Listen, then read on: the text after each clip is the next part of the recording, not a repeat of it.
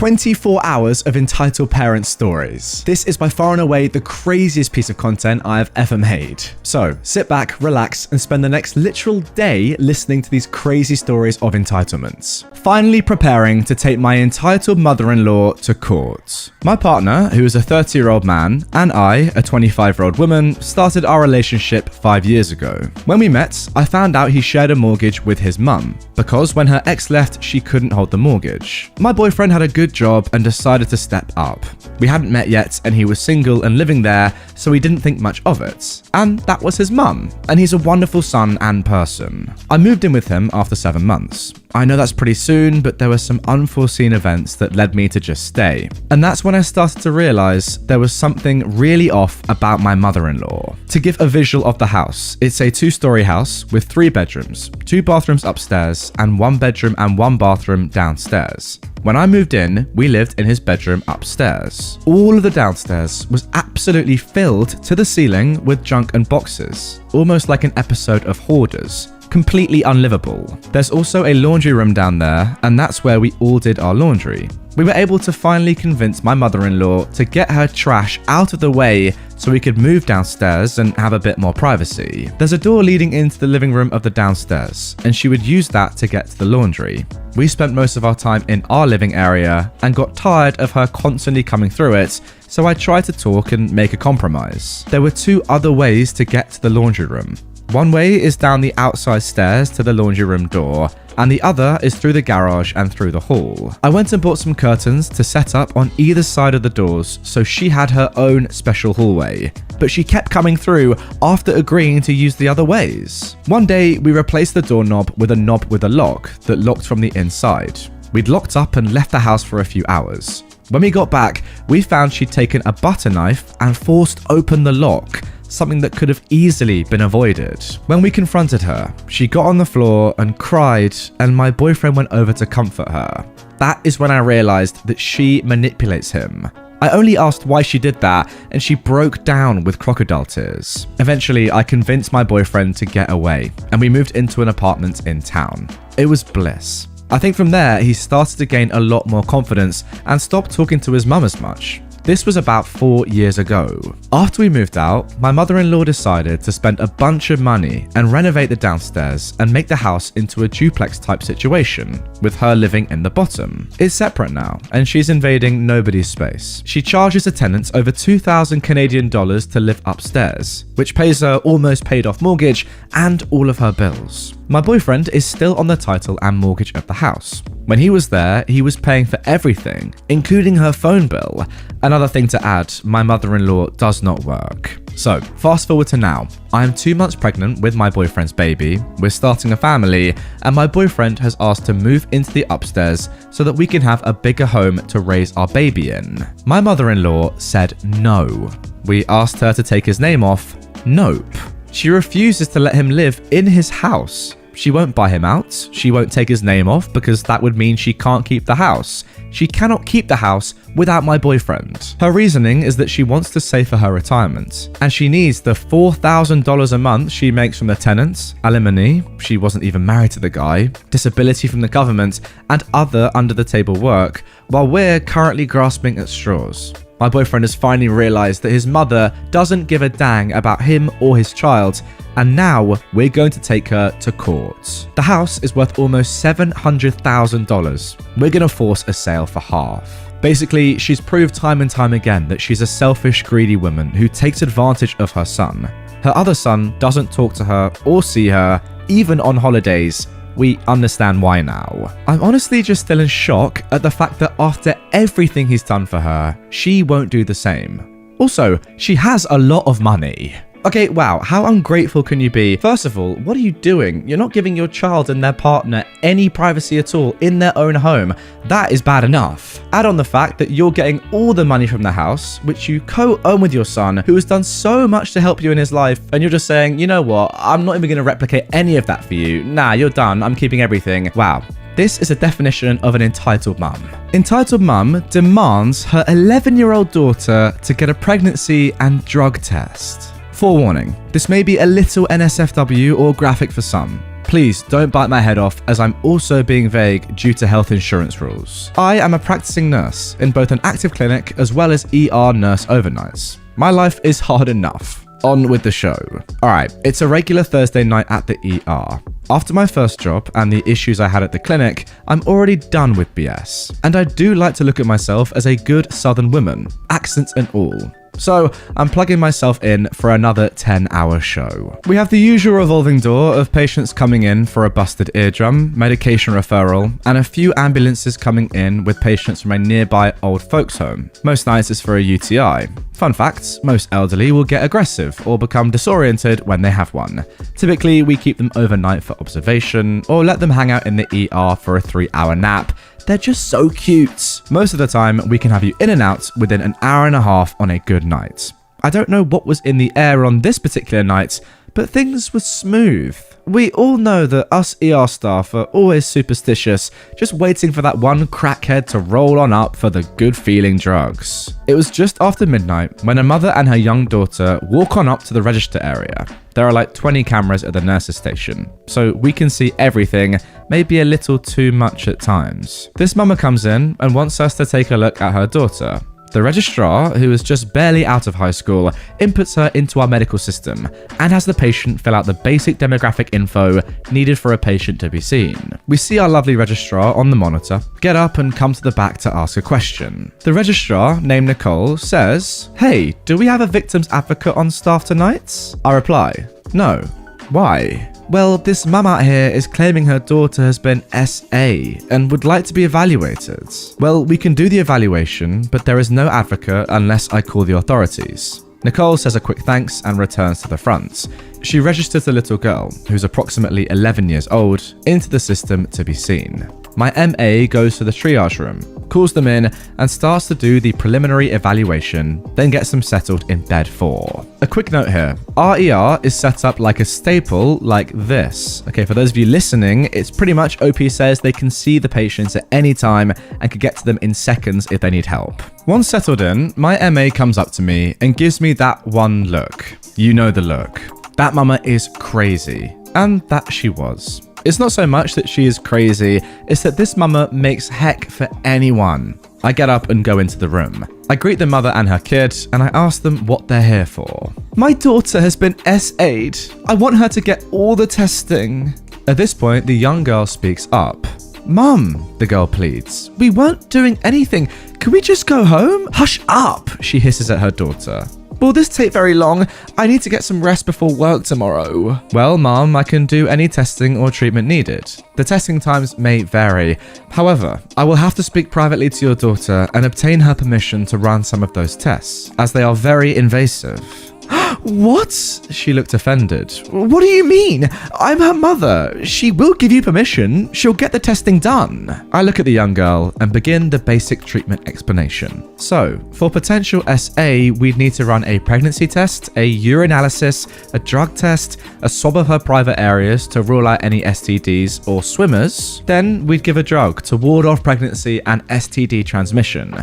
After all is said and done, if requested for, we would then contact the police and have them come in and assist in filing a report. I look at the mum, who is now absorbed in her cell phone. "Would you want to or be able to pee for me?" I ask the kid, as I reach for one of our urine collection cups and attempt to hand it to her. The girl's embarrassed and probably wanting to hide under a rock. "Why? Let's just get it over with." "Sweetie, is this not something you want to do? Would you like to talk about it?" "Yes, she will do it. Now get on with it." The mum spits out at me and her daughter. "Alright, hang on. Why don't you tell me what happened?" I asked the daughter. "I caught my daughter at her friend's party," the mum says. She waves her pointer finger at me. "There were boys. There were drinks and drugs. You're turning into a really little hussy. Well, I won't let that boy touch my daughter and get away with it." "What? Tyler did no such thing," said the girl. "And it was coke, not alcohol. Mum, can we please just go home?" The girl is pleading and near tears at this point. "You will get the dang test done." This mama is yelling at her baby. Then they just keep on talking over one another. "Mum, can we please just go home? You can't get pregnant or drugs from just talking. Please," the girl pleads. I'm just standing there. My MA next to me by the closed curtain is stunned into a frozen state. "You will get that goddamn test done now," she yells. Thank goodness we don't have any other patients nearby. We didn't do anything. Why do I have to get the test? The girl's pleading and at this point does begin to cry. You will get the dang test done, even if it means I hold you down while they do it, she yells. And the girl is crying. Now, Mom, I interject, I cannot and will not force your daughter to do anything against her will. What are you saying? You won't have to. I will make her. What? Are you not going to treat my daughter? That is not what I said, Mom. I said your daughter has a right to choose whether she wants to participate in treatment or not. I will not force this child, no matter how old she is, to do any test that she doesn't want to. I understand this may be upsetting for you. We all were young and stupid once, but she cuts me off. I said, test my daughter now.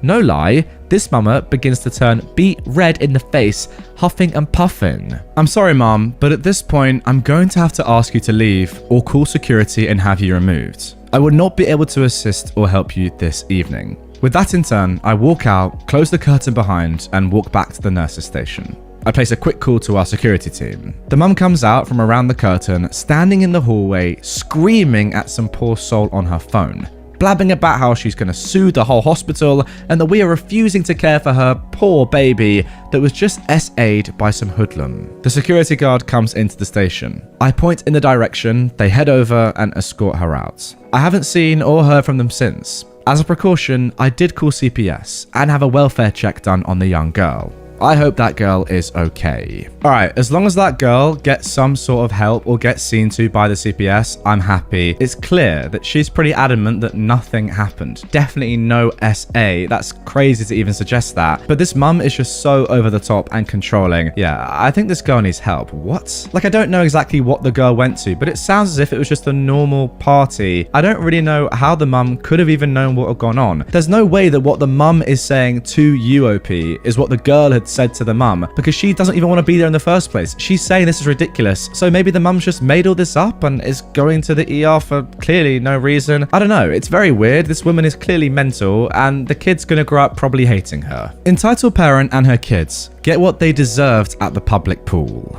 I worked as a lifeguard for many years back in high school and in my first summer after college. Usually I loved it, but we'd get the occasional entitled parents with their bratty kids at our pool. My favourite story happened this past summer. That day was supposed to be a great day. It was stormy out. I was working a double with my favourite manager and other co-worker. Our supervisor brought us Sonic during one of the thunder breaks. Not just drinks. I'm talking cheese fries, tots, burgers, the whole shebang, and it was overall a great day at work. Until during one of the thunder breaks, we were all sitting in the guard office finishing up our food. A little kid, probably about 4 or 5, came up to us and demanded that we share some of our tater tots with him. It's a rule that lifeguards can't give patrons any of our personal food for safety reasons, allergies, etc., so we offered him some snacks from our snack bin that we use when a kid gets tired or dehydrated. But he threw a fit because apparently goldfish were beneath him, and he screamed about how unfair it was. We told him to leave the guard area and said the snack offer was still on the table if he wanted it. The kid immediately ran out of our office to his mum. He's crying, snot bubbling, and screaming about how we get snacks and he doesn't. Cue the entitled mum storming up to our office and threatening to report us to our supervisor for eating on the job, what? And for rubbing it in the patrons' faces that we have food and they don't. She then started berating us about how we weren't allowing anybody in the pool due to it being stormy. She claimed we were lying about there being thunder, etc. At this point, we were all annoyed. We explained that we can't give personal food to pool patrons as it's against the rules, and that everyone is out of the water due to it being unsafe. We even pulled up a radar showing her that there were lightning strikes within 5 miles of the pool. Of course, she wasn't having it and just stormed off. Wow, what a pun. At this point, most of the pool patrons were leaving because the storm was only getting worse. So we figured she'd give us a dirty look and then leave. Oh boy, I was wrong. Instead of being a reasonable and rational person, she proceeds to tell her kid to go swim, and that if any of us try to get him out, that he should start screaming as loud as he can. Of course, we couldn't let the kid swim, so we had my manager call the supervisor, and the other co-worker and I went to go convince the kid to get out of the pool. It was raining, there was thunder, but this kid was just splashing away. We told him he needed to get out because it wasn't safe, but the second I stepped into the water, the kid let out the most ear-piercing scream that I'd ever heard. Then the entitled mum ran over and started screaming, "She's hitting my son! Someone help!" And she tried to physically pull me out of the pool. Unfortunately for her, my supervisor had just arrived and he was already on the phone with the police. She was screaming, the kid was screaming, and I was fuming. I wanted to smack that woman and her child so bad, but I restrained myself. My supervisor came over and told them that they needed to leave or they'd be escorted out by the police. Surprise, surprise, she wasn't having it. The police got there about 5 minutes later, escorted her out, and she was banned from ever coming to the pool ever again. About 2 weeks later, she ended up trying to come to the pool again with her son. She came in, ignored the sign-in sheet, and just told her kid to get in the pool. We called the cops and she was fined for trespassing. She left screaming, with her screaming brat following behind her. She then tried to start stuff on this awful app called Nextdoor, saying that we were discriminating against her, blah blah blah, but that was the end of that. That incident made me stop lifeguarding altogether. $8.25 an hour is not enough to be dealing with people like that. Yeah, the fact that this entitled mum was willing to put her child in danger pretty much just sums up everything she's about. Honestly, making your child go and swim in a pool when there's thunder and lightning. Like, are you brain dead? Well, clearly she is. I don't even know why I'm asking that question. My younger brother thinks he's entitled to live with me forever. So, a little backstory. I am a 33-year-old woman, and I've been helping out my younger brother, James, who is 30, for the past 6 years. He didn't have enough money for an apartment rent on his own, and he didn't feel comfortable roommating with a stranger. So we split my 2-bedroom apartment, and it's helped me save so that I can buy my own place soon. But he went through struggles. He lost his full-time job, he got really out of shape from just sitting at his computer all day. Thanks to the pandemic, the government paid him to sit at home for over a year. Now he's having trouble keeping a job and is just about broke. He's also the worst roommate ever. He never cleans up or helps around the house at all, and he's been short or late with rent several times this year. I'm getting kinda fed up. I'm getting married in the new year, and I feel it's time we go our separate ways. When I told him I was getting married and moving out eventually, he said, "I would rather keep our situation and just move in with you and split the rent 3 ways." I told him no, not only do I not want to live with him anymore, but he is untrustworthy with rent and we don't want to be stuck with a more expensive place if he can't afford his parts. He got mad at that and is now being all huffy. Our mum claims he ranted to her that if I don't take him with me, he would be homeless. Mum doesn't want him moving back to her place either, but has asked I take him with me since she doesn't want him to be homeless. I'm like, what? I'm not his keeper. It's his own fault for his situation, and I've been very forgiving. I could have kicked him out for all the times he was late on rent, and our own mum won't take him back, but is asking me and my fiance to look after him instead? How stupid is that? He's 30 years old, not a child, and I'm not his mother. I'm done looking after him as if he is my responsibility. I don't get how he thinks it's rational to demand I bring him with me when I'm getting married and want to start my own life. Well, to put it simply, it's definitely not rational. Simple as that. It's also very poor from your mum, by the way. The fact that she's saying to you, no, you look after him, despite the fact that she doesn't even want to do it herself. That is poor parenting. But hey, look, I don't know what your brother's been through, but it's time for him to step up. He's 30. Come on. How dare you hire my publicly available e-bike? Sometimes I wonder, are all entitled people really just entitled? Or are they also really, really, really stupid? Maybe both at the same time, because I can't help think otherwise. Backstory. Today I was visiting and helping family, while my girlfriend happened to be visiting her family. They live not too far away from where my family lives, and so my girlfriend decided to grab a bus instead of a train and hop out near where I was so that we could meet for a while. We go for some coffee in the city, and afterwards she figured she'd grab a public e-bike so that she could catch her train. So she grabs her smartphone, pulls up the app of an e-bike rental company where she had an account, and thanks to the power of Google Maps, she soon located a bike near us that was available for rental. I was quite intrigued by all of this, so I tagged along to see this miracle unfold for myself. Sure, I know how common GPS has become, but I still think it's pretty cool to see how companies are using all that to their advantage like this, and to the customer's advantage, I might add. We follow her phone's directions, and it leads us to an obviously available e-bike. However, it's sitting in what appears to be a front yard. No lock gates though, so my girlfriend figured she'd make sure. She punches in the bike's number into her app, and she immediately gets a confirmation.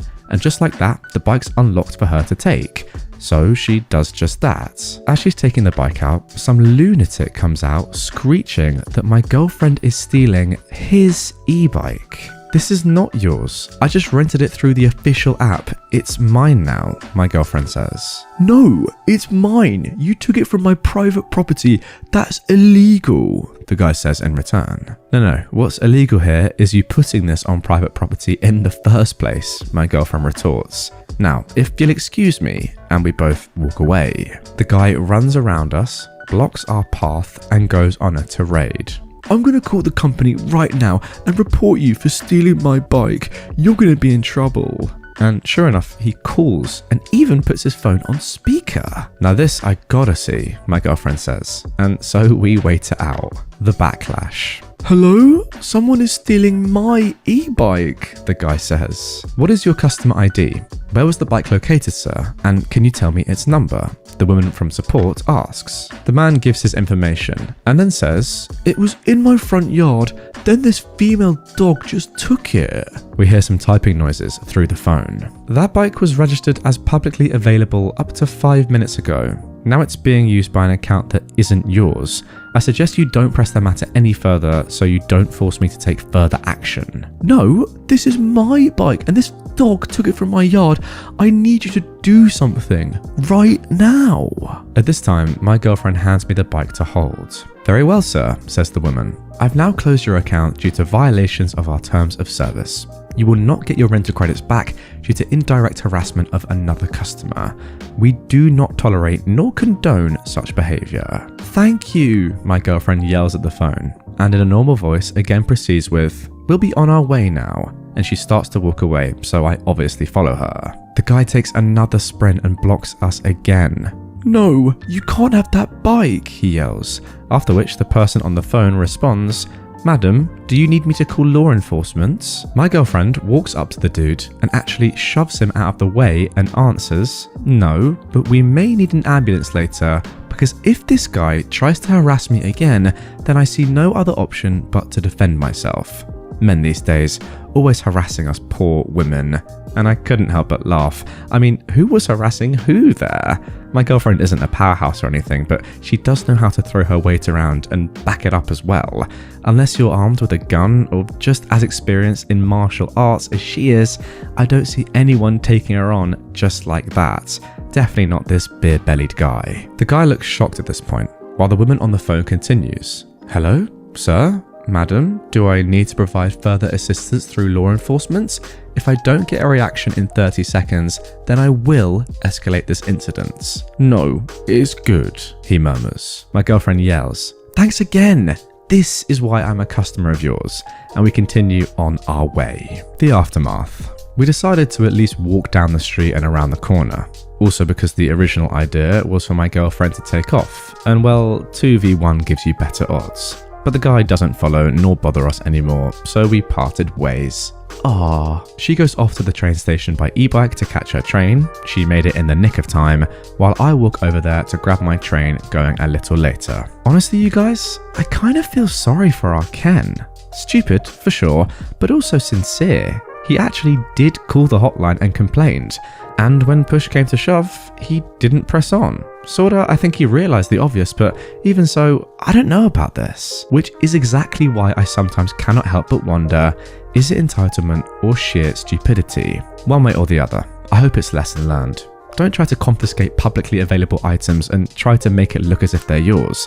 And neither entitlement nor stupidity needs to go unpunished in my book. Guys, if you're watching on YouTube, let me know down in the comments, what do you reckon? Entitlement, stupidity, or a bit of both? I think it's just a combination of the two, to be honest. Like, the thing is with entitled people, sometimes you get innocent ones that genuinely don't mean harm. And I feel like this guy kind of leaned towards that. He just had the bike. He just somehow put the bike in his garden, and that's it. he wanted to keep it and use it himself. I don't think he was being unbelievably entitled or anything. I think he was just trying to be a bit clever, stupid really, and keep the bike for himself. I was under the impression that all companies like this had it set so that you couldn't put public bikes onto private property. You have to leave them in public areas or your ride just continues and you keep paying money. I don't know, maybe that didn't happen here, or maybe he found a way to put the bike onto his private property without the software knowing. Whatever happened. Definitely entitled, but I think more stupid. Aunt tries to steal family heirloom. Thinks she deserves an apology for being called out. My aunt's is, to put it politely, a complete piece of work.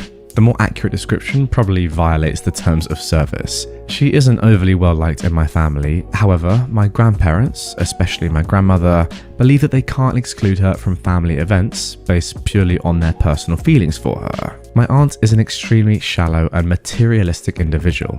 She's tried to get my grandpa to sell property that's been in the family for 100 years so the money could be split between my uncles and my dad.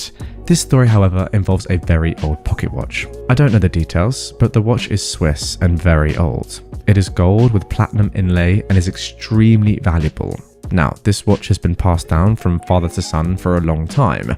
It's going to be passed on to my dad and eventually me. My aunt hates this. She's tried to convince my grandpa to give it to my uncle, second oldest, and for my dad to just say my uncle should have it.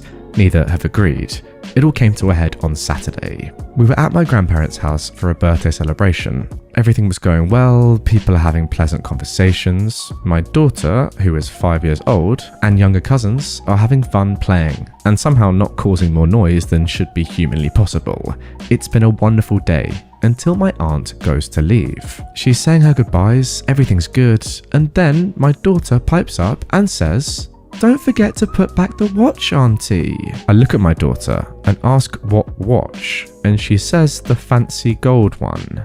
My grandpa walks to his study and comes back out asking if she's taken the watch. My uncle looks at my aunt and says she didn't. To cut a long story short, she is made to hand over her handbag, and lo and behold, the watch is inside. Everyone is furious. My uncle can't believe what she's done, and my grandpa wants her out of the house. This would all be bad enough, but to make this even better, she calls me that night and tries to scold me for raising a daughter who was a snoop.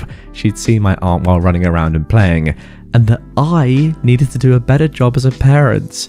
I just laughed and said she's hardly one to talk, given, and hung up on her. I'm not surprised she tried to steal the item, but even I am surprised that she tried to make it my fault that she's been shunned by the family. Yeah, like lady, maybe consider taking some of your own advice. Imagine calling a 5-year-old a snoop when you're the one stealing.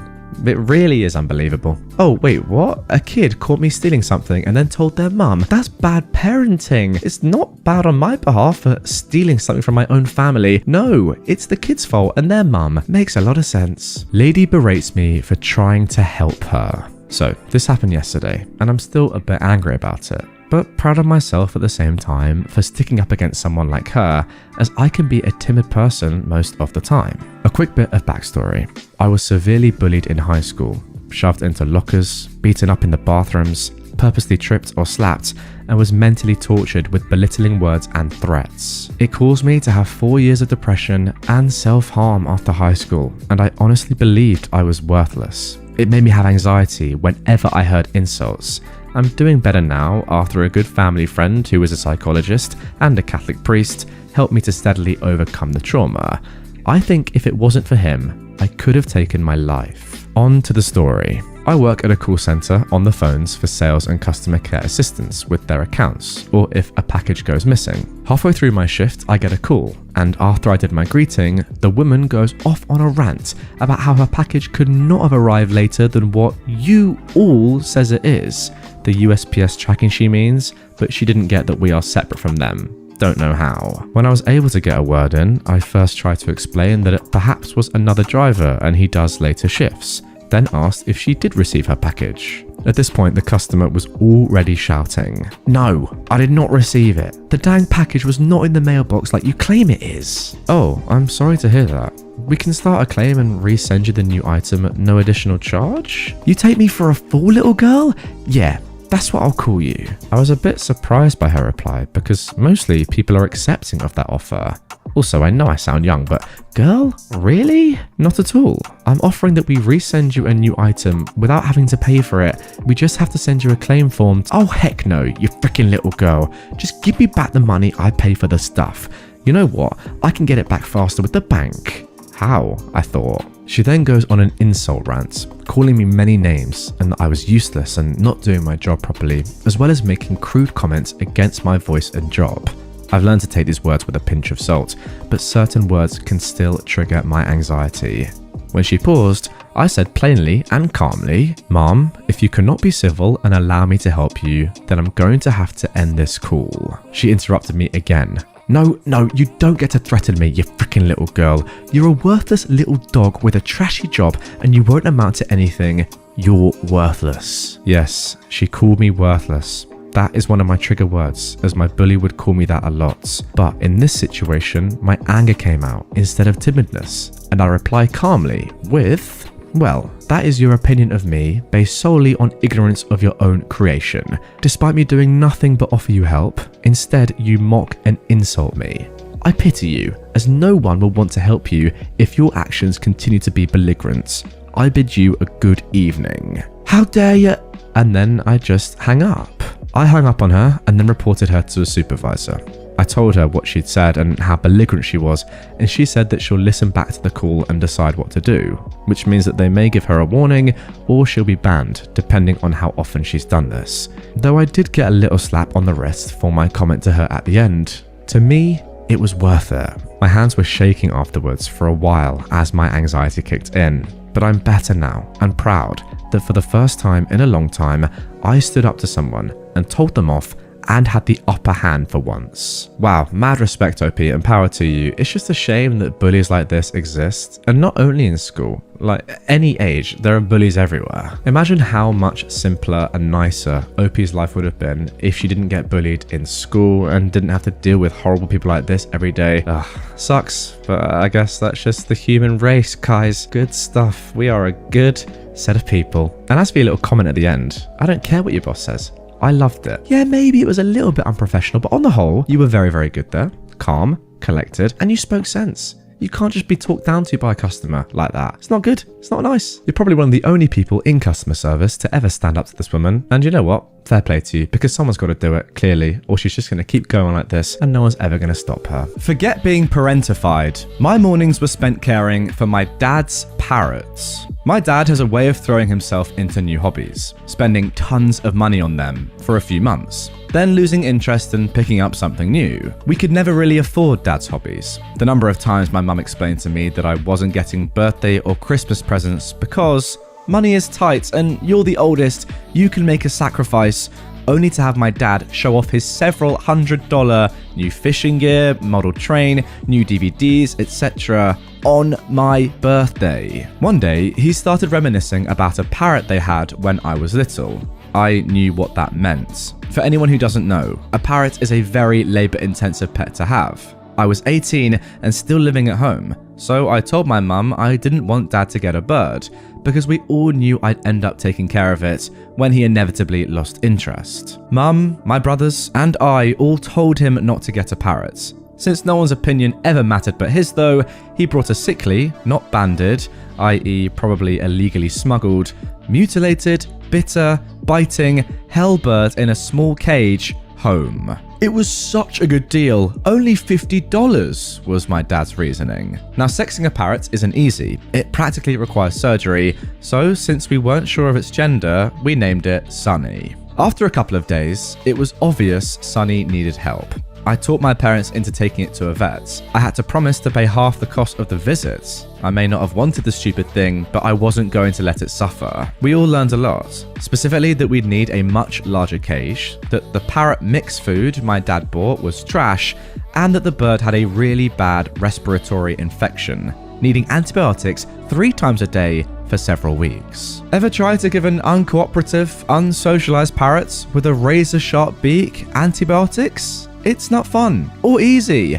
Guess who got to grab a towel 3 times a day, make a birdie burrito, and force that beak open to squirt amoxicillin down the poor thing's throat?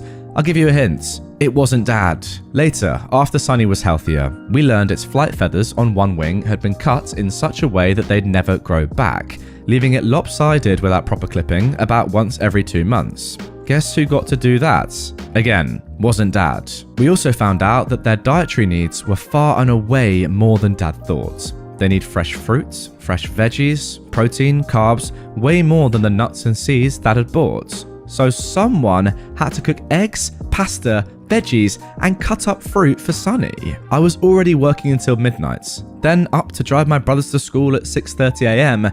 Now I had to get up at 6 a.m. after getting home at 12:30 to cook breakfast for a parrot. My mum happened upon me on her day off. She worked overnights, cooking scrambled eggs with cheese and veggies at 6 in the morning, quietly crying 2 months later. She asked what was wrong, and I was just too physically and mentally exhausted to be anything but blunt. I reiterated how unfair this was, that I told them this was exactly what was going to happen, and Dad promised to take care of his pets, and yet here I was, getting less than 5 hours of sleep a night, working full-time, still taking care of the kids in the morning, and now I had this stupid, biting bird I never wanted that was somehow more important than my well-being that I had to cater to. She heard me. Kind of. She said she'd talk to your dad. I'll tell him how you feel. She did, but he didn't care. He knew me well enough to know that I wouldn't let Sunny suffer. He, again, promised to take care of his pets. And he did! For 3 days. I took care of Sunny for about 2 more years until I could move out and get away. About 6 months later, during a routine call home, I found out Sunny had passed. Dad barely mentioned it. I had to hear more specifics from Mum. Not sure. Sunny was gone when they got up one morning? Dad was far more interested in telling me all about his new, top-of-the-line, all-weather camping tent and sleeping bag. At least his camping hobby didn't kill any innocent animals. Okay, there we go. Just a little indication into how entitled and just ridiculously stupid OP's parents are. Well, specifically her dad in this event. I mean, look, nothing wrong with getting new hobbies. They're fun. I like it. Moving on to different stuff that's exciting and new, I'm a big fan of. But when it involves a living animal, you can't do that. You just can't. Are you telling me they just left the cage open and the bird flew away and then probably died? It just makes me sick. Anyway, let's move back in time now 6 months and continue on with the story. This is OP's second post. Despite my mum's objections, my doxy saved my life.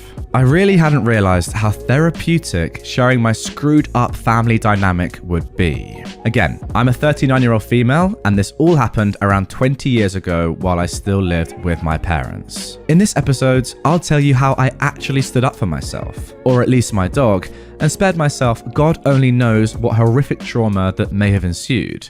For anyone keeping track, this is about 6 months before Sunny the parrot entered our lives. When I was about 6, my parents let my aunt give me a puppy she found abandoned in a box at the side of the road. An adorable, sweet, red mini dachshund that I, very creatively, named Doc. Words cannot express how much I loved my little guy. He was my best friend.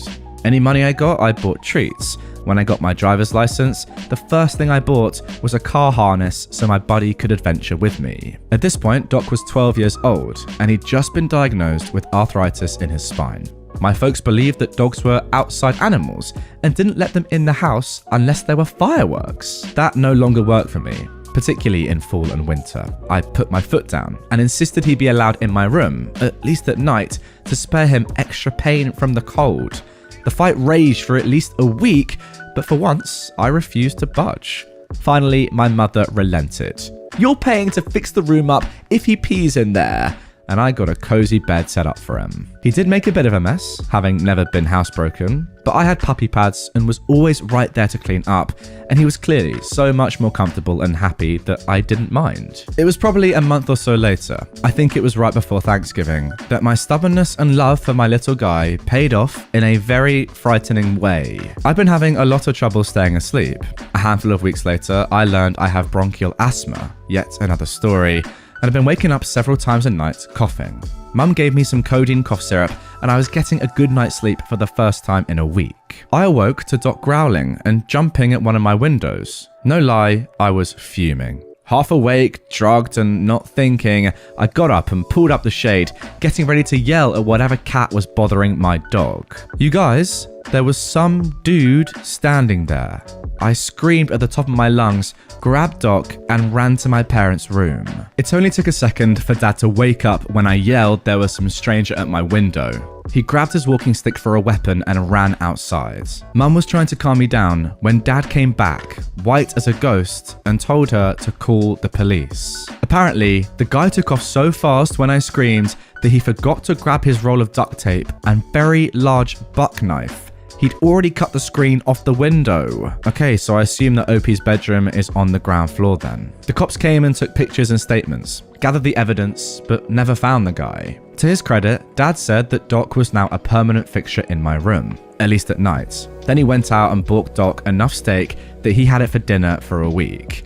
He also had the butcher cut a soup bone in half for him twice a month for the rest of Doc's life. He loved to lick out all the marrow. My little love lived 4 more years. He was 16 when his heart gave out and he passed away in my arms. I still miss him so much that I'm crying typing this. My mum was furious. Not because I'd almost been attacked though, because I'd been right in wanting Doc in my room, even if this wasn't the reason. She snarled, "You're still paying if he makes a mess." Later, I heard her talking to my aunt. My aunt said, "It's a good thing she talked you into letting him in there."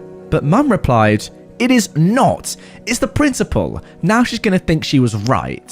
So yeah, being right is more important than me possibly being odd and murdered.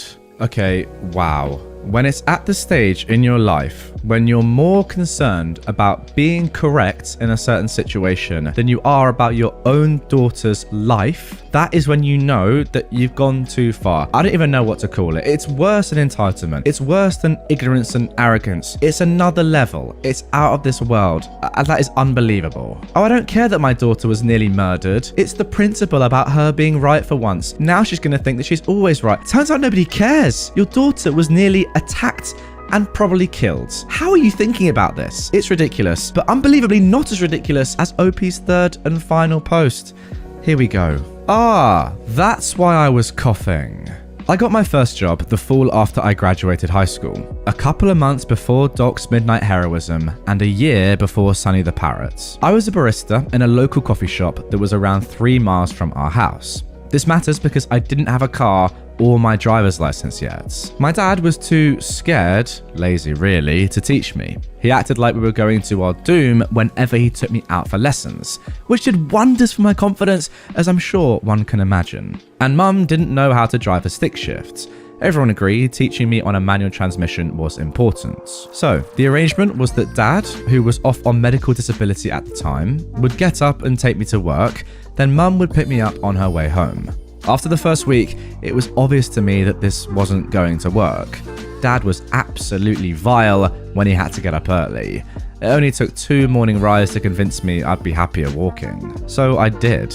I started getting up at 6 a.m. and walking to work.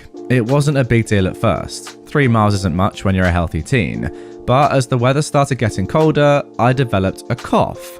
It wasn't too much at first, but it quickly got really bad. Mum swore up and down it was allergies. I had very bad allergies as a kid, did the shots and everything. But I was just having an allergic reaction to having that dog in my room. I refused to put Doc out at night, so she refused to take me to the doctor. Yeah, seems fair. It got worse. I was constantly wheezing. I couldn't laugh without going into a coughing fit. The fits got longer until I was seeing stars and nearly passing out from them. Both my parents still blamed the dog. One morning, I started coughing up blood.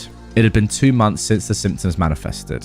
I begged my mum to take me to the doctor. She said since Dad had an appointment anyway, if I could schedule an appointment at a convenient time, I could tag along. I lucked out and was seen a couple of hours later. First off, the blood was not from my lungs. I'd coughed so hard, I tore my esophagus a little bit.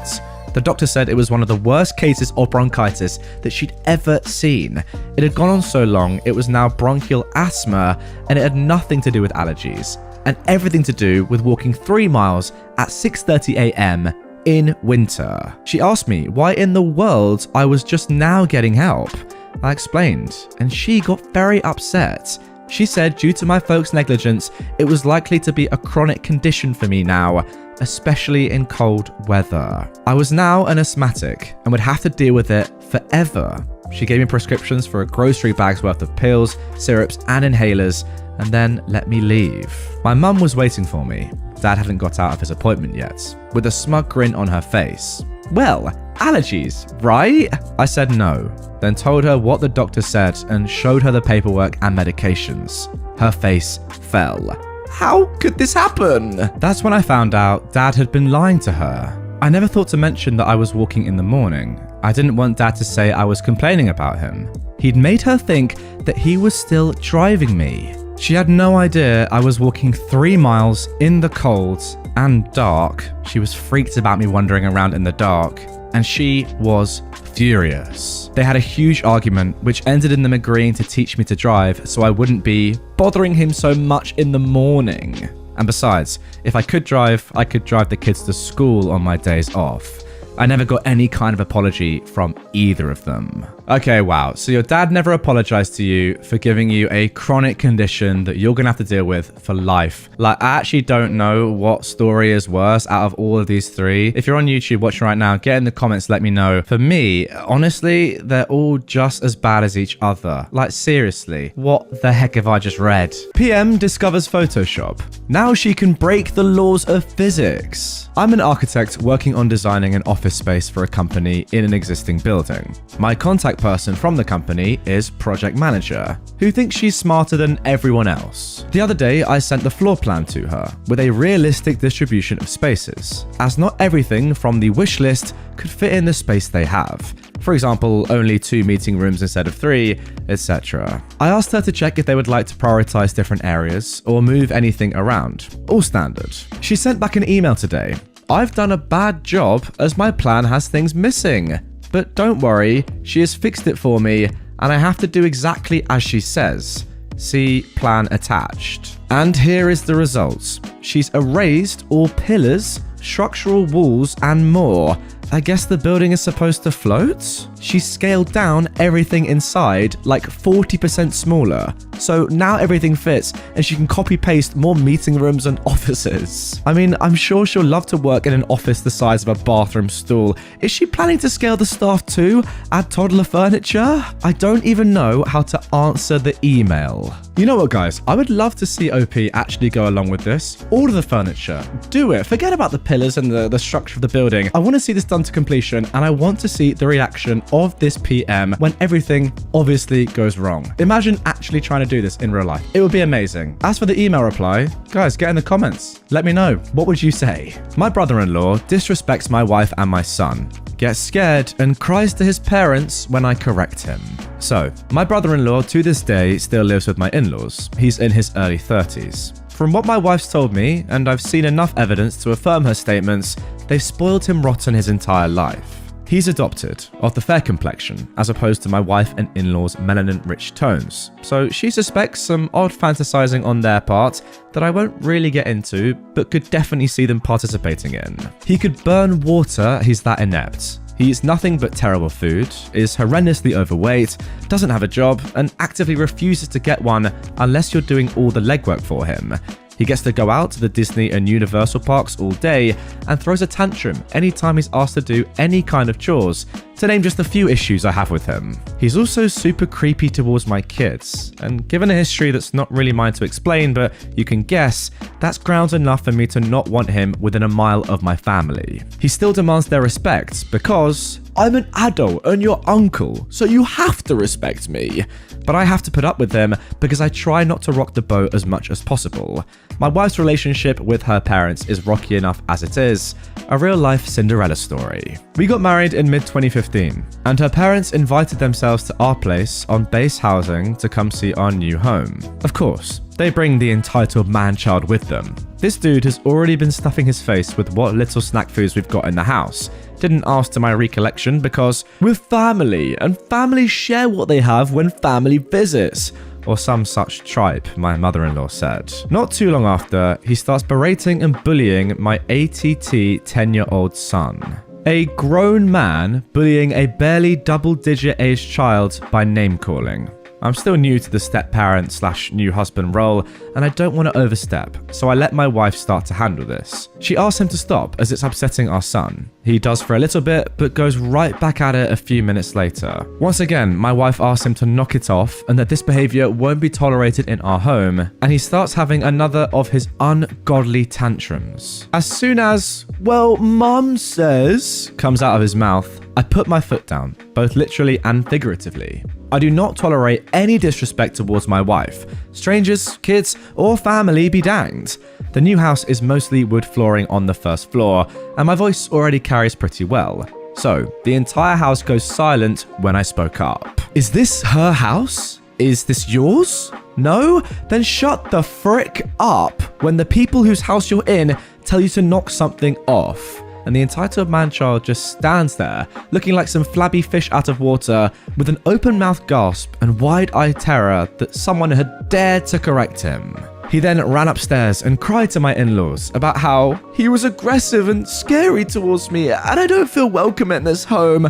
Gee, I wonder why. My father-in-law pulled my wife aside and demanded something be done about my behavior, because that's no way for family to behave towards one another. She told me all this, and to this day, I still don't apologize for anything they deem as rude or unseemly, because that one instance of their 6-foot sack of turds behavior tells me they have no room to criticize anyone on parenting or general behavior. Another reason he may not like me would probably be because I embarrassed the heck out of him for acting like a Nimrod while we were on vacation. For context, we were staying at a hotel her parents had booked with their points, and I was on crutches at the time for a broken foot. This man-child had my, at the time, I want to say around 8-year-old daughter up in the air, spinning her around, standing immediately next to a pool. Obviously, I couldn't ambulate fast enough to intercede physically, so I had to call out from across the courtyard, "Entitled man-child, put her down now," which drew everyone in the vicinity's attention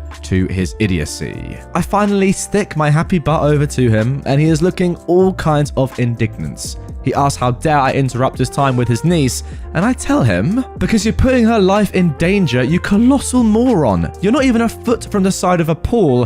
What on God's green earth made you think that this was an okay idea?" "Well, I'm her uncle," was all he had to counter with. "And I'm her father, and I say, put her down." Now, he and I get into a hard staring match at this point, and he thinks he's gonna win because I'm on crutches and he's already naturally taller than me at around 6 foot. I, however, was a hard-charging Lance Corporal at the time and didn't fear a man, beast, or God, let alone this fat sack excuse of humanity. He broke first and stormed off to go tell his parents what happened. They tried to have a conversation with me about how what I did was inappropriate, and I just balk at them and asked them how they could condone the blatant endangerment of their granddaughter by this buffoon. They had nothing else to say. Honestly, at this point, why are you and your wife still in contact with these people? They're just weird. And I get it, it's family, but your brother-in-law is over 30. He acts like a 2-year-old. At some point, surely you just say, "You know what? I get it, it's my brother-in-law, but also he's a weird guy. Let's leave him alone and enjoy our lives without him being a part of it." And honestly, that pool incident, that could have been literally fatal. You definitely should get rid of him. Entitled woman is furious because I went swimming with my clothes on. I live near the sea. Last week, we had an influx of tourists due to warmer weather, and many of them took to the beach. Today, my friend and I went for a walk along the shore in the afternoon, and we sat down on some rocks to chill. My friend is pretty spontaneous, so at some point, she got the idea to go for a swim. She emptied her pockets and just ran into the sea in what she was wearing. After some convincing, I did the same. We'd been swimming for a while when a woman, about 50-ish, approached us and told us to either strip to our bathing suits or go away because "you're setting a bad example." At first, we laughed because we genuinely thought she was joking, but she became aggressive, raised her voice, and continued ranting about how it wasn't normal, that we should be ashamed of ourselves, and such. We swam away, but she continued muttering something to herself, and I assume her family. When we got back ashore, she approached us again and told us we're banned from the beach until we decide to wear normal swimsuits. It's a public beach. No one controls entry by law. What kind of t-shirt and jeans should I wear tomorrow? Hey, you know what? I agree with this woman. It's 2022. Spontaneity. is dead. No longer can you do things that are fun anymore. You need to stick to the rules because we live in a dangerous world, guys. And who knows, if you go swimming with your clothes on, you could drown. It's way more likely, statistically proven. So for once, I agree with an entitled parent. A crazy, crazy day. Even crazier than my terrible sarcasm. Let's carry on. Entitled mum steals my iPad and demands I let her kid keep it. I work at a car dealership as a receptionist. One of my duties being greeting customers when they enter. I am a professional artist on the side, and I've been busy with some commissions lately. So since it's not busy at the dealer, I started working on my iPad mini. It's old and I'm working on upgrading, but I currently can't afford to. So I live with it, despite the battery life being really short, and I have to basically keep it plugged in at all times. During my lunch, I was in the waiting area doing more work when a kid, a little girl no older than 4, came up and watched me work. This happens a lot when I draw in public, and usually the kids just ask a lot of questions. But this girl, nice girl, was very quiet and just had a look of amazement. So I just let her be. Her mother, the entitled mum of this story, was nearby at a salesman's desk working on purchasing a new car, which is a long and no doubt boring process. The salesman working with her walked away, which at my dealership they do very often to retrieve paperwork, talk to the sales finance managers and more. She looks over at me and her kid and asks her, "What are you looking at?" Her kid points at my screen and says, "She's painting puppies." I was working on Twitch emotes of a streamer's dog. I sort of show my screen to the entitled mum, and she then asks her kid if she wants to draw, which the girl excitedly says yes to. I expected her mum to pull out paper and pencils, or at least ask if I can get some for her too, but she just looked at me, expectantly. When I realized she was waiting for me to hand her my iPad, I said, "Oh, no, she can't use mine, but I can get her a notepad and pens," but apparently that wasn't good enough. She sighs and says, "Just let her draw a little bit, I'm almost done here anyway," which I knew for a fact wasn't true. They were waiting on bank approval for a loan, which can take anywhere from 5 to 30 minutes. And even then, they'll be here longer for finance paperwork, detailing, and more. I start to explain that this is part of my work, and she scoffs, saying I'm just doodling puppies, and it was selfish that I wouldn't let her kid doodle on my device too.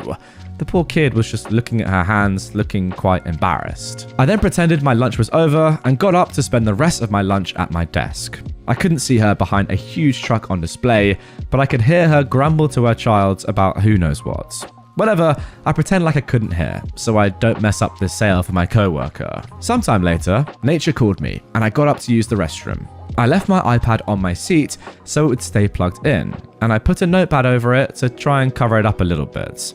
My desk is a wide crescent shape with no drawers to keep my things safe, so this was the best I could do to somewhat hide it. I was in the restroom no longer than 3 minutes, but when I got back, only my charger remained.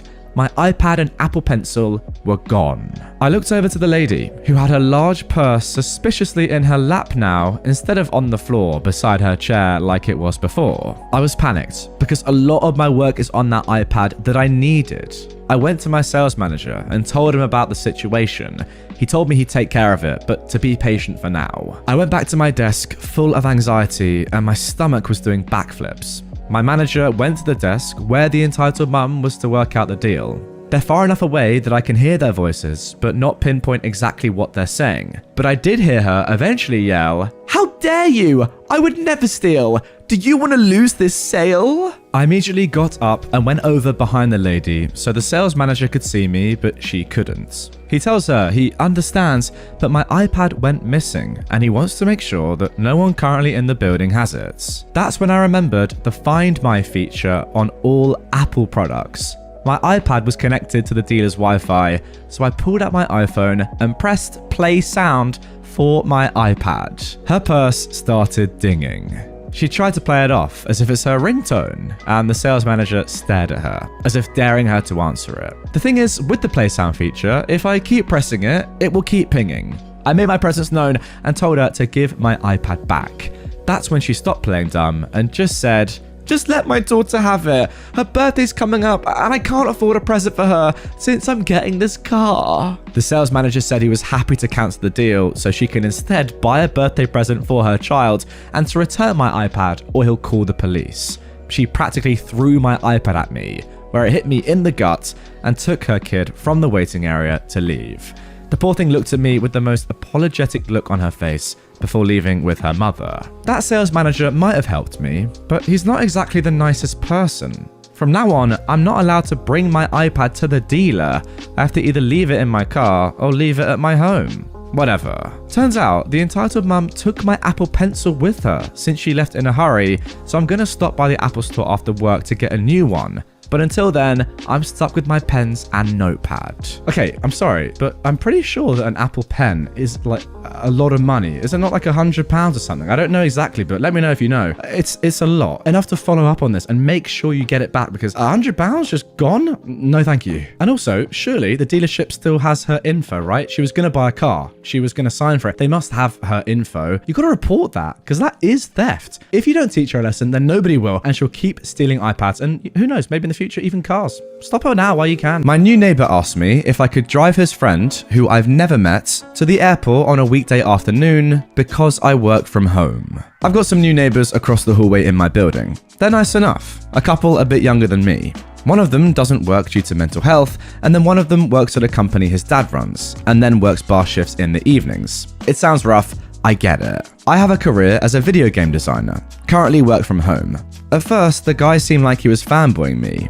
Then it seemed like bitter, backhanded comments. Oh, you probably earn more in a month than I do in a year. I've told him I highly doubt that's the case, but I always change the subject. Anyway, I have a car, they don't. I offered to help if they needed to pick up any vast items that were too big to carry. They asked if I could pick up a rug for them in town. They'd come with because they don't want to pay the delivery fee, which was very small, and they said how they're so tight for money. These are the same people who, when they ordered takeouts, bought a promotional t-shirt to be delivered with it, more expensive. Anyway, I keep my views to myself, and I happily helped. They were friendly, grateful, but they did ask me far too many questions about my job and my money, etc. Now, I didn't think much of it at the time, but yeah. The other night, really late, the dude messaged me asking if I could give his friend a ride to the airport the next day in the afternoon. And he said, "She's really cute, man. She'd think you were a gentleman. Not to pimp you out, but you know, taxis are so expensive, so you'd really be helping out. And obviously I can't drive, so I suggested you'd be up for it." I was so shocked, I just politely replied, "Hey, would love to be helpful, but I can't just take an hour and a half out of my working day." And he just replied, "Oh, fair enough. I'm keeping a distance now. I hate it when kindness is morphed into being self-entitled." Now, when I saw this post on Reddit, I knew I simply had to cover it because I've got so much to say about this. As you guys can probably tell if you're watching me on YouTube, this is my bedroom. Shock, I work from home. I'm a YouTuber. Now, just because I do work from home, it doesn't mean that I'm not working just as hard as someone who was in an office, and it doesn't mean that I've got spare hours to give random people lifts, even though I might offer once in a while to be nice, like OP. I just completely agree with what OP is saying. Just because he was nice in the first place, these new neighbors are now looking to take advantage of him, and it's just pretty horrible to see. Like, if OP had never suggested he help in the first place, they wouldn't have come to you about this lift. It's almost as if you're too nice for your own good, which is backwards. It's just a shame that there are people like this. And don't get me started about, oh, game developers not a real job, or, you know, YouTubers not a real job, etc, etc. Just because people don't understand it as much as a traditional job doesn't mean it's any less real. Mother gets mad because I told her her kid sucks at speaking another language. So, to try and keep the story short, I am German with Arab roots, but was born and raised in Germany. My mother tongue is German, but I do speak Arabic enough to have a conversation. I have family who came here from my home country a couple of years ago, so of course they can't speak the language, which is perfectly fine. Just so you know, German isn't really easy. They have 4 children, and for your information, every one of them is a god-dang brat. The parents don't give a dang about how they speak to you and how they behave. For example, the oldest is a boy, let's call him Sam, who's maybe 7 years old, so really young. But he's already so freaking disrespectful. He once spat on me, pulled my hair, and even insulted me in various ways. When I told my mother she should watch her kid, she looked at him and said, "Sam, enough. She doesn't like that." I mean, I of course didn't expect her to beat him or anything, but dang, at least send him to his room or punish him in some way. The kid needs to learn that it's wrong to behave in that manner. To the main issue. Yesterday, I visited them with my parents, and that annoying child came again and started speaking to me in German. Now, they only speak Arabic in the house, but he's in 2nd grade, so he's supposed to be at least speaking a bit. Before he tried, his mother was bragging about how Sam is probably a genius to be able to speak so fluently. Well, let's say it was something. I honestly didn't understand anything. So I asked him if he can repeat it. Maybe I'd understand then. But again, nothing. Like, it wasn't even a real sentence, to be honest. Now, in this moment, I didn't really care how I sounded. You can probably tell that after my experience, I don't really like Sam. So I told him to go and speak to someone else because I can't understand a single word. His mother was watching, heard, and got incredibly mad. She started saying, "How can you not understand? Maybe yours is the language that's broken." She doesn't speak a word of German, so obviously she doesn't know if what he's saying is real words. I said, "Listen, it's not the end of the world. I'm just saying I don't understand him. He's still young, he'll probably get better once he speaks to other children." Then she went on a rant about how I disrespected her child's knowledge and was rude to her. I'm still confused. Honestly, did I say something bad? Was that rude? I just said I can't understand him. How was that rude? Now look, I'll be honest. I actually love what you said to Sam. You don't like him, and that's absolutely fine. You don't have to like a kid. If they're annoying, yeah, tell him. I don't care. It's not my kid. Tell him what you want. But I think you gave him a good lesson here. Yeah, look, you didn't explicitly say that your German's awful. You just said, quite abruptly, but openly and fairly, "I don't understand you, pal." Simple as that. Not rude. You don't need anything wrong. Yeah, you could have been nice to him, but also, no one in his life is telling him that he's being rude and arrogant, which he is. Maybe it needs someone like you to say, "Yeah, you're not as good as you think you are, pal," for him to realize he's not as good as he thinks he is. And also, you are legitimately helping him by telling him that you can't understand what he's saying. You're showing that his German needs work. Maybe he didn't realize it. You're the only one that speaks German in this event. It's your job to let him know. All I will say though is, with a mother like that, he is predestined to be an arrogant I feel bad calling a 7-year-old that, but hey, sorry, Sam, that's what you are. And can I just say for the record, I also think I probably was quite arrogant as a young boy. And in fact, my strongest critics may say that I still am extremely arrogant. That's up for you to decide. But right now, Sam, as a 7-year-old, he's 7, as a 7-year-old, tone it down, pal. Tone it down. I mean, just spent about 30 seconds abusing a 7-year-old. Let's carry on. You know what they say. Teach him young? No one says that. Entitled Mummy demands money from me again. I am a 20-year-old man, and I was hoping not to have to post about my mother, but she came back for more.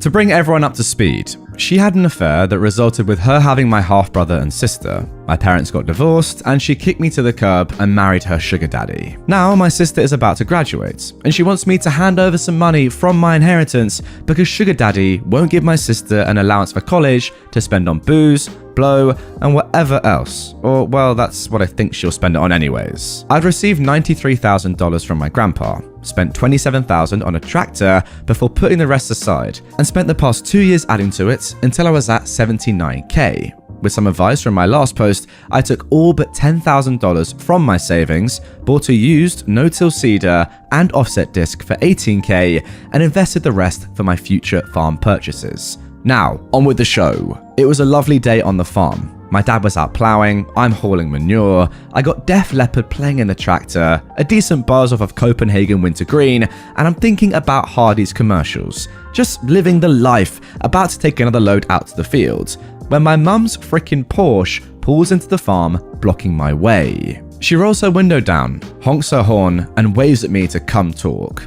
I hop off the tractor and yell out I'm not a lapdog. If she wants to talk, she needs to get out and come say what she wants face to face. She makes a show about getting out, and to my surprise, my sister came with her this time. My sister is very much like my mum when it comes to looks. Too many highlights, spray on tan to the point an orange looks pale, and more makeup than 10 circus clowns put together. That's a lot of makeup. Well, looks like Amber Heard left a surprise in my driveway, I say. Will you be climbing into the spreader, or will I need to grab the skid steer and dump you guys in? You will not talk to me that way. I'm your mother, and you will respect that. Nah, you're more like a surrogate to me than a mum. She wrinkles her nose at me and exchanges a look of disgust with my sister. You know what we're here for, so why don't you do us a favor and make it quick? I want to hear it from my sister's mouth, not yours. What is it that you want from me? I want the money that was supposed to be for me, says my sister. I don't know what you're talking about. What money? You know exactly what I'm talking about. The money that... Oh, that money. Blame Mummy Dearest for riding the wrong d*** and lying about it. Do not talk like that about me. I am your... Oh, F off with that BS. You know dang well what you did. And now you're just mad that my grandpa wouldn't give your hexspawns what was promised before the truth came out. Are you going to give me what I'm owed? Asked my sister. Yeah, you can have my chore. It's lost the flavor. I take the chew out from my mouth and held it out for her. Both she and my mum started gagging like they're about to vomit. I threw it to the ground in front of their feet, making it fall apart everywhere and onto their shoes. I'm just having a good time at this point. I then asked my sister why she wants the money so badly. Because I don't want to work at some McDonald's or something while I'm in college. I can't stand being around people like you. What's wrong with people like me? I like people like me. Well, you're not sophisticated enough. That's why you wear rags and I see you've taken to growing a mullet. Disgusting. Hey, now don't be judging my cougar magnet. Also, I think you should work so you can learn proper people skills, which I see you're lacking. I am not. Look, just give us the money and we'll be on our way. I can't. I don't have it anymore. Why don't you have it? You didn't go to college or spend on anything from what I can see. Well, it's kind of embarrassing. I don't want to talk about it. What did you spend it on? Well, if you insist, there was this heavy-set stripper named Rosie with these massive 42 double D boobs that I had a thing for. She claimed to love me and I fell for it, and now I'm broke. Oh, you're a liar. Just give us the... I'm telling the truth. I swear I don't have it. BS, give it to me. Yes, give it to your sister or else. Alright, how about I stomp in some calf poop and shove my boot so far up both your butts you can taste it? Why do you keep disrespecting us? Why don't you two no good for nothing goddamn mother frickin' idiots get the frick off my property? There was some fighting after I lost my cool. Then they left in a huff. Middle fingers in the air, calling me everything under the sun. I quickly grabbed a handful of cow poop and threw it at the car as they peeled out. When my dad came home from the field later, I told him what happened, and he was angry, but thought it was kind of funny at the same time. And that's the end. I hope you enjoyed me sharing this with you guys. Well, I for one absolutely loved the OP. That was brilliant. Yeah, I mean, this is just a brilliant story. The way you talk to your mother, it's just first class. It's so good. I love it. Like, you can tell that you know exactly what you're doing. Word for word here. You have them on a string. It's beautiful to see. They're obviously just demanding your money and just going crazy, but you know you're not going to give it to them. Just chill. Mug them off. Tell them loads of rubbish. It doesn't really happen. Who cares? Nothing's going to change. So what? Take the mick out of them. I love it. Look, you know very well they're not entitled to your money and they're not going to get it. So yeah, have some fun with them, mug them off and treat them like trash, as they did you. Good stuff. I also love, right, that she comes up in some lovely Porsche. Now, look, some Porsches are not dramatically expensive, but a lot of them are. Surely, if your daughter really needs the money that badly to go to college or whatever, sell the Porsche, get a normal car like 99% of humans, and then fund your daughter going to college. That'd be my suggestion. But hey, I'm not an entitled mum. As much as I'd love to be, by the way. I really would. Maybe I'll do that, you know. One video, I'll just spend a day with a group of entitled Karens. That would be funny. Entitled mother almost broke my neck as a newborn. So, I'm the firstborn in my family. I'm now 23 years old and a woman. It's just me and my 20-year-old brother. But obviously, being the firstborn, my parents were very careful and everything was new for them. I was born with dislocated hips and I had a problem with my neck. My head was held at a slight angle, very stiff and couldn't be moved. Over time, this loosened, and as my neck got stronger, I've learned to hold my head straight. I was in a harness when I was born due to my dislocated hips, so my legs were fixed up like a frog and my cheek was against my shoulder due to my neck. I probably looked weird to others. Anywho, to the point. My mum went grocery shopping and I was asleep in my buggy. My mum struggles when alone in public. You know, like girls go in groups to the toilet, that kind of thing. She's quiet and going about her business when another mother and her young child walk up to her. How cute. How old is she? Said the other mother. Oh, thank you. A few weeks old. Aw, well, you really should know she shouldn't be lying like that. Her neck will be messed up. Oh, well, you should already know that if you're a real mum. Excuse me? Do you think you're a good mother messing your child's body up so young? Well, no, actually, then the entitled mum grabbed my head, forcing it straight, and I screamed, instantly waking up and crying. "What the heck do you think you're doing?" said my mum. My mum slapped the woman's hands away and her toddler started crying. Mum lifted me up and started comforting me, and my screaming was getting the attention of other customers and staff. "I'm fixing your child, something you should be doing, but I'm too nice, so I'm helping you." She was genuinely shocked and taken aback that my mum shouted at her. A nice lady had gone and gotten security and they were on their way over. "How dare you touch my child? She can't move her head. She's got a condition that means it's painful to move as her neck is stiff." What? I've never heard of such a thing. Whatever rubbish you just said doesn't exist. My friend's a vet, so I know these things. Wait, sorry, what? She really said that? Oh my god. My mum fought back tears, and the security guard showed up. The entitled mum grabbed her child and stormed off as my mum bounced me gently, trying to calm me down and quietly explained to security what had happened, and witnesses backed her up. The woman was stopped at the door and held until police arrived. I'm not sure what happened after that, but the hospital told my parents that I was incredibly lucky nothing had broken. My neck would take longer to heal, and my head is still a little lopsided today, and I'm 23. Fun times! So, F you, entitled mum. Apparently, I didn't sleep properly for weeks, and my neck was strained as it was pulled roughly. Who the heck touches someone else's child, let alone yanks a newborn's head? My mum just wanted to get me to the hospital, so I'm unsure what happened to the woman.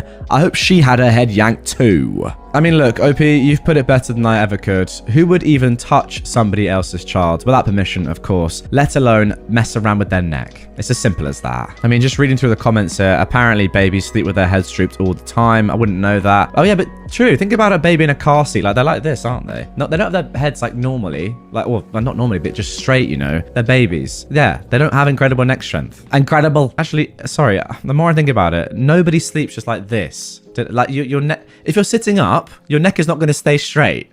Unless you're like a robot, pal. Yeah, the more I think about it, the logic is just mental. This woman's mental. That's going to do it for this one. My mum gave me up for $2,500. So, backstory. My mum and dad split up when I was roughly 9 or 10 years old, due to my mother cheating on my father when he was out of the country. He's a pilot. At the time, it was me and my 2 older sisters, one of which was already an aunt. So my other sister and I were left under my mother's custody due to my father always flying and not wanting us to go through moving all the time. As far as the details go, my dad not only paid my mum child support, but also paid off the house. Despite having little money to take care of himself, he paid my mum more than what he actually owed. Yet, my sister and I never saw that money. After the divorce, my mum turned to many things, sleeping around, gambling, drinking, and eventually meth. But that didn't last long due to my dad finding out and threatening to take us away. My sister practically became my mother, since ours decided to step down from the plates and I was too young to take care of myself. When my sister left for college, all the emotional abuse that she took ended up falling on me, which sent me into a loop. Due to my sister taking all the damage, I typically saw my mother as, well, my mother. My young brain didn't notice how often she didn't come home at night, or the lack of food in the house, or the constant weeks I'd wear one outfit since I didn't have any other clothes that fit. I didn't notice how unnormal this was. Heading into high school, it became more and more obvious this wasn't right at all. Yet I still loved my mother. We bantered and ate fast food together, and she was proud of my accomplishments. But she had her moments, dropping huge hints that I'm too boyish like my dad, refusing to let me cut my hair, pressuring me into wearing makeup, heels, dresses, convincing me I don't need therapy as my therapist at the time made me uncomfortable. They were one of those Christian therapists that made everything about God. Now, while I am Christian, it didn't help the conversation. And so on. Meanwhile, my dad met a woman and they fell in love. When she became pregnant with his kid, he moved her to America after my little sister was born and started a new family. I love my stepmom. She's literally the sweetest woman I know, and I adore my baby sister, and eventually my second baby sister. Over time, after spending many nights in their home, I came to realize how much happier I was at their house than my mother's. One day, I told my dad I want to officially live with him. At this point in time, I've noticed how depressed I am and how things aren't normal in my mum's house. When I told my mother this, she was deeply upset and cried, but she understood. Or so I thought. That's when everything went downhill. The text messages started. Sly guilt trips and remarks on how someone else convinced me to move out, that my father convinced me that she was the bad guy. The The more these texts happened, the warier I became about talking to her. It got to the point where I'd cry after every conversation because I was so confused and lost. One day, she practically trapped me in her car in my best friend's driveway to tell me how my reasons for leaving were BS and that I clearly don't remember what it was like in that house. Cue my memory issues. But enough about that. Let's get to the good part, the custody case. Due to me being the last child between my mother and father, my dad no longer had to pay child support.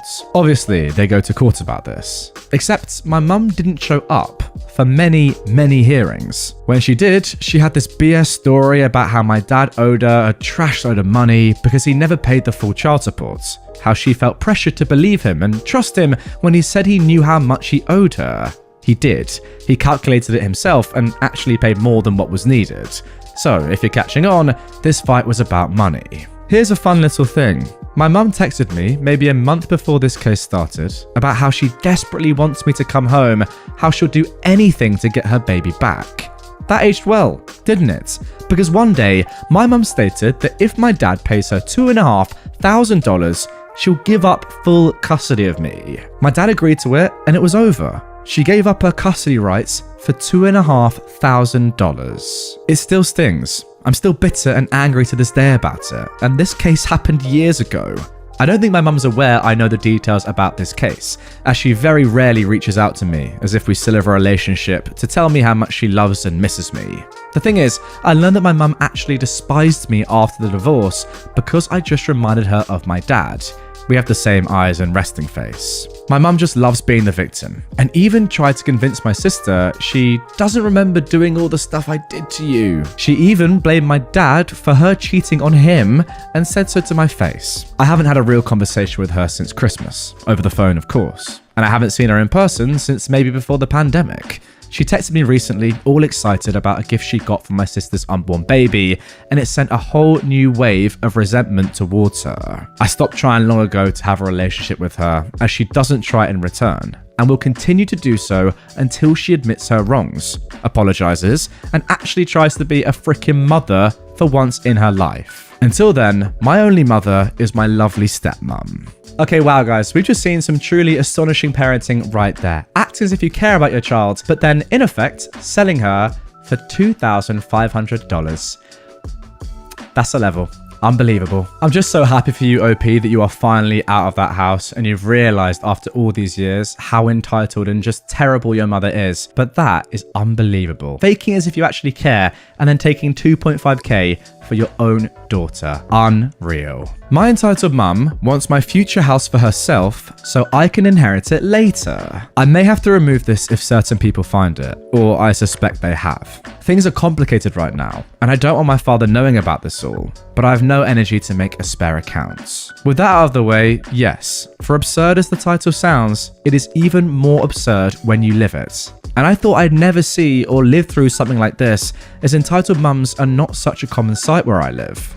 But here I am, my own mum seems to be one, and I never suspected it. First of all, some background. I've been homeless for some time, after being kicked out 3 times. The first one was from my physical/emotionally abusive and alcoholic father's home. I was around 16.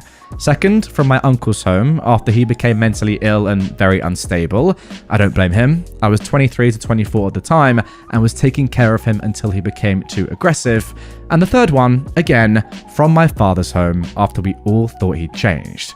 We were wrong, and this was around 3 years ago, when I was 24 or 25. This is relevant, as my parents were divorced since I was a kid because of my father's abusive behavior, and this comes to play in the story. The second important background part is that we never had any money, and all that came was obviously wasted on alcohol, drugs, prostitutes, and so on by my father, while me and my 1-year older brother were left unattended, starving, etc. But my grandparents, both, but in this case my father's parents, have tons of money and properties. If I attempt to count them now, I'd say they have around 10 flats bought through a business they own for legal and economic purposes. The thing is, my father and uncle had many fights with my grandparents, as they tell everybody they were abusive to them when they were young and so on. Now, I believe this, but I'm more inclined to think otherwise, as even after ending up in court after multiple assaults, my grandparents allowed them and us to live in 2 of their properties. And I'd say that those were almost luxury flats if they hadn't made them into big trash containers, sometimes literally using a room as a trash storage. Now on to recent events. So, after going homeless, my mother took my brother and I to her flat for a time. Although I was forced to find another place or go to the local shelter whenever her boyfriend wanted time with her, as she didn't care if I had a place to sleep as long as she could have intimacy every few days. On perspective, this would have been a good start for an entitled parent story, but I'd say it's just a bad parent story, so I'll leave it at that. And don't get me wrong, she was never a bad mum, or not as bad as my father, but she simply kept her distance, as being a mum simply wasn't the life she wanted. So, after that, I took the initiative to make contact with our grandparents again, although everyone else disagreed, but I had to take the chance. It had been around 15 years since we were forbidden from contacting them, as all my family spoke of them as the devil or even worse. And again, they're not saints, but holy heck are they lifesavers. They rejoiced after I came back to them. They showered us with cash for anything we needed and found us a place to live, renting it and giving us cash every month, paying for my brother's final years at university and my studies too. Still, my mum didn't like most of it, although I choose to believe she was at least relieved she wasn't going to be forced to take care of us from there on. It got to a point where they bought my brother a flat too. So not only did we have a permanent home, but also he could have some property, as my father's home was supposed to one day be ours. I should mention here too that all these years, they still gave both my father and uncle a whole salary each, so they knew we could have had everything we needed. Sadly for them, they were wrong about that. Right then, now on to the story. Just another gaming night. I wished I could stop feeling like things could go back to square zero at any moment. So I start thinking. It's been a while since I was told I was getting my own flat, just so we could rent it and have our own money. I'm not fond of being a landlady, but perhaps I should help speed the process up and look for one, I think. So I do it. The next morning, my grandparents thanked me profusely for helping with it and taking the initiative. So we start visiting some candidates, some of which I go to with my mum on separate visits. Somehow, that starts a whole month of my mum telling me things such as, I don't like that place for you. That flat is in a very bad zone of the city. Nobody would ever rent it. I know which places you'd like better than you. I know what you like. This park is full of drug addicts. You're not living here. At first, and to be fair, those seemed like pretty innocent claims, but then they started becoming something else. See, she's always lived in rented homes, and she's the only one of her family to not have a home of her own. Her 2 brothers, her sister, and her parents have an owned home, so she somewhat hopes to inherit her parents' home after they pass away. This isn't happening though, as one of her brothers doesn't like her one bit and wouldn't give his part away, and she's got no way of buying it from him. But anyways, she starts giving us hints, requests, of living at my brother's flat. It's only got 2 rooms, but my brother is at uni elsewhere, so there's 1 free room, right?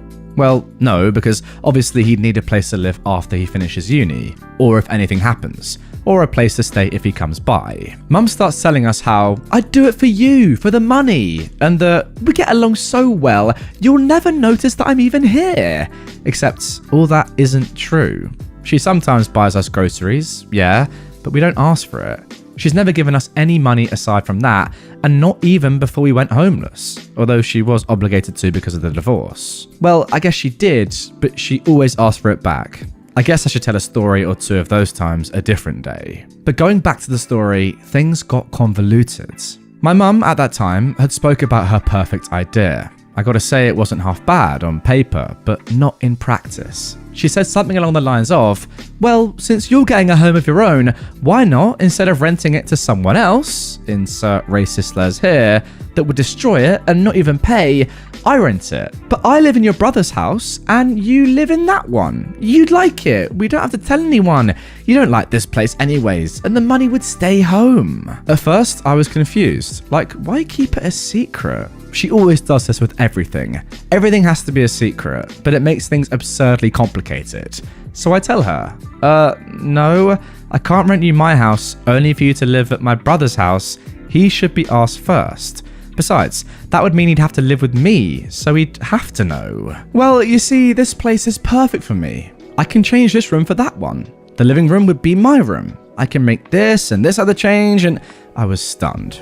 She started telling me all the changes that she'd clearly been thinking about for a long time, at least since all those months back where she started telling us how a good idea would be for her to live here. Again, no, I don't think my brother would like living with you, and I won't let you live here without him knowing. If you want to do shady things, you'll have to tell him and grandparents, since they're paying for all of this. She started turning red. Not of rage, or perhaps just a part of it, but she always fake cries when she doesn't get what she wants. Oh, but they wouldn't understand. They tried to make me live in a dump back when they bought us a home, when you weren't even born. But they didn't. They changed the place. And although I think you deserve a home too for all you've had to put up with, it doesn't have anything to do with this. As I said, the place they ended up buying for them was almost a luxury one. You could see the beach from it and so on. Although it was never supposed to be their own place, as it was bought through their business, and we were supposed to inherit it when my grandparents passed away. It was a weird exchange. I didn't fully grasp why she was acting like that at the time, so I called my brother and explained. He told me she'd been insisting on the topic of living with me for a while, as if we were both going to live at his flat. But since he knows her, he also knew she was full of rubbish and told her more or less what I told her too. Days passed, and she seemed to start accepting how ridiculous it was to make a very convoluted plan of renting a home to live at the other one and then not telling anyone. So I proposed that we all talked about it on normal, decent terms. That is, she would rent my brother's home, since he isn't here for now, and he can choose where he wants to live, since there'd be free rooms at both places. My mum was visibly displeased, but accepted the terms. But then came more drama, after I found a perfect place for me. There? There are thugs and, insert racial slurs, living there. You're gonna get yourself robbed, assaulted, or killed. I was both shocked and rolling my eyes at the same time. All those places she spoke so badly about had changed, and I mean really changed, through the years, and are nowhere near like she sees them. Mum, the house is perfect, and whether I get it or not is none of your business. I've checked the neighborhood, the house, the community, and even the nearby park. It is not as you paint it. You're wrong, and I'm not renting a home at that place. I was confused again. Of course she wasn't renting my home, and she was supposed to know that. Yeah, of course you wouldn't be, because I'd be the one living there, not you. Something to take into account is that my future home was going to have an extra room, so it was going to be bigger. This is important too, although you surely can see why already. Well then, if you get that place, then I'm not renting at your brother's. At this moment, I felt rage boiling inside of me. What? Listen, we're going to rent it, whether it's to you or to some rando, and my brother has already agreed to that, as well as our grandparents. My mum was getting red again, but this time not fake crying. Whatever, I should have stayed with your father. That way I'd have a home too. She was so spiteful about that. You wouldn't even believe it. I felt a cold but burning inside. I tried to stay calm but also make her see that she'd just said something horrible. Excuse you? Could you say that again? I was very hurt, but mostly offended, because at that point I realized, despite possibly more things being in her mind, right then and there, she simply wanted a piece of the cake. She frowned, started her fake crying act all over again, as if I was the one who told her something horrible and not the opposite. So I rolled my eyes, sighed, and excused myself out of there. A few days after that, she came to my brother's house again, and we went for a walk, as she seemed to want to talk, and I wanted to have an easy exit out, just in case. Spoiler, I needed it, and I used it. I'll tell you what we're gonna do, she said. Oh god, here we go again, I was thinking. She was saying it as if it was the most brilliant idea she'd ever have.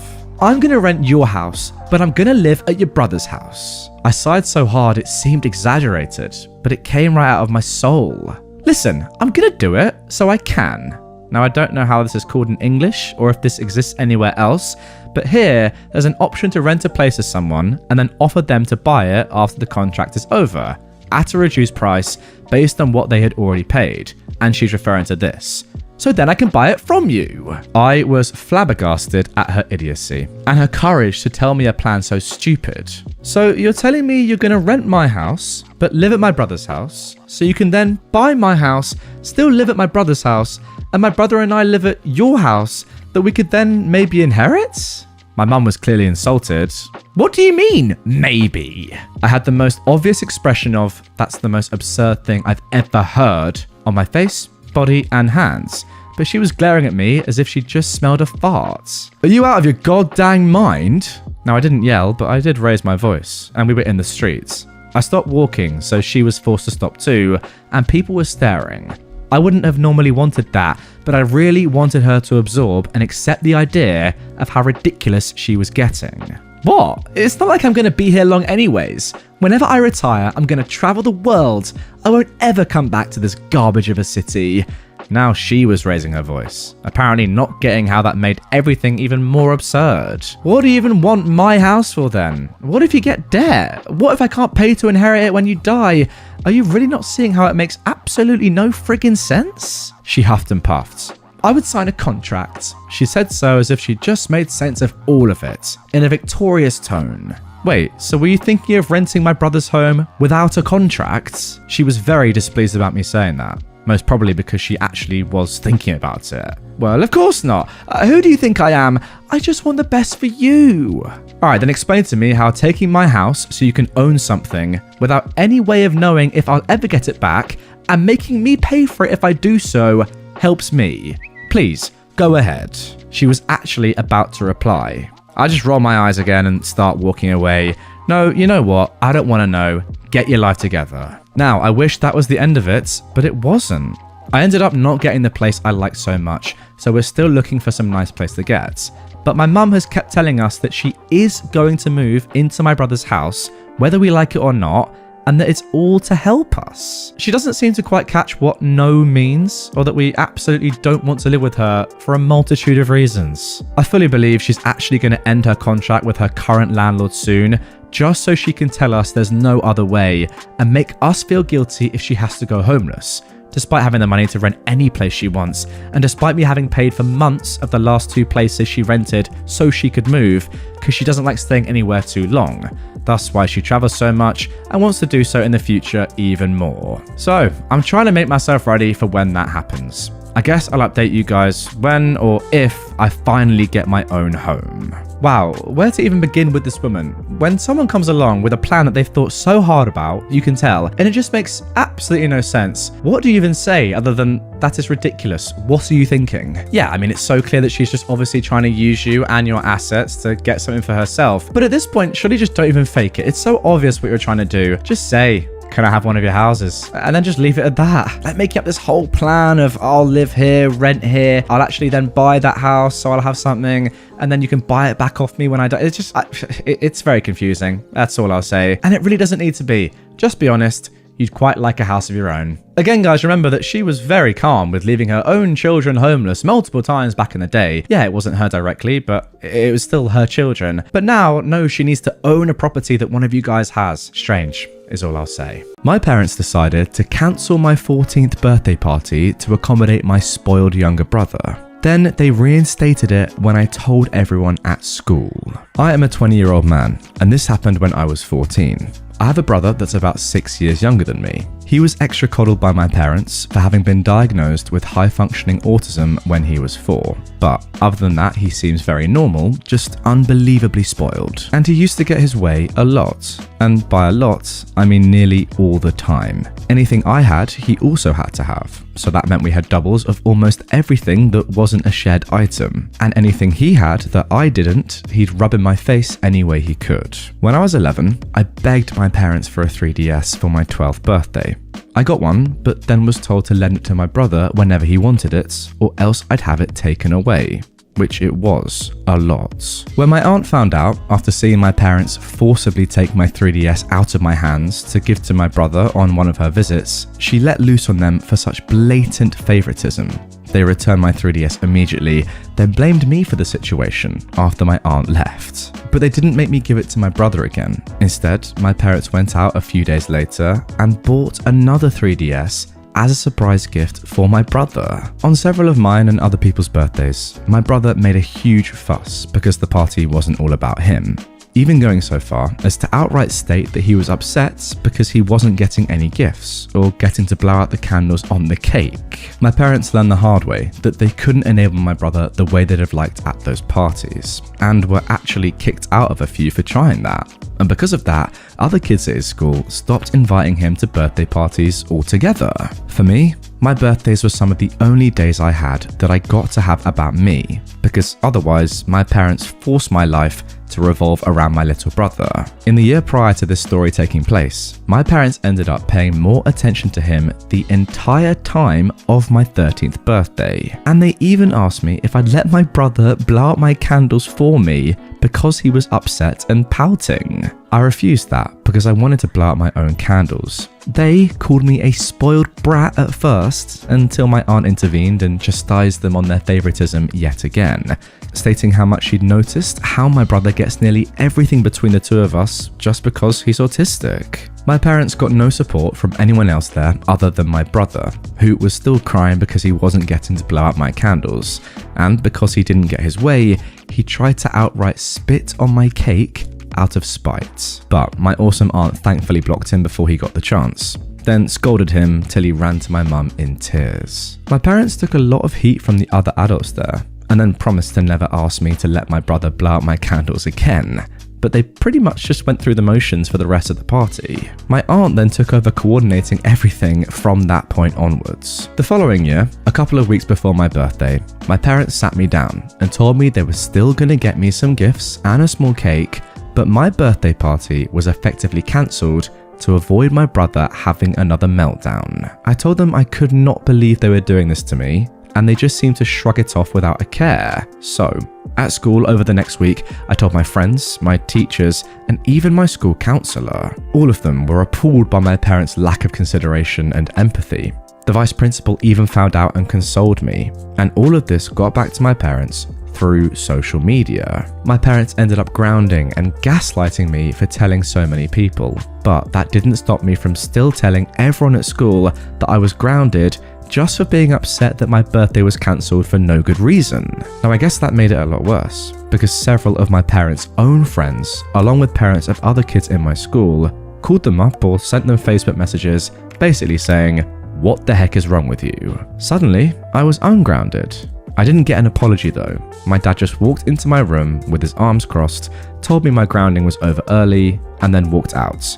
That was it. I thought my party was still cancelled because nobody said anything about it, and my brother thought it hilarious and rubbed it in my face that I wasn't going to get to celebrate. But by the end of the 2 weeks, my parents held a surprise party for me at my favourite restaurants. They then started claiming it was their intent all along. I knew it wasn't. From what I'd seen, everyone was incredibly unhappy with them for what they did, and it showed with any interactions family members had with my parents. So they ended up doing the surprise party to try and save what little of their reputations they had left. I'm pretty sure they actually had to pay through their nose that day to just accommodate me. I got dinner with all my friends at my favourite restaurant that had a small arcade, and I even got the PS4 game system I'd been jonesing for at the time. I could tell that pretty much none of it was planned and bought last minute, because my dad had a look about him that my aunt comically described as looking like a moth had flown out of his wallet. My brother, of course, made a huge fuss that I got a surprise party. But with so many of my friends and their parents there, my mum and dad finally put their feet down on my brother to stop his tantrum when he wanted to push my cake off the table. My brother ended up getting a time out for the first time since he was a toddler, and my mum had to stay with him to make sure he didn't do anything crazy. He did try several times to run to the cake or stack of presents. Who knows what he would have done were it not for the fact that at least one adult was always on guard. Even my dad stood guard to keep him away. My mum ended up having to remove my brother and herself from the party entirely and took my little brother to a McDonald's nearby so he could have fun in their play area. I heard later she spent at least an hour trying to get him to come out of the play place tube structure, and he only did so because he had to use the bathroom, then tried to run right back in again. My parents never tried to cancel my birthday again while I still lived with them, though they never again tried as hard or spent as much. For the remaining 4 years I was under their roof, my birthday parties consisted of a local pizza parlour, a cake without my name even written on it, and never again anything as expensive as a new gaming system. I don't mean to sound spoiled, but I was a bit disappointed I never got a cake with my name on it again. My aunt called my parents out on that each year, and each year they claimed they forgot to get the cake decorated. I'm pretty sure that the reason my name was never written on another cake was because my brother always refused to eat pieces of cake that had writing of someone else's name on it at any party, and they couldn't put his name on any of my cakes or it would have looked very bad for them. But the fact that I still got a day that was just about me at all and not my brother was fantastic in my book, especially because just about everything else revolved around him. During each of my remaining birthday parties while still living at home, my brother made a fuss, and my mum took him somewhere else to calm him down. I was still required to share my PS4 with my brother, but it was mine, and I took it with me when I moved out at 18. Now, little brother didn't like that and had a huge fit till my parents went out and bought another PS4 for him. These guys are such enablers, what? When I moved out, they finally had to deal with how they'd raised my brother so spoilt, because I wasn't there to help them with him anymore. On his recent 14th birthday, he went mental at our parents for not getting him a PS5. He's now currently grounded for I don't know how long after causing hundreds or maybe even thousands in collateral damage during that rampage. He picked up a chair and just started destroying anything that was in front of him with it. My parents just looked mentally checked out when I saw them last. My aunt has also told me they confided in her that they wish they could send my brother to military or boarding school in the future because they can't handle the monster they created anymore. But there's no way they can afford that. I'd be lying if I said I didn't find it ironically funny. Yeah, as I said whilst I was reading that, your parents are by far the biggest enablers I've ever seen. That is insane. Look, fair enough. The kid's autistic and he needs special treatment. I understand that wholeheartedly. Trust me, I do. But not to this level. Come on, not to the extent that one of your children can't even have their own birthday because of another one. That is mental. Listen, there's special treatment because your child has a mental disability, and then there's spoiling him rotten. I think the fact that your parents are now regretting how they brought him up and are wanting to send him to a military school shows exactly where they lie. Entitled neighbor wants her kids in my garden. I am so glad to have found this subreddit because I have a legit crazy neighbor with boundary issues. I am a 29-year-old woman. I don't have any kids, but my younger sister, who is now 16, has lived with me for about 10 years. And we've got a trampoline still in our back garden from when she was younger. The neighbour to the left of me has 4 kids and moved in a year ago. 2 weeks ago, Glasgow started getting really good weather. So the kids have been out playing constantly. Not an issue. They asked if I could let the kids use the trampoline one day. So I was like, sure, but only for a bit because I have friends coming over for some drinks. 7 PM comes and I ask them to go home because my 5 friends have shown up and we're going to be drinking. Cue the crying. They leave the garden upset, but hey, that's not my issue. They've been on the trampoline for 3 hours at this point. Their mum then pops her head out of her bedroom window and asks if they can stay in the garden longer.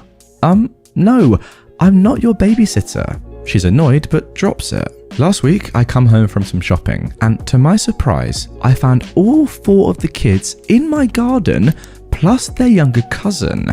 I asked them to leave and tell them they can't just come into my garden without me there, and they didn't even ask, but they refuse. So I shout up at their mum and tell her to get them out of my garden. She says, "Oh, let them play for a bit. You don't even use it." Okay, but still, not your garden? Eventually we get into an argument and they leave. She's angry and shouting, saying I'm being a Karen, oh the irony, and I should let them in. I tell her not to ask again because the answer will be no. This though happened again the day after. All 4 kids plus their cousin waiting till I move the car from the drive and then heading straight into my garden when I'm gone. So I wake up this morning. I've since put a lock on the trampoline, just a small one on the mesh safety enclosure to stop them opening it up, cause I'm petty as frick. Plus it's a Saturday. I'm not working today, it's my day off and I want a long lie-in. But no, the neighbour decides that at 9 AM this morning, her kids are being fired straight out of that house with breakfast bars and a bottle of water and heading straight into my garden. So I can hear them from my window. I look out and tell them to leave. By the time I get downstairs, the mum has descended from her house and is trying to climb the fence between our gardens, shouting about how I used to let them use it and she's going to call the police for hitting her kids. Great, you do that. I'll be sure to show them the Ring camera footage, which coincidentally also has footage of your husband picking the lock open so your brats can use the trampoline. Wow, even the husband's involved at this point. Unbelievable. So, long story short, the entitled mother sends her kids into my garden repeatedly, even after being told not to. She actually did call the police on me for harassment and hitting her kids, but ended up getting her own husband arrested for theft and housebreaking, and criminal damage. Suck it, you female dog. Now guys, that is the end of that post, but don't you worry. I know what you were saying. Is there an update? Well, today, you're lucky, because there is. So here is that update. The main point, I guess, is that the day after this happened, I spoke to the police about the charges and asked if they could let them go. There was a charge of theft too, because the dad had moved tools out of the way and threw them into his garden, but they got thrown back in, so I wasn't missing anything. They initially asked me if I wanted the oldest kid charged. Now she looks a lot younger. I assume she was 10, but she's actually 13, because she was the one who climbed the fence first, then went through my drive to open the gate and let the younger kids in without having to climb over. I've since seen the dad at the local shop. He just sort of apologized quickly and thanked me for letting it go. I think the realization that his daughter could have been arrested was a wake-up call. I haven't heard an explanation though. Maybe he wasn't thinking about how serious it could end up. The mum, on the other hand, absolute crazy woman. I mentioned that she told police I had hit her kids, which is absolutely untrue, but she also decided to tell a couple of neighbours that I hit them. I actually had 2 of them ask me about this. She also put some sort of barbed wire at the top of her fence. What, to stop me climbing over? She's also chained her outdoor grill barbecue and dismantled the swing set I gave her when she moved in. And I thought I was petty. On a maybe related note, I had a visit from the SSPCA about animal abuse, even though I don't own any pets. They seemed pretty annoyed about being called out for a prank, so I don't know what happened with that. Well, I think that's pretty obvious. I've also been asked about my sister's involvement with the story. I just mentioned her at the beginning because I wanted to explain why I was 29 and had a trampoline in my back garden. She also wasn't home at the time because she has clubs on. By the time she got back in, it was all over. Well, you know, I'm 24 and I've still got a trampoline in my garden, if that's any consolation. Overall though, I've not had any more issues from it. The trampoline is now gone. The kids haven't really been out because it's been raining the past week. I rarely see the dad around as he works, and the mum spends her days in her own garden being the most obnoxious Glesga Ma you could imagine.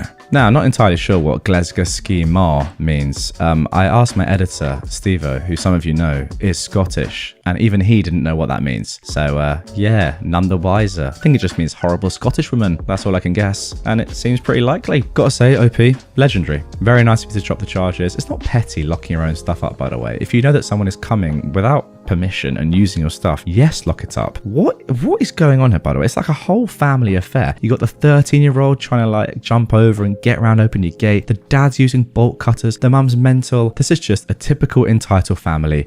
Unbelievable. And in terms of having a trampoline when you're 29 years old, they're fun. There's nothing wrong with that. You won't stop smoking on your porch at night? Guess we'll burn our house down. Hi all. I just found out why there were a bunch of flashing lights and loud sirens on the street behind mine last night, and I am gobsmacked. The family that used to live in the house behind me, who ever so helpfully called the police on me after I gave them a heads up about their Wi-Fi, has moved out, and a new family has moved in. Our houses are separated by a couple hundred feet and a brush line.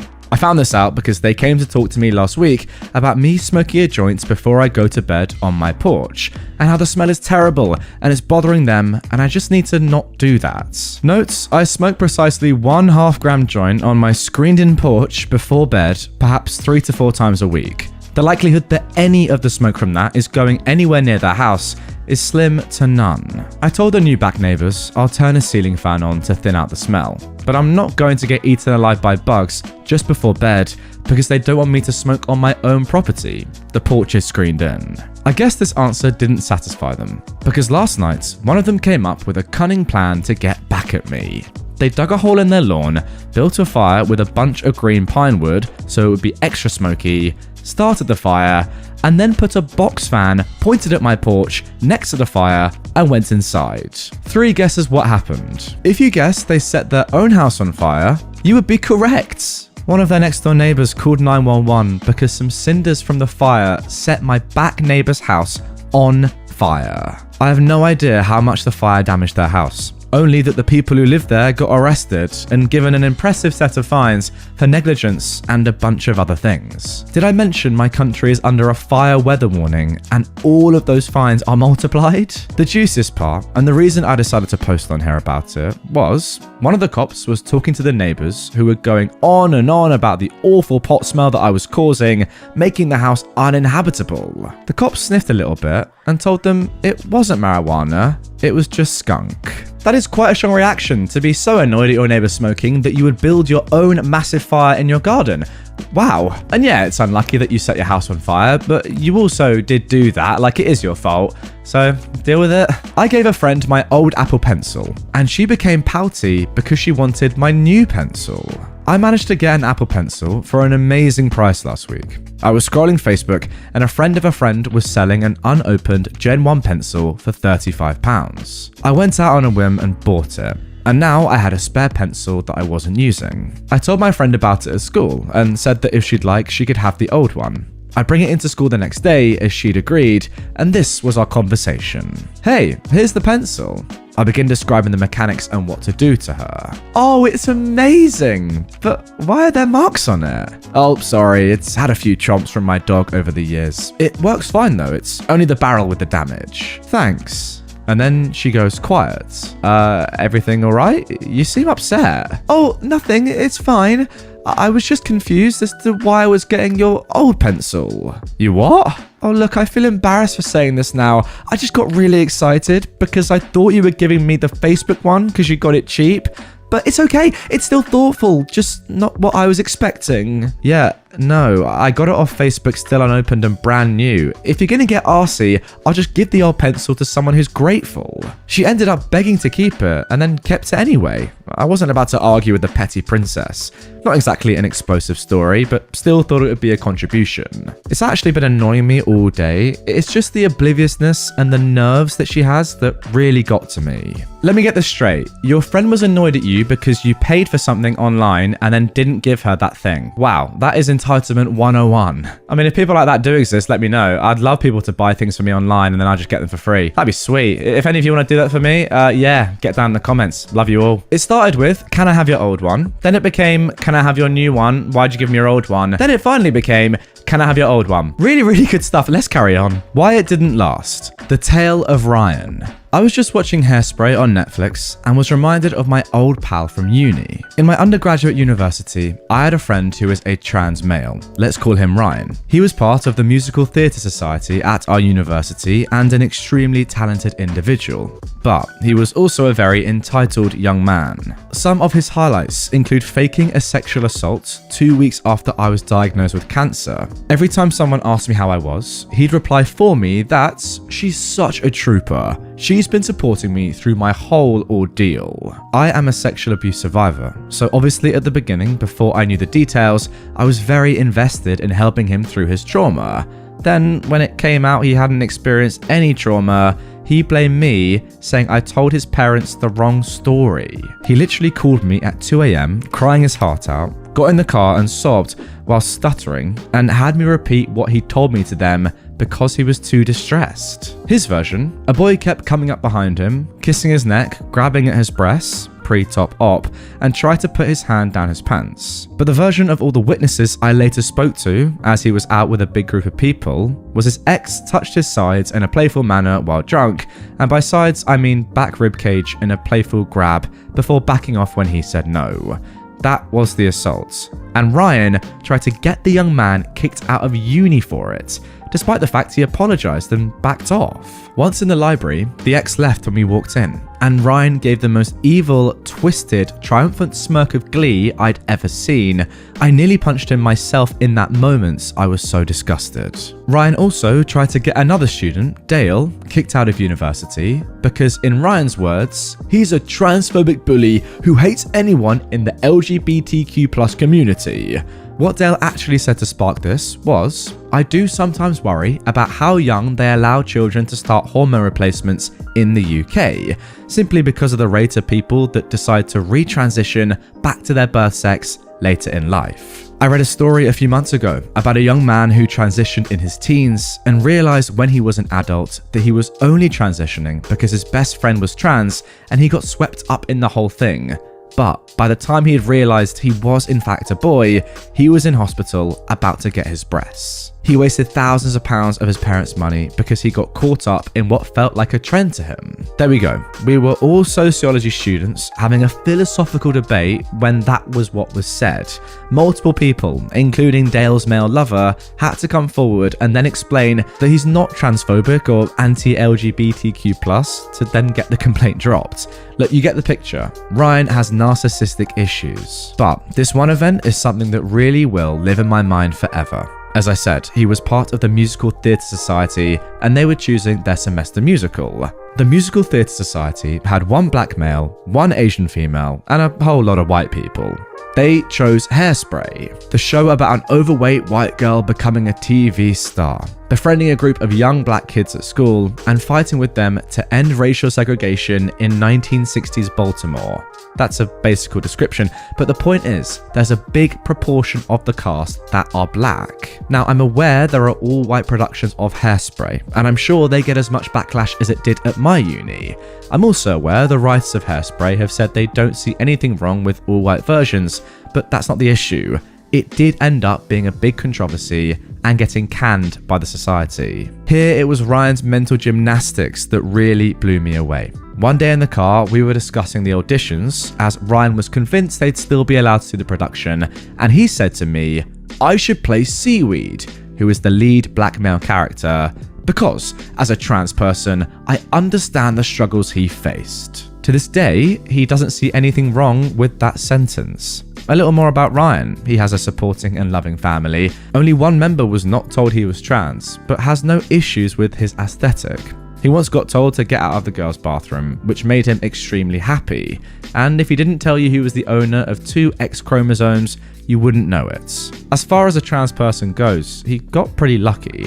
In those 2 years, the only negative thing anyone ever said about him was about his selfishness. There are trans people I know who are homeless, disowned, struggling every day not to kill themselves, but Ryan understands the struggles of black people because he's trans. I'm no longer friends with Ryan. I'm sure no one wonders why. And guys, by the way, please, no anti-trans comments. I know a lot of really lovely trans people without main character syndrome, and a lot of really narcissistic non-trans people with main character syndrome. Ryan just happened to be both. Ryan. Let me get this straight. You think that your struggles as a trans person are equivalent to the struggles of a black person. It is interesting, is what I'll say. It's not the most normal logic that I've heard, but fair enough. Full marks for originality, that's for sure. And by the way, I'm not saying that trans people don't face hardship. Of course they do. But to try and link that to racism and stuff like that, it's just different, isn't it? I'm not saying one's worse or better, by the way. That's up to you. I don't really care. It's just not the same. So you can't say, oh, I know how you feel because I'm a white trans person. That just doesn't make any sense. I think your last point, OP, though, is very, very good. Let's not make this an anti-trans thing. Not that you lot would, but you know what I mean. Just someone that happens to be trans and is also extremely narcissistic and entitled. Let's move on. Entitled friend thinks it's okay to spike other people's drinks. So, a little context. My husband had a bad childhood, which he's only recently getting help for, so he can't do a lot of stuff, and he also needs to take many different meds that can't go with alcohol. Antidepressants, anxiety meds, sleep meds, etc. I'm not saying it's any problem to me. He's improving so much and I'm so proud of him. And all our friends know about it. One of our friends, the entitled friend of our story, let's call her Ella, recently had a pregnancy scare. But she wanted to celebrate after it came back negative. She insisted that we go out to a club and go drinking with her. After Ella kept mentioning it over and over, my husband finally broke and agreed to come along. I mostly went just because I don't trust Ella with him. I'm not saying I don't trust my husband, it's the exact opposite. It's just that Ella loves flirting and being overly sexual towards him, just because he has a harder time setting boundaries because of what I mentioned earlier. About an hour after we got there, my husband ended up going outside for a break because of how loud and bright it was inside, and I left to go and check on him. He told me that he was alright and that he'd be back in a minute, so I went back in. But I caught Ella spiking his drink. It went like this. Ella, what the frick are you doing? Oh, nothing. She then obviously pushes his drink away from her. So, is your husband done with his tantrum or whatever? He's been gone for a while. No, why the frick are you spiking his drink? You know why he can't have that. Oh, but I just want him to loosen up a bit. He's so boring now. If I knew you'd be so controlling, I would have told you off before you started dating him. He's boring because he's trying to get better. What the frick is wrong with you? I'm telling my husband and we're leaving. Wait, no, please don't tell him. Well, since you think it's okay to screw with others' drinks, you can find your own way to drive yourself home. She was already far too drunk to drive home herself, but that wasn't my problem. I obviously told my husband what happened, after more pointless begging from Ella not to tell him, and we then left. She's been flooding our voicemail with excuses for what happened for a couple of days, but we've been ignoring her. So that's that, I guess. Quick update, we're gonna go no contact with Ella, and I went back to the bar to explain the situation to them, and they said that they wouldn't allow her back either. I think that means she must be banned. I've got so many other stories about her though.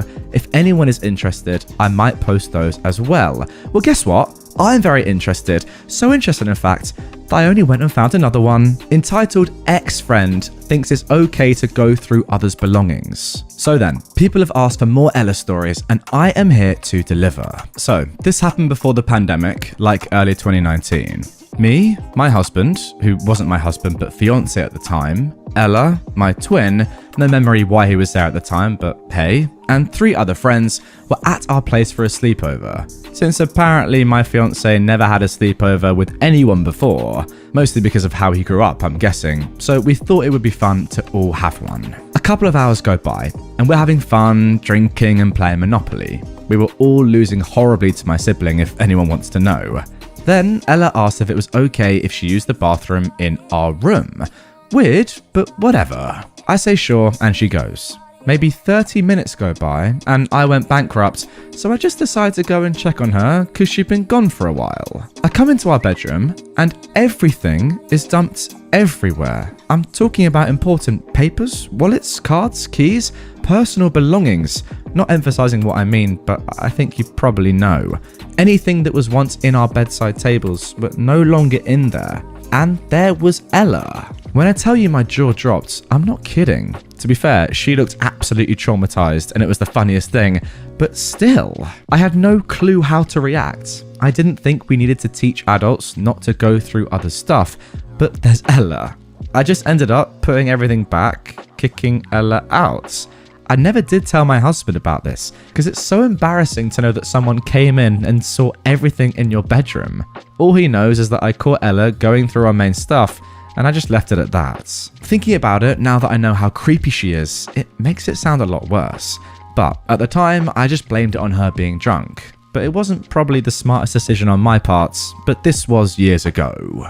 So I assume that story then happened before the spiking story. I mean, nonetheless, what a strange woman Ella is. You can't just blame that on being drunk. Nobody just spikes someone else or looks at all their belongings just because they're drunk. You have to be a weird person to do that, and Ella definitely is. Based on those 2 stories, yeah, good idea not seeing her again, and she definitely is an ex-friend for a reason. To be honest, you could probably say that you should have cut her off just after this episode alone, and then you wouldn't have even had the drama of the spiking story, but hey, at least you've done it now. But yeah, Ella doing weird things that I would never ever do. Aunt shows up at my house with all her stuff and tells me she's going to be living with me for a while. So, without getting too political, we recently had an election in the USA. My aunt supported one side, while her husband and offspring supported the other side. The election did not go the way my aunt wanted it to. She proceeded to flip her nuts, breaking things, yelling, and even going as far as to set her daughter's "I voted" sticker on fire. Her husband called the cops. The cops declined to arrest her for anything, but suggested that she find a different place to stay for the night. This happened yesterday, in New Jersey. Fast forward to 2 a.m. today. Here I am sleeping peacefully in my home with my family over 500 miles from all that drama. My fence alarm goes off, waking me up. I don't know if it's a bear or a trespasser, so I get my pants on, grab my shotgun just to be safe. It turns out that my aunt cut the lock off my front gate because she couldn't get in and I wasn't answering my phone. Why does she have bolt cutters in her car? So I safely stow my weapon and ask her, what the frick? She starts crying and screaming. Mind you, this is 2 a.m. in a quiet rural community about how the devil took my family and threw me out. And she says that since she has nowhere else to go, I need to let her in so she can stay in my guest room for a while. I told her that one of my guildies is using that room right now. The room is occupied. This person came from Texas all the way to West Virginia to hang out with me. I'm not going to toss them out with 30 seconds notice because my aunt showed up. So she decides to call the police and tell them that I'm keeping her from entering her home. We're out in the woods, so the cops don't get here quick. 4:41 a.m. the cops show up. I see them talking to her in my driveway. She shows them the bolt cutters and the ruined lock. A few minutes later, the officer knocks on my door. Your tenant claims that. I immediately cut him off and tell him that I do not have a tenant. I own and occupy the structure. I offer to show him the deed. Well, this woman claims that I cut him off again. What does the address on her ID say? At this point, the cop is fuming at me. I can tell. So I try to de-escalate the situation. Look, man, she doesn't live here. She's never lived here. That's my aunt. She lives in New Jersey. Please, check her ID card. The cop calms down a bit and lets me know that he will talk to her and then come back. Roughly 10 minutes later, the cops come back to my door. 3 of them this time, not just the one from earlier. One of them had stripes and a rocket on his arm, so I could tell he was important. He asked me if there's any way my aunt can stay here for the night because she's too drunk to drive, so we can't let her back on the road. This woman just drove from New Jersey to West Virginia drunk. Thank God she didn't kill anyone. I told them she cannot stay here, but that I'm sure there's room in the local jail. The cop asked me if she can just sleep in her car in my driveway and leave in the morning. And I told him, absolutely not. When she wakes up in the morning, I would just have to call them to come and get her off my property. So that would solve nothing. I asked them to remove her from my property. Long story short, her car got towed and she's in the drunk tank. No charges pending for the night. So much for sleeping tonight. My kids need to be up for school soon. Okay, what a mental way to start this episode. But the thing that springs to mind is, surely they should have just arrested her anyway for drunk driving. I guess there's no actual evidence, but I reckon if you asked her, she'd probably just admit it, she's that drunk. That's so dangerous. The other stuff, yeah, is very entitled, but the fact that she's driven from New Jersey to West Virginia, that drunk, arrest her. Entitled parent calls the cops because I'm too skinny. So for some background, I'm a 16-year-old male and I have a high metabolism. Now for everything I eat, I really don't gain that much weight. So I'm pretty skinny, 107 pounds. Now for those of you like me that don't work in pounds, that is under 50 kilograms, about 48.5 kilograms. So yeah, that is pretty light. This happened about 2 days ago. I live in a big city and my family and I don't go out to eat often because of COVID. But since everything is starting to calm down, we decided to go out and eat. As we were ordering, I see a lady with a Karen haircut. I joked to my brother, who's 19 years old, and we had a good old laugh. Little did we know though, it was actually a Karen. Enter the entitlements. What do you mean you're out of chicken? One of the staff members dealing with this Karen said, I'm sorry mom, the delivery hasn't come in yet. I don't care, I deserve this chicken right now. Give it to me or I'll call your manager and get you fired. Again, sorry mom, the delivery will be here in 3 to 4 hours.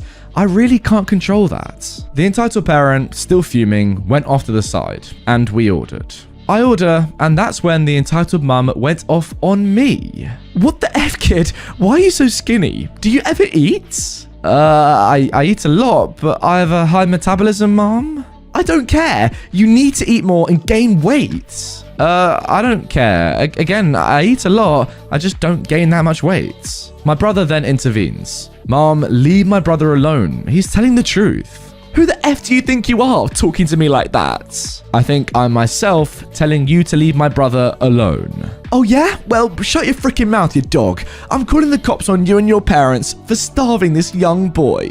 50 minutes later, the cops arrived and asked what had happened. They took the entitled parent off to the side first, and she claimed that my brother tried to assault her and that he kidnapped me and was starving me. Then they took my side of the story and I said that she's an old crazy bat because I was here with my brother and we're just trying to get some food to bring home for my family. I then explained my high metabolism and that my brother didn't even attempt to assault her and that if they wanted to check, they could ask the worker or just check the camera. So they asked the worker and checked the cameras. When they told the entitled parent that there wasn't a problem, she went ballistic. She actually ended up kicking one of the officers in the privates. She got arrested for assault of an officer, and we pressed charges for harassment. We're still waiting for the court dates. I mean, seriously, lady, I know 48.5 kilograms or 107 pounds, that is genuinely very light for a 16-year-old boy. There's no getting away from that. But still, some people do just have crazy high metabolisms, and some people just like being skinny. Like, who knows? The guy might have been a runner, might have been crazy into his fitness. He's not necessarily malnourished just because he's lighter than you might think a typical 16-year-old boy would be. Also, it's just none of your business at all, really. I mean, you've gone to enjoy a meal. You sit there, enjoy your meal, let OP and his brother enjoy theirs. Everyone's good. If you really care that much, you can have a look at their table and see how much OP's eating, but it's none of your business. Again, leave it alone. Now moving on to our next story. This one is taken from r/entitled people. Woman demands to know tragic backstory. This happened a couple of years back, but I still cringe when I remember it. Throughout my teens and early adulthood, I had it pretty rough. My mental health was not the greatest, and as a result of bad coping strategies, I have severe scarring throughout my body, most noticeably on my left arm. Due to the extent of the damage, literally hundreds of keloids, most people assume I was in an accident and have the good sense to avoid the topic. It's no secret to my friends, but it's not exactly something I'd like to discuss with strangers. And by the way, those of you that may not know, I didn't either. Keloids are a type of raised scar. They occur where the skin is healed after an injury. Okay, so that makes sense. Probably quite a noticeable, ailment, I guess. A good friend of mine wanted to go shopping for clothes and asked me to tag along to keep her company. I think we were both in our early 20s at the time, and I still had severe social anxiety. We were having a good time, but while she was in the changing room, I wandered off by myself to browse. A little kid comes up to me and asks what happened to my arm. Now, kids are curious, that's fine, but I'm not able to disclose the truth though, as I feel it's A, highly inappropriate, and B, quite uncomfortable. So I tell him I'm not really comfortable saying, and immediately start rifling through shirts to appear busy. The kid goes away and comes back, teary-eyed, with mum in tow. She demands I explain to her child exactly what happened to my arm, as they are curious. The following conversation takes place. No, mum, I don't really feel comfortable talking about it. Please respect that. But my kid wants to know. That's all well and good, but I'm entitled to my privacy. What I understand is you're a rude, selfish, little... What followed was a veritable verbal battering as the woman got increasingly agitated and took turns calling me impolite and demanding answers. It escalated to her grabbing my arm and telling her kid to touch it as much as they wanted. At that point, I, already on the verge of a panic attack, started to freak out. I practically screamed at her. It doesn't matter whether I was a lion tamer or kidnapped by pirates. You don't get to know my life story just because you want to. My friend came back about then, having heard the commotion. She is a petite, soft-spoken creature, and I can count on one hand the number of times I've heard her raise her voice in the 30+ years we've known each other, and I still have fingers left. She descended on these two like an avenging Valkyrie, and with language that would make a sailor blush, gave such a thorough verbal lashing, the lady was rendered momentarily speechless. We took the opportunity to leave and could hear her shouting about rude kids on the way out. I was a bit shaken up at the time, but to this day, we laugh about how bad of a lion tamer I must be. I hope for the kids' sake, their mum learned some chill though.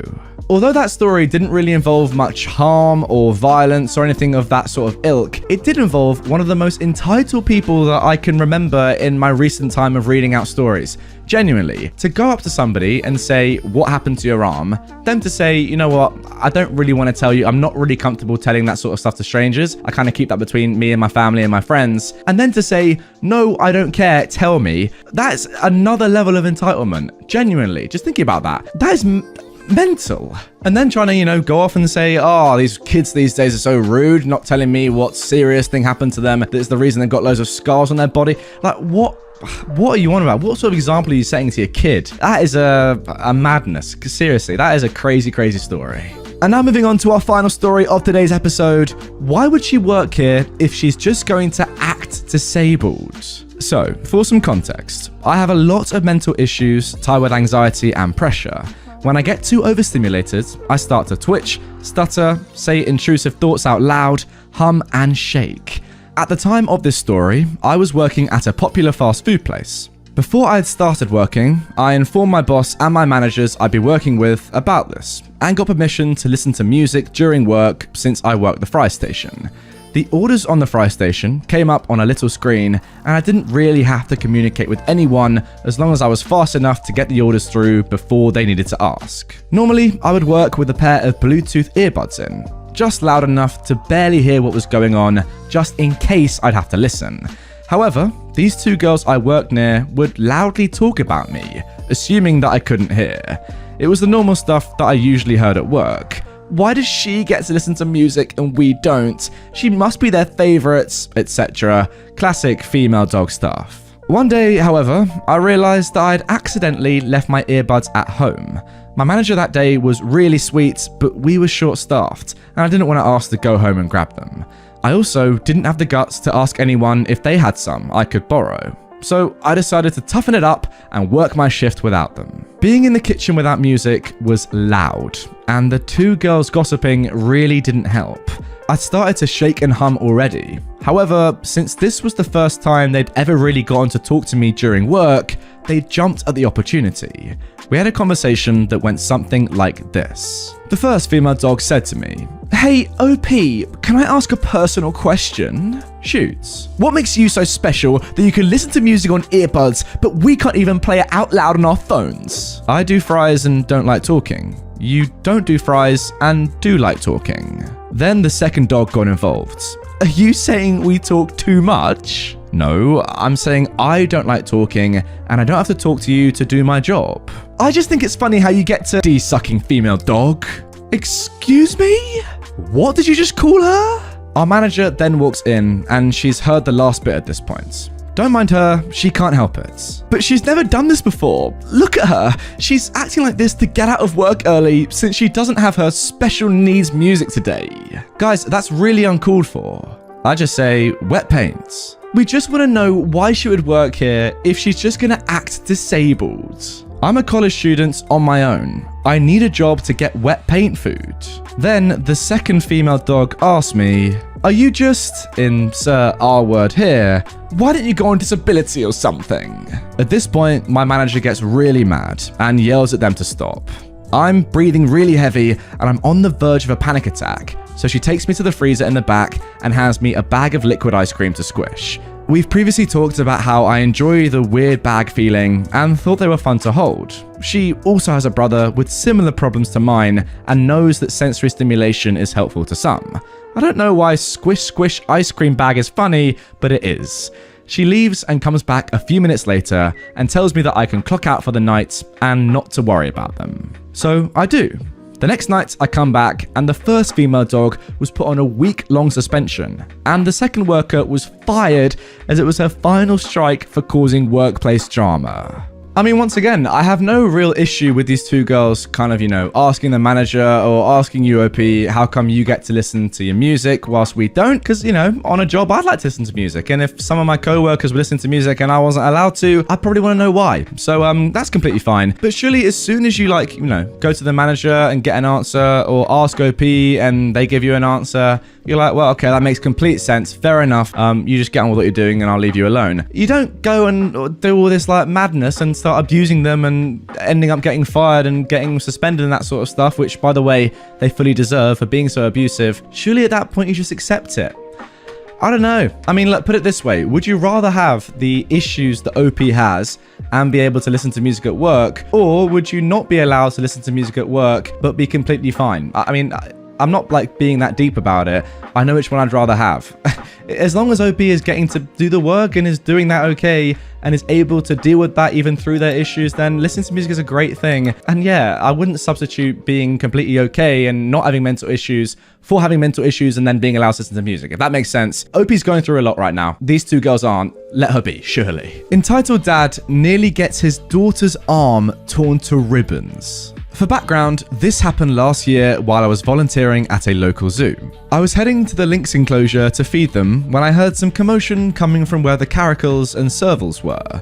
For an idea on how the layout of the enclosures were designed, the medium-sized wild cats all each have a fence and a set of bars to separate them from the visitors, with the fences on the outside as a way to signal people to avoid getting into scratching distance of the cats. I went there to check, and there was a man, the entitled dad of this story, alongside a girl that looked to be around 5 or 6, who were both past the fence, and the girl was sticking her arm inside the caracal enclosure, and one of the caracals was hissing and growling at them, while a second one was sleeping on top of a cat tree-like structure that was built inside the enclosure. "Hey, miss, please remove your arm from the cage," I say. The entitled dad replies, "Why? She just wants to pet the kitties." "Sir, these animals are wild and they're clearly not enjoying her presence." "Well, she likes cats, so she'll enjoy them anyways." "Look, these aren't domesticated house cats. They're a wild cat and they're not used to humans.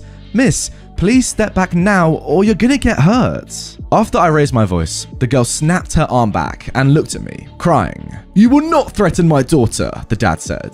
"I'm not threatening her, I'm warning you that these cats are not suitable to be pets." A passerby intervened. "She's right, you idiot. You're endangering your own child by letting her get this close with wild animals." "I'm not endangering her. It's a cat. They like being pets." "No, it's a caracal. They look like cats, but they're a completely different animal.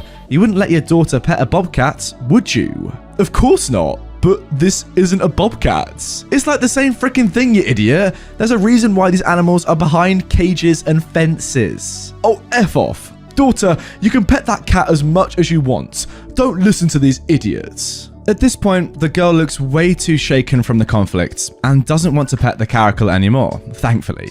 The man then stormed away with her while threatening to report me to my superiors, which he did. But thankfully, the zoo's obviously siding with me, and then I resumed the feeding schedule while the servals looked at me in your typical cat judgmental way after thanking the man that helped me stand up to the entitled dad. I've dealt with plenty of entitled people while working at the zoo, but holy F, I never thought I'd actually meet one that gets annoyed at me for not letting them touch a dangerous zoo animal. Yeah, I mean, that is just astonishing, really. Genuinely, like, what would his excuse have been had the caracal come over and actually bitten off his daughter's arm? Because let's be realistic, as OP says, they are completely wild animals. You're in a zoo. They're not trained. They're in cages for a reason. What would he have done if the cat had just come over and said, "You know what, screw this girl. I'm a wild animal. I'm going to eat her arm." You could have had no excuses, nothing to say, "Oh, you didn't warn me," or anything. Just brainless. I just don't get it. Now moving on to our second post. Entitled mother does nothing when her kid lets his dog poop all over my lawn. Gets a nasty surprise in her mailbox. This happened about a year and a half ago, before the whole COVID thing. I'd moved into a new home a few months ago, and one of the reasons I especially liked this home was because of its nice lots and close parks. Anyways, one day a few months after I moved in, I noticed that there was a piece of dog poop on my front lawn. I looked around and I didn't see anyone walking their dog. Quite a few of my neighbors had dogs, and I figured one of them had forgotten to pick up after their dog. I got a plastic bag and threw the poop in the trash, and I thought nothing of it. Imagine my surprise when, 2 days later, there was another dog poop on my lawn. This time, I saw the entitled kid of our story down the street walking his dog. I wasn't sure it was him, and his mother seemed kind of nice, so I thought I'd see if it happened again. A few days later, I was about to leave the house when I saw the entitled kid with his dog again, dropping a steaming pile of poop onto my lawn.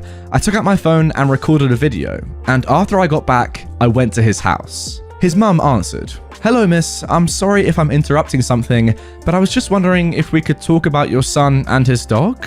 "Of course, what's up?" "Well, I noticed your kid walking his dog outside my house, and I saw that his dog, pooped on my lawn, and he never picked it up.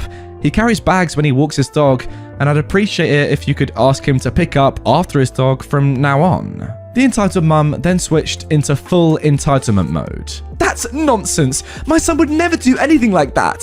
Ask anyone. He's the most well-behaved child in this neighborhood." "I'm sorry, miss. I'm not saying your son is a bad child or anything. I just want him to pick up after his dog. I even have a video of him walking away after his dog pooped on my lawn." "Humph. Fine. I will talk to him. Now go away." She slammed the door in my face, and I thought that would be the end of things. Boy, was I wrong. I didn't see the entitled kid walking his dog outside my house for a week or so after that. But around 10 days later, I saw another pile of poop on my lawn. I'd had enough now, and I went back to the entitled mum's house. Miss, this is really unacceptable. You said you'd talk to your son, and now there's another pile of poop on my lawn. That wasn't my son. He's an absolute angel. He said he'd never do it again, and he didn't. The kid then came to the door. Kid, did your dog poop on this man's lawn again? Obviously lying through his teeth, he said, No, never. Well, that should be enough for you. Now, don't come back again. I was having dinner at my new neighbour's house, and the topic of the entitled mum came up. My neighbour told me that pretty much everyone hated this lady, as she was always borrowing stuff and claiming she never took it, filling other people's trash cans instead of paying for a special pickup. You get the idea. I finally broke when her dog pooped. Not once, not twice, but 3 times on my lawn in the same day. I got an epic idea. This time, I used a plastic bag to pick up the poop, but instead of throwing it in the trash, I kept it out in my backyard. For the next week, I collected poop from the lawn like a scientist, bagging every one. I'm sure if someone saw me, they would have thought I was crazy. After a week, I had around 4 bags of the entitled kid's dog's poop in my backyard. On Friday night, I went over to the mailbox of their house and absolutely caked it in their dog's poop. I got the sides, the top, the bottom. I completely covered the thing. The next day, I was treated to the sight of her husband hosing their mailbox off with a look of utter disgust on his face.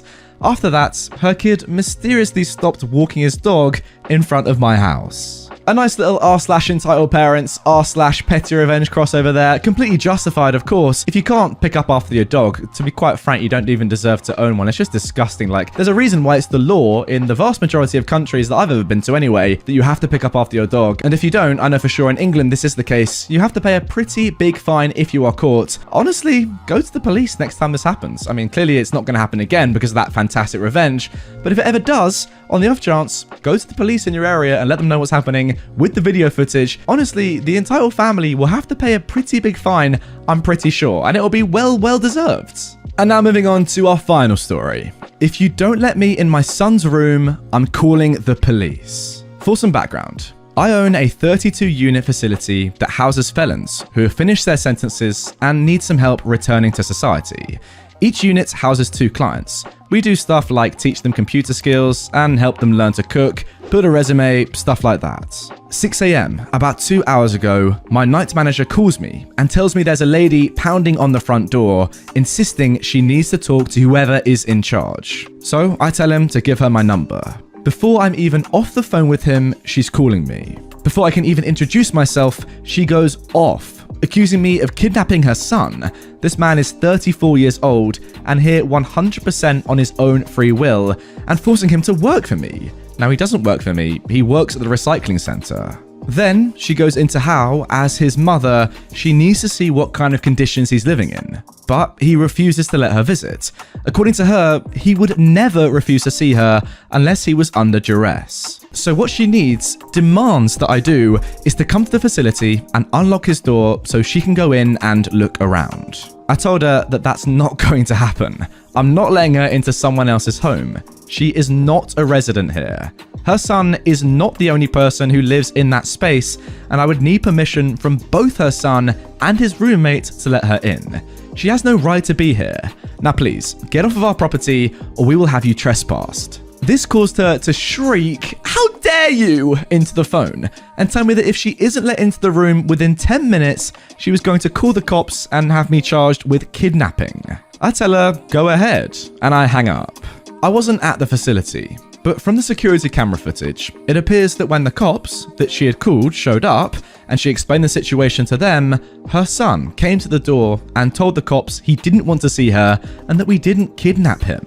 She went into a rage and attacked her son, but he didn't get hurt. He just backed up and slammed the door. The cops took her away. I don't know what's going to happen to her, but dang, seeing that dude's mum, he didn't have a great start in life. Oh my god, yeah, you're so right, OP. No wonder he's a convicted felon. If you've got a mother like that, Jesus, you're up against it, aren't you? When you're born into this world and you've got a parent like that who's meant to be looking after you and teaching you how to be and live your life and how to act, and it's someone like that, yeah, there's no wonder that he ended up doing some criminal activity. The great news is, though, that he's obviously decided that he never wants to see this woman again for quite obvious reasons and is on the way back to rebuilding his life. He's in a really good place from now with good people like OP, and I wish him the best, and I wish his mother the worst. Entitled man gets angry at my mum for not getting a suit for cheap and then tries to steal it. Hey guys. My mum used to have a job as a manager of a suit tailor, and she told me about a time when a very annoying man walked in expecting a suit for a way too low price. So, one day, my mum was on her break when she overheard someone yell, "This freaking shop, unbelievable!" She quickly ran over, and in her professional voice said, "I'm sorry sir, what's the problem?" "You're telling me that this is 200 quid? Yes. What the F? It should only be 50. Sir, here at our store, we offer the finest business suits, so this is practically a bargain. That is BS. A freaking bargain? If you're upset with our prices, then you should go somewhere else to buy it or just rent one. No, this one's the closest shop to my house, and it's still far away. I'm sorry, sir, but there's nothing we can do. I recommend you leave. I will not leave until I get a suit. Sir, leave now or we will call the police. Alright, fine. Trashy shop. My mum thought she was dealing with a mildly insane customer, but what he did next was insane. He grabbed the £200 suit and made a run for it. Now, it's a good thing that there was a doorman watching the entire situation unfold. As soon as the thief tried to sprint out, he got tripped up by the doorman and gracefully fell over. He was knocked clean out. My mum didn't want to press charges against him, so now his reputation isn't that guy who got arrested for attempted robbery. Instead, now he has to live with the shame that he was tripped by a 55-year-old man after trying to steal a suit. I don't know about you guys, but I think £200 is, yeah, it's expensive, but I think it's a pretty reasonable price for a really nice suit, you know, a top tier suit that you're only going to wear on special occasions. Not £50. I mean, £50 is a lot of money for a suit, kind of, but I mean, you wouldn't expect to get, you know, a nice designer suit for £50. That's just ludicrous. Then trying to steal it, yeah, I mean, that's criminal. I really don't understand, OP, why you didn't press charges. That's what I would have done because, you know, it's not exactly pressing charges. It's more, you know, reporting something illegal where they were trying to steal a suit from your store. Seems obvious to me, but hey, you didn't. Your choice. Now moving on to our next post. Entitled patient tried to lie to my boss about me, so I got her discharged from the hospital. I always listen to these stories on YouTube, and I never thought I would have a story to post here. But here I am. For context, I work in a hospital that specializes in elective surgeries. Therefore, a vast majority of the patients that come into my office are people willing to pay thousands of dollars out of pocket to fix physical but not life-threatening issues. My boss is considered the best in his field throughout the entire world, and it is particularly difficult to schedule an appointment with him unless it is months in advance. I received a phone call from this woman. Let's call her Entitled Jerk, and the conversation was as follows. Doctor's office, how can I help you? I need an appointment so I can schedule surgery, and I was told by the doctor through email to call to be scheduled next week. I'm confused. I'm sorry, I'm not too certain what you're referring to. The doctor's not going to be in office next week, and their next availability for consultations is not until May. What are you talking about? They told me in the email to call and schedule it, and I'm a sitting judge, so I need an appointment next week. Okay, Mom, give me one moment while I look into this. I put her on hold and walk into my supervisor's office and ask if my boss had sent word about a last-minute patient being added on that I was just unaware about. They say no, but to ask if the patient can forward the email so we can confirm that it was the boss who said that. This is a common practice in the office I work in, as there are instances where the boss talks to a patient but forgets to inform the staff. If we're overbooked for a day, my supervisor has to open a specific time frame in order to schedule any last-minute patients. I then take her off hold. I'm sorry, Mom, but are you able to forward the email to me? It doesn't seem that there's any record of you coming into our office for an earlier appointment. I just need to confirm before I schedule. For some reason, this statement activates some secret emotional bomb in the back of this woman's brain, and she immediately becomes more hostile. No, I will not. I'm a sitting judge, and you asking me this is extremely rude and unprofessional. I spoke to the doctor through email. Are you actually doubting me right now? Well, to be honest, yes. I can't believe this. I need to have surgery on this date, and you're gonna give it to me. I'm 1000% over this woman at this point. Okay, mom, I'm gonna ask my boss to send me the email when he's out of the OR. So I'm unfortunately gonna have to get back to you about your appointment dates. Thank you. And just as a word of advice, watch your tone the next time you speak to me. Okay, click. A few hours later, my boss comes back to the office and tells me they have received an email from the entitled jerk stating that I was rude and unprofessional to her, and that I was refusing services to her because I wanted to invade her privacy and she said no. Luckily, the whole time I was on the phone with this patient, my supervisor was in my office listening to the entire call on speakerphone. Otherwise, no one would have been able to confirm that I was not being unreasonable and rude to this patient. My boss goes on to explain that they never promised an earlier appointment to her in the first place, but to check with the office to be put on the wait list for an earlier date. Now, knowing that the entitled jerk is nothing but a miserable liar that throws tantrums when no one believes her, I asked my boss if it was really worth it keeping her as a patient, to which he said, well, no. While I was happy with this decision, because I don't have to deal with this woman anymore, I felt bad for any other physician that is going to have to deal with this lady in future. What I didn't know at this point was that my supervisor called patient advocacy, essentially an HR that handles awful patients, and they agreed that her behavior warranted her not to be accepted as a patient by any physician within the hospital. So now my boss, supervisor, and I have to call her tomorrow to inform the hospital's decision to discharge her. Honestly, karma is not something you should F with.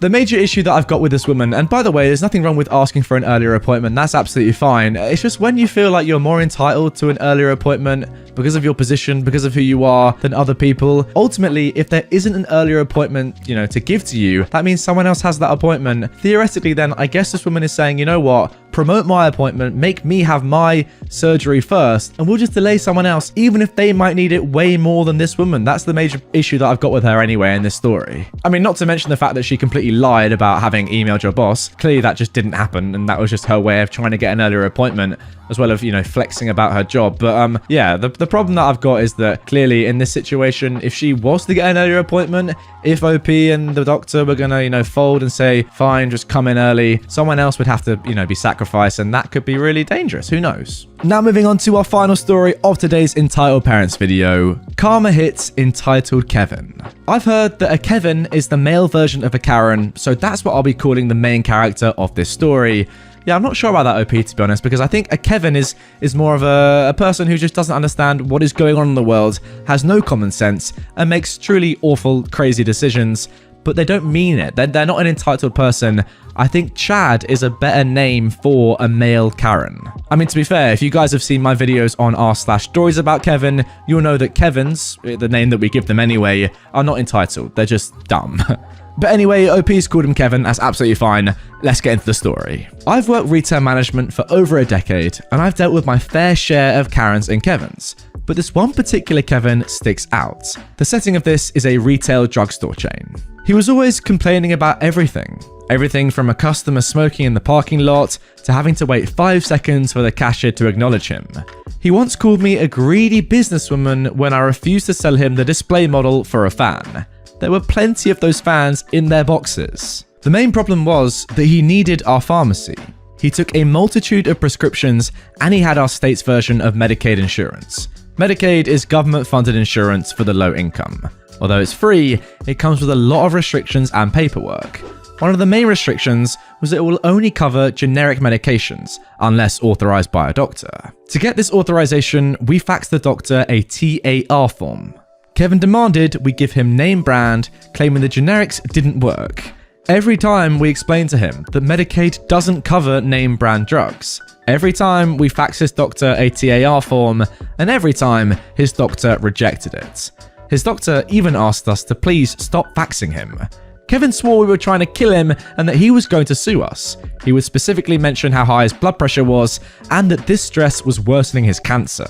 We politely told him to call his insurance and to please take his business to our competitor across the street. Our competitor asked us to please stop sending him over because he was banned from their store. Several times he did call the Medicaid offices and they confirmed that they would only cover generics. That calmed him down for a month, but then it was back to being a Kevin. After over a year of dealing with Kevin, his attitude finally cost him. To get your prescription, you can either come inside the store and get in line, or you can go through the drive-thru, similar to fast food. This particular day, Kevin was in the drive-thru getting his prescriptions. Then he started to demand bread, milk, eggs, and other groceries. We told him that the drive-thru is for prescriptions only, but he kept demanding that we get him his groceries because he's old and disabled. After 5 minutes of him refusing to leave the store, my manager comes up and asks if we get him his things, would he please leave? Kevin said yes. Then it pretty much turned into a hostage situation. Kevin made more demands. The manager had enough and just decided to call the police. I was going to say, it's very risky even giving Kevin one thing that he's not supposed to have, because surely at that point he's going to just ask for way more like he did right here. What happened next depends on who you believe. According to the police, when Kevin refused to leave, he appeared to be having a heart attack, so they dragged him out of his car. According to Kevin, the police took his keys away so he couldn't drive. Whatever happened, Kevin was in the back of a police car and his car was parked in the middle of our drive-thru. We called a towing company to please remove his car. Kevin was unable to pay the impound fee, so he lost the car and had to rely on friends and public transport to get him everywhere. The irony I see in all of this, Kevin constantly complained about his blood pressure being too high. Maybe if he wasn't such a Kevin, his blood pressure might not have been so high and he'd still have his car.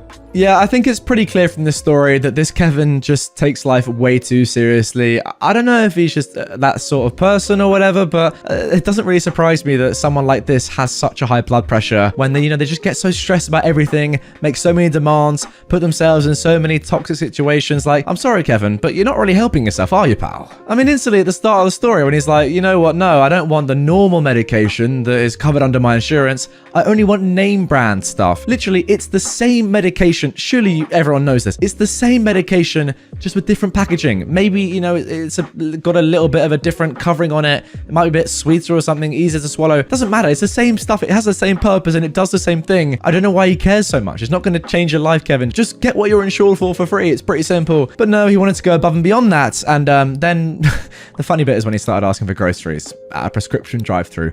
That got me, not going to lie. But hey, maybe Kevin, this is all part of his big plan to just get drive-thru food. Seems unreasonable though, doesn't it? Yeah, what a weird bloke. I got a male Karen, a Chad, arrested. I, a 20-year-old woman, run a retail store with only one other person, another 20-year-old woman, and some guy came in and cussed at her.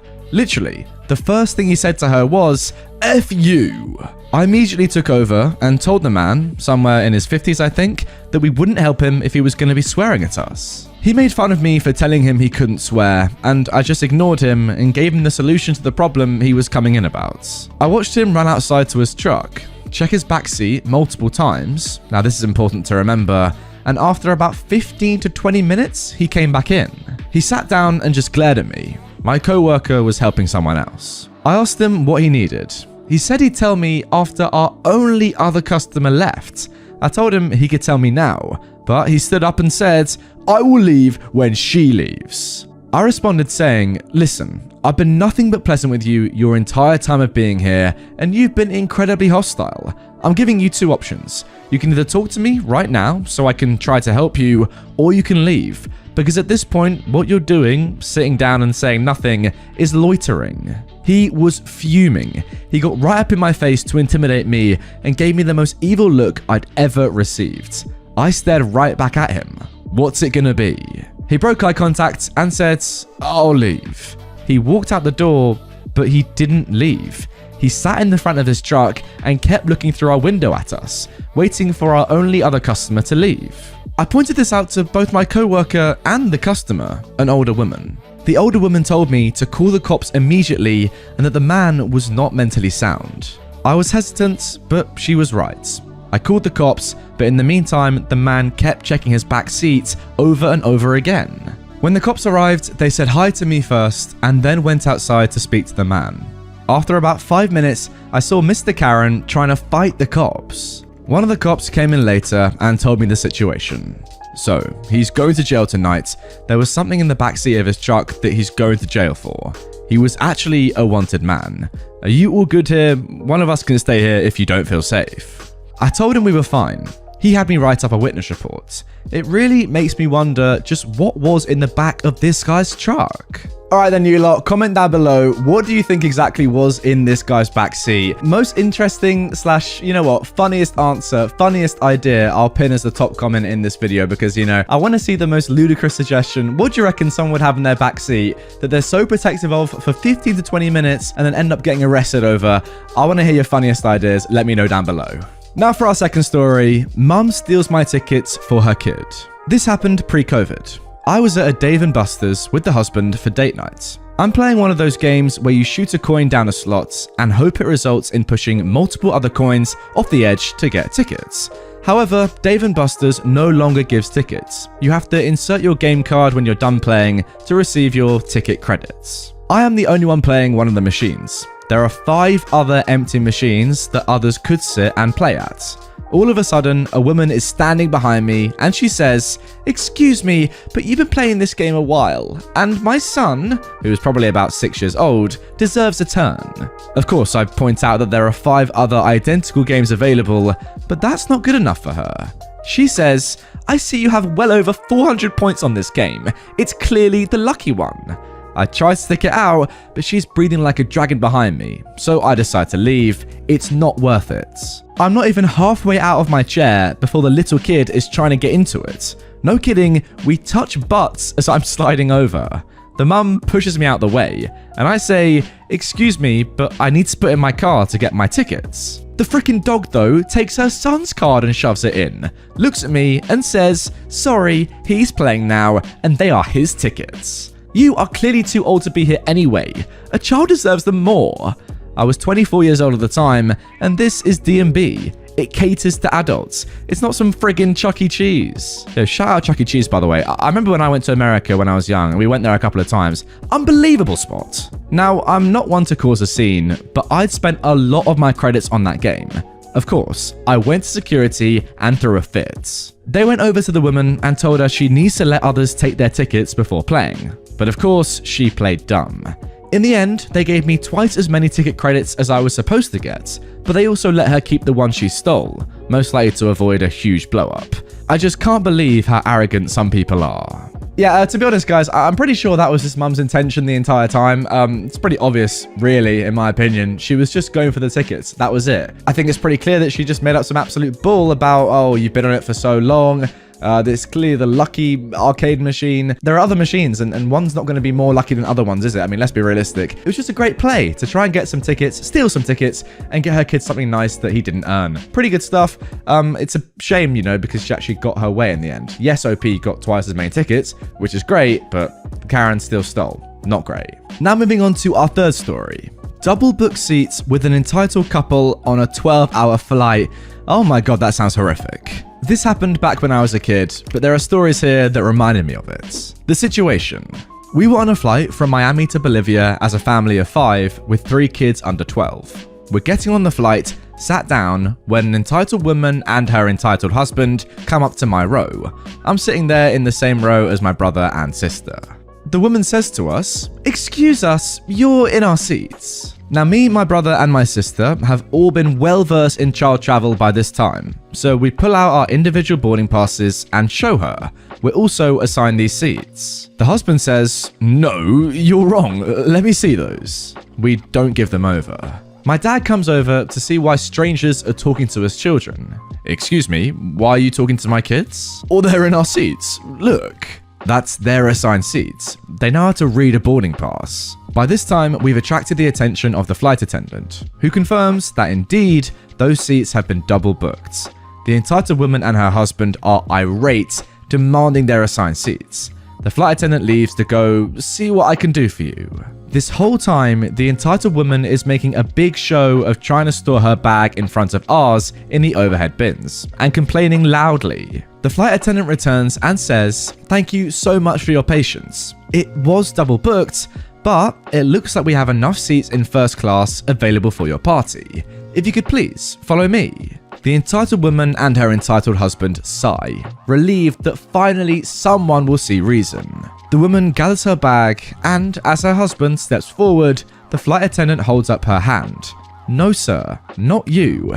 If you three, looking at me, my brother and sister, will please join us up in first class, we'll make sure you're taken care of. Oh, the lemon-sucking look on the entitled woman's face as we politely grabbed our bags and moved to the coziest laps of luxury our young selves had the fortune of lucking out on. I remember the meal making me have a headache, but the reclining seats, warm blankets, and sleep masks sure helped with all that suffering. Now, before reading the story, guys, I thought there was nothing better than a free upgrade to business class or first class on a plane when you've only paid for economy class tickets, but I was clearly wrong. What's even better is when you get the free upgrade and someone else who thinks they're going to get the free upgrade doesn't, and they're entitled, arrogant, and just overall not very nice, and you pretty much get to spit in their face as you make your way up to the front of the plane. Incredible scenes. Wow, just an amazing story, and yeah, well done to those kids for being polite, because honestly, that's probably the reason why they got the seats and not the entitled couple. The flight attendant was probably like, you know what, we have 3 seats here. Either we could give 2 to this arrogant, horrible couple that are just picking on kids and being overall rude unnecessarily when I'm just trying to do my job, or we'll give it to the 3 nice, polite kids who are just sitting there, being calm, you know, not causing a disturbance. I wonder which one I'm going to go for. Good stuff. Now moving on to our final story of today's episode. Karen and husband with no tickets demand to enter the gallery 5 minutes before closing. So I worked at an art gallery that was mostly for VIPs, but anyone could enter as long as they had tickets. It's a pretty strict gallery and we only allow online booking. We're always sold out, so it's almost impossible to buy physical tickets. For our last day, the timings were only up to 7 p.m. At 6:45, our manager told us that we cannot let people in anymore as we were already taking down some of the artwork that had been bought. We did still allow some of the people who had tickets in though. Now, mind you, before you get to the desk to scan your tickets, there would be ushers who would approach you and ask if you have tickets. In this case, the ushers were instructed to tell people that they cannot enter the gallery anymore. At around 6:50, 10 to 7, Karen and her annoying husband tried to get inside. They talked to the ushers for at least 5 minutes and were very angry to hear that they were closing. By the way, they didn't even have tickets. The ushers just couldn't handle the Karen and her husband, so they sent them to the manager. "What is this stupid system? Why aren't you letting us in?" The manager responded, "We're very sorry, but the gallery is only open to 7. We don't allow any more people in." "Then why did your website say it's up to 7? said the husband. At this point, guys, it was already around 6:54 p.m. "Yes, sir, we are only until 7. There are only 5 minutes until that, and even if I let you in, the guard just wouldn't let you in, to be honest." "Then just tell them to let us in. You hired them, so you can tell them what to do." "I'm also just staff here, sir. We were instructed that we cannot let people in anymore." "Okay, listen here. Then why did you put on your website that it was until 7? You guys are giving us false information. This is bad service. We always go to restaurants before closing and they let us in every time." "Listen here. Next time, if you're late to the movies and they don't let you in, then you'll know what we're feeling." And they both walk out. I just couldn't fathom how stupid and entitled some people can be. Like, who the heck doesn't understand what until 7 means? Anyway, the manager was really chill the whole time. Good thing Karen and her husband walked out, or else they get slammed on the floor by our guards, which would have been interesting to see.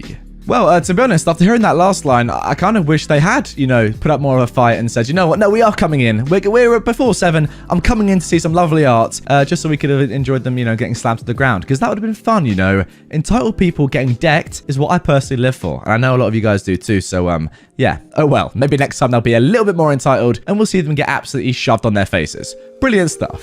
My mother ruined my graduation party. This happened a few years ago, but I was browsing Reddit and thinking about my mum, so I thought I would post it. This story is about me, an 18-year-old female at the time, my dad, and my mum.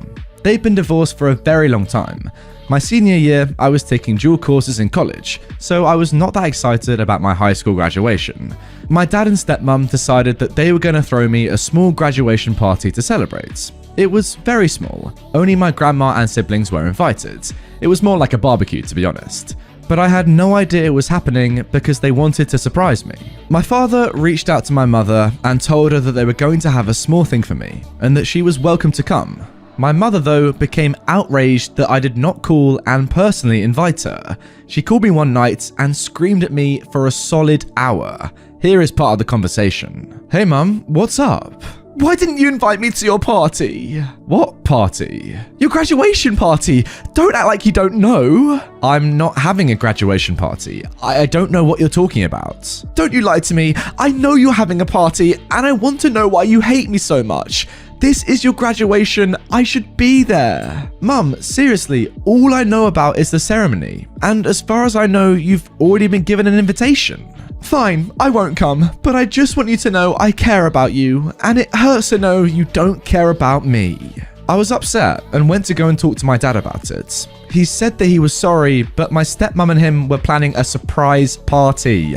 He invited her to be nice, but didn't think she would react like that. So it wasn't a surprise anymore, but I was happy for the thought. A few days later was the graduation ceremony. After the ceremony, I met up with everyone up front for pictures in my cap and gown. My mum had purposefully dragged mascara down her cheek to make it look like she'd been sobbing. I knew it was on purpose because not only did she have a waterproof mascara, but her makeup was perfect despite the little bit running down her face. We took pictures and she refused to smile in any of them. She made sure that every picture she was in, she frowned as hard as she could and scrunched up her face. She looked like a toddler having a tantrum. She decided to not even go to the party afterwards. She did, however, call me every 20 minutes to express how left out of my life she felt. It was not a large party. It was fun, and I have many smiling pictures of my dad and me. I mean, goodness me, if you're gonna call OP every 20 minutes, you might as well have gone to the party. You're pretty much there already, woman. What the heck? I mean, seriously though, it's so embarrassing ruining someone else's, your own daughter's graduation, just because you're a little bit unhappy at the situation. I mean, first of all, there's that. Frowning in pictures, dragging your mascara down your face, acting sad when you're not really, you're just trying to ruin someone's day. And secondly, then ruining the surprise when you know it's a surprise because OP's dad would almost definitely have told you it's a surprise. Why are you going out of your way to just ruin your own child's day on a pretty important day for them? Graduation's a big thing. Come on, what are you doing? Seriously, woman. Now moving on to our next post. No, Karen, I won't let you take my steak. So last year was my mum's 60th birthday. With lockdown, we couldn't do a big party, but instead I did a social distance meal for her, my dad and me. She wanted a steak dinner with all the trimmings. I went down to the supermarket a few days beforehand. Said supermarket has these specially cut steaks in vacuum packs and a deal of 3 for £10. I was choosing steaks and noticed a woman close by doing the same and picking up several. I took my 3, put them in my trolley and moved on. I went along, got the remainder of my list, then thought of getting wine. I moved away from my trolley whilst choosing. When I turned back, that customer from before was leaning over my trolley. Hi, this is my trolley, you know? Oh, I know, I'm just taking one of your steaks. What? I chose those. You were there too. I saw you pick some up. Right, but I got 14 and I need one more. I have 3. You're not taking one of mine? I deliberately pulled my trolley away from her at this point. You have to! I need it for the multi-deal. And I need it to feed 3 people. No. She's red in the face by now. I'll go and get the manager then. Go ahead. She runs off and I finish choosing my wine. 5 minutes later, I'm waiting to get checked out when the lady comes over with the manager. She stood back with this smug look I could see through her mask while the manager came over. Mom, this lady says you stole one of her steaks. Is that true? No. I picked up 3 at the freezer and later on I found her leaning over my trolley and she said she'd take one. She said she needs it for the multi-deal. The manager sighed. I knew it. She does this. I'm sorry to trouble you. Enjoy your day. You too. Good luck with her. The manager sighed again and walked away. As I checked out, I saw him guiding her away from the till points. A few minutes later, I heard a security to the meat aisle announcement as I was leaving. The steaks were lovely, but not worth stealing from someone else's trolley. My god, 15 steaks? Who are you feeding? An entire village? Seriously, why get 15 for the multi-deal? Why not just settle on, 12? Let other people have a couple steaks as well? This guy is just getting 3. I mean, seriously, you're stealing from his trolley when he has 3 and you have 14? Wow. Wow, any of you ever bought over 14 steaks? I mean, even if you're like doing a barbecue, for a lot of people, you wouldn't need that many steaks. You get burgers, sausages, other stuff as well, surely. Not 14 steaks. 15 steaks you wanted? Jesus. Wow. Now moving on to our final story of today's episode. Karen insults my wedding ring to my face. First of all, some backstory. When I first met the man who became my husband, we were not well off. He moved across the country to come and live with me and had not a penny to his name. He proposed to me without a ring, which I was perfectly okay with. It was incredibly romantic. He actually popped the question spontaneously, and it's still one of the happiest days of my life. He promised me when he was better off financially, he would buy any ring that I wanted. A while after our engagement, the day came where he surprised me by taking me to a jewelry store. He had saved a $5,000 budget, plus a little wiggle room for some credit if needed. He told me to go nuts. It was so fun and romantic. I tried on dozens of rings. Diamonds, platinum bands, lesser gemstones, etc. Then I saw a set of steel, titanium rings. They were originally designed for the grooms, not for the brides, but I'd never been a big diamond fan, and I preferred simple flat rings to mounted stones. I ended up falling in love with a super simple black titanium ring with angled grooves. It was gorgeous. It was exactly what I wanted. And best of all, they were cheap, less than $200. My husband liked them too, so much that we got him a matching band. We decided to use them as both the engagement ring and the actual wedding ring. We had to special order them, as the jewelry store didn't stock our sizes on hand. I got a surprise when they arrived to find that my husband had requested engraving on the inside of mine. It said, "My precious." I'm a huge Lord of the Rings fan. I love that ring to death. I wear it to this day, and it still makes me smile. So then, the story. This took place 7 years after I got married. I worked at a chain sandwich shop where we assembled the sandwiches in front of the customer. My store was next to a yoga studio, CrossFit training, and plastic surgeon's office, so we got our fair share of Karens and holier-than-thou rich people. It wasn't uncommon for somebody to drive up in a $100,000 sports car, toting a Prada bag and sunglasses that cost more than my rent. They almost always came in to order the most picky, complicated subs, then complain about the price. We were quite used to those kind of people. But this lady took the cake. Enter the entitled Karen and her bratty teenage daughter. They looked the part to a T. They proceeded to order the usual complicated, picky subs, asking tons of questions about the nutritional info of every item. To assemble the food, we wear clear plastic food service gloves. Because my ring is flush to my hand and won't rip the gloves, I had approval from the manager to wear it at work. While assembling this woman's sandwich, her teenage daughter notices my ring. "Oh, that's cute. Is that a promise ring?" "No, that's actually my wedding ring." Karen then scoffs loudly. "Are you serious?" "Yes, it's both my engagement and wedding ring. It has been for several years." Karen looked me dead in the eyes and said, "You have a cheap husband." I balked at her comments, but tried to remain professional. "That may be your opinion, Mom, but I happen to like this ring. I picked it out myself. Honestly, managing to stay professional in that situation is something I could not do when being insulted like that. That is crazy, and to be completely honest, if that was me in that situation, screw my job, I'm going all out on this woman saying, 'How dare you say something like that to me about my ring?' Karen replied, 'Anyway, then you have a terrible taste in jewelry.' She then turned to her daughter.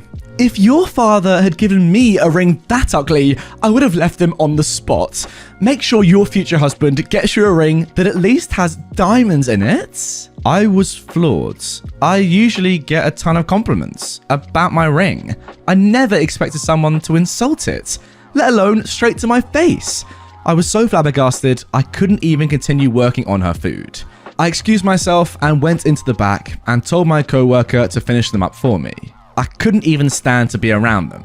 When I told my manager the whole story, he almost didn't believe me. We had to watch the security footage to prove it had actually happened.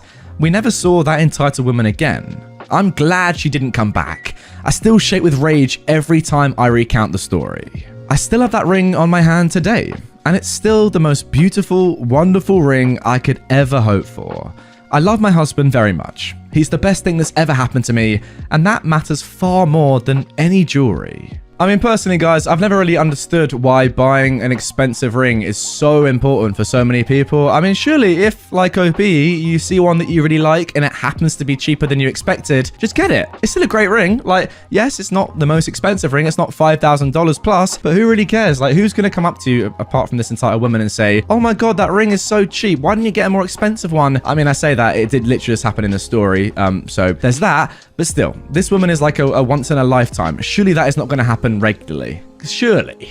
I mean, ultimately, if you're happy with the ring, as you say at the end there, it really doesn't matter what other people think about it. It's just like baffling that people care so much, isn't it? To like say, oh my God, how does your husband not buy you a more expensive and nicer ring than that with diamonds in it? Who gives a shit? All right, we'll probably have to bleep that, but that's my general thoughts. Entitled mother demands my prize money. Where I worked, we would have a holiday party where we could play games to win money. The way it worked was that everyone would win at least $5. Well, one of the games was a speed round question type thing. Think Family Feud style. One of my co-workers, who was playing against me, loudly commented that she would freak me out and win. It's easy, I'm no competition, etc. She was so focused on making faces at me and trying to act tough, she completely missed the question. I answered correctly and she was out of the game. She loudly complained it wasn't fair and sat sulking. I won the top prize and she came up to me demanding I give her the money because she's a single mother and needed that money for Christmas gifts for her children.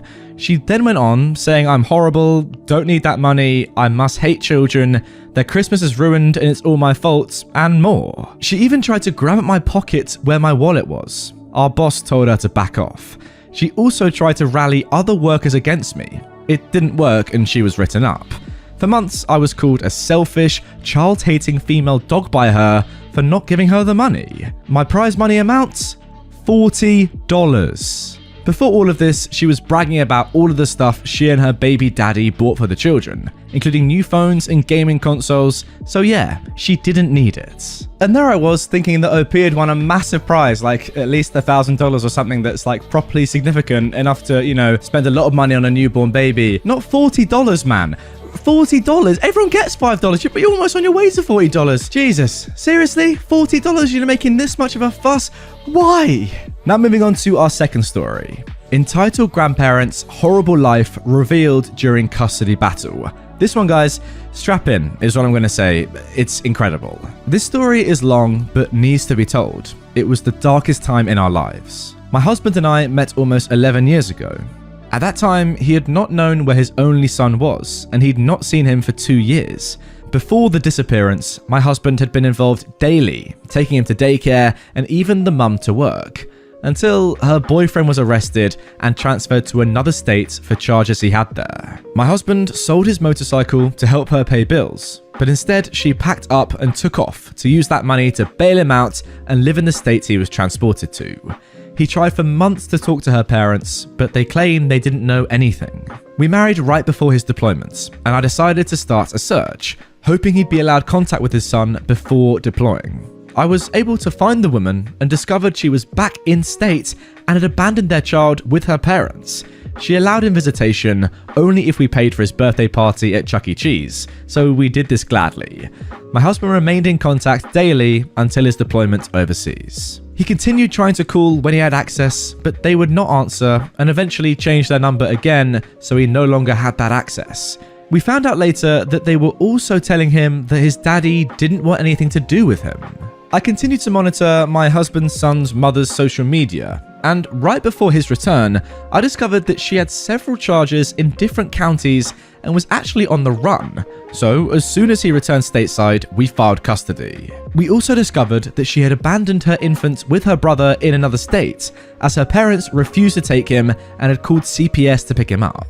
They only wanted the child she had with my husband because he was paying support. Throughout this process, I'd been angry at my husband because he never fought for his rights. But what I learned, and what most men feel, is that he believed he had no rights and did whatever they wanted.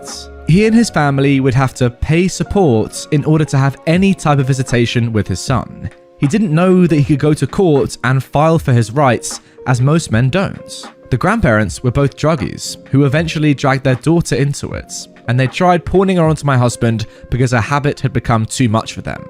When my husband discovered their lifestyle, he left, and she showed up a few months later pregnant. At the time of filing for custody, they awarded the grandparents temp custody during transition, because the mother was a wanted fugitive and couldn't be involved. Our state doesn't even allow grandparents' rights, but judges here will give over custody to grandparents before they will a dad, because they want the government funding they get from collecting child support from dads. We went through a year and 3 months battling a judge that hates men, and straight up told my husband his military career made him look unstable, so she'd never turn over custody to him. So in response, he just gave up his military career. In this year and 3 months, these people would break every court order put in place and have zero responsibility for them. They wouldn't use a car seat, they were doing drug deals around him, he stayed sick due to the cigarette smoke in the house, they refused legal visitation time, and took off out of state to hide him. They wouldn't take him to school, they allowed the mother to be in the home, even though there was a no contact order in place for her. Being determined and maybe a little psycho when it comes to my kids, I'd managed to find things our attorney could not. We discovered he didn't have a bed there because they had too many people living in the home. We also found he had an STD at one point, which caused CPS involvement.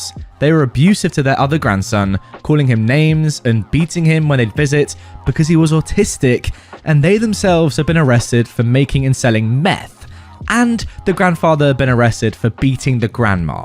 The drug charge was not publicly known, I'm guessing because they ratted.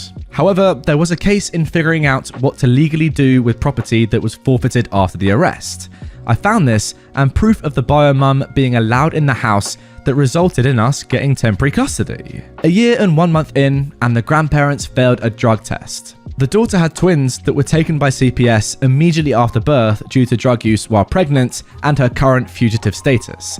Still, the judge refused to give over custody to a willing and able father. Our attorney, also prior military, put pressure on the judge, and we had sent a complaint to the state Supreme Court, along with every single state official detailing how this judge was doing everything against the laws in our state. Eventually, the judge couldn't take the pressure and gave us custody. It came out that she was hoping the bio mum would get her legal stuff in order and she could give over custody to her instead. In August of 2013, we brought our baby home permanently. However, we were forced to give the grandparents visitation that lasted until March of 2014. They continued smoking around him, making him so sick he wound up on multiple medications. They took him to do drug deals, which he told his counselor about, and also told him he wasn't my husband's son and they were going to get custody back, resulting in lots of nightmares. They'd also been telling him my husband never loved him or had anything to do with him, which took weeks in counseling and pictures proving otherwise. They put this boy through hell. His teeth were rotted out of his head, and at 4 and 5, he spent his life in front of 2 TVs with just cartoons and video games. He only ate fast food and pop and was too weak to pedal a bicycle. He watched his mother get beat and a knife to her throat, and then she'd disappear for hours to go and do drugs, leaving him at 3 years old to care for an infant. They mentally abused him and used him for child support. The last time he came home reeking of cigarettes so bad, it threw my older daughter into an asthma attack, and that ended their visits. The things they told him and did have trickled out through the years. He remembered one of the times we were refused visitation was because his mother had taken him and hid in a hotel. He watched her steal things from stores, and she was arrested 4 times at their house through all of this. Yes, I called and reported it every time. These horrible people have not been part of his life since then. His bio mum has done a stint in prison and is once again running from new charges and her probation. He'll be 14 years old this year, and he's very needy with me because I make him feel loved and safe. This child is one of the biggest blessings I've ever had. He's so thoughtful and kind and tries to take care of me. His father is scared to let him go anywhere away from us because of the trauma that not knowing where he was caused, and then hearing what all he went through in that time. I've never met more horrible people in my life, nor have I ever imagined how resilient he would be after going through all this. He's so very smart, special, and a gift I thank God for daily. We both agree that even with my husband's deployment, which was a pretty bad one, this was far worse than anything else. We've spent years now fighting for fathers' rights across the country and been a part of some law changes in our state.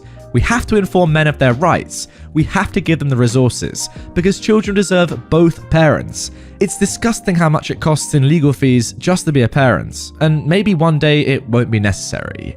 We've got people working on the government level to change these laws that created this inequality. My husband is an amazing father. Not only did he raise his 3 children from a previous marriage, but we've done youth and college-age ministry together, giving kids a family where they didn't have one before. We've provided a home, food, insurance, gas money, and phones. He will never stop caring and loving those that were abandoned. There are so many men out there that are amazing fathers, but don't get the chance to be. They take their lives daily. They have everything taken from them and are financially ruined when all they want is to love their kids.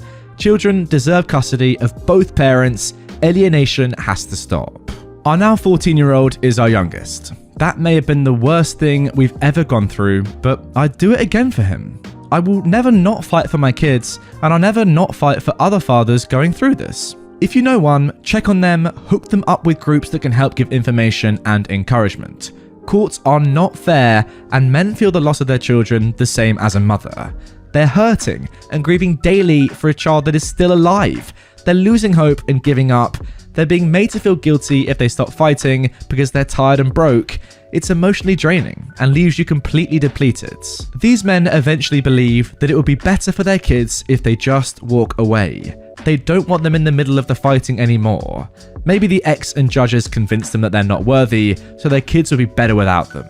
A very interesting theme there. I'll be honest, guys, I really don't have much knowledge or experience in terms of, custody, divorce, that sort of stuff. Unfortunately, my parents are still together and, I don't really know much about all that stuff. I'll be honest. So you guys probably can enlighten me in the comments down below. But I do know that, OP is definitely right. I mean, all the specifics in law are interesting there. And the fact that judges are still, well, some judges anyway, are still massively favoring towards women than men in terms of custody is definitely true. But yeah, I wonder why there is this stigma or this general feeling that men are less responsible than women when it comes to parenting. Maybe that's true as well. Maybe that is just a fact, but it is definitely unfair on men like, OP's husband in this story, who clearly is a great man, would do anything to, see their child and look after their son, but is not being allowed to.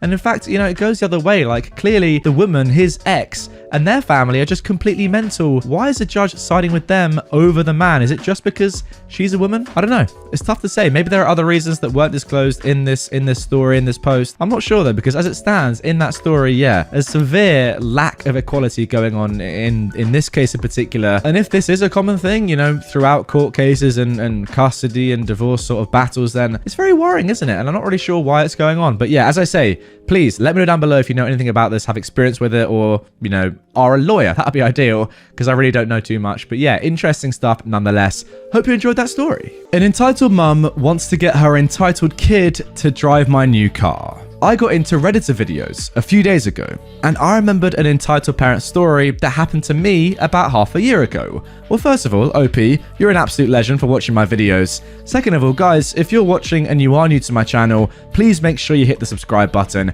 It's totally free and it makes me feel incredible, so thank you. Anyway, sorry for that. Let's get into this story. So, for some context, I bought myself a Mini Cooper SE. The first fully electric vehicle by Mini a few weeks before this story happens. Where I live, in Germany, electric cars need to have a so-called AVAS, which is Acoustic Vehicle Alerting System, turned on when driving below 30 kilometers per hour. The AVAS makes a sound to warn walkers and bikers on the street because electric vehicles normally don't make much noise. The one on the Mini Cooper SE kind of sounds like a spaceship. Now, this will be important for later. Can I just say, I actually had no idea that this was the case. I didn't know that electric cars were required to make a noise when they're going at a certain speed, below a certain speed threshold. That makes a lot of sense to me, because I've always wondered, cars that are silent, surely they're gonna, cause some crashes. That is genius. Now, onto the story. About half a year ago, we celebrated my grandma's 60th birthday, and I took my new Mini to get to the celebration.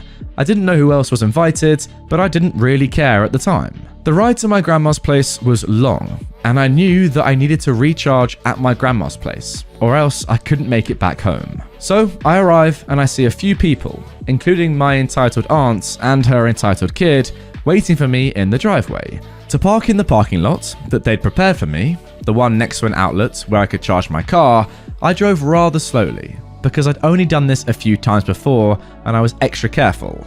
Therefore, the AVAS system was turned on. I get out, plug my car into the outlet, and we go inside to celebrate. After about 2 hours, I wanted to go and check if my car was alright. Remember guys, it was rather new at this time, so this was completely normal, and to get some fresh air as well. I go out and see the entitled aunt and her kid looking at my car. The following conversation went kinda like this. "Mummy, this car sounded like a spaceship." "I know, sweetie. I don't know why it does that though." Guys, can I help you with something?" "Is this your car?" "Yes." "My child wants to drive it." What? I can drive it for a bit and take him with me if that's what you'd like?" No, he wants to drive it. It doesn't look as complicated as a normal car, so I'm sure he can drive it. For some context, the Cooper SE has only 2 pedals and no gear lever because it's electric. Also, when talking about my car earlier, I said that it feels like you're driving a go-kart. I can assure you that he doesn't want to drive it. It's way more complicated than it looks. But it sounded like a spaceship, so it can't be more than a little toy. "I want to drive that spaceship now!" "Sorry, but I can't allow that." "Why not? You're just being selfish. Sure, you can drive for a minute or two in the driveway just here." "No, he's just a kid." "Well, I bet you don't even own that car. It sure is stolen or someone else owns it." No, I've literally got the keys." I pull out the keys and open the car. Big mistake. "Look, sweetie, and now you can get in." She picks up her son and puts him on the driver's seat. I'm very annoyed and angry at this point. "Excuse me, what do you think you're doing? You've been very rude to me and my little angel, so he deserves to drive your car." Now the kid obviously couldn't start up the car because it was still plugged in, but he was messing around with the electronics inside and he tried to actually start the engine multiple times. There's a yellow obvious start switch below the GPS system. "Would you please take your kid out of my car?" "No, he deserves it." That's where I'd had enough. I pushed the entitled mum aside and opened the driver's seat door. I take the entitled kid out of my car myself and put him on the floor on his feet. What does the entitled butthole do? He lets himself fall on purpose and then starts crying that I broke his arm while taking him out of the car. Of course, the mum then starts screaming and shouting about how close her son was to death. I really didn't use much force or anything. The other family members hear the entitled kids crying. Meanwhile, I unplug my car, get into it, and drive away. So OP's just off. He's out of here. That's actually quite a sensible solution, to be fair. If you stuck around and the kid was crying and it was 2 people blaming you, you could have been in a lot of trouble. So I think that was actually a very good idea. On my way back home, I had to recharge once. And that's where I called the others back and tell them what actually happened. They tell me that my entitled aunt tried to call an ambulance and actually was kicked out of the celebration. Oh, and also, just in case any of you are wondering if this story was fake or not, OP's actually said, "If you tell me this is a fake story, I'll tell you that you're wrong." Thanks for reading. Well, that clears that one up then. Oh, and also, just in case any of you are wondering if this story might be fake, OP actually says at the bottom of this story, "If you tell me this is fake, I'll tell you that you're wrong. Thanks for reading." Well, I guess that clears it up then. He also says in the comments down below that the kid would have been about 6 or 7 years old, which honestly just makes the story even more mad because what are you doing, woman? I don't understand. Has this lady never been in a car before? I mean, what does this lady not understand though, really? Driving a car, by the way, is quite hard, especially if you've never done it before. Even for me, right? I passed my test a couple years ago and I'm still terrible at driving. In fact, I literally haven't driven since I passed my test. But yeah, it's tough to do, especially in a manual car. Like, even if it's an electric automatic car, it's still hard. You got to be aware. You got to have common sense. You got to be, well, the legal age, 17, 18, whatever it is in Germany. I don't know, but not 6 or 7. That's for sure. And even on private property, even in a parking lot, you're going to have to making turns and that sort of stuff and being able to look over the steering wheel and see where you're going. It's an obvious no. Why? And now moving on to our second story. A wild Karen got arrested with a felony. For some background, I'm a 35-year-old father of 2 boys. I have PTSD due to time overseas and have the physical scars to match the mental ones. I have an incredible wife that knows me and knows what situations I should avoid. My children are amazing, but this story revolves around my youngest son and my service dog. James, my youngest son, has autism, and we share a special bond because some things that set him off also put my teeth on edge. Spike is my English bulldog. He's my service dog. He's well-trained, lazy, judgmental, and overall uninterested in anything he can't eat. He's also very in tune to James and my emotions, and will provide a distraction when we get overwhelmed. Basically, he's like, "Oh, you're stressed? Here, scratch my butt. You'll feel better and I'll get attention. It's a win-win." So, now for the story. My family recently moved to Texas. Because we now live very close to an amusement park, we got memberships. Shout out to the park for being amazing when it comes to special needs. This particular park in Arlington, Texas has a special program for autistic people. They have rooms set aside to chill at if you're overstimulated, so you can relax, go back out, get overstimulated again, and around you go. That is amazing. With James, we also don't have to wait in lines. This is a huge thing, and the cause of this story. The park has a pass that lets you skip most of the lines, and they charge an arm and a leg for this. However, with that pass, you still end up in a line of the hundreds of people that also have that pass. But James gets no lines at all. We get a special pass, and we go in through the exits. The worker signs the pass, and we go on the ride. James has a favourite ride, the log ride. There have been days that we'd ride the log ride over and over, then eat. We also have the food pass, which we pay for, then go back to the log ride. On this day, Tom, my eldest, and James wanted to go on the log ride. So we made our way to the exit and left my wife and Spike in the shade, because someone's got to stay with him, and bulldogs and rides obviously don't mix. As we were going into the exit, a woman started screaming at us. I've absolutely no hearing on my right side. Thanks, high pressure wave. So I didn't consider it worth turning my head to listen to. Now, because we ride this ride almost exclusively, the workers on this ride know us by name and sight. James even talks to them, which is rare. We go in, show the pass, sit and ride. This time though, Tabitha, I'll call her Tabitha because Karen is overused, good point. The woman that was screaming at us as we were walking in through the exit made her way to where the speedy pass ends at the ride, where a red shirt will check her pass and let her go on her way. But she didn't even want to ride. She just wanted to yell about us going in through the exit and how we are abusing the system. Now, anyone that looks at James can see he's all in a world on his own, and wouldn't be surprised if he's literally reading the future or talking to aliens. He's awesome. The red shirt tries to calm her down. Tom is getting upset because he's a normal 9-year-old and adults yelling is uncool. James is making his excited sounds and waiting for the log to stop so he can get in. We get in, and as we float away, we still hear Tabitha screaming. The ride ends and we exit. We figured we'd never see Tabitha again, but obviously, as I'm posting this, it didn't really go that way. Tabitha appeared like a dark brother after making the sacrifice, Elder Scrolls reference, hooting and screaming. She was screaming that just because James is an R word doesn't mean we get extra rights. The screaming causes James to let out his super screech. Now, anyone that knows autism knows that autistic kids have superpowers.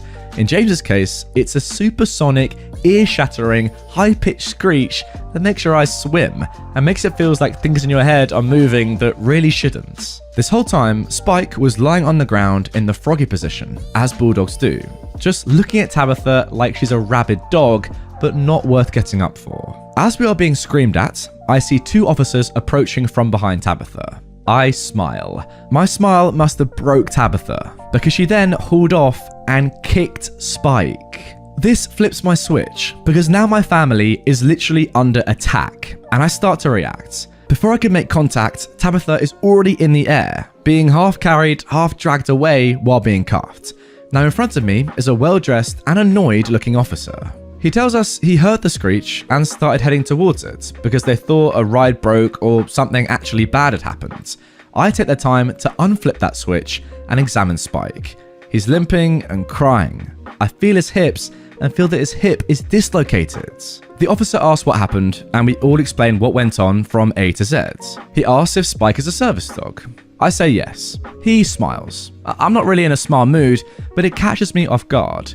He explains that in Texas, to intentionally injure a service dog is actually a felony. By this time, park security arrived and issued a trespass order to Tabitha. The officers ask if I want to press charges. I look at Spike and I look back. Yes, I say. Tabitha and her tiny mouse-like husband start to freak out as Tabitha is loaded onto a golf cart. We hop on a cart too and leave to go to the vet. The vet fixed Spike and all is well. We went back the next day with Spike in a stroller. No one batted an eyelid, and everyone loves the bulldog in a stroller. I let people pet him, he's a hoot, and the park is an amazing place. I've been contacted by the investigating officer and have given depositions. I may have to testify, but I look forward to sitting on the bench with Spike on my lap.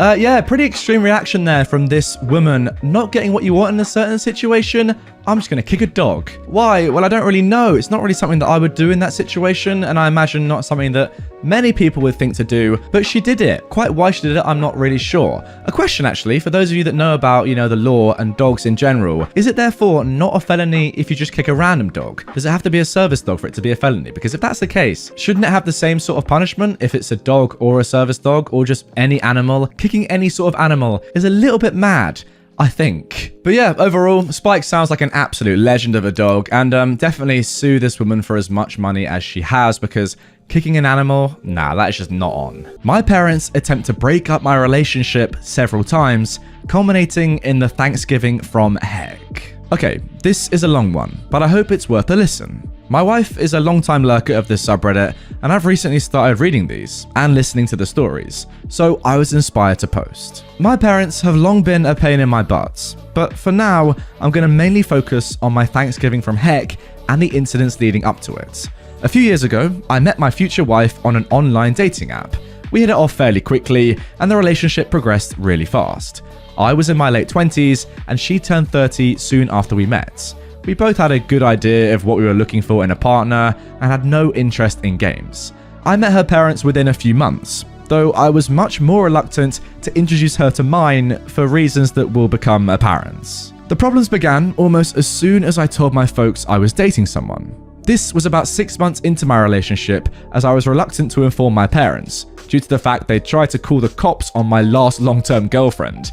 I might share that story later, please do. Myself, my brother, and my parents were having dinner at a local Mexican restaurant, and making small talk. They started asking me questions about my girlfriend, mostly the usual innocent questions, but at some point I let slip that she was Jewish. Boy, was that a mistake. My parents are hyper-conservative Christians.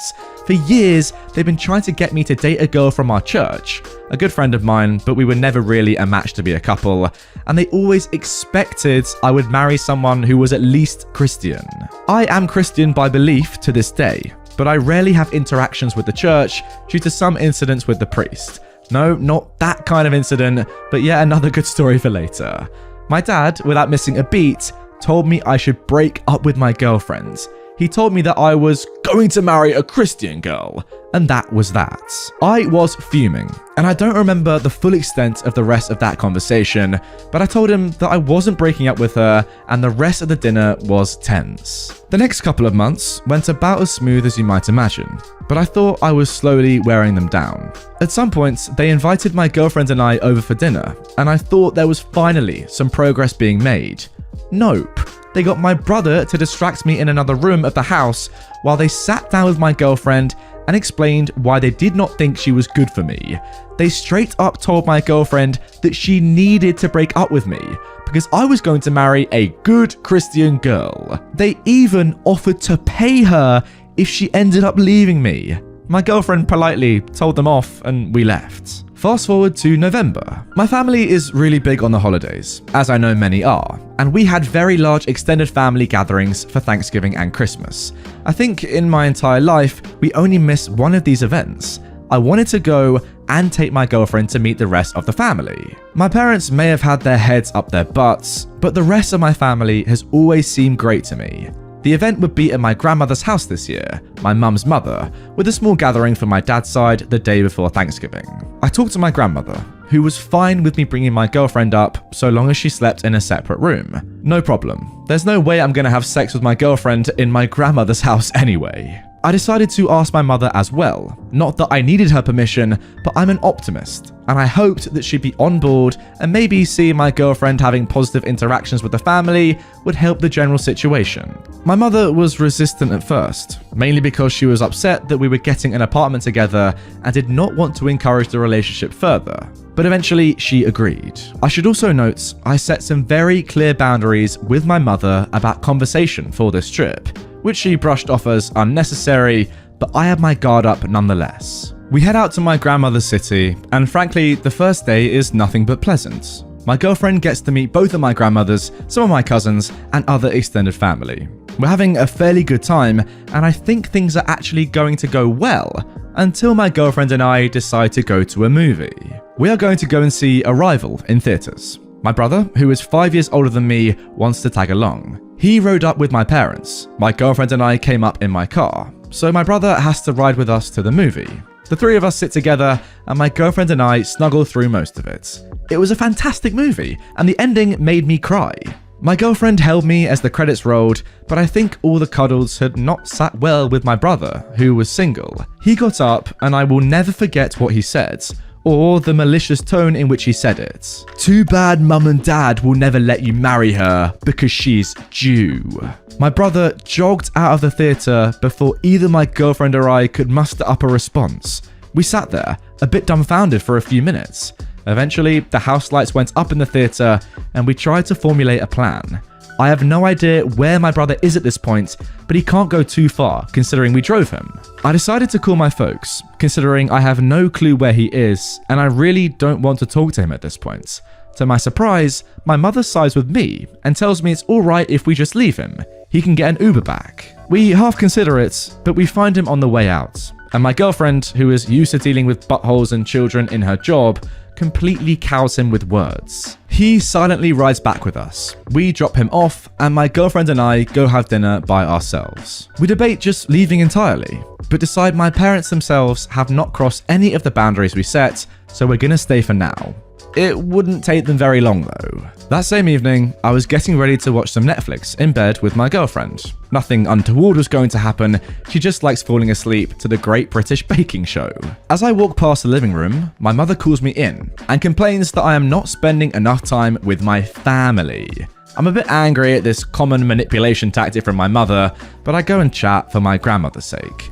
My mum tries to tell me that my grandmother is upset with me, that my girlfriend and I are planning on moving in together before we're even married. I decide that my grandmother does not need my mother being a mouthpiece for her, so I sit on the couch in between the two of them and face my grandmother. My grandmother and I chat. She's a bit worried about me moving in with the woman while unwed, but we calmly discuss the situation. She doesn't back down on her objection, but eventually concedes that it's my life. She likes my girlfriend, and she's happy for us, regardless. This entire time, my mother has been constantly trying to butt in on the conversation, but I am physically putting myself between her and my grandmother, which is just annoying her even more. Eventually, my father sees what's going on, and also butts in.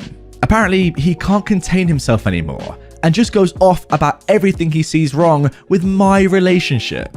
I can't remember his exact gripes, I likely tuned them out, but I did call him a coward for talking rubbish behind my girlfriend's back. She was in her room, still waiting on me. This really angered him, and he stormed out to fetch my girlfriend. He came back with her in tow and proceeded to tear into her in front of me, my mum, and my grandmother, who was mortified that this was happening in her house. He said, "My son will be Christian. His wife will be Christian. His children will be baptized in our church." He was almost screaming at her. He also basically accused her of trying to steal my inheritance by getting knocked up by me, and added some very inappropriate commentary about how he knew my girlfriend was getting older and her biological clock was ticking down. Through the whole tirade, my wife stood there quietly. Like I said, she's used to dealing with buttholes, and she's tough as nails. Letting him finish up and run out of energy, my girlfriend turned to my grandmother and thanked her for her hospitality, before turning back to my father and asking him, "Why did you even invite us here if you were going to act like this?" My dad yelled again, "We did not invite you here. We never would have invited you here." At this point, I gleefully pulled out my phone and showed him the conversation I had had with my mother, where she literally agreed for my girlfriend to be here. My dad couldn't find the words, but just glared at his wife. At this point, I told them that my girlfriend and I were leaving. It was near 11 o'clock, but we packed up my car and left for our hometown. My dad got in one more word before we left, saying, "You two better have broken up by the time you get home. Have a long, hard think about your future." To which I just laughed as we got in the car. My girlfriend and I drove home on pure adrenaline. We alternated between angry, humiliation, and frustration at the absurdity of the whole thing. This story does have something of a happy ending though. In the days that followed, we got a lot of calls and messages of support from my relatives, who I hadn't told about the incident. It turns out my brother had made some vague social media post about how sad he was for me, and asking everyone to pray for my brother. Apparently, many of my relatives took this to mean I'd been hurt, and were all calling my mother and father. When my parents were forced to explain the situation, all of my relatives sided with my girlfriend and I. In the months that followed, this incident caused my grandmother to think back on how she acted with her own daughters. It turns out that my mother had been the only marriage, out of 3 daughters, my grandmother had actually approved of. This incident made my grandmother realise that she'd acted poorly with her other daughters, and she came to them to finally mend those old wounds. I had no idea. It always seemed like my grandmother and her daughters had a great relationship, but these were old wounds that had just scabbed, rather than really healed. Overall, my family got closer because of this incident. In addition, my father has had a dramatic change over the course of the intervening years, where once it seemed like we were not going to invite my parents to our wedding, my dad ended up actually being the happiest person there, when my girlfriend, now wife, and I tied the knots. This has been helped by the fact that he discovered some underlying mental health issues after that Thanksgiving, and the meds he is using are truly helping him. He started acting like the father I loved when I was a kid.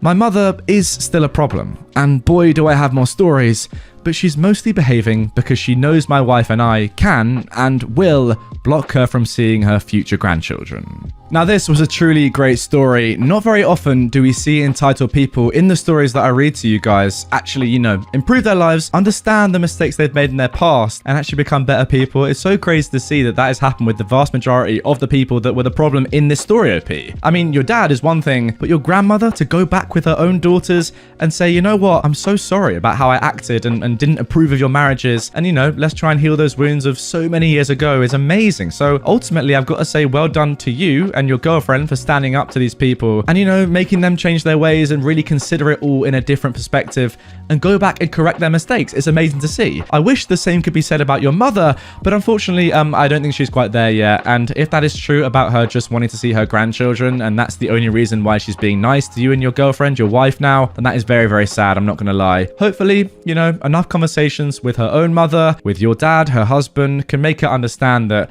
there's no reason to be like that. Just accept that your son is very happy. Mum books the ice rink for the wrong day and expects us to share. For some background, I am an adult figure skater, and I practice in a big group of other adults. There are skaters going from beginners up to former elite skaters.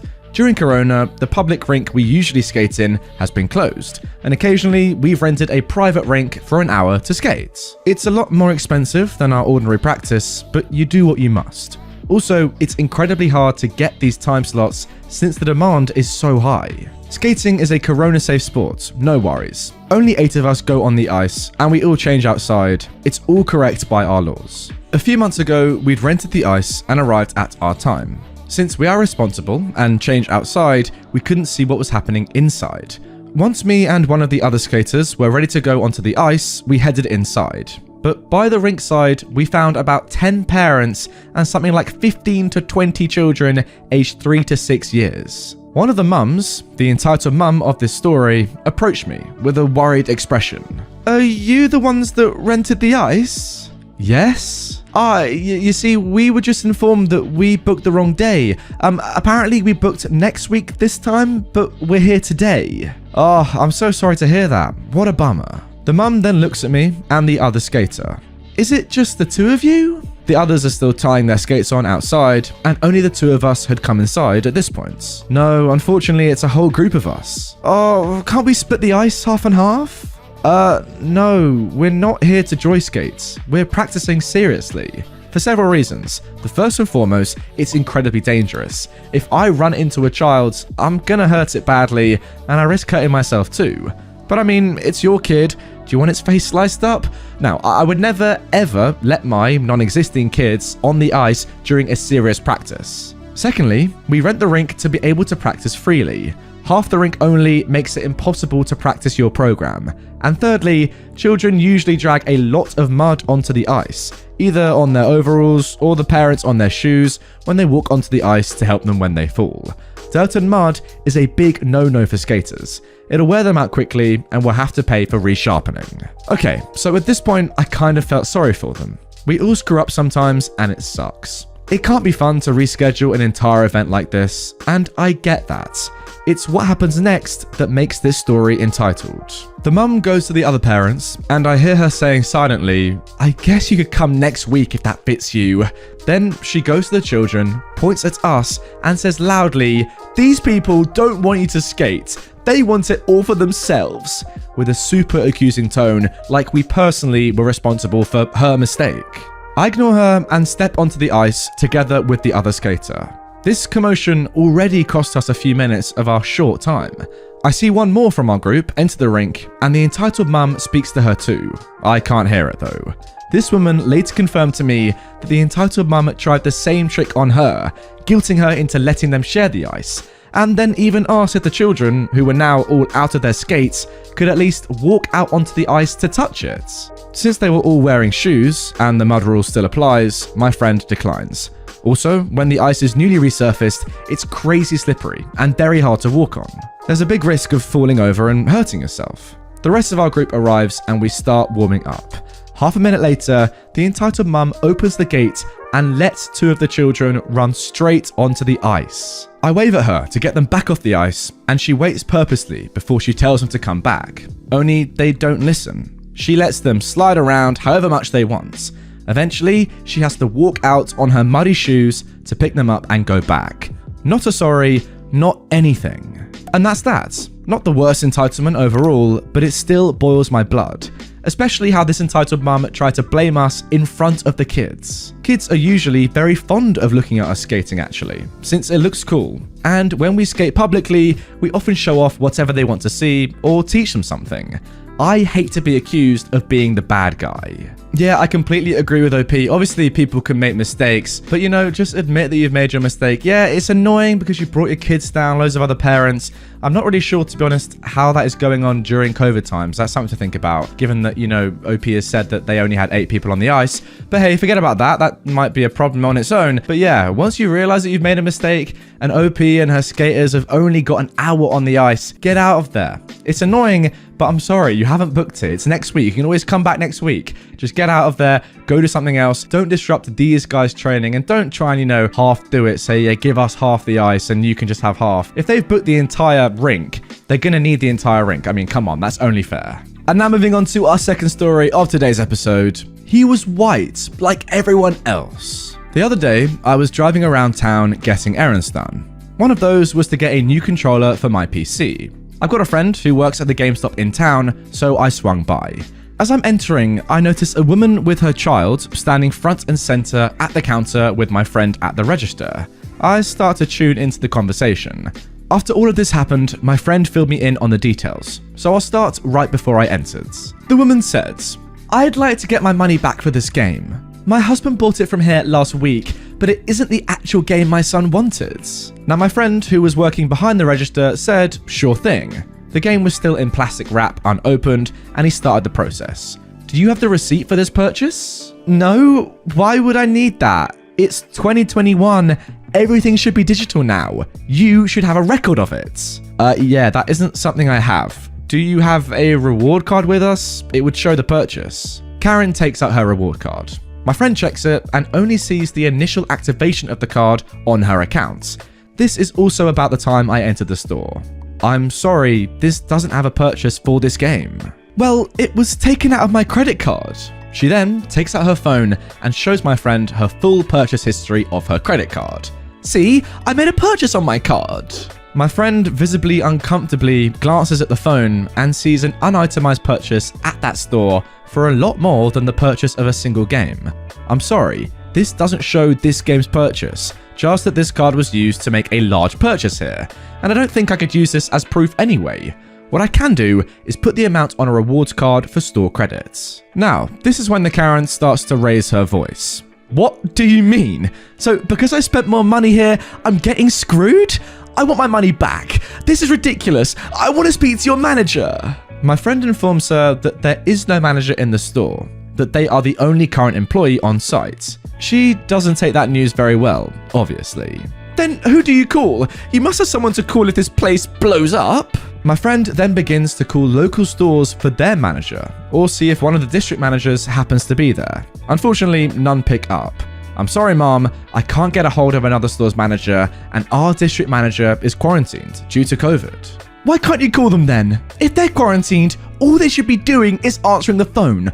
All I want is my money back. Okay, look, if I knew who you bought the game from, maybe I could verify it. Do you recall the employee's name? I don't. He was white like everyone else that lives in this state. Oh, some guy, I don't know. Why would I need a physical receipt? It's 2021. Nothing should be physical. Look it up on your computer. I'm sorry, but I can't do that. The most I can do for you is give you the store credits. I had by now decided that I would stay in the store to keep an eye on things and ensure she didn't accuse my friend of anything, as well as keep an eye on the child who was not being attended to and was just wandering the store. Mind you, her son was just hanging out, seemingly unbothered by the fits his mother was causing. However, I tuned out the conversation as an advertisement for a game came on the store TV that made it very hard not to laugh at the parallel. The advertisement went, "When someone thinks they're in the right, that's when the real cruelty in people starts to come out. So, what do you say? Are you really right?" When I tuned back in, Karen was accepting the store credits in a tone as if she'd won the argument. She then went on a rant about this all being her husband's fault, and that the store should be more open about options to return products. She took the digital currency and left with her son, who'd not said a word the entire time. My friend then turned and gave me an exasperated sigh. I was so done. I didn't even bother to ask if her or her husband had signed up for digital receipts. I mean, it's 2021 after all, right? Oh my god, guys, look, I'll be completely honest. If I was the employee in that situation, and look, I've said this multiple times now, I don't think that my sort of personality would do very well in retail, dealing with customers like this. But honestly, you put me in that situation, I should do that for a video. Go and work a day in retail and see what sort of customers, come about, because I don't think I'd do very well there at all. Pretty much what I'm saying is, I think I'd lose my temper and lose my head and just say, you know what, I can't be bothered with this, and just leave and tell the Karen to just get out of the store, because like, how can you deal with someone like this? It's 2021 after all, So as the Karen says, we're in modern times now. You should realize that of course you're going to need some form of proof of a purchase. Receipts are still a thing. I mean, come on, what do you expect this person to do? Say, oh yeah, I remember your face from that time 2 weeks ago when your husband bought this. Like, it doesn't make any sense. How are they going to know that? It's just a mess, realistically. And I feel bad for the employee, and I honestly feel bad for the kid, because you know what is mad about the kid, yeah? Their lack of reaction is very telling, because it just shows to me that their mum does this sort of thing on the regular. Take me, for example. If I'm with my mum and she's a pretty normal lady and she goes up and starts, shouting at a store employee, I'm taking note of that. I'm going to myself, what is going on here? I'm not just wandering around the store willy-nilly, just, looking at the games. I'll be getting involved. Even if I was like 5, I'd be like, what is going on? My mum's doing something that is out of the ordinary. And the whole point is the kid doesn't care and is so oblivious to the fact that his mum's just ranting and just like, you know what? It's completely normal for me. Let's move on. I feel bad for the kid, the employee, and ultimately every woman called Karen, because they're being tarnished by people like this. You hit my kid with a snowball during a snowball fight. So, my friend had this happen to him and wanted me to share it here. I will talk from his perspective throughout. For context, I'm at a snowball fight and I'm hiding behind a snow mound. I see a kid sneak around the mound, so I hit him with a snowball. He cries and runs home. I don't really think much of it, so I keep playing and tell my friend on my team. He just laughs and we play peacefully for about 3 minutes. Then the kid's entitled mum comes up to me. Why did you hit my kid with a snowball? Mom, this is a snowball fight. What are you talking about? But why did you target my poor angel? She gestured towards her son. I didn't, Mom. He was about to hit me with a snowball himself. This is abuse. The police will hear about this and I'll see you in court. She then storms off and is stopped by my friend's parents. It was his house. What is going on? My friend then explains everything. You raised such an effing rude by child. And then the entitled mum is just forced to leave. Well, look, if you ask me, if there's one place you're allowed to throw a snowball at someone with no repercussions, surely it's in a snowball fight. I mean, how can you cry about getting hit with a snowball in a snowball fight? You know what you signed up to do, you know? Get hit with snowballs? It's kind of in the name. But yeah, I don't know. Maybe this person just doesn't like getting hit with snowballs, and this was their way of finding out. No more snowball fights for you in future, I guess. Now moving on to our next story. My mum and stepdad stopped a class of kids from ever having hot chocolate again. So, I was making a delicious cup of hot chocolate on my own earlier, and it reminded me of the following story. I think this belongs here, I'm not quite sure. I'll be the judge of that, alright? So don't worry about that. A few side notes before I begin for all the folks that don't live in the UK, aka losers, by the way. Anyway, I better not say that. Firstly, Year 6 is the final year in primary school. For Americans, I think that's like your version of middle school. I'm not sure though. No, neither am I. I'm sorry. But Year 6 should be, 11 years old. Secondly, in my primary school, the deaf students had their own classroom for each year for extra support. They would still be included in our class projects and main subjects, English, maths and science, but they had their own classroom for other subjects, so they had more support. In my year, as there were 3 deaf kids, a couple of kids from the main class could go into the deaf class for extra support for them, and so the deaf kids didn't feel as isolated. Thirdly, green and black chocolate is very expensive. Good quality chocolate. It's around £2 a bar in shops. What's that? $3. It's very rich depending on the percentage of cocoa in it. You can get different percentages of cocoa, and that would be how strong it is. So 85% cocoa would be stronger than 80% cocoa. My mum loves green and blacks, by the way. Now, onto the story. The entitled mum in this story is actually my mum. Oh god, that is not a good sign. And entitled stepdad is my stepdad. Okay, here we go. So, when I was in year 6, me and another girl were in the deaf class with the deaf kids. In our school, we were allowed to call our teachers by their first names. Not every primary school is like this, most actually go by surnames. So, the deaf kids teacher was a lovely Greek woman. We will call her Nice Teacher. Now, she was a very enthusiastic teacher. Once a week, she would make us students, in the smaller class, hot chocolates as a treat. It was the best hot chocolate I had ever had. Well, one week, our nice teacher asked us students to chip in with ingredients. She gave each student an item to get, and I had the task of getting the chocolates. However, she specifically asked me to get the green and black chocolate at 85%. After school that day, I asked my entitled mum and entitled stepdad when we were next going shopping. They both said they weren't sure. The next day, my mum said shopping was getting done whilst me and my brother were at school. He's 3 years younger than me. So I asked her about the chocolate. She said no, as it was too expensive. She then asked why I needed it, so I told her. Her and my entitled stepdad exploded. They said they weren't paying for it, and we can just use cheap chocolate. I explained that I was asked specifically to get that chocolate, as it's what our teacher used, but my entitled stepdad and mum weren't having any of it. Instead of going shopping, they actually called a meeting with the head teacher, deputy head, and my nice teacher. I don't know what exactly happened in that meeting, but when it was over, the nice teacher came back into the classroom in tears. I knew what had happened. She stood in front of the very small class and told us all that due to a complaint, we weren't allowed to have hot chocolate ever again. I felt awful. I knew it was because of my parents. Just as lunch was beginning, she pulled me aside and told the other kids to leave. She told me that my entitled mum and entitled stepdad complained, and she said because it really upset her, she actually didn't want me in her class anymore. She said she would keep Jess, but she will exchange me for another kid. I got so upset. I was only 10 years old at the time. I enjoyed being in her class. She was actually the reason I got so into Greek mythology. That is what she taught us in history. As far as I'm aware, all the time she was still at the school, she never made hot chocolate for the students ever again.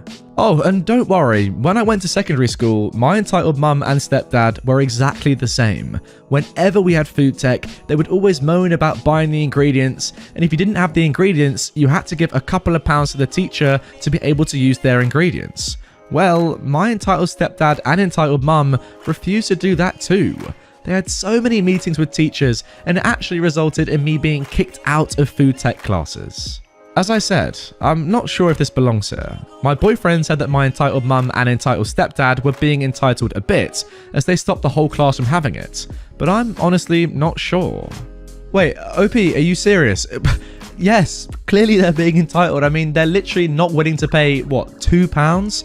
Which, by the way, it's not a lot of money, is it? You can afford to pay £2 on a bit of chocolate for your entire class. They're not giving £2 of their own money away to enable a teacher to actually, you know, reward her students for great work, make the students like the teacher more and enjoy being at school. Like, yes, that is so entitled. You're literally ruining so many people's days, let alone your own child. You know, OP now, at 10 years old, is being told to leave the class because this teacher hates her parents so much. Imagine that as a 10-year-old. That will screw you up in your head. And that is only because of your entitled parents not willing to fork out literally $3, £2. Seriously, of course they're entitled. Madness. What's more, you know, when you go to secondary school, yeah, and you're doing food tech, which obviously involves making food, you're going to need to spend some money on ingredients. Sure, that's, you know, part and parcel, you know, that's in the memo when you do food tech, but you're going to need to have some ingredients. And maybe some schools provide all the ingredients for you, but surely the majority you have to pay, you would think, right? It's because otherwise who else is going to pay? So why are they not paying for the food tech ingredients that you need to do your schoolwork? It's like not paying for an A4 pad of paper, so you literally can't write anything down. It's the equivalent of that, in my opinion. It's just mad. Yeah, no wonder you were kicked out, OP. Obviously, it wasn't your fault, but clearly it was your entitled parents' fault. 100% they are entitled. Now moving on to our third story. Entitled mum accuses us of practicing Satanism for celebrating Halloween. So for a little background, I am a 20-year-old female, and me and my mum live in Argentina. Now, we run a little English institute in our neighbourhood. Not many students, roughly 25 to 30.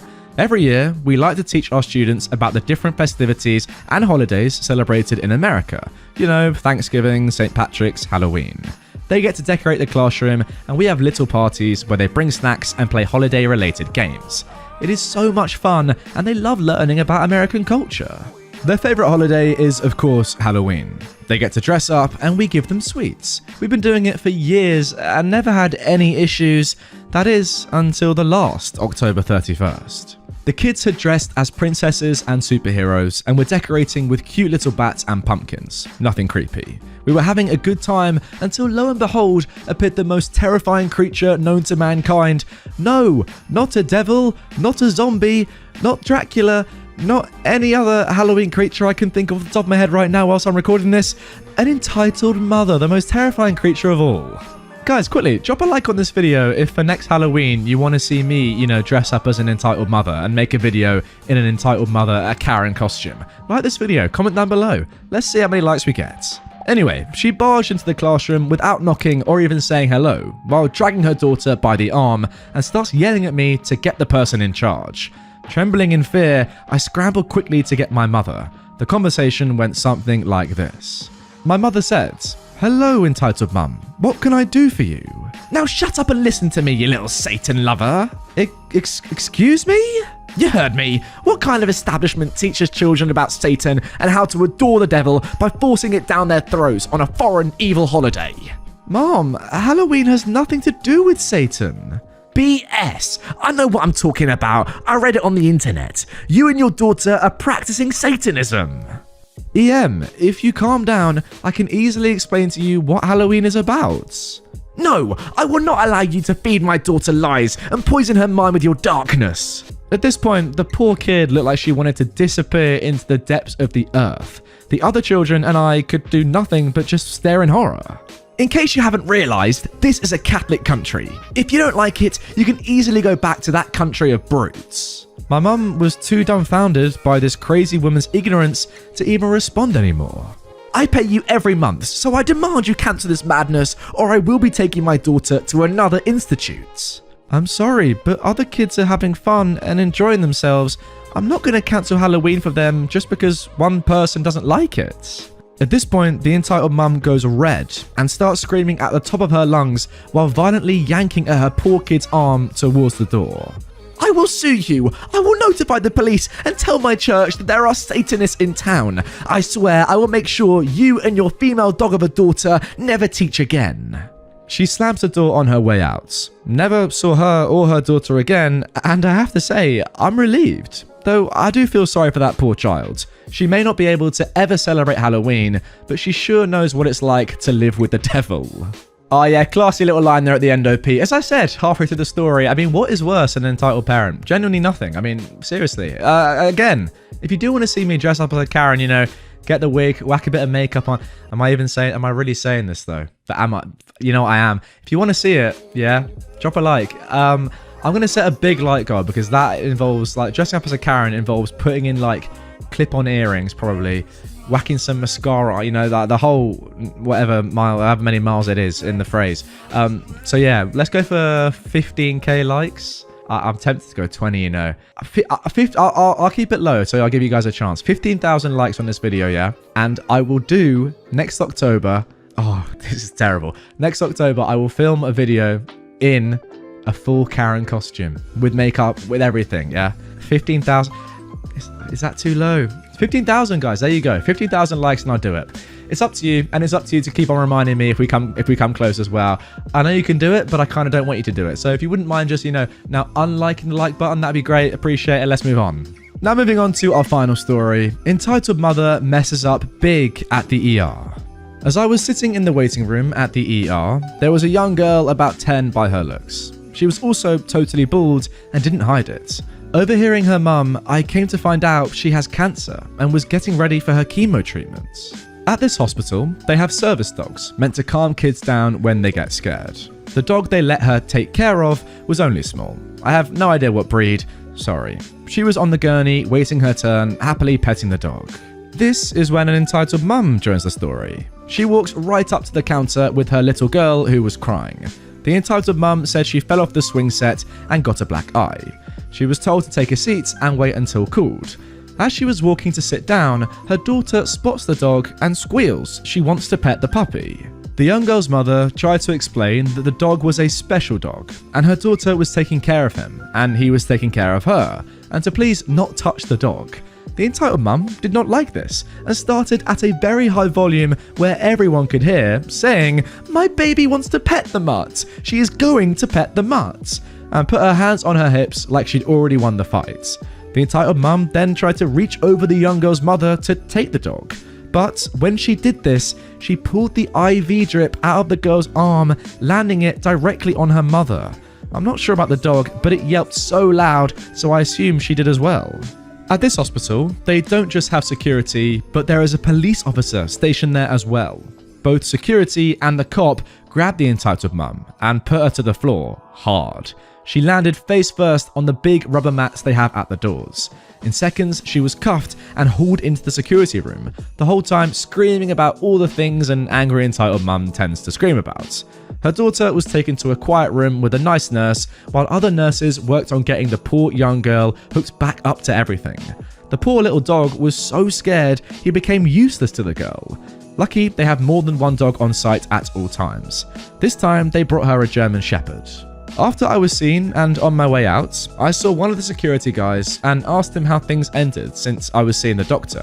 He laughed and said she got trespassed from the hospital and its property, resisting arrest, assault on the cop, I guess she scratched his face enough to make it bleed, interfering with a service animal while it is on duty, assault on the young girl and her mother. If there was more, I can't remember. I just wish I was there when they took her out screaming and kicking. To be honest with you guys, it seems a bit weird that, you know, someone can literally just walk into a hospital, the ER in this situation, and instantly be able to be in contact with someone that is on an IV drip and is about to have chemotherapy. Do you not think? Like, surely normally, if you're going to have chemotherapy, you wouldn't sit in a normal waiting area waiting to have the chemo, you know what I mean? Like with a drip in. Wouldn't you be like on your own bed somewhere, maybe in like another room with other people that are also waiting? I don't really know how it works, I'll be honest. So please enlighten me in the comments down below. What I'm pretty much saying is it seems weird that someone can come in with a black eye and instantly, you know, be in contact with someone that is about to go through chemotherapy and do something horrible like this. I imagine that, you know, this sort of thing doesn't happen too often, where an entitled mum would attack a girl that is about to have chemo and is on a drip, I presume. So I assume that the hospital don't normally, you know, account for this sort of thing or expect this sort of thing to happen. But still, you never know. It's just a bit weird that, you know, you'd be allowed to be in contact with someone like this, in my opinion. At this stage of coming into a hospital with just a black eye, I don't know. There's a reason I don't work in hospitals, because clearly I'm clueless. So yeah, if anyone watching this does work in a hospital, please let me know how that could possibly have happened It seems a little bit weird to me, but other than that, yeah, great story. I enjoyed this entitled mum getting absolutely flattened by the security guard and the police officer.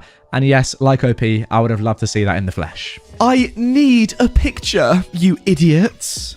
This happened yesterday, on Christmas Day. So, we all went to our cousin's house for Christmas. He has a wife and an adorable little baby who gets thoroughly spoilt by everyone who meets him. Over the last couple of years, the guy's recently done very well in his job and has therefore bought some very expensive things, including a flat in central London. He's also a car guy, as am I, and bought a few items that the two of us have always fantasized over. These include an Aston Martin DBS and a 1969 Ford Mustang. With COVID-19, etc., I haven't seen my very well-off cousin in a long time, and in that time, he bought the Mustang.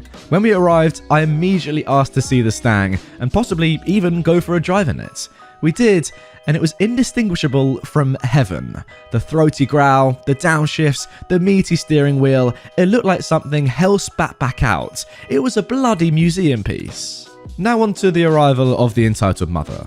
Now, my cousin bought a flat that came with its own underground parking spots. It wasn't exactly private in the sense that only my cousin had access, but it did have decent security measures and was only open to residents of the building. Whilst we idled back to our designated spot, we noticed a young teenager and her mother take an interest in the car. My cousin is a large show-off, so he revved the engine slightly as he stepped out. The entitled mum approached us with her phone out. "Hey, sorry to bother you, but can my daughter take a picture with the car?" "Sure," said my cousin. "Just be careful not to lean on the bonnet or anything." No, we meant my daughter would be sitting inside the car with the door open and holding the keys in her hand." Gee, what a jump. "I'm sorry, but this is of great personal importance to me. I can't let that happen, but I am more than happy for you to take pictures as long as they are front on." "Excuse me? It's not like we're going to drive off. Just give us the keys. You can watch from the side." As she said this, she made a motion to move towards the passenger door.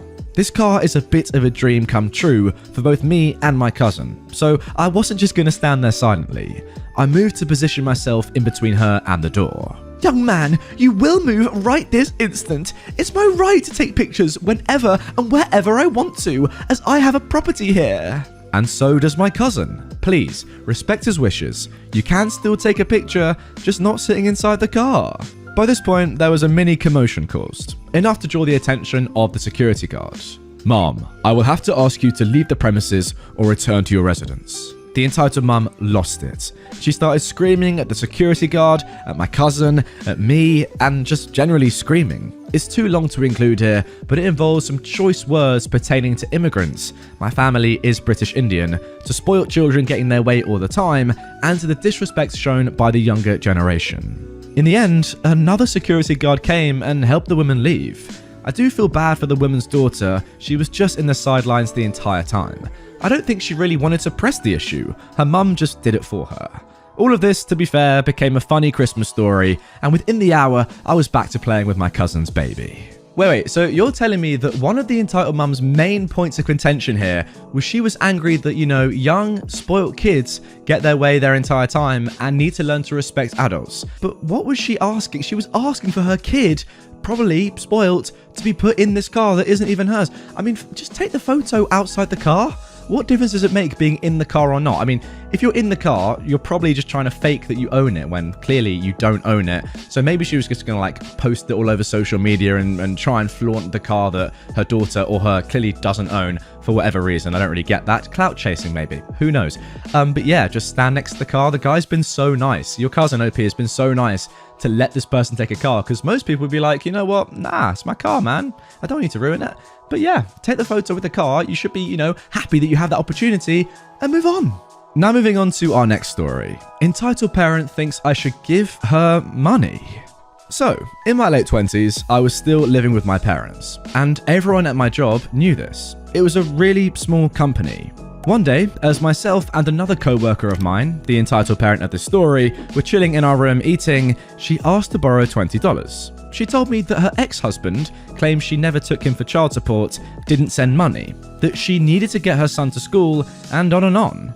I know I shouldn't have done it, but I knew that she was falling on hard times. I lent it to her and told her I needed it back the next week, which she did repay.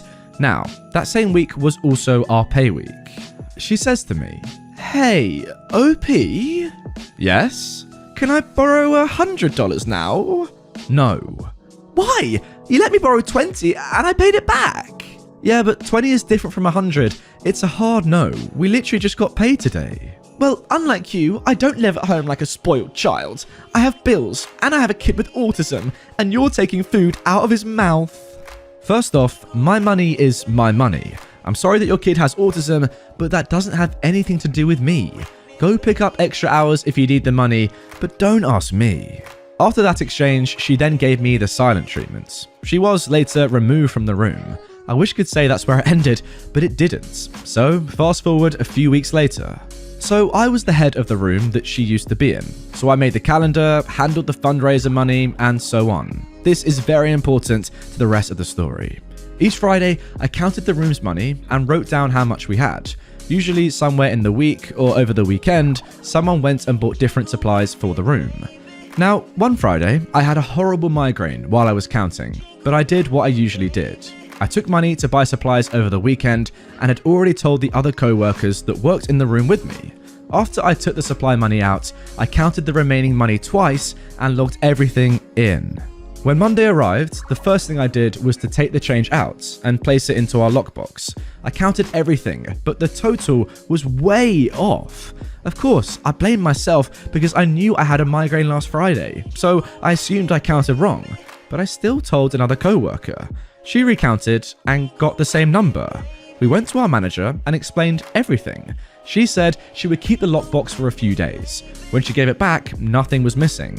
So we put it back in our room and left for the day.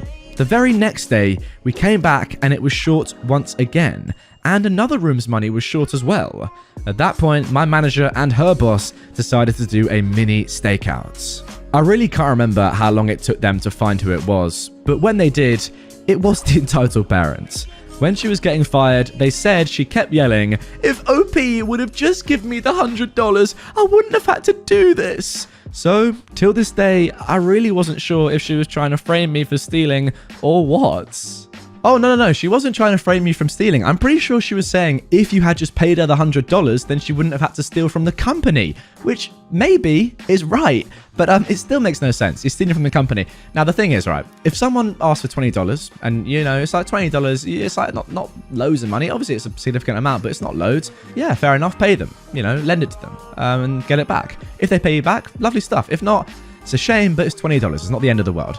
If they ask you for $100 though, that is kind of getting, you know, to the limits, isn't it? It's like, that's a lot of money to lend. So I can completely understand, OP, why you didn't do that. Now, even if you had done that in that situation, and clearly this person is annoyed that you didn't do that, what about next time, you know? Even if she did pay the $100 back, the fact that it was on payment day is very, very worrying, obviously. And, you know, what would she ask for next time? $1,000? Like, it's just going to keep going. So yes, you had to put your foot down. Obviously, you did the right thing in not lending her the money. And she's stupid enough to steal from the company she works for. It's like, how dumb are you? How fraudulent can you be? I mean, in the literal sense of the word fraud, she is one. Pretty insane. Yeah, she had to go. I'm so sorry, but she had to go. Oh, and by the way, before we get into our third story, don't worry. My hair is going to grow in length at the end of it, so stick around and you'll see what I mean. Now for our third story. Mother decides it's time I get married. To some random guy and not my boyfriend. Oh boy, I finally get a chance to show off my parents' entitlements. This one was so fun to find out about. A little necessary background. I'm currently no contact with my parents and siblings, and have been for over a year. Extended family I am okay with, and spend a lot of time with. I currently live with my boyfriend, which my entire family is aware of, but don't know much about. We are also Desi, Indian. My boyfriend though is white. For Christmas, I visited my aunt and cousins to drop off presents. It was a socially distanced exchange, but I stayed a while to chat about things. Whenever I see my aunt, she tends to give me important updates about my parents and immediate family. For example, I knew my mum broke her arm, or that my brother and his wife moved closer to home. Things like that. So my aunt had a little tidbit she wanted to share with me before I headed out. So your mum has a proposal for you? Apparently, a family friend had reached out to my mother, not knowing about our no contact situation, and thought that her son would have been a perfect match for me. I literally know nothing about this guy, but my mother apparently rushed ahead, agreeing with this friend. She sent my photo and information, and that friend loved me, apparently. My mother then called my aunt, sent her the guy's photo and information, and cried, saying she didn't know how to get in contact with me to share the good news, and would she reach out to me and show the photo? My mother kept stressing that he's a good boy from a good family, and we know this person, and how it'd be a great match, and he lives in Chicago, so I could be under my sister's nose. One of my sisters lives in Chicago while married, and oh, wouldn't it be so wonderful? My aunt responded with, okay, yeah, sure, and just didn't really give my mother an opinion.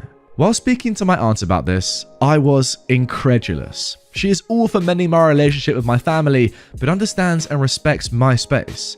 My aunt is well aware that my boyfriend and I live together, so she took what my mother said with a grain of salt. But oh my god, I'm just appalled by my mother and what she thinks is okay to say about me to other people. You see, the thing I don't get with this story is, if you are no contact with your mum, I'm sure your mum can realise that you're no contact, right? It's not like a one-way no contact relationship. Like, you're her daughter, you've got no contact. Why is she then still caring about who you're marrying? That's what I don't really understand. Like, why does it even matter to her anymore? If her own daughter has said, I don't actually want to see you again in my life, then why is she still trying to find you a partner for life? I don't get it. Doesn't make any sense to me.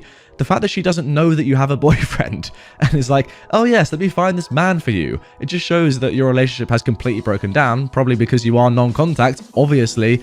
So yeah, as I say, I just don't know why she's even getting involved. I love that your aunt was just like, yeah, I'm not going to tell her that she's got a boyfriend. I'm just going to, let all this information go and say, oh yeah, it sounds amazing. I'll definitely pass this on with the highest regard and make sure your daughter does this.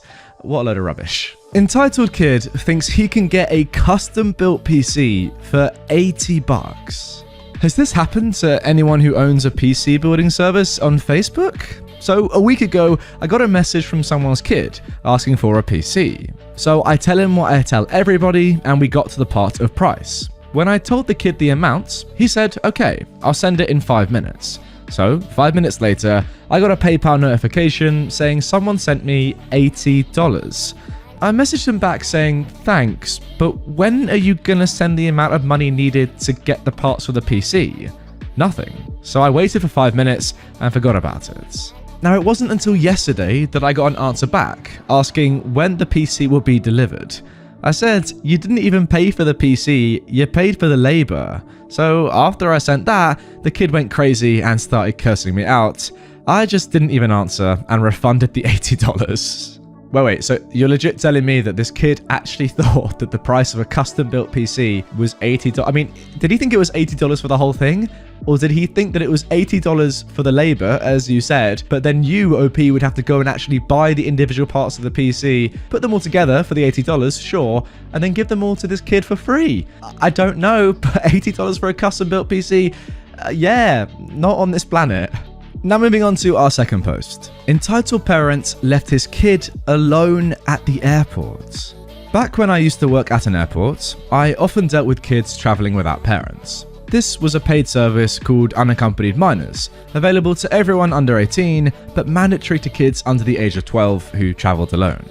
The rule is that the parent or guardian, or whoever escorts the kids, for the sake of clarity, I'll just refer to them all as parents from this point, has to stay at the airport until the plane is in the air. This was in case the flight was cancelled, because the paid service did not cover anyone staying with the kid until the next flight. The most extreme case would obviously be that there'd be no flight available that day anymore, in which case the kid would have to go home and come back the next day. Obviously, most parents were fine with going to the gate with their kids and staying until the very last minute. In all my years, I only had trouble with one entitled dad. He came to the business counter with his child, which was already a big no-no, as checking in unsupervised kids takes longer than average, and the business counter was, well, supposed to be a fast lane for business class and high-tier passengers. The dad chose his own gold card, so I bit back my annoyance and asked the person next to me to check in my queue until I was done. I gave the dad all the forms he had to fill in, which already annoyed him.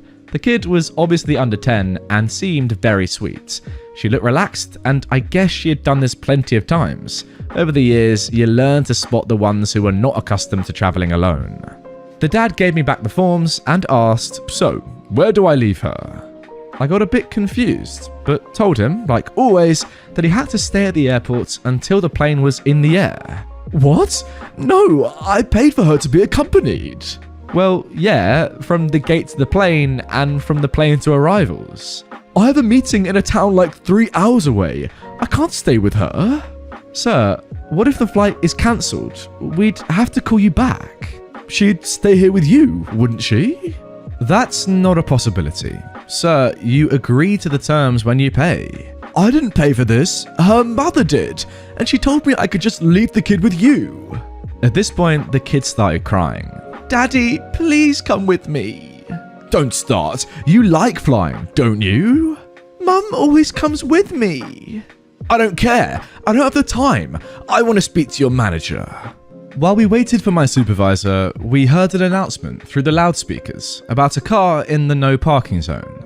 The entitled dad went, "Shit," and ran away, leaving his daughter at my counter. She started crying in earnest, and I panicked that the dad was taking this opportunity to bail. My supervisor came, we closed my counter completely, the queue was almost empty at this point, and took the kid aside to talk over our options, hoping that the dad would come back. After 5 minutes, and no dad later, we tried to call him. His number was on the papers he signed. No answer. Then we tried the mum, whose contact info was also on the papers. She said she'd call the dad and ask if there was any way we could take the kid to the gate if he didn't appear, if she promised she'd be there in about 30 minutes. We told her that there was still plenty of time before the flight left, and they could skip the security queue so we could make a little exception and wait for her at the check-in with the kid, but that we wouldn't let the kid go to the gate without her parents. The mother was understanding and told us that either she or the dad would be there soon. A few minutes later, the dad did come back, arguing over the phone with who we assumed was the mum. He yanked the daughter by her arm and took her through security. We felt bad, but thought that was that. No. I went back to my counter to finish the check-in and then got a call from the gate telling me that the dad had left the kid with them. Obviously, there's a lot to do before a flight leaves, so they couldn't really look after her, and they asked if I could try to see him and tell him to come back.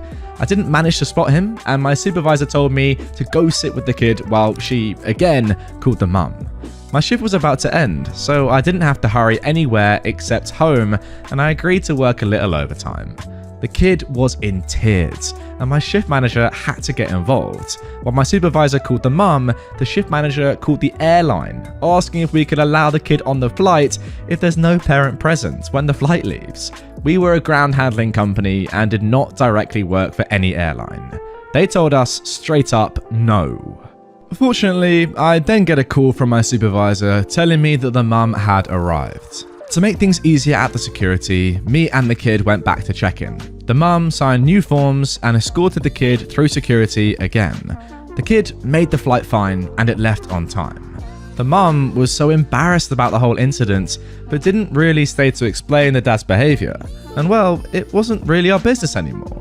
She did say this was the first and last time the dad would ever escort the kid, and thanked us for doing all we could.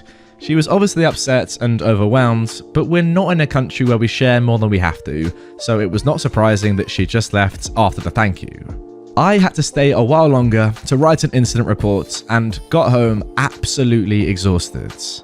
Yeah, I mean, it was pretty clear from the start of this story that this was always going to be an issue with this entitled dad. Clearly, I think he just thinks, that he's too important to even be seen taking his daughter to the airport for a flight. And that's always been his wife's job, Why is he doing this? He's got important meetings to go to. Wait, what? I have to stay with her for a number of hours because it's legal? I'm not doing that. No, I'm not doing that. I'm leaving. I'm out of here. It's kind of just like a crazy, selfish, I guess, opinion to have of the whole situation. Yeah, he clearly thinks he's more important than anyone else. More important than you, OP.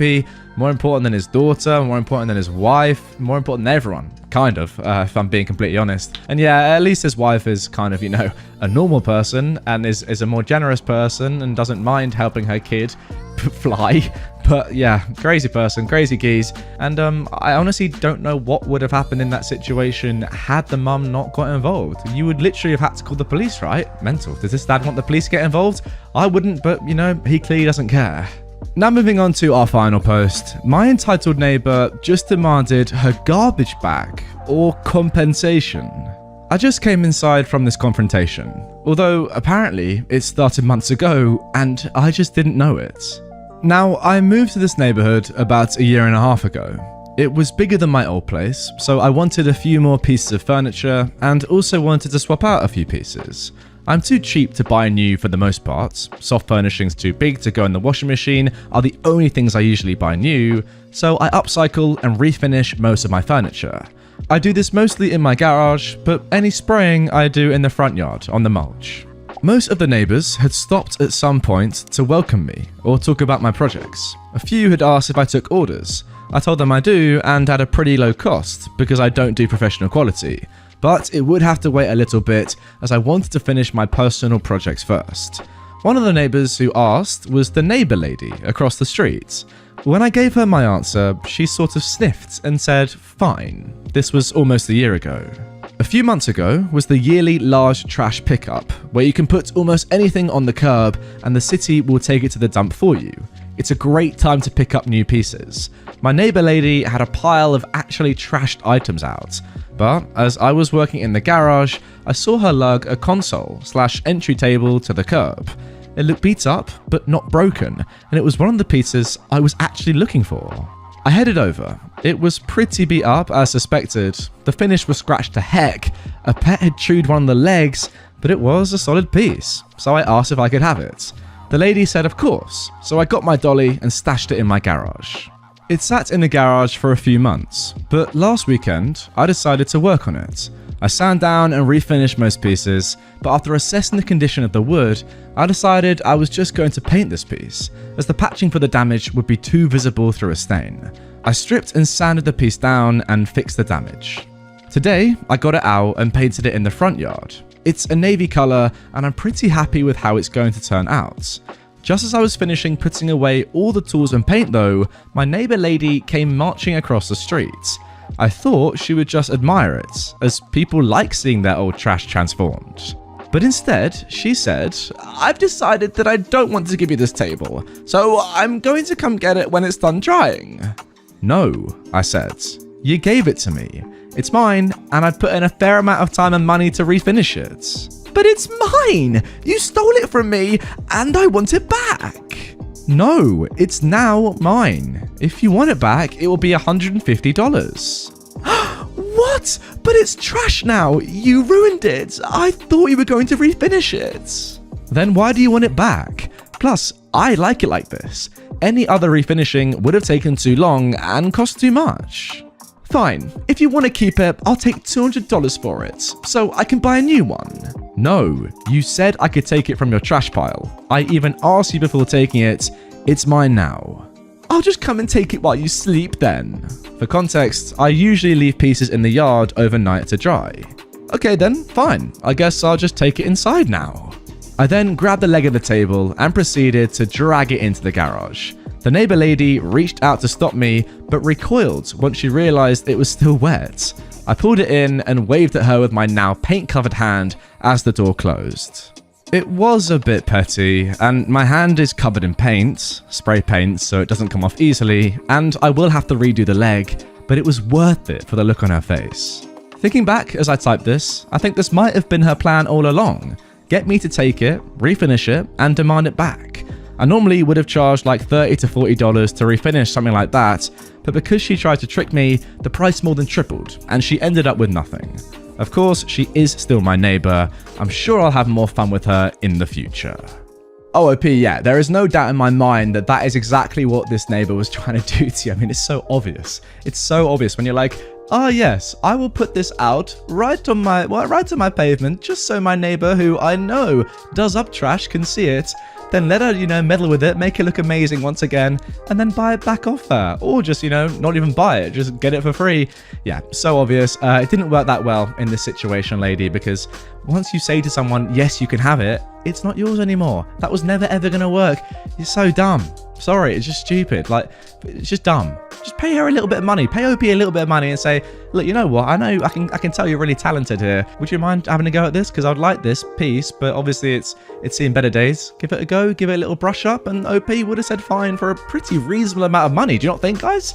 But no, OP did the right thing, putting the price up astronomically, because that's what you're supposed to do. OP did this for herself, not for her neighbor. Well done, OP, and neighbor, you're done. I can still see who's in the car.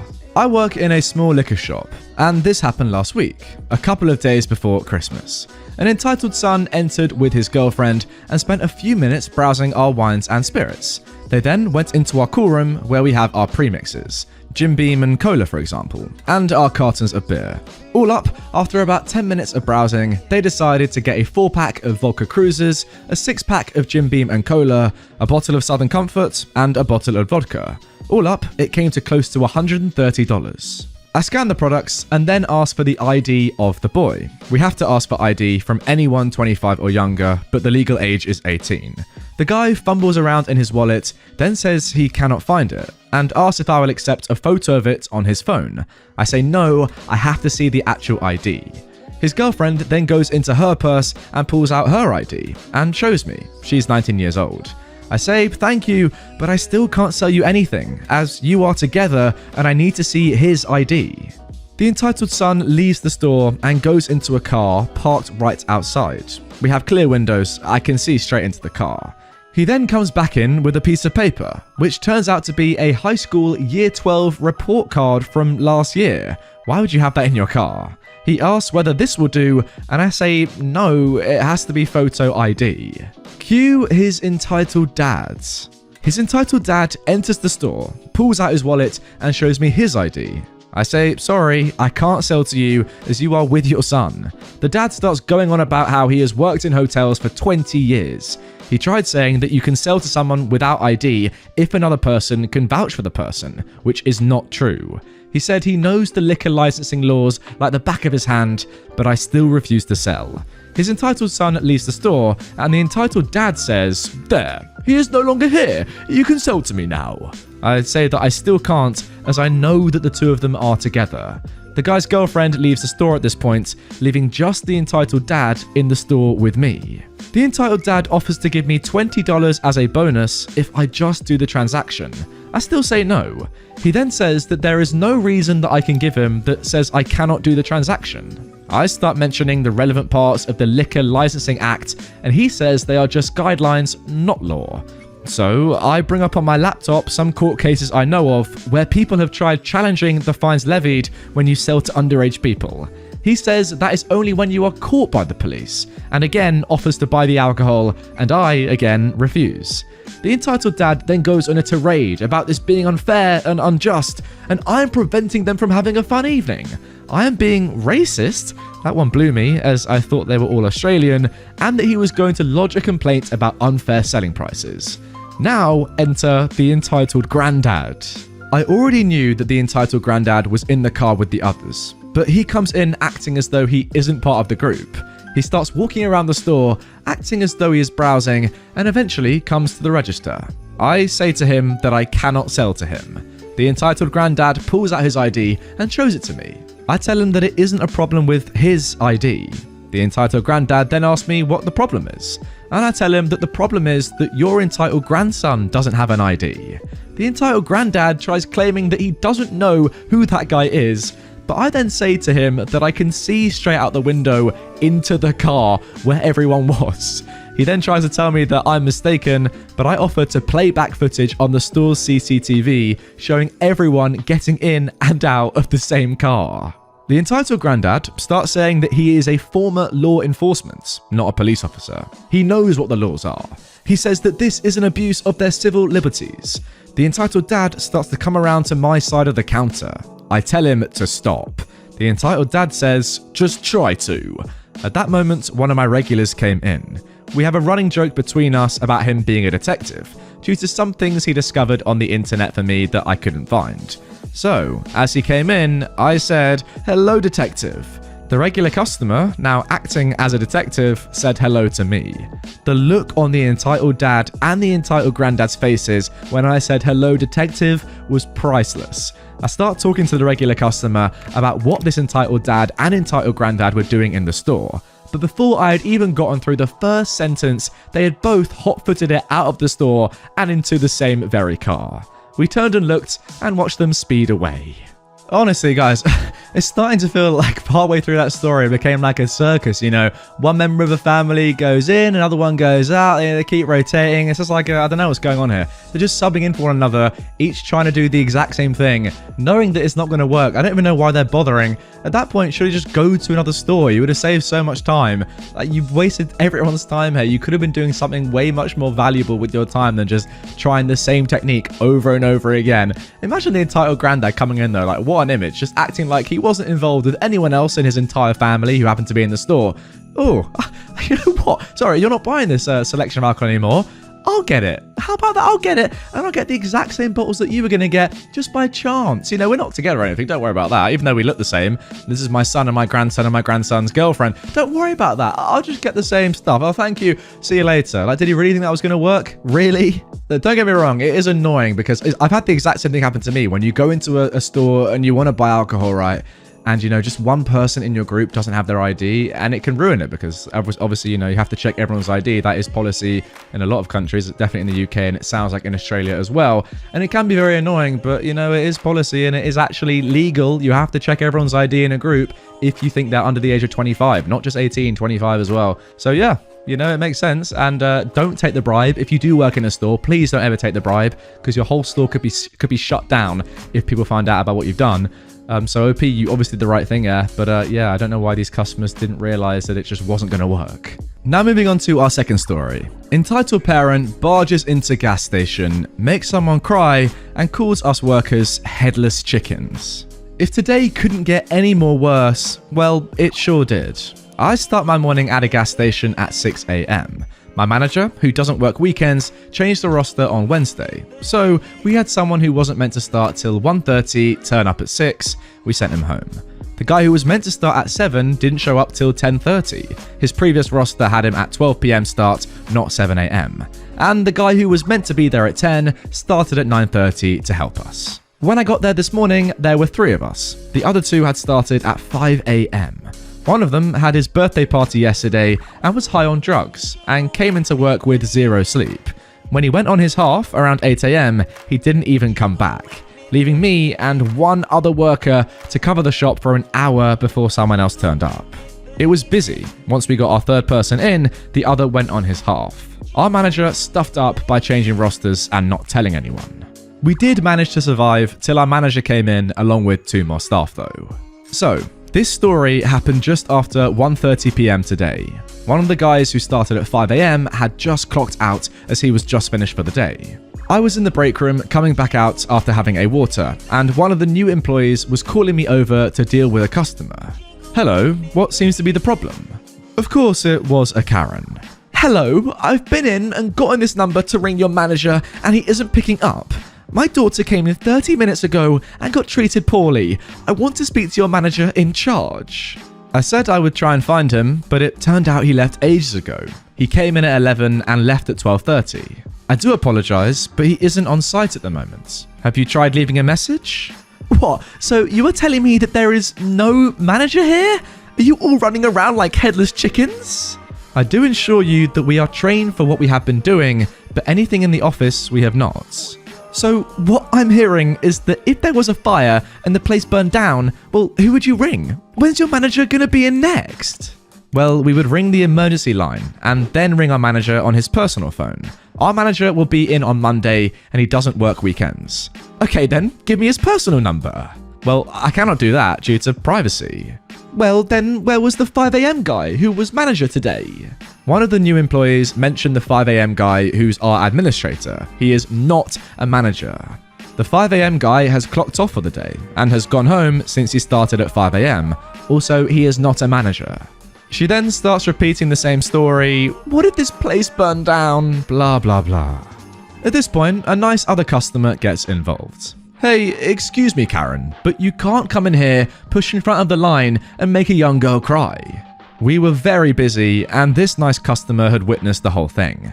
As soon as I heard "make a young girl cry," there was only one other person working other than me who was a girl, so I knew who it was. At that moment then, I leave the Karen alone to deal with my crying co-worker as she is still trying to serve other people. The 5 a.m. guy was still in the office, but didn't want to come out because he knew the truth. The Karen's daughter did a drive-off the other day, and he had to do the manual fuel correction to get her to pay it. The 5 a.m. guy just said what he tells everyone with the drive-off in our systems. I go back out to once again say that Karen has to call our manager and leave a message. I also pulled her up on the fact that she made one of our staff members cry, and that this was the ending of her first week here. "I just remember who served me. It was this man here." She says this, pointing at a tall employee. "But mom, he has only just started working for the day." "Listen here, there is a photo out back with my daughter and my license plates." Then she tells me her number plates. "I'm sorry, I cannot get that for you as it is private information on that paper, and you are not the person in the photo, so due to regulations, I cannot give that to you." "Well, go get it and put it right here. Then you're not handing it to me, you're just showing it." Once again, I cannot do that, it's a breach of policy. She got fed up with me following the rules and left yelling. "Your manager is going to hear about this," she said. I was glad once she left. 30 minutes of saying the exact same thing is annoying. The 5 a.m. guy was still in the office. We had a talk about what happened, and both of us couldn't do anything related to the store. Only our manager can. Yeah, I imagine that would be a very tough situation when you physically can't do anything else more than you were already doing, and you've got this like horrible customer who is just, breathing fire at you, just being absolutely toxic and not listening to a word you're saying really, when you're literally telling them, genuinely, there's nothing more I can do here. I'm very sorry, but I don't have the power, the influence. I'm not allowed to do more than just say, please call the manager, our manager, leave a message, and then she will sort it when they can. They're not working right now, and I literally can't even do the things you're asking me to do because it's not my job to. I'm literally not allowed. I don't know what more you can do in this situation. And that honestly must be one of the worst things about working in any sort of like customer service job or a store. When someone like this, you're having to deal with a horrible Karen like this, and they're genuinely not even listening to a word you're saying, just making your life horrible. Guys, if you have any like little stories about you working in customer service or a shop like this, dealing with customers like this, drop them down below, because I bet it's happened to loads of you watching right now, and I want to hear your stories from hell, to be honest. Entitled father goes ballistic for satanic music. Yesterday, I was out at a small coffee shop in my municipality in Sweden. I come here almost every day and have been for over 20 years. I work as an architect, and one of the ways I work best, building models and making drawings, the creative process, is by listening to music. Metal, loud rock music. Just to give an indication of the type of music, at the time this happened, the songs I was listening to were The Devil and I, Slipknot, To Be Alone by Five Finger Death Punch, Babel's Tower by Primordial, and Pneuma by Tool. Now back to the story. The old lady who works at the store, we'll call her Eva, knows me very well, to the point where she has my order waiting for me when I get there. During Corona, Eva's coffee shop hasn't been doing too well, so I make sure to leave her generous tips, and on slower days for me, I even help her tidy up the place when there's nobody around. I usually sit at a window seat, perpendicular to the counter, facing out onto the road. There's a church directly across from the coffee shop, and nothing much else around besides residential houses. I'm sitting, drawing the church, eating my Canel Bull and drinking coffee when I see a dad and two small children, probably around 8 or 9, come out of the church and into the coffee shop. Now, my town isn't a large place, and Sweden isn't a very Christian country. I'm atheist, hence the devil's music. I don't recognize any of the 3 people. They don't look Swedish, maybe Mediterranean, and seem to get cold by just crossing the streets. They walk in, order their meal. I notice the kid's getting fussy. One of them stamps his foot, which is what got my attention, and I look up at Eva and smile at her. She deals with children a lot and likes them, unlike me, and is generally really sweet with them. Then I hear a shout. Being a 26-year-old man, I'm kind of protective of Eva because she is old and frail, and I'm very well built. So I take off one side of my headphones to listen to what's going on. It's the entitled dad shouting, I want a discount on this cinnamon bun. I can't afford your absurd full price, and I'm struggling. Think of Corona. My kids just want a dessert. Eva replies, I'm sorry, but I'm struggling just as much as you. I own a coffee shop in this small town. I don't care. I'm the one with little kids, and I'm the one who has to support a full family on my own. Your husband is probably dead anyway. You're ancient. At this point, I take off my headphones, big no-no, and walk over to the guy. I'm 188 centimeters, and he looks to be about 170 to 175, so I'm taller and stronger. I can tell he's a bit intimidated by my presence, but that is the point. My music is still playing, bigger no-no, as I ask him if there's a problem. He looks at me for a second. What's coming out of your headphones? The amazing guitar solo from my favorite song, To Be Alone. And your BS is making me miss it. What? We'll turn it off. He takes a step away from me and ushers his kids behind him. Why would I do that? I came over here to stop you from attacking Eva, not to get attacked myself. At this point, the entitled dad is still slowly moving away. Please, turn off that devil's song. I will, once you apologize to Eva. I'll call the police on you for being a missionary and a servant to Satan. Get away from me. I'm sorry, what? Then this guy actually pulls out his phone, types 911, and holds it out to me like it's a bomb ready to go off. I'm serious. In Sweden, he typed 911 into his phone. He has his kids behind him like he's protecting them from the unholy wrath of Satan or something. Yeah, I mean, I've just looked up the emergency number in Sweden, and it's 112, not 911. I'm not really sure what would happen if you called 911 in Sweden, to be honest. I really want to find out now. Get away from me, he screams. Poor Eva was just kind of standing there, dumbfounded, looking at this grown man with two kids yell at me for having loud music in my headphones. Mind you, none of the songs I listed are anywhere close to doom or death metal. He then headbutted me and ran out of the door, leaving his kids in the coffee shop. I just stood there, looking between Eva and the kids, who've both started crying. Seconds later, before I can call 112, he came back with a giant golden cross, holding it out to me like I'm some sort of demon, shouting that I'd better get off of the mortal plane, yada yada yada. What is going on here?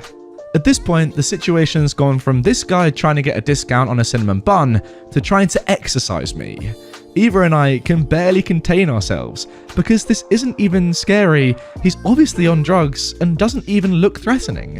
When nothing he's trying works, jumping up and down, shouting, etc., he just grabs his kids and leaves. After about a minute, Eva and I are laughing hard at this guy's absolute idiocy. Sometimes I wonder what comes over people to even be capable of this sort of thing. I guess drugs? Anyway, that's all there is to it. I honestly wouldn't be too sure it's drugs, to be honest, because how irresponsible would you have to be with your kids and be high on drugs? I mean, maybe the actions kind of suggest that maybe this guy could be on something, but honestly, I reckon he was just, kind of embarrassed at his actions and was caught out by you and probably felt threatened, intimidated, and just went absolutely crazy, chucking a golden cross at you just because you're listening to heavy metal. Madness. I don't think you need drugs for that. I think you just need to be a bit of a mad dad. As I mentioned during the story though, I really want to know what happens if you call 911 when you're not in America. Do you still get through to 911 and they say, oh my god, what's happened? Are you okay? Do you need medical assistance? Do you need the police? Anything? And you say, yeah, some guy's actually listening to satanic music. It's called like heavy metal or something. It's totally against the law. And they say, oh my god, yeah, that does sound really illegal. Where are you? We'll come help you. Sweden. Yeah, we're on our way. Just gonna get a cheeky 8-hour, 9-hour flight if that's all right with you, mate. Crazy. What's funny is that I actually went to Sweden not long ago, as most of you know, or some of you probably know, and they're lovely people. So to have, as in really, really lovely people. So to have foreigners or tourists come and do stuff like this and act like this, God, yeah, I really wouldn't be a fan of that if I was a Swedish person in this situation. Now moving on to our second post, Drama Goblin finally gets told by a medical professional she needs mental help. I've written a handful of times about this particular entitled mum. She is notorious for being difficult. She refuses to clean her own house, she refuses to lift or play with her own children, claiming she is too weak. She has 5 of them. She won't watch them or really do much. She relies on her family and her poor husband to raise them. She recently went to the doctor, a one-time very short appointment, and swore she was diagnosed with complex partial seizures, claiming she was having seizures every 5 minutes. She said her brain was essentially rebooting over and over, and that was why she couldn't do anything adult-like. Now, I am skeptical because she had gone on her own and her husband didn't know what exactly the doctor said. After weeks of medication, this drama goblin still hasn't cleaned her house, let alone any of the other changes she swore were coming. She lies in bed and online shops all their money away. This can't be her fault. No, it must be in that the medicine isn't working. She goes back to the doctor and they give her a watch-like thing to wear for a bit. The device would track her seizures and alert her and them if she has a bad one. Drama Goblin is sure that her brain is rebooting, and so there is no way to get her life together. Instead of trying, she starts hounding her husband to have another baby. That will fix everything. The last 4 did. Her husband doesn't want any more. He's overwhelmed with it all as is. She told him she doesn't care what he wants. I told him to go secretly get snipped. He won't, but he needs to. I'm sure I'll be making a Drama Goblin is pregnant post soon. Anyway, on Drama Goblin's follow-up, her husband goes with her this time. He's concerned because of the things Drama Goblin has done or said. He showed the doctor some videos he had of her seizures. The doctor tells Drama Goblin that according to the device, she's not having seizures. Her brain isn't rebooting, that in her professional opinion, she believes Drama Goblin has some undiagnosed mental illness and referred her to a psychiatrist. She was firm, she was kind, but Drama Goblin flipped out and told her she was having seizures. This doctor obviously didn't know what she was talking about. She wanted to speak with her boss because of the way she was talking to her. The doctor pretty much told her to get a second opinion if she didn't believe her, but really pushed seeing someone and getting diagnosed properly. Drama Goblin is fuming. She refuses to contact any psychiatrist. She made an appointment for another doctor and a lawyer because she's convinced this doctor singled her out because she has a disability and can't do certain things. She drives me mad, but dang it if she isn't entertaining. Now, for anyone wondering about my relationship with the Drama Goblin, as I've said, I've posted many times about her. I've explained. Long story short, she's my childhood best friend. We've grown apart. Before we did, she remarried and her husband and my dear husband ended up being besties. So even though I don't go out of my way to see or speak to her, she's constantly in my life. She's inescapable. She told me a version of what happened as soon as she got home. Her husband also told me what happened. I've known him years now and he's pretty no nonsense. I've never caught him lying or embellishing. She told me herself what the doctor told her, but she's convinced the doctor is a bully. She also told me that her husband and her are trying for another baby. When I asked her husband, he just broke down. Alright, another very interesting story there, but in my opinion, this woman really isn't entitled at all. She just needs help. Like, look, I get it is fun to laugh at entitled people and react to them just being total idiots and stuff like that, but I really don't think this story is one of those times, to be honest. I mean, it's clear that this woman is in a bad place mentally, and I think, you know, this story shows that people who have mental illnesses or mental issues need to be treated as best as possible and not made fun out of like this post is kind of doing. Like, I do get it from OP's perspective. It's probably annoying having this person in your life and being annoying and horrible and not just going to the doctor like they so obviously need to do. But there's a reason they're not going to the doctor. It's probably because in their mind, as you can see, different stuff is happening to what really is going on in real life with them. Yes, it's obviously hard on her husband, but her husband just wants the best for her, you know? She's his wife after all, and he probably loves her. I hope so anyway. It's just a tough one. Like, I don't really want to laugh at this person. I want to be there for this person and say, look, please just help her, get her to a psychiatrist so she can better her life and stop doing these crazy things, because yes, it's clear that she's not entitled in my opinion. She just has severe mental issues, and that's something that she needs to be helped with, not really laughed at, if that makes sense. I don't know, maybe I'm going a bit too deep on that one and maybe you guys disagree with me. Just my thoughts. Like, I don't really want to say, oh, you know, this person's horrible, you know, why doesn't her husband just lock up all her money, leave her, take the kids, not have another kid? I don't think it's one of those stories, if you kind of get what I'm saying. It's more like, you know, we need to actually help this person. Clearly something is wrong there, and, you know, let's all be aware and you know, get the help to the person that clearly needs it in this situation.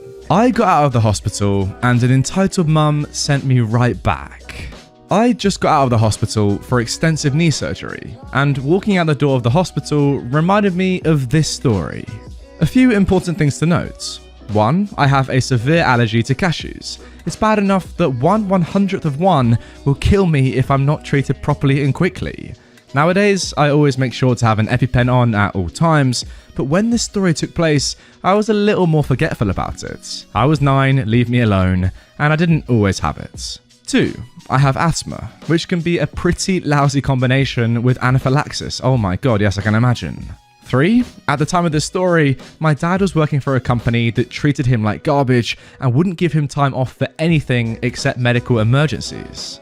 And 4. This story starts about 4 days before my 10th birthday. So a week before my birthday, my dad's boss told him he was going to San Francisco for work stuff. We lived in Denver at the time, which meant my dad was going to miss my birthday. It was upsetting, but I understood, and he said we'd have a party once he got back. While he was gone, my brother and I were staying with an entitled mum. At the time, we knew she was a little entitled, but my dad trusted her to take care of us. On day 3 of my dad's trip, my brother and I were playing in their living room when the entitled mum offered us some granola bars as a snack. At the time, I was young and wasn't very cautious, so I didn't always read ingredients for things I was eating. Unfortunately, there were cashews in the granola bar, so when I took the first bite, I started to feel it pretty quickly. Within minutes, I was throwing up everywhere in severe pain and my throat was closing up. And as if it couldn't get worse, that was when I realised I had forgotten my EpiPen. Then the panic and closing airways triggered an asthma attack, and I also didn't have my inhaler. So at that point, the entitled mum's cool boyfriend called an ambulance and I was just passed out on the floor. The paramedics were able to keep me from dying from the combination of the anaphylactic shock and my asthma attack, but I did end up slipping into a coma for 11 days. This meant I was in a coma on my birthday, but I guess that was probably pretty low on the list of concerns, considering they weren't 100% sure I was even going to make it out of the coma. So, a week after my birthday, I finally wake up. At first, I was fairly calm about waking up in a hospital, until I found out that I'd been in a coma for 11 days, at which point I started panicking and almost gave myself another asthma attack. Anyway, they kept me there for a few days just to make sure I was okay and that it was safe for me to go home. So we finally get home, and as soon as I walk in, I see my brother, my grandparents, my aunts, my uncle, my 2 cousins, the entitled mum, and another neighbour mum and her kids, who my brother and I are good friends with, as well as a big sign that reads, "Happy birthday and welcome back to the land of the living." They had planned a surprise birthday party for me once they found out I was out of the coma.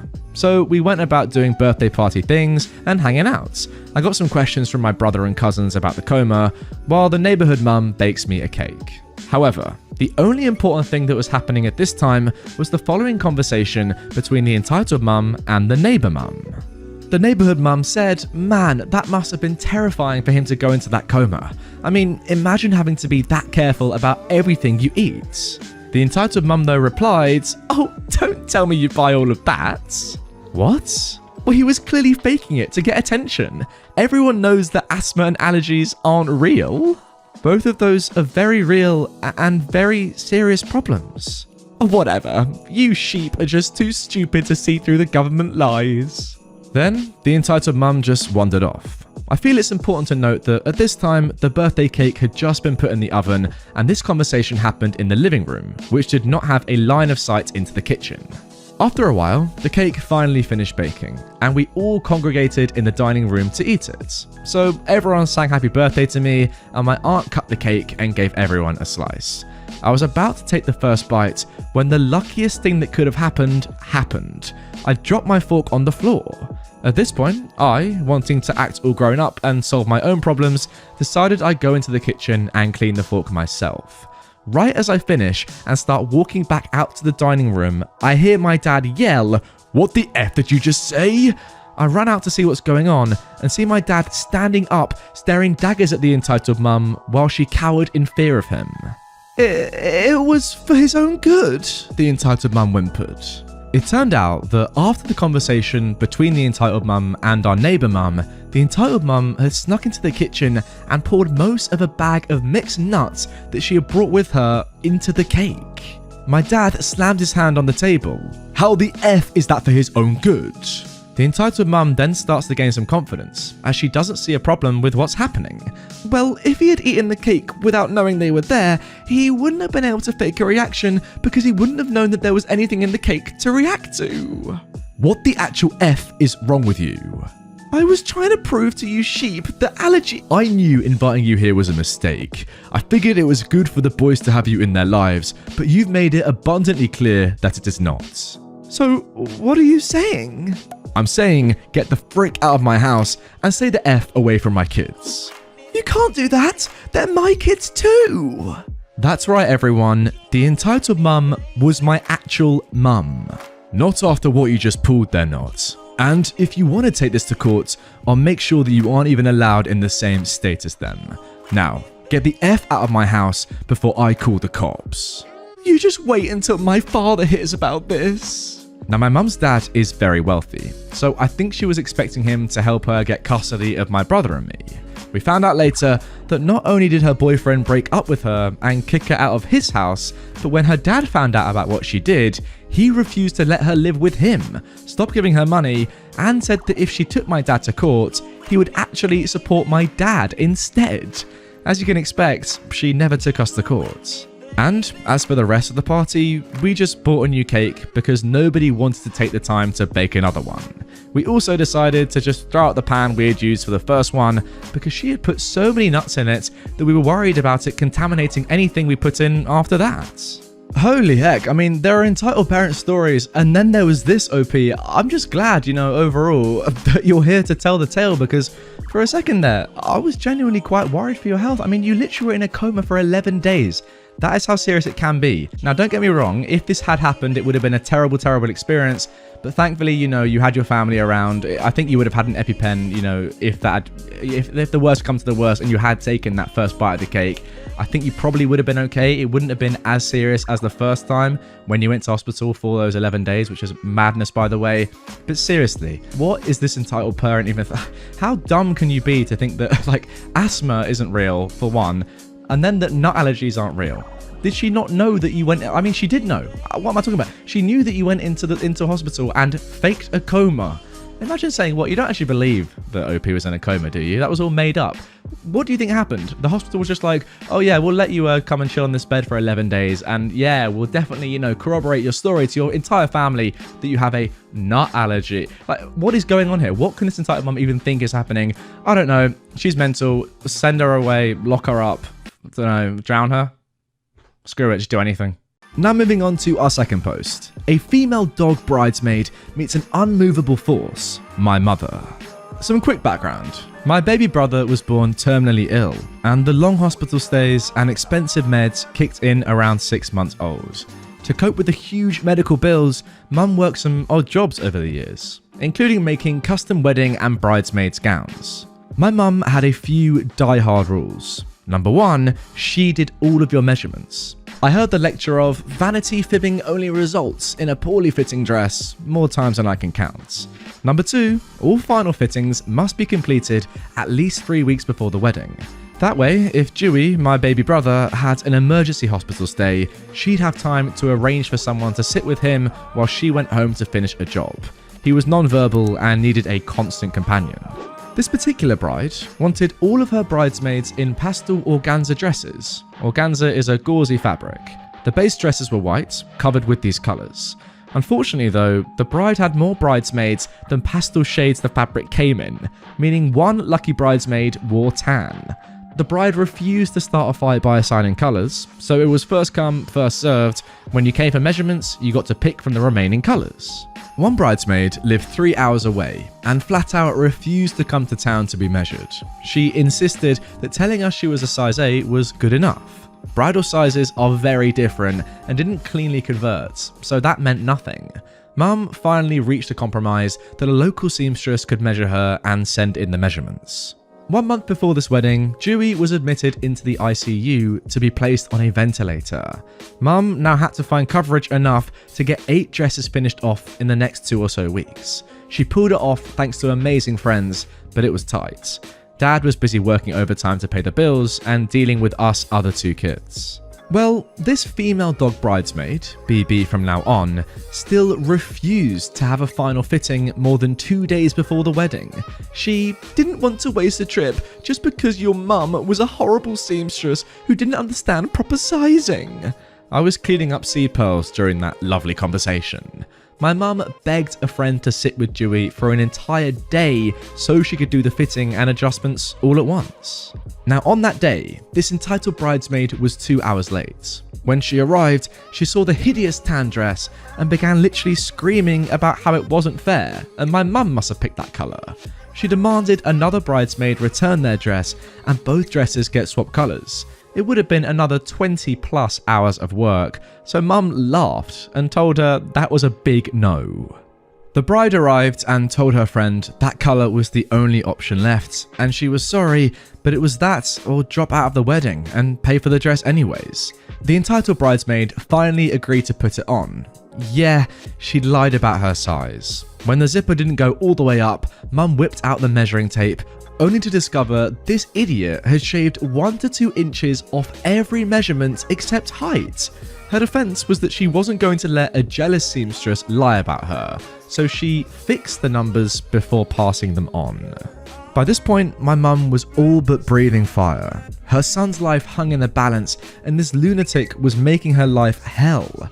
My mum demanded double for the dress, because she was now going to have to add strips to the base white dress to make it big enough, and then make a whole new overdress from organza. It was doubling the time and adding substantially to fabric costs.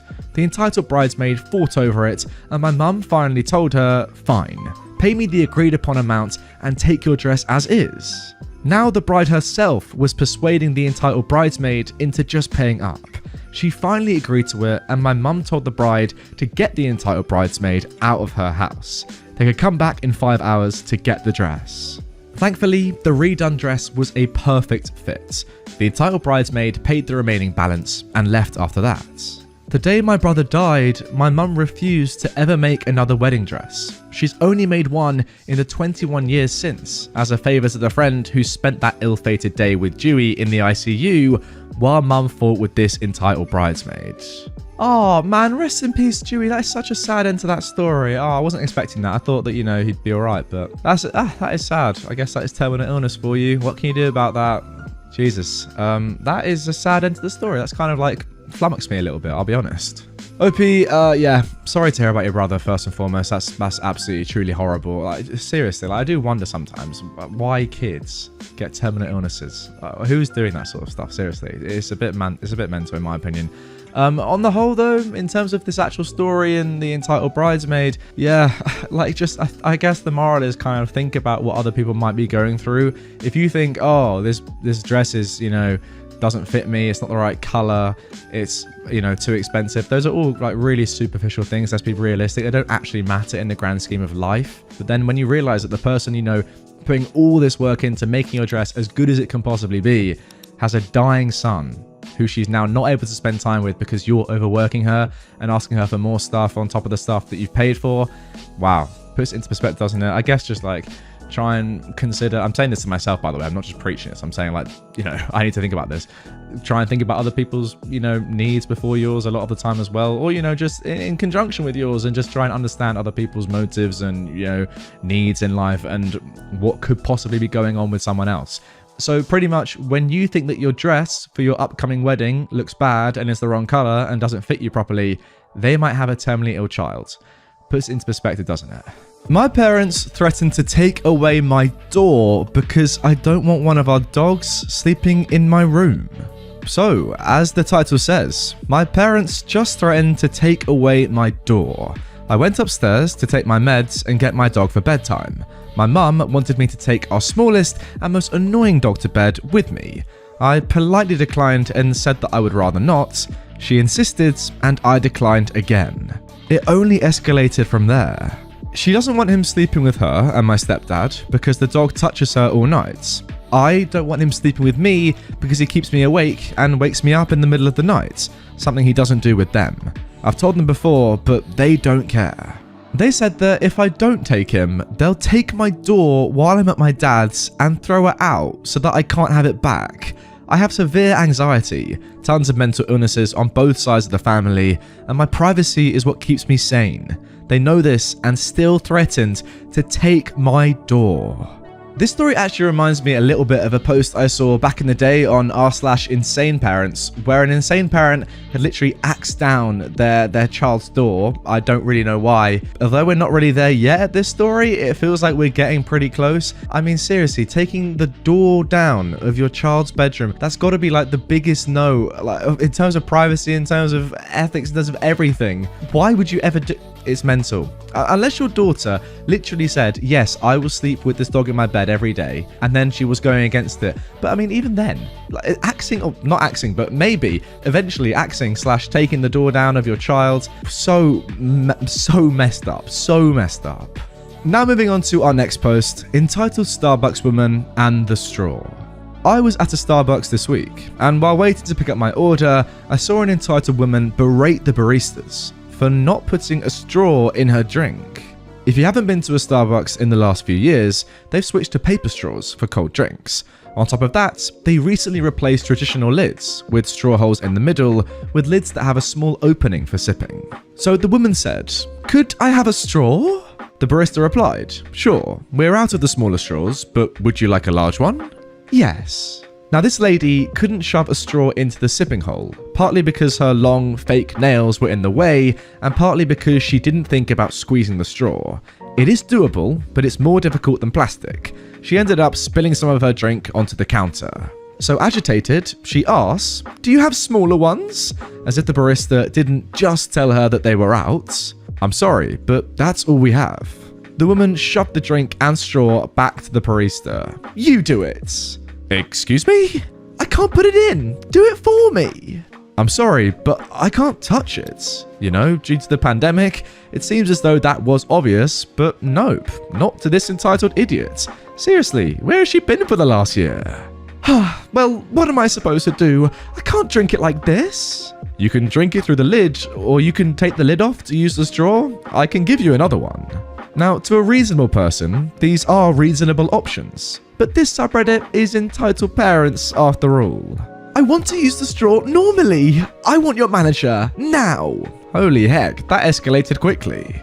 I missed the bulk of her conversation with the manager, who offered the same options and also offered to remake the woman's drink. I'm not entirely sure how that would solve her straw problem, but whatever. Fortunately, she, the manager, was adamant that they could not and would not handle her drink or her straw. Eventually, though, the woman stormed out. "This is ridiculous. I don't want you to make another drink. This is the worst service." There's nothing wrong with their service. Your attitude, on the other hand, was the worst. The stupid entitled woman ended up leaving her full drink on top of the trash can outside, all because she didn't want to, or know how to, drink without a straw. On the plus side, at least she wasted her money. Yeah, another very strange story there, not gonna lie. I mean, personally, I do enjoy drinking out of straw. I mean, this is what I drink out of, like, most days, if you wanted to know. But say the straw wasn't working, for example, on this bottle. Well, what I would do is this. A pretty incredible scene. I mean, did you know that was possible to drink without a straw? I didn't until I read this story and OP said you can drink without a straw. Amazing scenes. I don't get it. Why could you not just take the lid off and drink it? I just don't get it. Now moving on to our third story. Entitled Neighbor arranged the re-adoption of our dog without our knowledge. So, 14 years ago, when I was 10 years old, we moved from London to a farmhouse in the country. Along with us came our family dog, Jasper, who passed last year but would have been only a year old at the time. Our new neighbours were a typical lovely farmer couple with a small dog called Bonnie, who instantly became friends with Jasper. So, the as of yet not entitled neighbour starts taking Jasper along on his dog walks around the fields, and of course, we let him. Moving on a couple years, and long story short, the neighbour got a pet cat who died and then put down Bonnie, as he was apparently too sad to live without the cat. Without a dog of his own anymore, the neighbour had become fixated on Jasper, often whistling for him whenever the neighbour went on his evening walks. And still, we let it happen because Jasper had a lot of energy and walks were always a good idea for him. A few months later, and my family had decided to move to France. I go ahead with my mum while my dad and my sister stay in England for a while longer so she can finish her GCSE exams. A few weeks before my dad officially joins us, he drives down Jasper to France and drops him off before heading back to England alone. Now for the juicy part. My dad is working in his office, a barn across the street, when he hears the now entitled neighbour whistling for my dog. "Jasper, where are you?" he says. My dad replied, "He's not here." "What do you mean?" At this point, our neighbour actually goes into our house looking for our dog. "What are you doing?" my dad asks. "Well, I know you're moving, so I called a friend and they said they'd adopt Jasper. I'm here to take him to them. Now, where is he?" "You can't have him. He's in France." "You're lying. Give him to me." It went on like this for a bit, and my entitled neighbour was genuinely shocked that we had taken our family dog with us when we moved house and country, and that he couldn't give him to a friend of his. As an aside, this same man once came into our chicken coop and crushed all the eggs of one of our brooding hens because we had too many chickens. We only had like 10 to 15. I thought my mother was actually going to kill him after this. Well, if I didn't think your neighbour was strange enough after the bulk of that story, after hearing about the chickens, I certainly do. I mean, fair enough if you have some sort of affinity to your neighbour's dog and you lost your own dog and, you know, you love animals and you want to just like take care of this dog. But first of all, he wasn't even going to take care of it. He was going to give it to a mate. And second of all, why would you go into a chicken coop and break eggs because you have too many chicken? Again, I mean, I'm not going to lie. It's not often that I'm short for words, but I'm absolutely baffled by these 3 stories I've read so far. Any explanation as to why someone would want to crush chicken eggs for no real reason? Please let me know down below in the comments. Enlighten me. Oh, and whilst you're there, drop a like on the video as well. Right, let's get on to our final story. Entitled mum tries to get me to open access gate for her. Gets yelled at by daughter. My brother and I just moved to a gated community, so I can be closer to my job, and because it was far safer. In order to get in, you have to do one of 2 things. 1, have a window access sticker that scans and opens the gates. 2, or put in a special code in the code box that calls the resident and then they can press the button to let you in. An important thing to note is that there's 2 entrances to this community. 1, the main entrance, is just a pair of gates that slowly swing open and close when the code is put in or your window sticker is scanned. The other, the private entrance, not only has the gate but also a barrier arm, like what you see at areas with restricted access, that lowers right behind a car so nobody can tailgate you. Since we're still waiting for our access stickers to arrive, my brother and I have to use our own codes to call our cell phones so we can punch in the number to let us in. A pain in the butt, but it's a huge improvement over the community we left behind. Normally, I take the private entrance because it's right by my house, but on this particular day, I had to use the main entrance so I could pick up a package that had been dropped off at the office, which isn't far away from the main entrance. Well, I get to the call box, and just as I'm about to punch in my number, a beat-up blue Subaru whipped around the corner and went right up to the gate. Said Subaru belongs to my neighbour's mother. Let's call this entitled mum Linda, and she has a bad habit of hanging by the sticker access port and waiting for someone to buzz her in. Because of how slow the main gate opens and closes, it's not unusual for more than 1 car to just buzz right behind someone with an access sticker. I'll admit, I've done it a few times myself, but it's an unwritten rule that you don't block the access port and just wait for someone to use the call box. Anyway, Linda has never liked my brother and me for whatever reason, and I know she's waiting for me to call and let her in. So I decided to have some fun at her expense. I noticed I was a little too far away to safely reach the call box, so I backed up, nobody was behind me, and pulled closer to the box so I could reach it without having to open my car door. Then, instead of punching in my own code, I looked up my name alphabetically, taking my sweet time pressing the scrolling button. My last name begins with an A, so for extra funsies, I pressed the Z button and took my time scrolling up. Meanwhile, I'm watching for other cars who might be turning in so I could punch in the code and let them in. Yeah, it would mean letting Linda in, but I'm not going to ruin a whole bunch of other people's days because I wanted a little petty revenge, am I? But thankfully, no cars came in, which is good, because Linda begins honking her horn and gesturing angrily at me through her window. I was just about at my name when she leaned out her window and screamed, "Gringa estúpida, open the gate now!" Now, I may not know a lot of Spanish, but hearing her call me that made me stop all thoughts of petty revenge. "I'm sorry, I'm at the wrong place," I shouted. I put the car in drive, did a hairpin turn that would have made a NASCAR driver drool, and peeled out of there to the private entrance. Now I thought that would be the end of my encounter with Linda. Oh boy, was I wrong. I get in through the private entrance, pick up my package, and 10 minutes later, I'm pulled into my driveway, when Victoria, my neighbour, and the entitled mum's daughter comes out to get her mail. We greet each other and chat for a few minutes about our days. I didn't tell her about her mother, not wanting to sour her mood, as she's aware of her mother's behaviour and is just as irritated as everyone else who's had to put up with Linda. Well, wouldn't you know it, here comes Linda's Subaru. Linda pulls in and gets out. She sees me and points to me. "Thanks to you, I'm late for dinner with my daughter and grandchildren." Victoria looks at me, confused. I shrug my shoulders, not in the mood to fight, and said, "I was going to let you in until you called me a gringa estúpida." Victoria flipped out. She ran up to her mother, who was a lot smaller than her, and starts screaming at her in Spanish. I can tell that whatever Victoria said was bad, because right away, Linda was looking like a beaten down dog, embarrassed out of her wits. Eventually, Victoria yelled at her mother, pointing at the exit, and I heard "Sal de aquí," which means get out of here. Linda got in her car and drove off. Victoria apologized to me profusely. I told her it wasn't her fault and thanked her for standing up for me. Needless to say, Linda hasn't been over lately, and I don't think she will be until she learns some manners.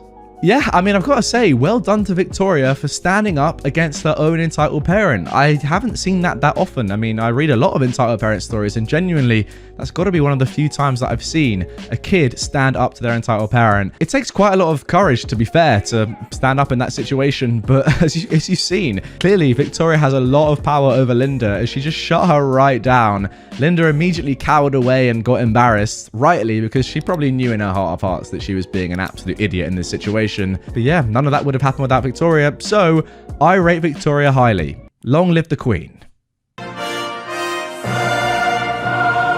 Chinese parents abandon their 2-year-old daughter, then sue her for parental maintenance. After a woman in China refused to buy her younger brother an apartment, her estranged parents filed a lawsuit for 500,000 yuan, approximately $71,000 in parental maintenance. The woman, 29-year-old Zhang from Guangzhou of southern China, was abandoned by her biological parents when she was 2 years old and has no relationship with them. She was reportedly abandoned as her biological parents could not financially support her, and they rarely contacted her throughout her life. Zhang was raised by her father's sister and considers her aunt's family to be her real biological family. When Zhang recently used her savings to buy her cousin an apartment, her biological parents reappeared in her life and reportedly demanded that she buy her biological brother an apartment as well. After Zhang refused, her estranged parents filed a lawsuit against her for 500,000 yuan in parental maintenance. The court ruled that although Zhang is not obligated to buy her brother an apartment, she must negotiate the amount with her parents and pay the parental maintenance fee. Under the Civil Code of China, adult children have a legal obligation to support their parents, regardless of estrangement or abandonment. Yeah, that is a law that needs to be changed immediately. How is that still a thing? Your parents are allowed to abandon you when you're 2 years old with no repercussions, yet you have to support them in their later life? Why?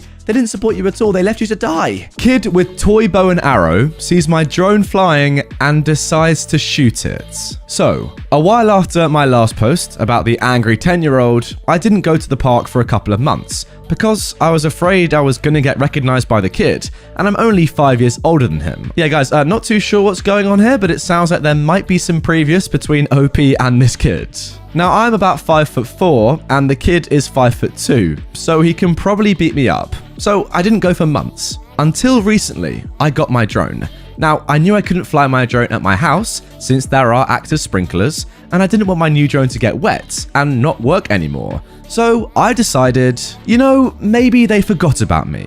And I went to the park. Now, when I got there, I saw people just chilling and a mother of 2. Now, one of the kids seemed nice, but the other seemed, well, entitled. The entitled kid had a toy bow and arrow, and the nice kid only had his phone and headphones and was about the same age as me. The entitled kid was probably around 9 years old. So I start flying my drone, and the nice kid came over to me and asked if he could fly.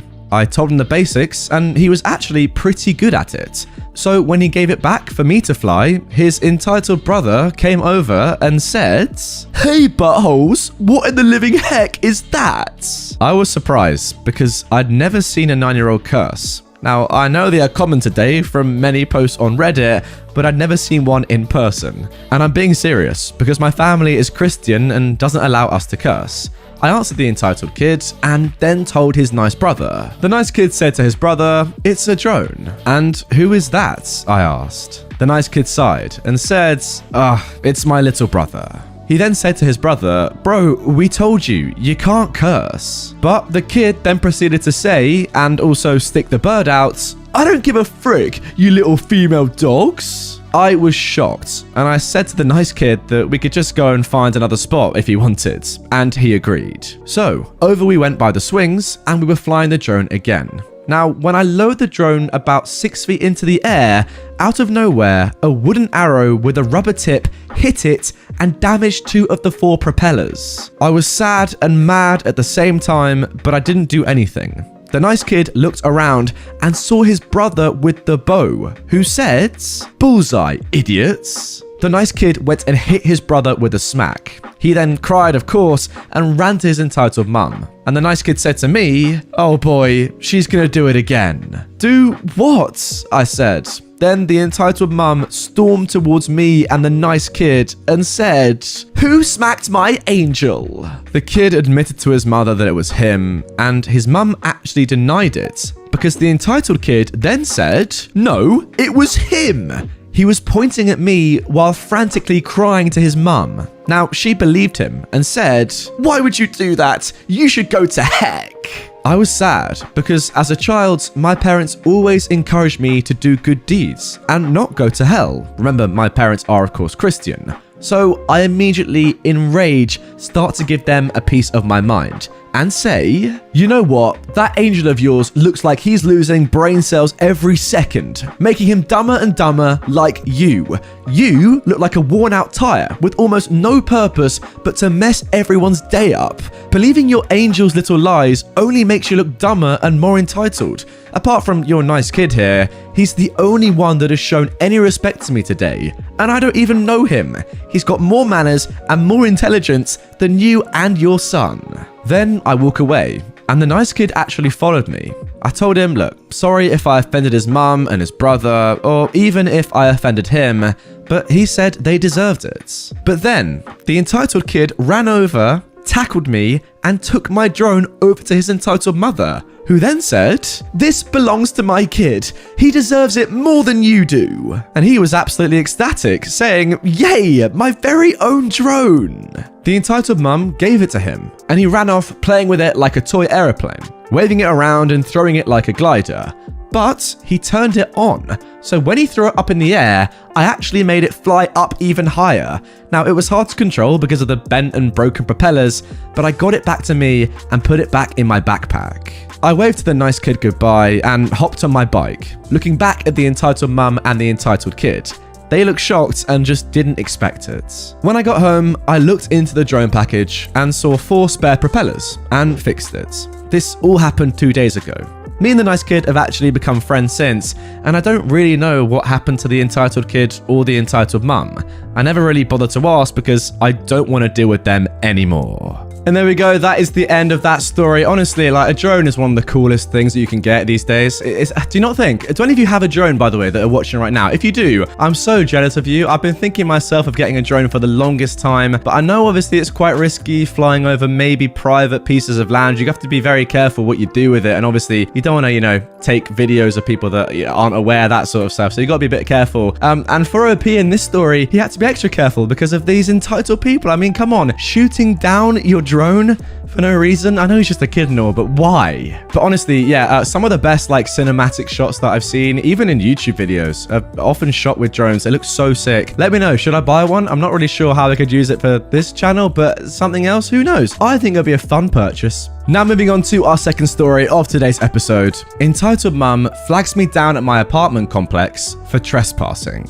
My girlfriend and I recently moved into a new apartment in one of the better neighborhoods in my country. We have an abandoned house out back, owned by the landlord's brother, and the house has a dock that the tenants in my apartment complex are able to use whenever. So we've had a couple of run-ins with random people at this point. Now, my friends, who are black, have been waiting in their car for me and been approached by this one entitled mum, asking them what they're doing here and how this is private property, and if they don't move on, she's going to call the police. For context, she does not live in this area, and it is private property, but more on that later. Now, I walk outside while they are talking and call them into my apartment, without even acknowledging the entitled mum's existence. Nothing else came of that time, but just to preface the next bit, I felt that first encounter was important. So that happened a few months ago, and today, just about 20 minutes ago now, I run into this woman again. In the past, I'd had a rundown car that we just got rid of, and I've now got a new one, but people in the area won't recognize it as mine yet. So I drove home and see the same entitled mum and her 2 kids. I like to go down to the dock from time to time to relax and smoke, so I park my car in my spot and walk towards the dock.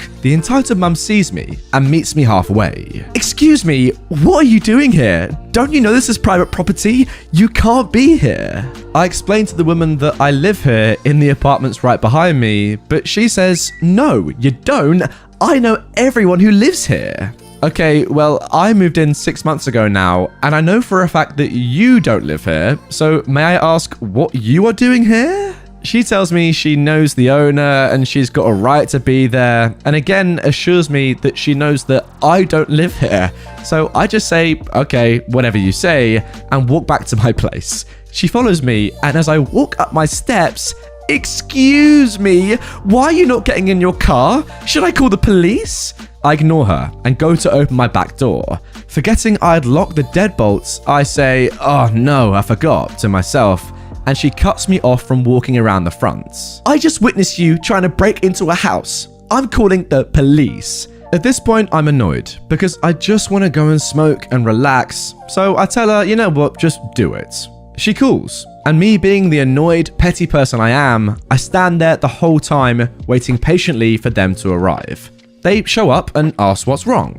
She explains how I came to a private property and tried to use her dock, and then tried to break into someone's home.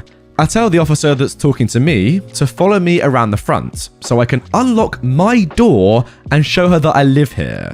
As we walk, I hear the entitled mum shouting about me being a thief and why haven't I been handcuffed already? We walk around the front and I unlock the door. It's a straight walk from my front to back door, so I walk through my house and show the officer that I do in fact live here. I open the deadbolts and slowly open the back door with the biggest grin on my face as the entitled mum, who of course is still there, just stares at me and goes red. She shouts at the officer that I must have done something to get in, but the officer laughs her off, talks to his partner, and after a few minutes, they tell her to go back to what she was doing, as I obviously should be here. Now, I point out in this moment that the entitled mum herself doesn't live here, and the only places besides my complex is abandoned, and I know who the owner is. Her and the officers walk back to her car by the dock steps about 50 feet away. I can't hear anything obviously, so bummer there, but after about 10 minutes, the cops leave, and a few minutes after that, I hear a car speeding down the road and a loud "F you" as it goes past. Oh, great story again. I mean, it's just walking through your own house to the back door and then going, "Yeah, surprise, motherfucker. I'm here." That's what you should have done anyway.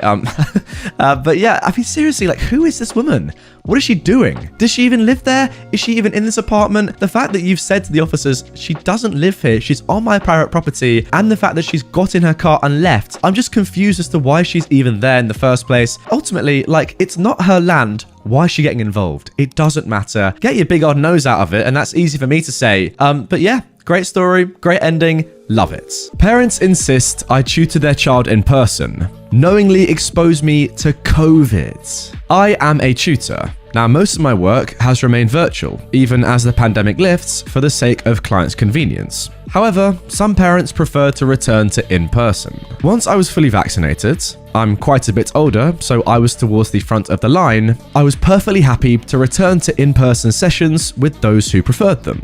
I work with one family who can be a bit prickly regarding public health measures. They wouldn't have their son do virtual sessions with me, certain he wasn't learning anything, and pressured me quite hard, but unsuccessfully, to return to in-person before a vaccine was available. They're otherwise fine though. Although, to be fair, their son wouldn't have needed tutoring at all had his parents not rammed him into a gifted program he really isn't suited for. But anyways, the first few sessions back were all fine and good.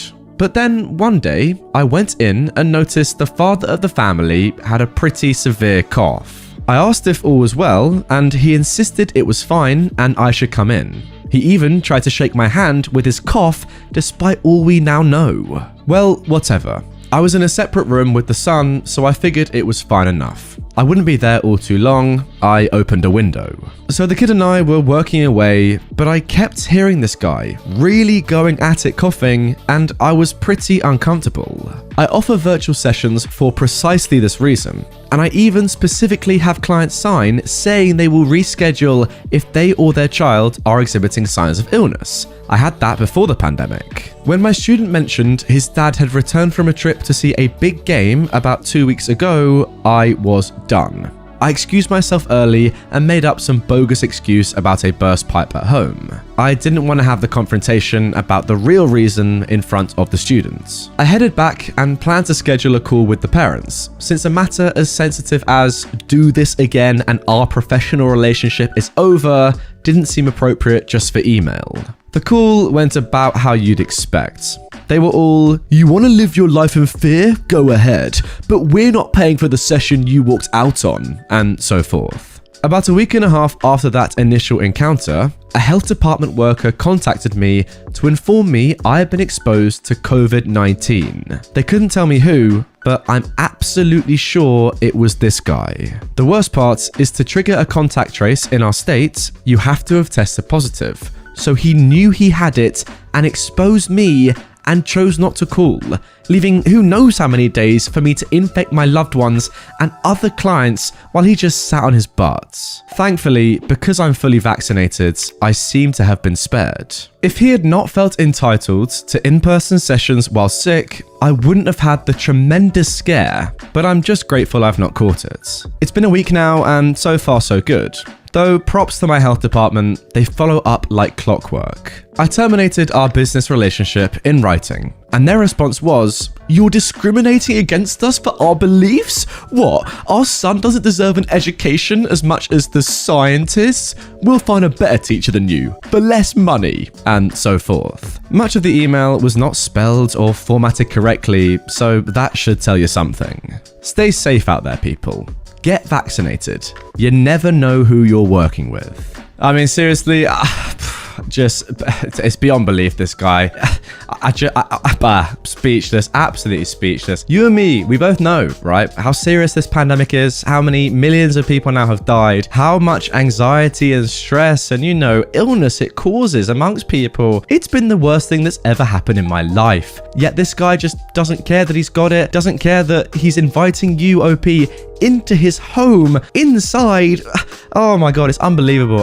I don't think I've ever come across somebody as ridiculous as this. I mean, seriously, what had happened if this guy had given it to you? Say you hadn't been fortunate enough to get both vaccines yet. He'd given it to you, you'd passed it on to your elderly parents or whatever, and, that could have literally been tragic. It could have been, fatal. It's absolutely mental. I genuinely believe there should be some sort of criminal charge. I mean, in England, I think that the problem is that he's inviting you into his home, so I'm not sure what you could really do about that. But knowing that you have COVID, or really suspecting that you do, at least having symptoms, and still mingling with other people, inviting them into your home, that should be illegal, because that ultimately, as I said, could end up costing people lives. Guys, I might as well give you a little update on my COVID situation as well. A lot of you have been asking about it in the comments. Thank you for looking out for me. I do appreciate it. I'm pretty much all good now. My dad as well, fortunately, seems to be all good. A little bit of fatigue, but that's kind of standard. And thankfully, we got off very lightly in the end, to be completely honest. But but other people who are perhaps a little bit older or, have underlying health conditions are getting absolutely screwed by this. So the fact that this guy is not taking it seriously at all and is inviting you into his home when he has symptoms is unbelievable. Now moving on to our next story. Entitled Mum dislikes my signature and demands I change it. I am a high school principal, and for better or worse, that means signing a lot of documents. I mean a lot. Report cards, IEPs, reports, requests, diplomas. The list is endless. Over the years, I've developed a signature that is easy to write, distinctive, and kind of hard to read. In other words, it's a scrawl. Well, recently, I sent home registration papers to a new parent, whose teenager will be entering the school in September. They included a cover letter signed by me. The next day, there was a message on our school's voicemail from the parents. Hi, I just received the registration package from the school, and I had a question about the letter that came with it. It says it's from the principal, but I can't read his signature. Now, note that under my signature is my name and title printed proudly in 12-point Times New Roman. The entitled mum continued, "Can someone get back to me about this?" My secretary called back and the entitled mum demanded to speak to me personally. Hi there, principal speaking. How can I help you? Yeah, I received your letter with the registration package. I was a little confused because I couldn't read your signature. Confused? How? It was from me. I know, but I couldn't read your signature, so... At this point, I'm quietly reflecting. I don't want to make a big deal out of it, but I don't think it's okay to have a signature people can't read. I'm not sure I understand the concern. The letter is from me, on school letterhead, with my name and title clearly displayed. Yeah, but I can't read the signature. I think it needs to be clearer so that, people can read it. I was then thoughtfully silent. I think you need to change it. Okay, well, thanks for calling. If you're having any difficulty with the registration papers themselves, you can talk to our guidance secretary. Well, are you going to fix it? Fix it? My signature? Yeah, I think you need to change it. Okay, thanks. If you need assistance, I'll pass your call to guidance. Bye now. Then I just hung up. A little while later, I received an email from the entitled mum with suggested examples of what she wanted my signature to be. I thoughtfully deleted it. Wait, so you're telling me she actually, got a pen and paper out and was actively giving you some ideas, like, I don't know, graphic designer saying, yeah, here are some concepts of what could be a much better signature than your scrawly piece of trash. The whole point of a signature, it doesn't have to be amazing, does it? I know it's like to prove that it's you and to verify that it's you, but as a principal, signing loads of stuff, you don't want something that is like, takes time to do or is, really long and formal. Just a little scrawl is fine. As OP said, his name is there. The school letterhead is a template. It's there. You know who it is. But no, this woman was so keen to make sure that he improved his signature that she probably spent a long time drawing out potential examples. I mean, it's so funny. What goes through her mind to say, you know what, I'm going to help this principal out. Let me get my pen and paper out and mock up some examples. Incredible scenes. And now moving on to our final story of today's episode. Another entitled parent doesn't tell me about the baby. I used to do some babysitting and nannying work as a teenager for extra cash. Most of my regulars were lovely, but you get the odd one. I was a very popular babysitter in the area and would happily work with very short notice. So I regularly got calls from parents who'd been given my number, needing a babysitter within a few hours. This meant that when I got a call from a parent of a classmate of one of my regulars' kids needing a babysitter that evening, it wasn't that surprising, and I happily accepted. The referral came from one of my favourite regulars, so I had no initial concerns. First red flag was they had a huge Rhodesian Ridgeback dog, which was rather protective of his house. But I'm good with dogs and we got on pretty well after a small introduction. Unexpected, but fine. Heads up guys, please warn people if a rather protective dog is wandering the property. Yeah, personally, I would just like to know if there was a large protective dog on a property I was going to for the first time. It would be nice to know. It was about 5 p.m. at this point, so I go through the usual asking for rules. Does their 9-year-old son need dinner, bedtime, etc.? Essentially, the answer was, we'll be back around 2 a.m, there are 0 rules. The kid will pick something from the cupboards and just let him have whatever he wants. No bedtime, no rules on what shows he could watch. The 9-year-old wanted to watch South Park, which is why I checked this rule repeatedly, but apparently it was all good for him to binge watch that all evening. It was a relatively uneventful evening. The kid was surprisingly well behaved, considering they had no boundaries, until the parents got home. The parents get back around 2 a.m., 9 hours after they left.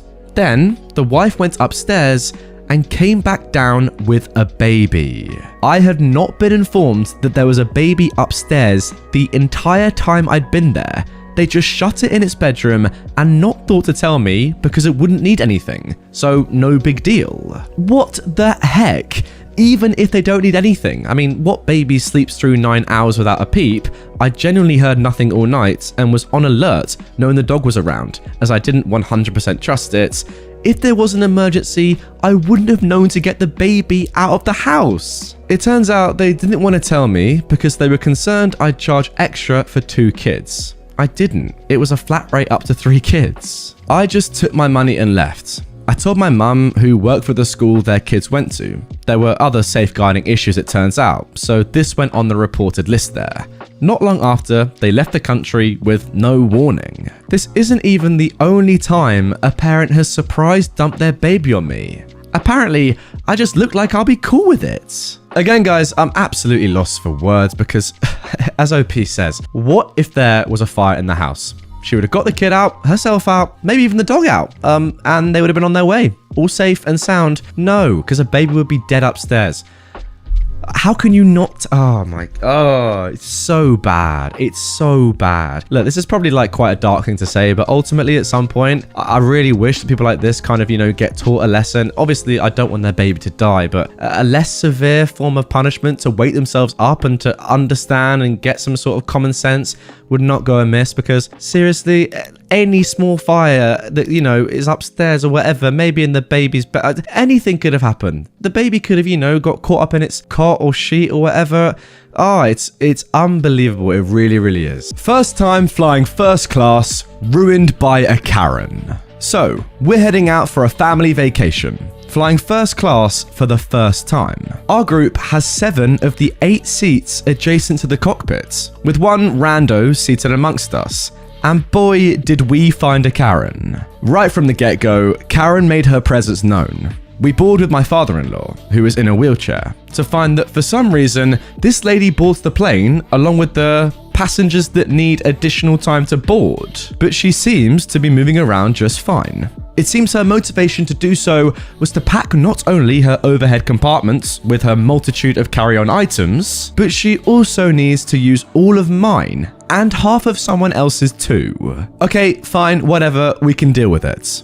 Then the flight gets delayed for being short crew, and Karen immediately starts demanding wine before we even leave the ground. As soon as the stewardess tells her no and walks off, she starts complaining to us about how trashy first class is with this airline. Now at this point, I'm already thinking, Jesus, can you please just shut the heck up already?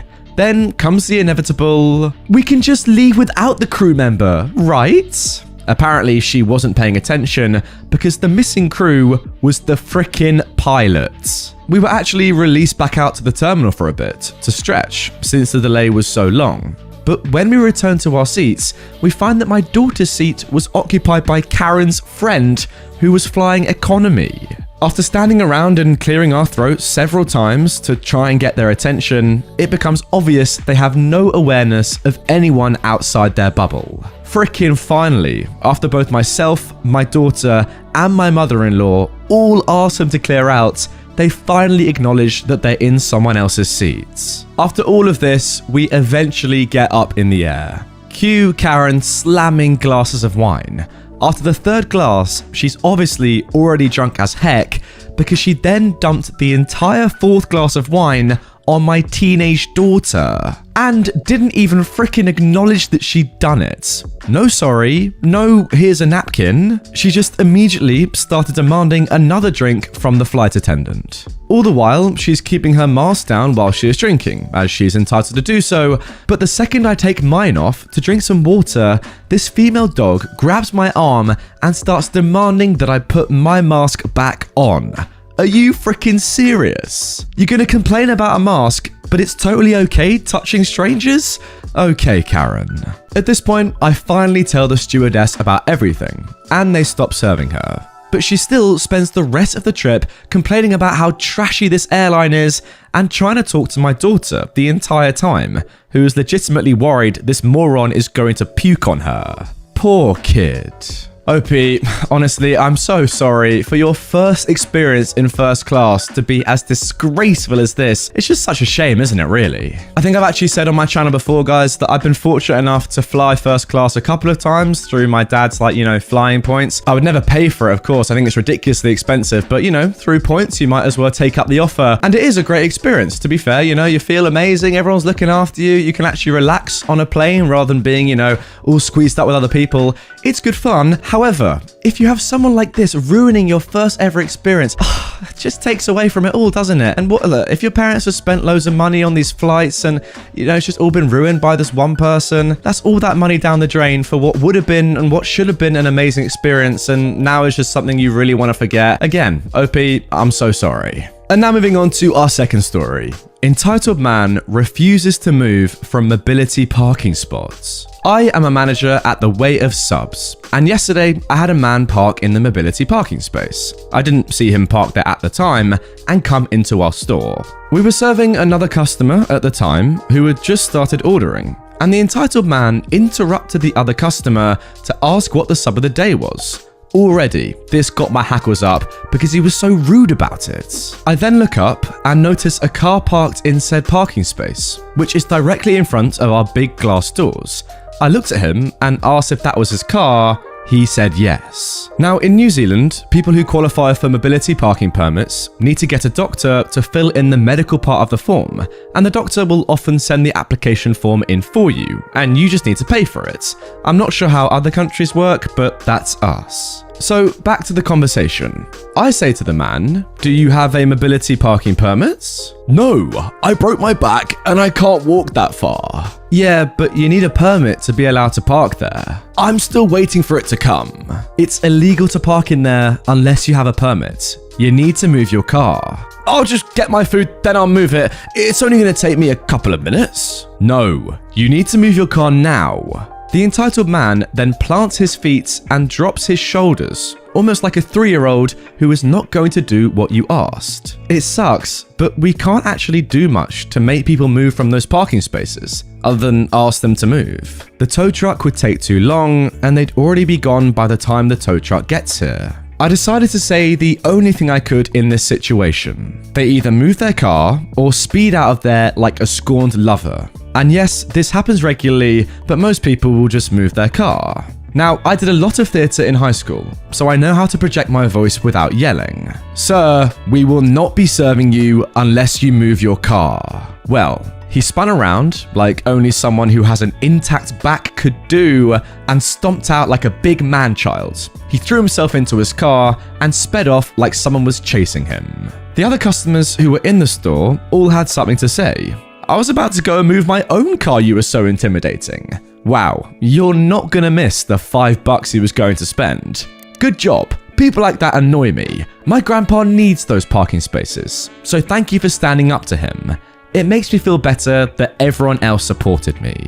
To be honest with you guys, and let me know if you agree with me down in the comments below, but halfway through that story, I genuinely wasn't sure if OP had gone too far and was just, assuming that this person was lying about their back when really they genuinely could have had a bad back and they genuinely could have applied for their permit that hadn't come yet. As in, do you get what I'm saying? How could OP possibly know? But then, as this guy spins around and runs out and gets in his car, it becomes very obvious that no, he doesn't have any back issues at all. He hasn't got a permit, he isn't waiting for a permit to arrive, and he's just trying to, be very lazy, park as close to the shop as possible and then get his stuff and go just because, it suits him and he wants to spend as little time walking from his car to the shop as possible. But yeah, ridiculous thing to do. My granddad has a disabled badge, we call it here in the UK, I believe, and that entitles him to go into these parking spaces that he needs because it's uncomfortable for people like him to walk a long way. Someone who is well abled and is fully able to walk a solid distance and isn't handicapped should not be parking in those spaces. Imagine they were awful, as one of the last people in your store said, and their grandpa needs it just like mine does. Like, if they were forced to walk a long way to get into the store, they honestly may not be able to do it. Some people, in wheelchairs, whatever. Horrible thing to do, horrible person. Well done, OP, for standing up to them. And now moving on to our final story of today's episode, entitled Dad Wants My Wife and I to Get Rid of Our Dog. For some background, I come from a South Asian Muslim family. In Islam, dogs are not allowed indoors because they are supposedly dirty and thus invalidate any prayer done in the home. Let's just ignore how dumb that is, considering dogs in the US are probably cleaner than many people back in my home country. OP, that is a crazy statement to start off this story, but anyway. Now, I personally am not religious. I know how to pray and will do prayers with relatives if visiting their homes and for certain holidays. But besides that, I'm pretty far from a Muslim in my personal views, and I don't regard religion highly in general, not just Islam but every religion. I am married to a non-Muslim Caucasian woman who had a lovely dog from before we met. I was always okay with dogs, but obviously never had one growing up. I not only fell in love with my wife, but also her dog. I am now a full-fledged dog person. Now, when my parents found out I was dating a non-Muslim and Caucasian woman, it was devastating to them. They always figured I would have an arranged marriage. My mum, to be fair, was quick to get over it once she realised my wife is a great person and was happy to have a daughter-in-law. My dad eventually also seemed to get over it, but he is very religious and was not happy about the dog. He wanted us to get rid of her. We were able to work with a local imam who said it was actually fine for us to have the dog, since you can't just throw a living animal away, and if we kept a separate room for prayers. My parents and I live in separate homes, so us having a dog in no way impacts their home. So, now moving on to what's happening currently. After having the imam speak with my dad, I thought that would be it. My dad uses the yard at my house for gardening, and our dog did its business in his garden area. Now, normally she stays away from the garden area, but dogs do dog things. We check 2 to 3 times per day in our yard to clear up any potential poop, but it just so happened on that one day that we didn't, because it was raining in the morning and we'd gone to our friend's place in the afternoon. We just planned on cleaning up the yard once we got home. For some reason, my dad had come over. He got angry. He started yelling at me and asked again when we were going to get rid of our dog. He didn't like that the dog used the yard, that it's against the religion, and apparently he can't bring his friends or my cousins over to our house because of the dog. I told him we were not getting rid of the dog, and I actually pointed out how many non-Muslim things he has done, which probably wasn't the best idea, and that I don't care if he can't randomly bring people over to my house. We would not want him to do that anyway, dog or not. He huffed and puffed and then drove home, where he did some more complaining to my mum and got into an argument about it with my younger brother, who, like me, isn't very religious. Yeah, this is a tough one really, isn't it? And to be honest, I'm not in the best place to even, sympathize or give my opinion on this because my parents aren't religious and I'm not religious, to be honest. But I know that it's going to be very difficult, and I'm assuming that lots of you watching right now may have very religious parents and you don't particularly follow their religion, or you're less involved in the religion than them. And for some parents, like these ones here, it can be all well. The mum seems okay. The dad in particular, it can be a struggle, when the religion is such an important part of your life and your kids don't really seem to care, but ultimately you have to just let them make their own decisions at some point, surely. And in this story, look, the dad probably doesn't like the fact that you do all these non-Muslim things, but ultimately you're not a Muslim, so it's up to you what you do. It's a tough one though. Look, comment down below if you have very religious parents and you don't follow their religion to such an extent that they do, or maybe you do. Let me know, how was your childhood with very religious parents? I want to know, because obviously it hasn't happened to me, but I can completely understand if it was difficult or maybe it was great. Who knows? Comment down below, let me know. Peeping Tom entitled Mum calls the cops on my autistic brother. This happened about 3 years ago. My little brother and I were both in our early 20s at the time, both living at home with my mum and dad. The way our house is set up is that the second floor has 2 windows facing the streets. The one to the left is my bedroom, and to the right is my brother's bedroom. Our house is on one long straight street that curves into another, and is broken up into other side streets. Our house happens to be at the intersection of the last side street before it starts to curve into the other. At this intersection, there is a bus stop for the local public schools, the very one I took throughout my school career, which was nice, since I could just walk out the front door and be at my bus stop in 10 seconds. Although the bus stop is close to my house, you have to turn around and directly be staring at my house to see anything. You might have some luck with our living room windows, but my mum keeps those closed pretty much all the time because of the dogs liking to bark at everything. My bedroom blinds were permanently closed, but my brother likes his open. This was also around the holidays, and my parents are decorating nuts, so there was one of those big LED lights in the shape of a bell on his window, obscuring the view even more. So, his window is further away, and you really have to crane your neck to see it, and you're not going to see that much. So then, I wake up around 8 AM because the dogs are barking after somebody knocks on the door. I peek out my blinds and see a cop car. I think the worst, so I rush downstairs and see my mum out talking to a cop. She comes in livid and then tells me what's happened. Apparently, one of the mums that waits at the bus stop with her kids, elementary school age, saw my brother in his window and thought he was perving on the kids, so she called the cops and said a whole group of parents were concerned. She actually thought it was my dad, according to the police officer, and reported him as being in his underwear. My brother has sensory issues because of his autism and doesn't wear a shirt, but wears pajama pants. This is what he was wearing when the cops were called. And funnily enough, we tested it out. From the bus stop view of him and his window, you could only see him from right at the nipple line, for lack of a better term. You'd see worse in the summertime with a guy mowing his lawn or at the pool. And my brother, as his big sister who knows him, was not watching the kids. He was almost certainly pacing around his room and stimming. If he did look, it was a quick glance. He's not a starer.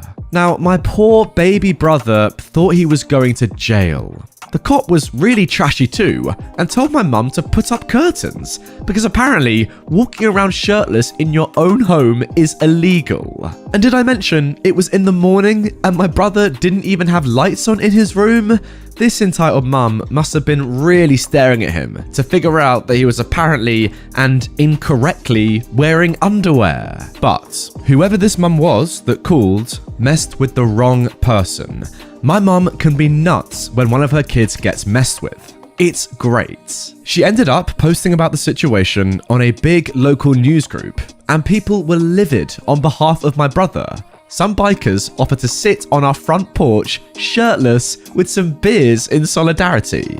My mum actually narrowed it down to two of the mums on that side street as well, and found out both of them were in the group and were probably seeing how people were reacting to them calling the cops and getting torn apart. Someone told my mum on the post to talk to the mums the next day at the bus stop, and my mum was going to do it and explain. But the next day, none of the kids showed up at the stop. It pretty much confirmed that the entitled mum had seen the post and was embarrassed, as she should have been. And then, from that point on, the mums just waited in their cars with the kids until the last possible second, then dropped them off at the bus stop. If the entitled mum had just come to our door, she would have seen the sticker we have, alerting in case of an emergency that someone with autism lives here. She could have put two and two together. She could have looked at my dad's work truck and seen the autism awareness magnets. She could have just kindly asked my mum. She could have just turned and faced the correct direction and stopped straining her neck to stare at my brother in his second floor window behind a Christmas decoration. But no, she immediately decides it's my dad in his underwear because men are only shirtless if they are in underwear. And oh no, shirtless man when my kids are present means paedophile. Call the cops quick. Yeah, as you can tell, I'm still kind of mad. I'm glad she got publicly torn apart, even though no one knew it was her specifically. Okay, quite a lot to unpack in this story, but I want to start with this. First of all, you're allowed to be shirtless in your own home.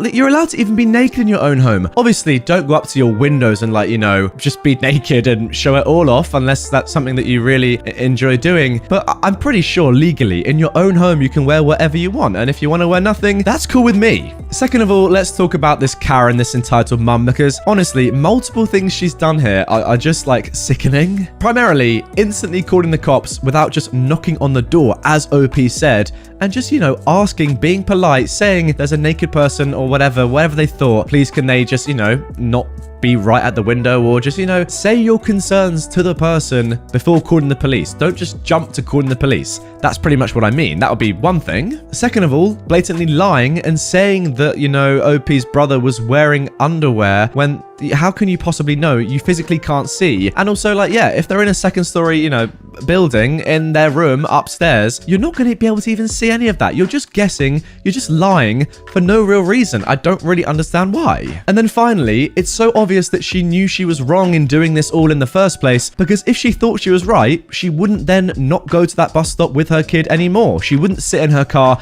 cowering, not even admitting her mistake, would she? She'd just continue on as she thought was right. She knows that she was in the wrong here, as shown by the fact that she didn't even want to show her face anymore at that bus stop, or at least for as little time as possible. So it just proves that she is a horrible, horrible person. Now moving on to our second story. Entitled mother tries to change my English accent. As a little bit of background, I'm from a rural area in Catalonia, Spain. Now, why is that important? Because my native languages are Catalan and Spanish, but until I was like 18 years old, I barely used Spanish outside of school. So my Spanish accent is, let's say, weird. Now, knowing that, imagine my English accent. It's not that I don't want to do better, it's just that I can't. But still, I can talk to people and they will pretty much understand me. Now, I used to work as a waiter in a fancy but pretty much always empty restaurant in my town. We used to have clients from all over, and I was the only one who could speak enough English, so I'd be the one taking their orders.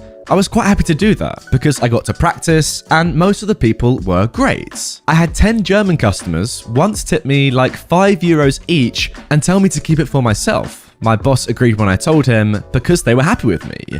And the best thing, they waited for my shift to end and asked me if I wanted to join them. They were awesome. But one day, an entitled mum shows up with her son. I guess he was around 16 or so. She was the stereotypical American black woman. Her way of talking, her gestures, I thought it was hilarious. Since the beginning, when she heard me talk, she put on a weird face. But anyway, I tried my best. Then, after a while of talking, she said to me, "Excuse me, could you speak better English? Your English is weirding my son out." Her nice kid said, "Mum, please," and then looked at me, "I'm sorry you're not," then looked back at her, "Let him do his job." "I'm sorry, Mum, but that is my English. I would need to practice a lot to improve my accent." "But you have to be better so you can talk to us." "Excuse me? I'm sorry, I don't have a better accent, but I'm trying my best." And the moment everyone was waiting for, "Let me speak to your manager." So I did, knowing the poor dude wouldn't understand half of what she said. My boss came over. "Can I help you?" "Your employee won't speak better English to us." My boss looked at me confused, and I translated for him. "What are you doing? What are you telling him?" My boss then said, "I can't help you, sorry. He has the best English. I'll leave you with him, sorry." Then he told me that if she continued like this, to let her write her complaints and let her leave. He just went back to the kitchen. "Where is he going? Why is he leaving? What did you tell him? You just needed to speak better English and this wouldn't have happened." "Lady, I told you, I can't speak better English." "I demand you speak better English." At this point, I'm annoyed.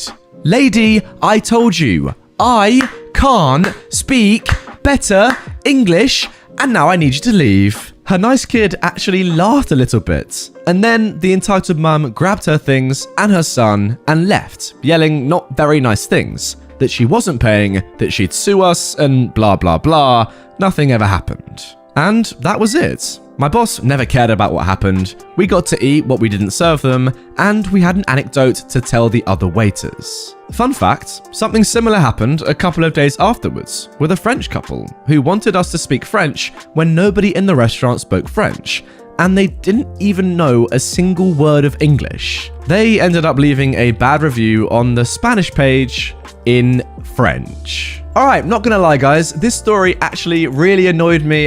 This woman just gets on my nerves, man. And I'll explain why, don't worry. So, some of you may know that I studied Spanish for, about 7 years in my secondary school, and then a couple of years at university as well, and I'm still not amazing at speaking it. I'm not completely fluent, my vocabulary is not as good as I'd like it to be. I have a long way to go if I wanted to be, a fluent native speaker. So, the fact that OP, the waiter, can even speak a little bit of English, in my opinion, is an amazing thing. It's just great that you can even speak a little bit of English in the first place and interact with customers like this woman. I mean, think about it, guys. Say you watching right now go to, I don't know, let's say France. Do you know how to speak fluent French? Would you know how to speak to a French person in France in French? The answer is probably no. Personally, I know that English people are horrible at learning other languages. The vast majority of English people only have one language that they can speak, and that is English, and they don't even know any real conversation from other languages, apart from just maybe a few basic words that you'd use when you go on holiday. So whenever I see someone from another language who can speak perfect English, or whenever I go to another country and, I can't speak that language, but that person in their own country can speak English to me, I'm really impressed. I'm actually, quite embarrassed that they are having to speak English to me in their own country and I know none of their language. It is quite embarrassing. So for this entitled mum to come into this restaurant and say, what, your English skills are so bad, when the person isn't even English, and that woman knows no Spanish, by the way, clearly, it's just so embarrassing and it's so uncalled for. Just, have some common sense. Put yourself in their position. They're speaking their second language to you, doing well, and you're just abusing them for it. I think it's pretty horrible, in my opinion, guys. Guys, if any of you watching right now do speak a second language or even are, multilingual, please do comment down below because I rate you for that. Learning a language is a very tough skill, as I can attest to, and if you've mastered more than one, I'm impressed by you and I want to be your mate, so comment down below. Entitled customer ignored sauna rules, claims lifeguard assaulted him, called the cops, tried to do a hit piece of journalism, and yelled at me for not handing over personal details of the lifeguard. The title should tell you that this person is a nutter. For some background, I work in a swimming pool part-time on a weekend on top of a full-time job. I enjoy the change in work environments and the benefits that come with it. The pool has a sauna, steam room, and spa as well. The sauna is where this all started. This older gentleman, probably late 50s, early 60s, had started to rock up and use the sauna. Typically, there's no problem with this, but he likes to lie down and have a nap in the sauna and then crack it at staff members who check on him to make sure he's okay. He's been told multiple times that he is not to lie down and have a nap or ignore lifeguards when they ask him to give a sign that he's okay. One day, there was a rotation on pool deck. No problems. This lifeguard was a bit more diligent in his job and saw that head count for the sauna hadn't been updated for about 45 minutes. He sticks his head in the sauna and a lady in there tells him that the guy lying down hasn't moved for about 30 minutes since she arrived. The lifeguard immediately asked if he was okay. No response. He asked again, no response. He asked again, but louder, and basically yelling for the person lying down to respond. No response. The lifeguard then started the DRABCs and went for a response that involves tapping the person on the collarbone, yelling, "Are you okay?" after radioing that we have a possible major. Well, this old man was not happy in the slightest that this lifeguard had 1. Woken him up from his nap, and 2. Had viciously assaulted him. He went off his nutter and had a massive argument with the manager about what the lifeguard did, and he demanded that the lifeguard be fired for assaulting him in the sauna. The manager told him that it wasn't going to happen, and so the old man stormed off to the changing rooms. He came out about 15 minutes later, dressed, and told staff not to talk to him. After 20 minutes of waiting in the foyer, the cops show up because they got a report that a person was assaulted in the sauna, but they didn't even get to finish their sentence before he interrupted, yelling that he was the one who was assaulted, that it was that lifeguard out there who did it, and I demand that you arrest him for assault because management here won't do anything about it. One of the officers stayed and spoke to the manager and the man, who went from yelling to sobbing about how he was viciously assaulted in the sauna, while the other officer went and spoke to the lifeguard, who explained what he did. Cops left the facility and told the old man they weren't arresting him or taking details because he was doing his job.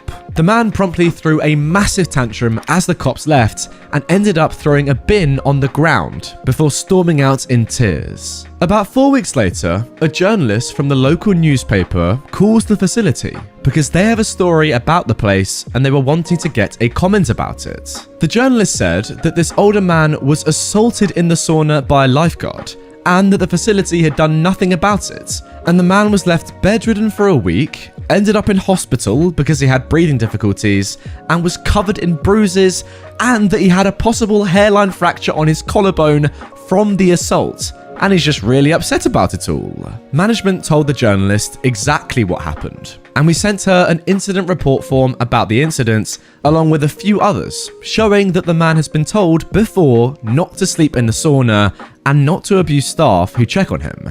And if they put out a defamatory story, then lawyers would be involved. Thankfully, the story was killed. Now on to me. I was working over the weekend, and the same man came in with some papers that he showed me that he got from lawyers. He then told me that he was suing the lifeguard who assaulted him in the facility for damages, and that I had to hand over to him the full name. He only had the first name, address, phone number, and date of birth of the lifeguard. I told him that I was unable to do that and that any legal action undertaken against a member of staff has to go through the council's legal team. This is a rough transcript of what he told me. Are you finished? Yes. Good. Now do your job and give me what I've asked from you. I'm not able to give you that information. If you want to... Are you incapable of doing your job? No, sir, I am not. Then do your job and give me the details of the man who assaulted me. Sir, I'm not allowed to give out any personal details or... This is for legal purposes. You are required to hand over the information of that lifeguard to me. Sir, don't yell. And no, I am bound by contract not to give out any personal details of the staff here. Any legal action goes through the council's legal team. I'm not suing the council, I'm suing that lifeguard who assaulted me. If you do not hand over the information, then I'll have you charged and thrown into prison for obstructing the court of justice. Sir, go through the legal... No, no, no! He was actually stomping at this point. Give me your name right now. No. You are bound, by law I might add, to hand over the details of that man, because it is for legal purposes. Go through the legal... For the third time, I am not suing the council, I am suing that lifeguard. Now give me his details. By this time, management had heard the yelling and had come down. Amazingly enough, a member of the council's legal team was there, who tried to have a talk with the man, but he refused because I am not suing the council, I'm suing that lifeguard. The man left, yelling at customers about how the facility is defending a man who assaulted him in the sauna and left him hospitalized. As he left, he yelled that he'll be going onto social media to have this place shut down, and that he had recorded the entire incident on a hidden camera. To date, it's been 3 weeks since this incident, and nothing has appeared on social media. Yeah, well then, it's pretty clear they don't really come much weirder than this old man. What, first of all, is he doing just going to sleep in the sauna? To be fair, sounds pretty relaxing, but he's been told not to do that for safety reasons. Stop doing it, mate. You can go and sleep in your own bed after you've gone to the sauna. Weird. Second of all, why is he lying about having a secret why would he ever have a secret camera recording in that situation? You're telling me he's gone into the sauna, right, with very few clothes on, because, you know, it's a sauna, with his phone, and he's just recording. That is so weird, first of all, because you're around other, half-clothed people that are relaxing in a sauna. Second of all, are you trying to catch out a lifeguard? Are you trying to, get some sort of legal questioning going or something? Is your main aim to fake being asleep, fake being dead, get a lifeguard to come and touch you, then argue that was somehow assault, and then you start a legal case? What a weird bloke. One of those people that you would just never like to meet, and I hope I never come within a mile radius of him, because he is messed up in the head. Now moving on to our second story of today's video. Employee screams at guy who turns out to be the CEO of the company, then gets fired. This is actually a story from my mum from a couple of years ago. She works for an energy company in the customer service, taking phone calls, answering questions, and sometimes helping fix simple issues. The company started not that long ago, and she was one of the few first employees. So right from the start, she knew pretty much everyone who worked there, including the CEO, who she describes as a very nice, down-to-earth guy who'd always dress pretty casually so he'd blend in with everyone else pretty easily. After a couple of months, they started hiring more people to work, including this one guy who was apparently very entitled and considered himself better than everyone else. Mum and a few others didn't like him because he was apparently arrogant, always tried to correct others only to be wrong himself, kept making the same mistakes, ignored many rules on the floor, and had a huge temper, and would scream and curse at anyone who said something he didn't like. The screaming would 99.9% of the time be something along the lines of, "Who the F do you think you are to insert whatever someone did or said?" Many complained about him, but the manager at the time was too nice or scared or both to actually do something about him.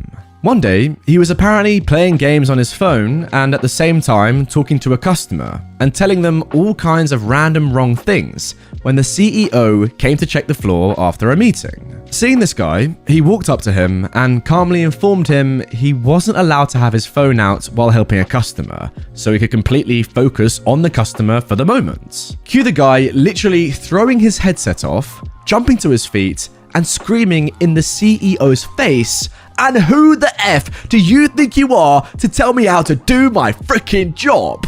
along with stomping his foot at each syllable. The boss stood there for a moment, obviously in shock, and the guy, thinking he'd won, smirked all smug, before the boss pulled a, well, boss move. "Well, I just so happen to be the freaking CEO of this freaking company," he screamed back, even copying the foot stomping. The dumb guy lost his smirk, and according to my mum, went from angry bright red to pure white in half a second. The boss then calmly grabbed the headset, which apparently still had the customer on, who had held everything, and apologized for what she'd heard, and just asked her what she needed help with.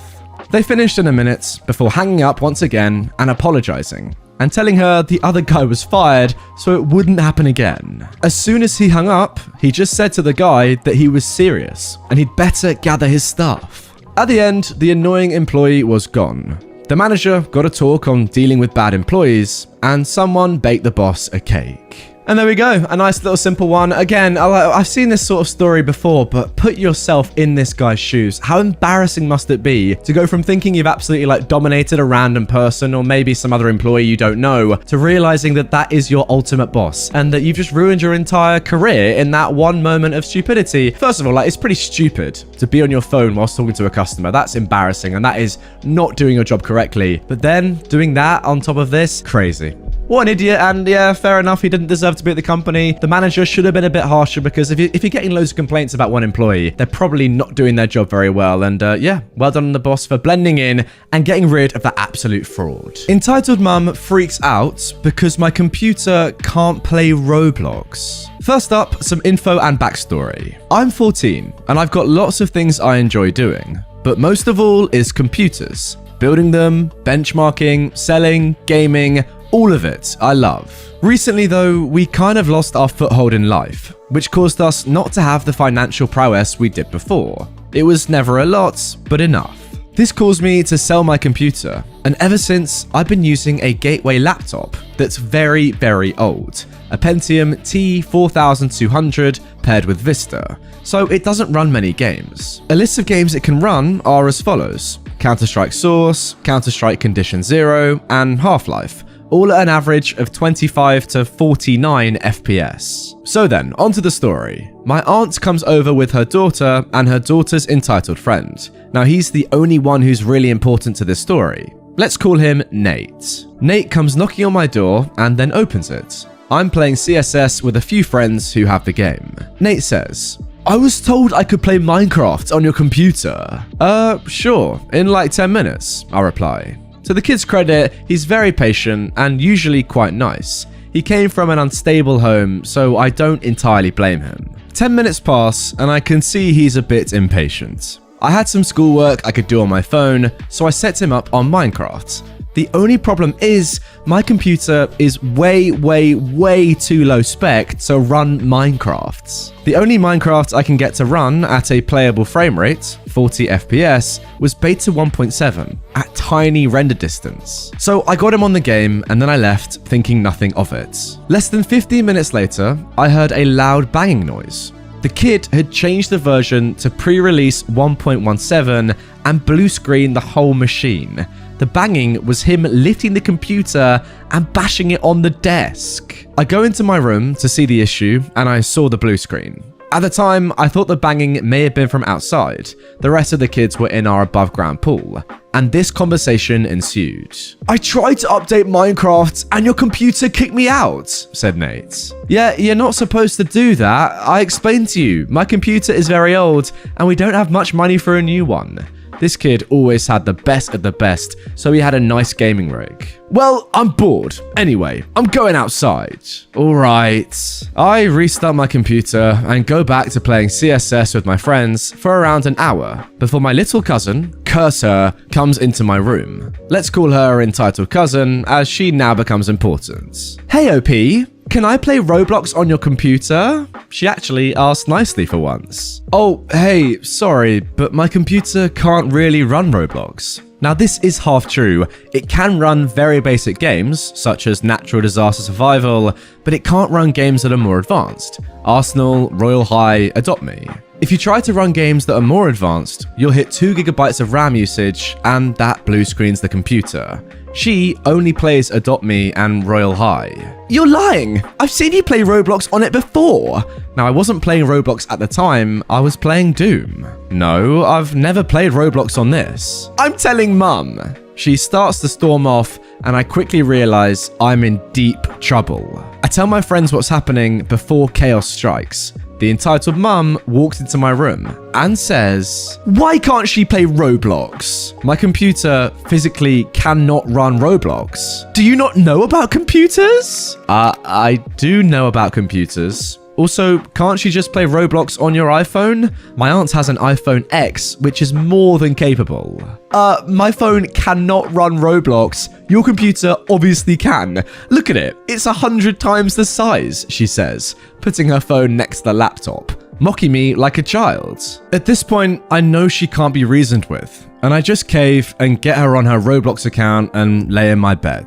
At first, my cousin is happily playing Roblox obby games before she joins Royal High. Now this whole time, I'm on my phone next to her, oblivious. I was actually surprised it was playing at above 15 FPS when I looked at what she was doing. I eventually left my room after 30 minutes because I needed to do the dishes.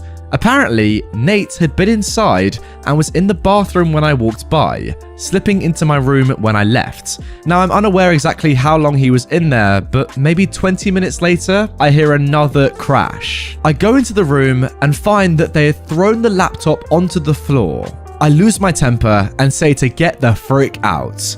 I look at my laptop, now on the floor, and see that the display still works, but to my horror, my entitled cousin had opened up 23 Chrome tabs, had Royal High still running, and like 12 YouTube videos, all at 720p, taking up well over 2 GB of RAM. I don't know how it hadn't blue screened, but it obviously wasn't working, because you couldn't click anything. The laptop is junk, yes. But I paid $30 for it, and I scrounged for that money, and to watch them violate my things like this made me upset.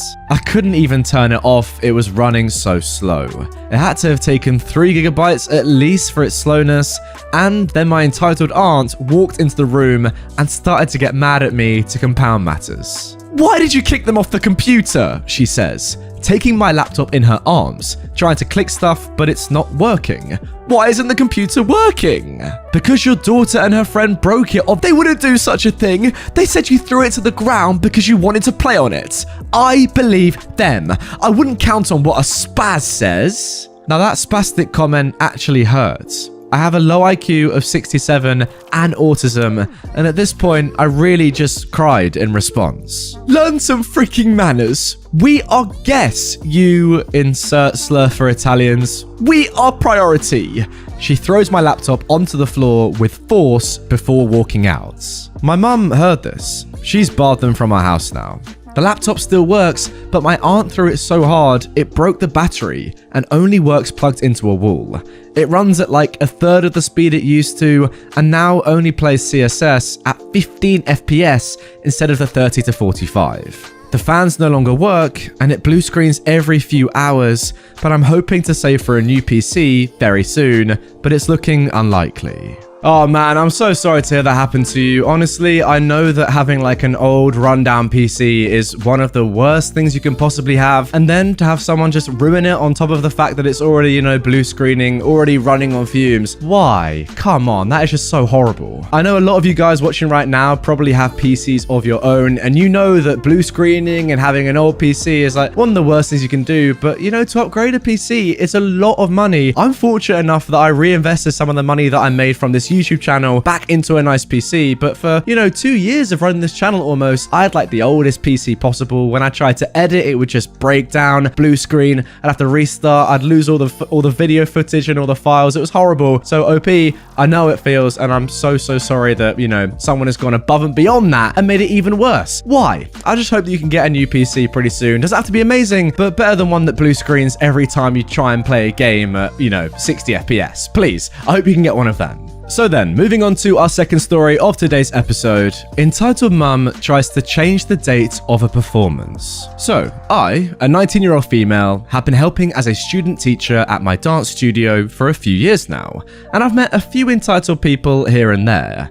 But this one really takes the cake. Just a note that this happened a few years ago when I was around 16 or 17 and COVID wasn't around. I have a student, maybe around 8 years old, in a junior ballet class. I will call her Nice Kid, since she's actually really sweet. Her mum, the entitled mum of this story, is not.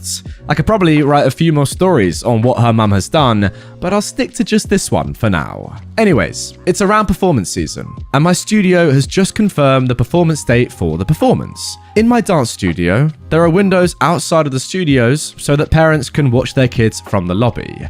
I see the entitled mum waiting outside, and I was a bit shocked since she was often 5 to 10 minutes late to pick up her kid. I guess that she just wanted to buy some tickets for the show, so I smiled at her and continued teaching my class. When class ended, I saw her talking to some other parents before spotting me and walking over to me. The conversation that happens goes as follows. "Hello, can I chat with you about the performance for a bit?" said the entitled mum. "Of course. Are you buying tickets or do you just have questions about how things will work?" "No, I wanted to talk about the date of the performance. I can't make it." "Oh no, that sucks. Well, if you want, we offer digital copies for parents who can't make it. It costs a little less than the tickets, too."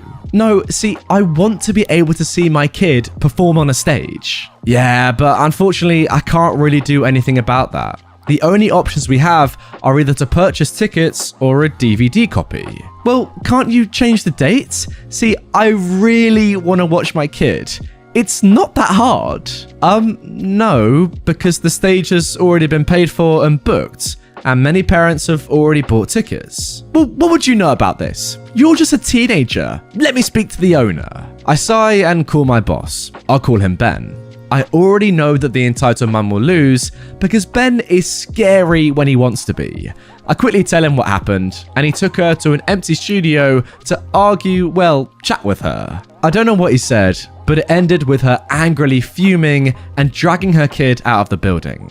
The week after, she actually bought a ticket for the performance. I asked her why she couldn't originally, and you guys want to know why she couldn't attend the performance? She had a hair appointment. I was a little shocked that she had made Ben argue with her over a hair appointment, but I didn't say anything. I don't really know if this counts as being entitled, but I think it does. Sorry, OP, you're not sure if someone requesting to change the date of an entire performance with loads of kids, loads of parents, obviously, you know, going on that date because they have a hair appointment of their own is entitled? Well, let me tell tell you, it's pretty entitled. I mean, seriously, guys, that has got to be up there. Changing or wanting to change an entire dance performance with loads of kids, loads of parents, because you want to have a hair appointment on that certain day. That is mad. I'm sorry. Just rearrange your hair appointment. Who cares? Your hair's probably trash anyway. Crazy. Entitled aunt tries to grab me, so I push her into the pool. A quick bit of background. I am a 17-year-old trans male, and I live in a rural part of Quebec with my mothers and sisters. So, this happened last week, and I wanted to post it here. I've gotten my COVID vaccine yesterday, and my arm was very sore from it, and it hurt when someone touched it. Saturday was my cousin's birthday. Keep in mind that he's 10. My aunt, our entitled parent of this story, wanted everything to be perfect for her son. My mother and I were invited and had no choice but to follow. Now, something you should know is that my aunt is homophobic, transphobic, religious, and an overall nasty woman. Okay, so we arrived at the party. It was a hot summer's day, so it was a pool party. The party was gorgeous. Beautiful decorations, cake, and snacks. When my aunt notices us and comes to see my mother and I, it was clear she didn't recognize me at first. "Oh, who's this?" My mum said, "This is OP, but we call him by his new name now." My entitled aunt looked disgusted at the fact that I was no longer a girl. She made a nasty remark about my clothes and hair.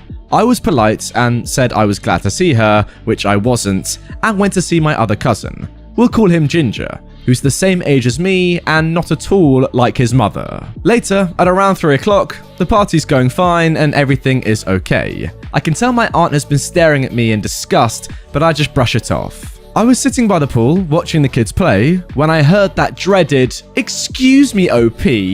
I look behind me and see my aunt standing over me. "Hey aunt, do you need anything?" "Yes, I want you to put this dress on and stop distracting the kids," she said, as she handed me a tacky pink dress.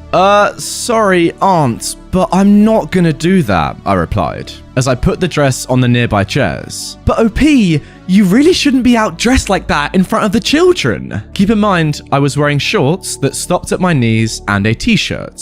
"No, aunt, I don't have to listen to you," I said, trying to go find my mum. "Remember when I said my arm hurt a lot because of my vaccine? Well, my aunt grabs right where I was vaccinated and squeezes. I yelp in pain, screaming for her to let go. She doesn't and keeps yelling how I'm a sin and that I'm going to hell for this.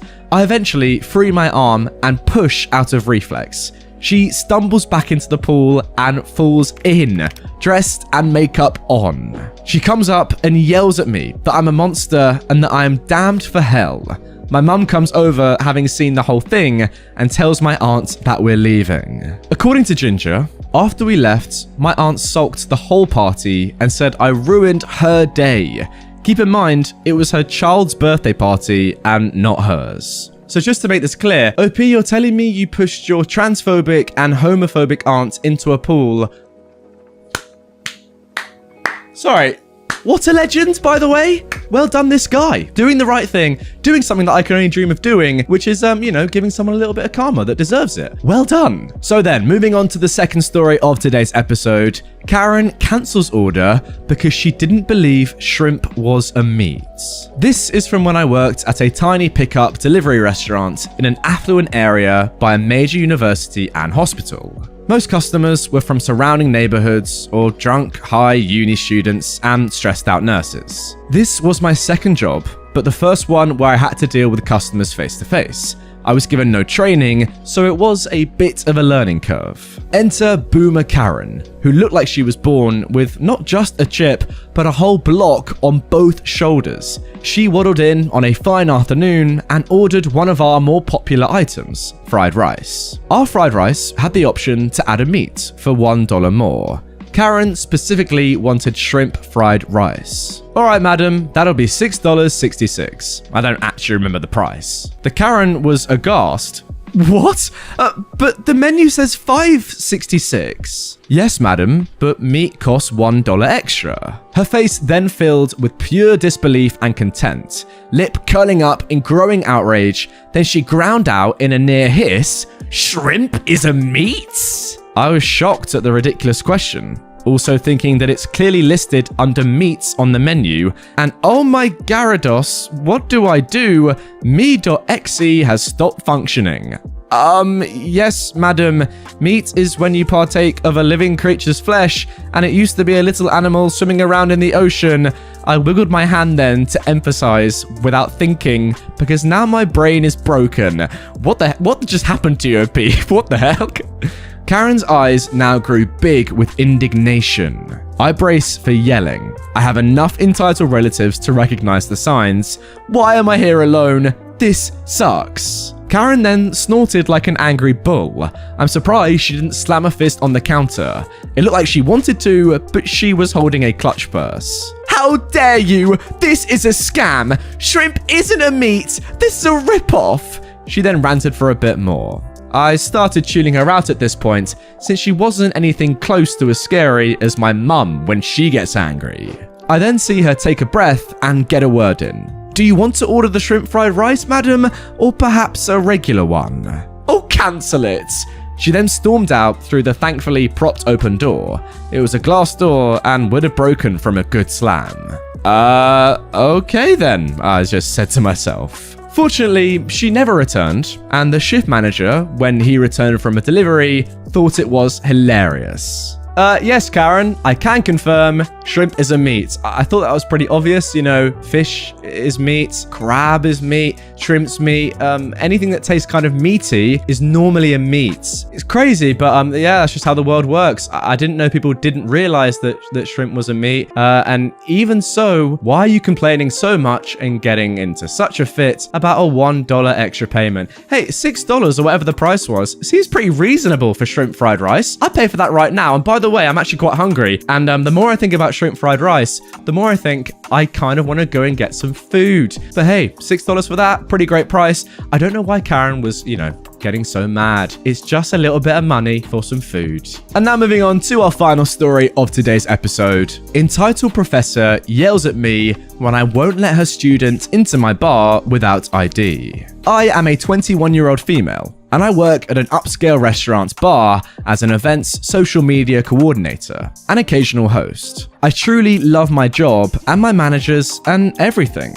My restaurant is in a large college town where I also attend, and so we have a large demographic of people coming in. This happened a few weeks ago while I was working as a host that night. And as we are a bar as well, I check IDs, and I'm technically considered a bouncer, which is funny because I'm literally 125 pounds. I also usually have an actual big bouncer with me who comes up from one of our sister bars to help me out with IDs and stuff. But today, I didn't.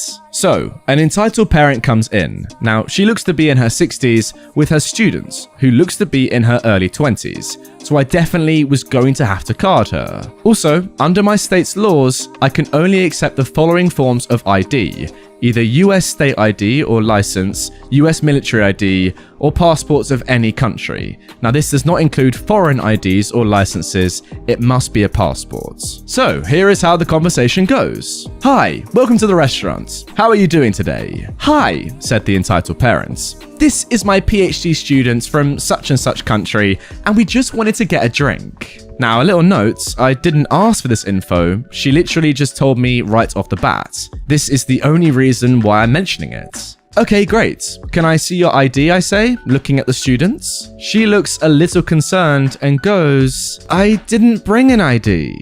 Oh, I'm sorry, but the only way I can allow you to drink is for you to present a valid ID. The entitled professor immediately gets defensive and loud and goes, I've known this girl for 4 years and she is over 21. Again, I'm sorry, but I do need a valid form of ID. I list all of our valid forms then, which is also posted on a sign near the entrance of the restaurant. She is of age, and I know it. I can vouch for her. I do have my undergraduate student ID with me. She begins to take out her undergrad student ID. Now, she's not from my school, but that doesn't matter at all. And I again tell them that I need a valid form of ID. She then tries to hand me the school ID that has her birthday in the bottom corner, which does say that she is over 21, but again, I cannot accept this. See, her ID shows that she's over 21. I start going on my spiel again, but this woman is not having it. Apparently, a school ID is just as legit as a government-issued document to her. But whatever, what do I know? It's not like I check IDs for 7 hours of my shift or anything. The entitled professor is pretty much yelling at me and causing a whole scene in the entrance area at this point. This is ridiculous. She has shown more than enough to gain entry. I know her very well, and I know she's of age. She's a PhD student here, and we deserve to be served. Mom, I'm sorry about that, but this is the law. I could get into serious trouble, not just with my boss, but with the authorities, by allowing someone to be served without a valid ID. I cannot believe this. We're leaving. She turns to leave, and as she's exiting, she turns back to me and says the most bizarre thing. Oh, and by the way, that is an accredited university. She's referring to the student ID. I was honestly just so confused by the whole situation that I don't even say anything back. Again, I would like to reiterate that from the beginning, this woman was hostile and extremely rude. She continuously raised her voice throughout the interaction while I stayed extremely calm and was as professional as I could be. And just to let you guys know how hostile she was, there was a group of 3 that entered right behind her, waiting to get ID'd and seated, and they'd listened to the whole interaction. Now, as soon as the woman left, they asked me, "Are you okay? That lady was so awful." So, yeah. I told my boss, who also owns the place, and he was very proud of me for standing my ground. I love you, King Julian. Well then, not entirely sure if OP's boss is called Julian or she's just a massive Madagascar fan, but either way, King Julian, you are the GOAT. Now, as for the story, I can actually kind of relate to the student. I was a student for a long time, and it would be very annoying when, you'd forget your ID on a night out, but you'd have your student card with you, which said your date of birth and therefore your age, and, said you were over 21 or over 18 in the UK. But still, as soon as you learn that it's not a valid form of ID, which everyone does, it's just yeah, you're not going to get into places if they're asking for IDs and you just have your student ID. It's not valid. Sorry, it's not a legally binding document that the government has said, yes, that is a good form of ID to let you into places. And you have to, think about the bar's perspective. If they do let you in without ID and then later, it gets found out that you are under 18 or under 21 in America in this story, they can be liable for massive, lawsuits, damages, police stuff. They don't want to be risking that. That is for sure. And yeah, a student ID is not a valid form of ID. So there you go. Stop complaining, go home, get your ID and come back. Well, that's what I used to do when I forgot my ID at uni anyway.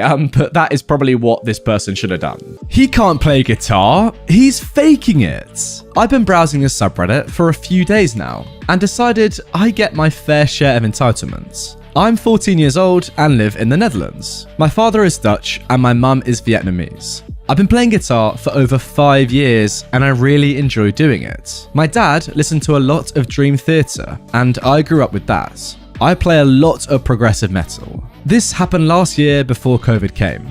I was almost 14. We had this talent show in the 2nd grade of middle school and I decided to join. I played The Endless Knot by Haken, a great song, with a little improvised solo in the silent piano part near the end. There were no real awards, but it was mostly for enjoyment. There were 10 other participants. 6 of them were girls that sung, 1 group that danced, 2 comedians, and 1 other guitarist, and I won. I was really happy, and the other participants were really nice. I personally found 1 comedian hilarious. He had some good jokes. A lot of parents actually gave me a standing ovation, and it was one of the best moments of my life. Unfortunately, my parents weren't there because of work. One of the girls that sung was crying that she didn't win, and her mum, the entitled mum of this story, came to comfort her. I didn't get a reward, and the talent show was just for entertainment and fun. But this entitled mum was so mad that her daughter didn't win. She went to the jury and said that I'd faked my guitar playing, although I practiced a lot for it. I got on the stage and she followed me. She started accusing me of faking it in front of everyone. At first, I thought she knew the song and that it's being played on a 7-string guitar. I used an Epiphany Les Paul with single coils and 6 strings. I played the lower parts just 1 octave higher, and it sounded fine. But she never said anything about that. She also said that a guitar could never make such sounds, and I explained that it was plugged into an amplifier with my self-made pedal board. After that came this ridiculous conversation. How dare you make my daughter cry with that faking of yours, the entitled mum said. Mom, I didn't fake my playing. But a kid like you could never play something like that. There's no explanation. You're faking. Obviously, she didn't have any real arguments. Why would I participate in a talent show without an award and fake something? After that, she went a little quiet. Then she said, then prove that you're not faking it. So I played a few ladders at high speed and the solo of the song without the backing track.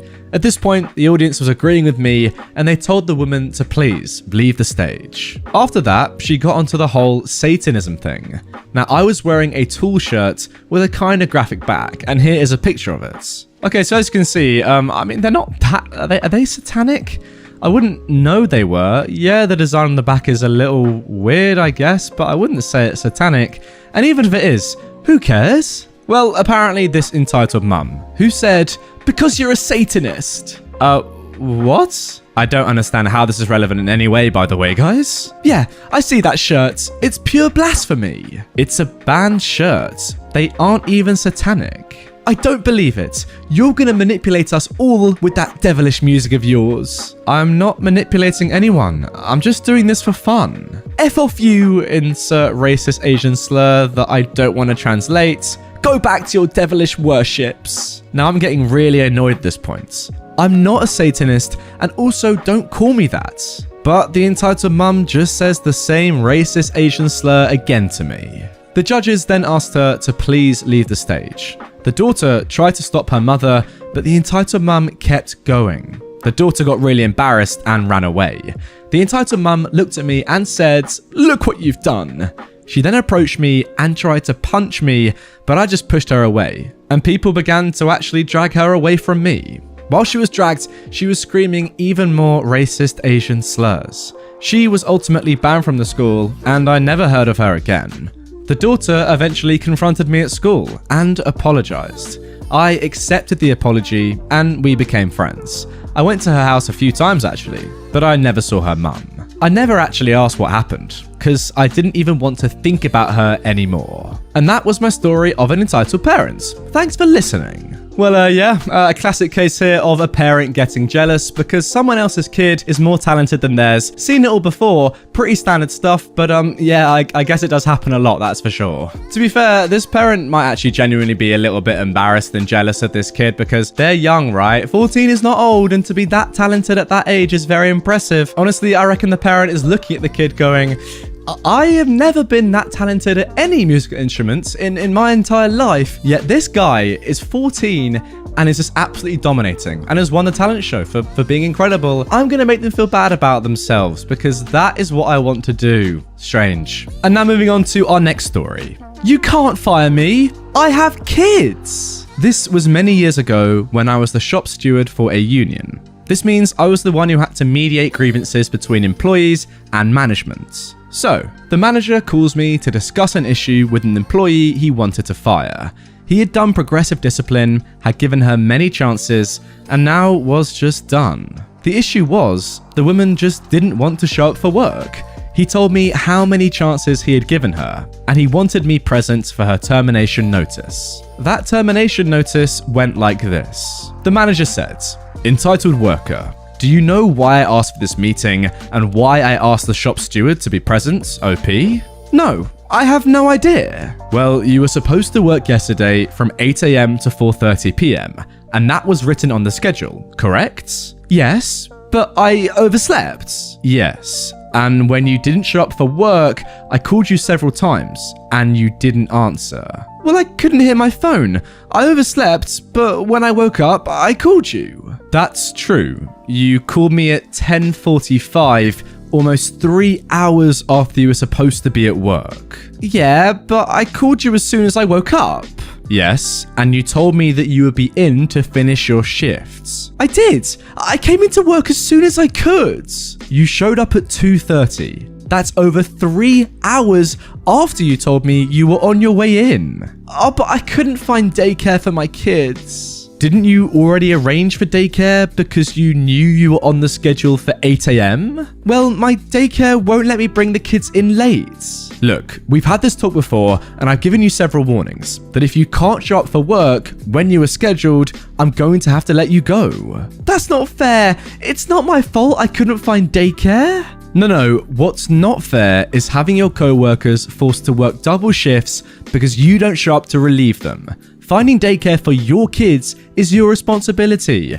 If you want to work here, you have to be able to show up and work. You can't fire me. It's FMLA, which is Family Medical Leave Act, that states you can't be fired or docked pay if you're staying home to care for a sick family member. Well, were your kids sick? I thought you said you overslept. No, I overslept, but I can't leave my kids without daycare, so it's FMLA. At this point, I step in. Excuse me, I would like to help you here, but if you just don't show up for work, there's no way I can save your job. You've been given more warnings, reprimands, and extra chances than our contract requires, and I don't have any grounds to grieve this termination. It's FMLA! I had to stay with my kids. You can grieve this under FMLA. FMLA only applies if your kids are sick. You just overslept. FMLA! It's because of my kids. I can't leave my kids. FMLA, you can't fire me, she went on and on. Okay, I think we're done here. Here is your termination notice. We're going to ask you to leave the building now. Security will escort you to your locker to clear out your stuff. FMLA, I have kids. You can't fire me if I have kids. Security then shows up and she is escorted to her locker and out of the building. All the while screaming at the top of her lungs, "They fired me because I have kids. I'm going to sue all of you. I'm going to own this business. You're all going to be fired. I have kids. You can't fire me because I have kids." I can't believe what I'm reading. That is the main thing about this. What is she even saying? Unfortunately, no one explained to her that having a job wasn't all about us agreeing to give you a paycheck. You actually have to show up for the job and do the work. She tried to protest her firing, was denied unemployment, tried to register a complaint against me with the union for failure to represent, the manager for sexual discrimination, and the business for failure to uphold FMLA. You just can't fix bulletproof stupid. For clarification, she had done this same stunt without the FMLA component 5 different times before this. Just what? Show up for work? 5 times, and she still had her job. I think she still believes she was screwed over on that FMLA thing. Was this woman's argument genuinely, "I have kids, you can't fire me"? I don't know why I'm asking you like that. It was. I read it out multiple times. She kept saying it for some reason. Imagine if that was actually like a legal thing. You have kids, so you can never ever be fired. I'd have 5 kids right now, working 5 different jobs, and I would never go to work, guys. I'd just, just be chilling, earning the money for doing no work, that's for sure. And be saying, what are you going to do, man? Boss man that's paying me. Fire me? I have kids, man. You can't do that. Do you not know the law? Weird. Imagine if that is how the world worked. It'd be pretty backwards, but at least this woman would be right. I mean, seriously, I've never seen something as stupid as, "I've got kids, so you can't fire me." How brain dead can one individual person be? That's got to be up there for me. Like, what the actual heck is that? You're too young to play tennis. I, a 12-year-old male, and my family go to a tennis court near us a lot. There's 3 courts with a 1-hour limit if someone is waiting. So we go and play. Now, I'm not exactly a feather. I'm pretty thick. I do feel self-conscious when playing, so there's that. Also, my sister is an ace when it comes to tennis. Now, this is relevant for later in the story. So we're playing, and this entitled parent comes over with her 2 kids, around maybe 17 to 19 years old. I sense danger, and she immediately tells us to get off the courts. "Please get off the courts. We want to play." My mum said, "Sorry, we got here 10 minutes ago. You'll have to wait a bit." "But my kids deserve it more." Now my mum gets a little angry, but still tries to ask her to leave. Then the entitled parent drops the bomb. "Besides, my kid is better than your fat, insert Asian slur, over there." And my mum just freaking loses it. See, a Karen is scary, but they have no power when compared to an Asian Karen. And they begin arguing, while me and my sister are quietly hitting shots to each other. The two Karens are still at it though, with the entitled parent telling my mum, "My daughter is better than yours," to which my mum replies, "Is she on varsity tennis?" And the entitled parent pales. At that exact moment, my sister hits a fat serve and lands it perfectly, making the Karen grab her kids and leave. We laugh and finish our session. And there we go, what a story to start off today's episode. Let me just make this clear, right? Was OP calling their own mother an Asian Karen? That was, they did say that, right? So you've called your own mother a Karen there. I think she didn't act like one at all. She seemed fine. She was defending her court and her kids. It seemed okay, but hey, you're gonna know better than me. Maybe she is a Karen. A Karen v Karen battle to start off this episode. Incredible scenes. I gotta see a follow-up though. I mean, I've gotta see at least a doubles match between the kids, or maybe a 1v1 between you and the Karen, or a 1v1 between both Karens. On the tennis court, let it go down. Whoever wins gets to stay. Sounds like your sister is very, very good. She's a varsity tennis player, so maybe let her take one of them on, and I just want to see what happens. I mean, honestly, there are loads of events going on right now. You know, YouTube v TikTok boxing. We had Floyd Mayweather v Logan Paul. How about a Karen v Karen battle? I'd pay for that. Now moving on to our next story. Entitled parent complains because his kid can't get the summer program he wants. A little backstory. I started fostering this little girl late last year. She is 13 years old, and I'm in the process of adopting the girl. Through lots of trials and tribulations, it looks like it's going to happen. The kid, we'll call her Kat, to keep things simple. Now, she is smart, truthfully. So much smarter than she believes. She doesn't actually have much confidence in herself, and I have her seeing a therapist. I guess years and years in the CAS system will do that to you. I managed to get her into a summer program for kids interested in all things related to STEM. We've been working on little projects at home, mostly to get her ahead in her school, like making floating concrete fireworks, etc. I took her to an information session yesterday for the program, so she can select what she's going to do in the program. Her session is the first 2 weeks of August. So yeah, we're there and going through everything, and luckily she was able to register for the last open spots in a robotics course. And what would you know, a dad and his little idiot are behind us. Well, he gets up to the table and is all annoyed that there's no more room in the class, and right away he turns to us to say we should give up the spot for his son, blah blah blah, that his kid wanted to do the class, but I politely declined. I've never understood why a simple no sets these people off, but yeah. We are met with, wouldn't the girl prefer to be in a cooking or housekeeping class, that she's a girl, and girls don't do well in technical fields. I don't lose my cool exactly. I just make the jerk-off motion in the air and say, snooze you lose, and walk away. The guy just continued going off that he's got a man's job. He's a machine operator. His kid is a man, that me or my kid wouldn't understand anything. More blah blah BS, more sexism really. The thing about the summer programs is that they are run by people working in the fields who are using their break to do the classes, and current university students and the man working at the desk interned at the company I worked for last November, right before I left the company. So I knew him. We are friends. He's the reason I found out about the program. He told the guy then, yeah, you know I interned for her, right? Like, she was running the entire department at the company. She's an engineer. I was already walking away at this point, and I wish I had a clever line to give him and do the mic drop, but I didn't. It never ceases to amaze me how pig-headed people can be.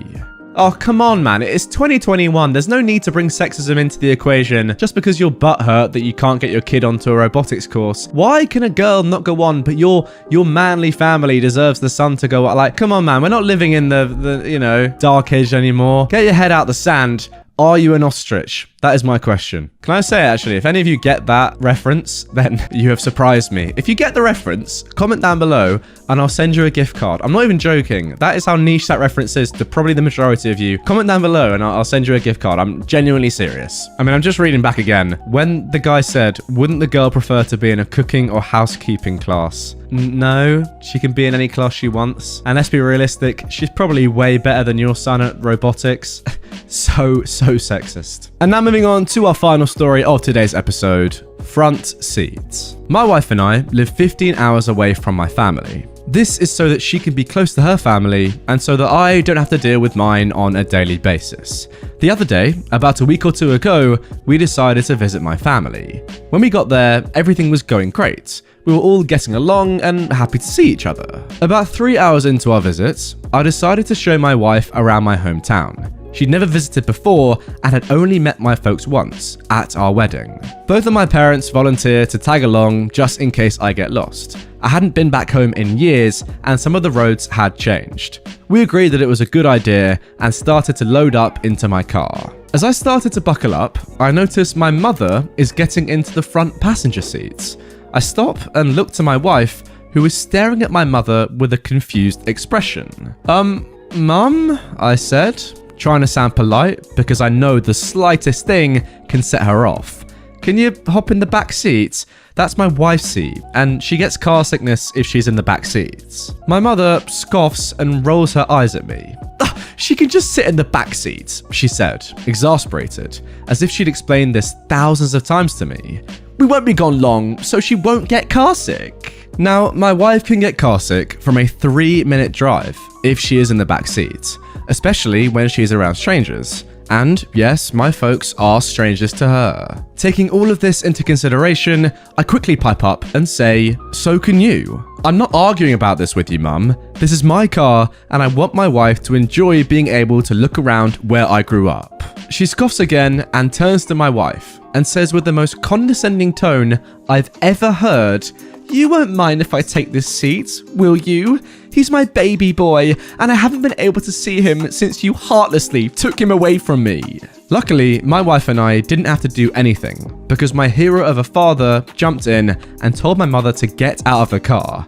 Now, he isn't the type to deal with BS, and my mother knows this. She quickly hopped out and turned to get into the back seat. I sighed in relief for a moment until my father stopped her. "We are not going with them," he said, anger very evident on his face as he stepped in front of my mother. "We need to talk about how you treat our daughter-in-law." You see, my mother has always hated my wife, whereas my father treats her no different from any of my siblings and I. Needless to say, an argument broke out and my wife and I left without seeing the town. Really, guys? All of that just because you wanted to sit next to your son in the front seat of a car for what, a few minute drive? Just go and sit in the back like any normal person with your own husband. It's actually so, like, I don't think anyone would ever do that. Like, say, you know what, sorry wife, but I'm sitting in the front. So you're then forcing the wife, like, it doesn't even matter about the car sickness, I don't think, because it's just weird anyway. You would force your son's wife to sit in the back with her father-in-law whilst you sit in the front with your son. It's very strange. Like, usually the couples would tend to stay together, right? Unless you'd all agreed on it, then it's completely fine. But it's just a bit weird in principle to even suggest that, let alone go through with it after you know that she has car sickness troubles and is probably not going to feel very well if she is forced to sit in the back. It's a very strange one. All of that could have been so easily avoided had she just sat in the back. The mum, I mean, of course. And then they could have had a nice day, but no, she ruined it. And it's probably a good thing she did, to be honest, because it doesn't sound like you want to be spending too much time with somebody like that. Entitled airline passenger takes a ride on the luggage carousel. I used to fly for work a lot. I have so many entitled people stories, it stopped surprising me to run into this behavior. This is one such story. Every single person that has flown also knows about the ridiculousness that happens while trying to pick up their checked luggage at the baggage claim. Why people can't just stand back a few feet and then walk up and get their luggage when they see it, so everyone can easily get their luggage, I have no idea, but I digress. While waiting in the baggage claim area, there was suddenly a mad rush of people crowding up to the carousel. Now, I'm not sure if the airport decided to dump 14 or 15 different flights of luggage at the same baggage claim, but there were way more people crowding around the carousel than there should have been. To not get edged out, I walked up to the edge and waited for my luggage. As more and more people piled up around the claim, it was 6 or 7 people deep all the way around the rather large carousel. The belt finally starts moving and I instantly hear a commotion behind me, but I just ignore it at first. After all, we're all doing that same song and dance. Is that my bag? No. Wait, is that my bag? No. Oh, that one? No. Behind me, I hear a random assortment of phrases from the crowd. The likes of, "Hey, ouch, what are you doing?" Cuss words, quit it, you get the point. Apparently, some guy thought he was entitled to forcefully push his way through the crowd to get up to the belt. This individual literally knocks me over into the people beside me, pushes me backwards and stands in the 6 inches of space he makes in front of me. I thought he must see his bag or something. Nope, he just wanted to be up front. "Excuse me," I say. He doesn't reply. I lightly push him in the back, for he is an inch in front of my nose, and I say, "Hey, what do you think you're doing?" He doesn't reply again. His mistake was not even acknowledging me and pushing me back again with his butt. Where the heck could I possibly go? Now, I'd like to say I was having a pleasant trip and it didn't set me off, but I would be lying. I'm not exactly the smallest guy. I pushed him with both hands square in his back and sent him onto the luggage belt. He spun onto his back, landed on a bunch of luggage, and off he went down the belt. The look on his entitled and rude face was priceless. I didn't know someone's eyes could get that wide. Now, could I have handled it better? Yes. Would it have been more satisfying though? Absolutely not. Even better, remember me saying that the entire carousel was packed all the way around, 6 or 7 people deep? Well, he couldn't get off the carousel, for there was simply no room for him to hop off. He tried. He flung his feet over the edge, only to have them forced back on by the sheer mass of people. Who knows if anyone's luggage actually passed any of us, for everyone was watching this guy ride the belt until he went around the corner and I could no longer see him. I never did know what happened to that guy. Hopefully, someone eventually claimed him. Okay, I now literally have the best image in my mind possible. Just like thousands of people all crowded around a carousel, all pointing and laughing at this one entitled dude who is fuming, like trapped with loads of luggage, just like trapping him in. Can't stand up, can't get out of what he's doing, just stuck on the carousel, going round and round. Everyone just laughing at him. Pretty incredible that this would happen. And if I was one of the crowd members, I wouldn't let him out. I would actively keep him there and make him feel embarrassed as possible. That's just me, guys. Let's move on. Now moving on to our second story. Impatient Karen loses her job. For those not in the know, a mystery shopper is a person assigned by the company to make random, unannounced inspections with regards to customer service and, in general, the well-being of the company's employees and the store. Also, it is customary for the mystery shopper to blend in with everyday customers and not bring attention to themselves in a way that can be misconstrued as just another obnoxious and rude customer, i.e. act like a douche, get treated like a douche. So pretty much, guys, this story is all about one of those mystery shoppers. It's kind of like undercover boss, you know, someone assigned by the company to go into the store, be like an everyday customer, but really they're spying and making sure everything is okay when a big boss isn't really there. It's a pretty clever idea, kind of just a way to make sure that everything is going well day to day in your company without, you know, going there yourself and all the employees going, "Oh wow, that's the boss, we're gonna be on our best behavior," sort of thing. It's kind of like a surprise inspection. But anyway, guys, the mystery shopper woman of this story didn't get that memo. One day around lunchtime, my boss was in the back having her lunch.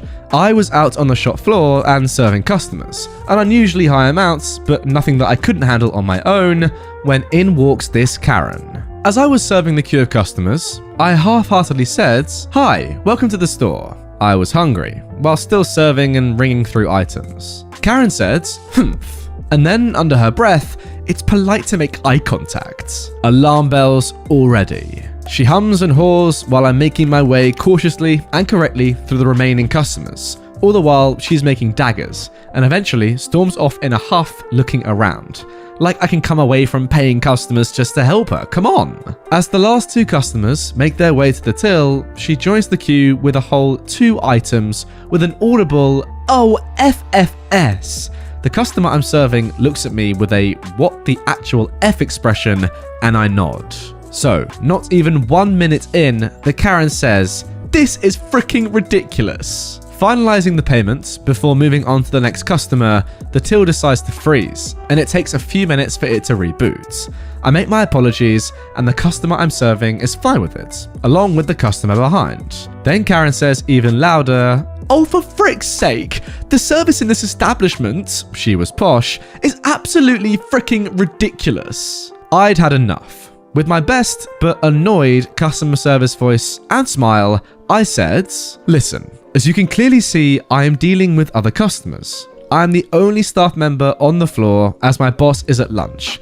The till has decided to not play nice, and to be perfectly honest with you, I am well within my rights to refuse you service and ask you to leave, as your attitude absolutely stinks. What? You can't talk to me that way. Don't you know who I am? I really don't care, to be honest. Now, I am once again asking you to leave. To be fair, that does seem a little bit harsh from OP. She's only, getting a little bit annoyed. It's not the end of the world, not doing anything that, you'd want to ban her from the store because of. Anyway, she storms off in the foulest mood you'll ever see. And guys, remember, this person, this Karen, is employed by the shop to go in and, pretty much spy. The customer I'm serving says, "Thank Christ you said something. I was ready to smack her." We both laugh, and I finish both services and thank them for their patience. They both worked in another store where we're based. Now, my boss has finally finished her lunch at this point and has come through the front. "Oh, I meant to say, there's going to be a mystery shopper in at some point. Don't know who, but please, be on your best behavior." Oh, frick. Okay, so maybe they do know that a mystery shopper is coming in, but they don't know who it's going to be. I quickly tell her what happened and explain that I was busy, but not too busy, and I needed to involve her and the conversation as it happened. And lo and behold, just as I finished telling her, in walks the regional manager for the company. "OP, back office now." I'm dead. Now, knowing that the regional manager has a tendency to be a hothead in these situations, I was pooping bricks at this point. Thankfully, I've had a reasonably good working relationship with him up until this point, so it really could go any way. Now, the regional manager was actually pretty calm. What happened? I explained everything, from the moment that Karen entered to the moment she stormed off, almost taking the door with her, and the fact that I had witnesses that worked in the immediate vicinity. The full shebang. The regional manager sighs and nods. I'm finally glad that someone else has the balls to stand up to my wife. What? The look on my face said it all, and he starts to laugh. Please, accept my apologies. I'll let your boss know that there's not to be any repercussions of this. And I think it's time to let my wife know it's time to find more suitable employment. Oh, wow, thanks. I was speechless. He then hands me a £20 gift card for the Mall's Cafe and said lunch was on him. The best coffee and chicken bacon club sandwich I'd ever had.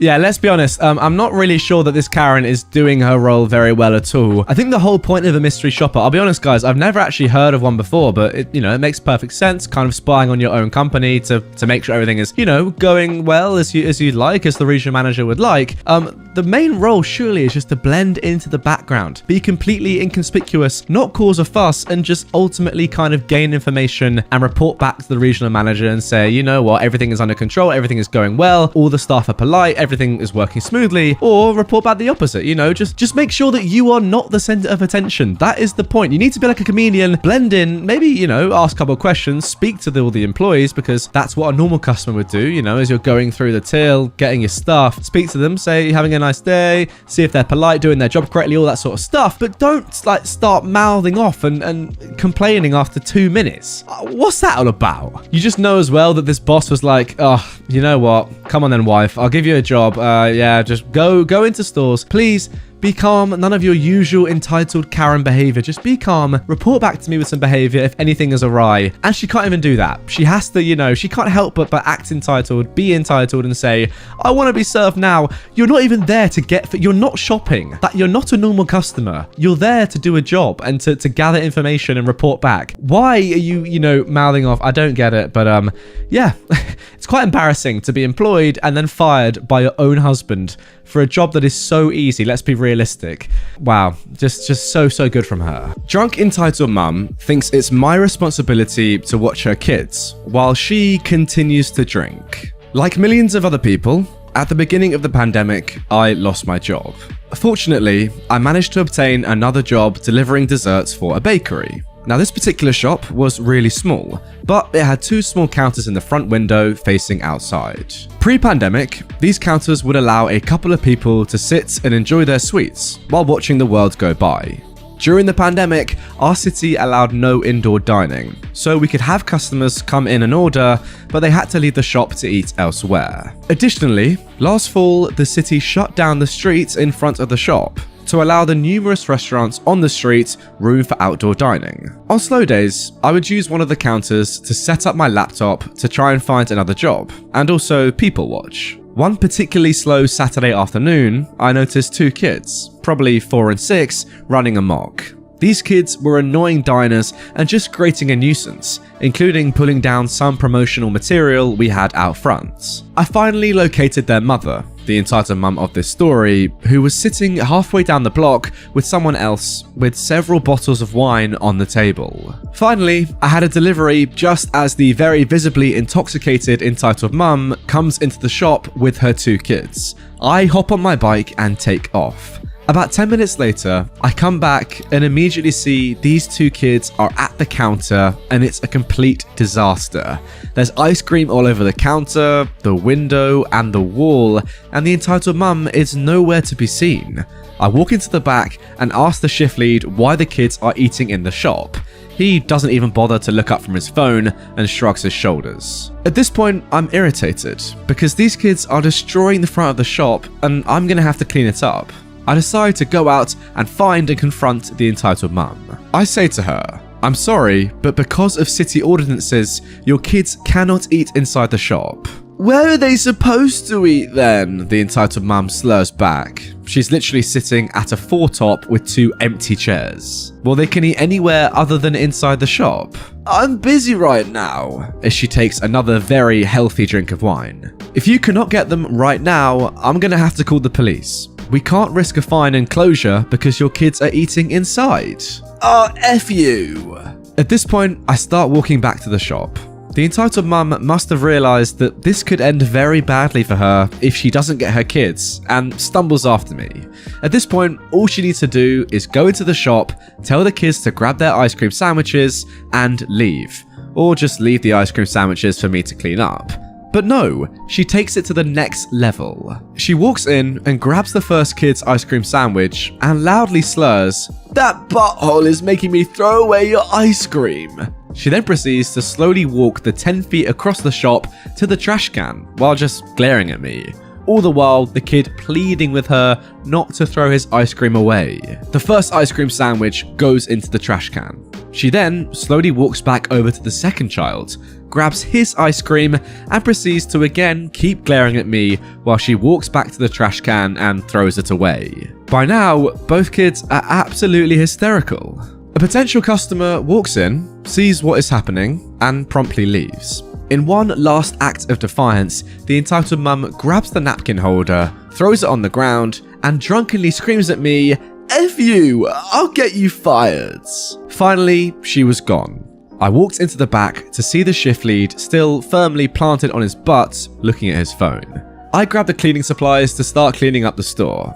Now, I've not worked in the restaurant or hospitality industry since I was in college in the late 90s, and I never remember putting up with rubbish like this back then.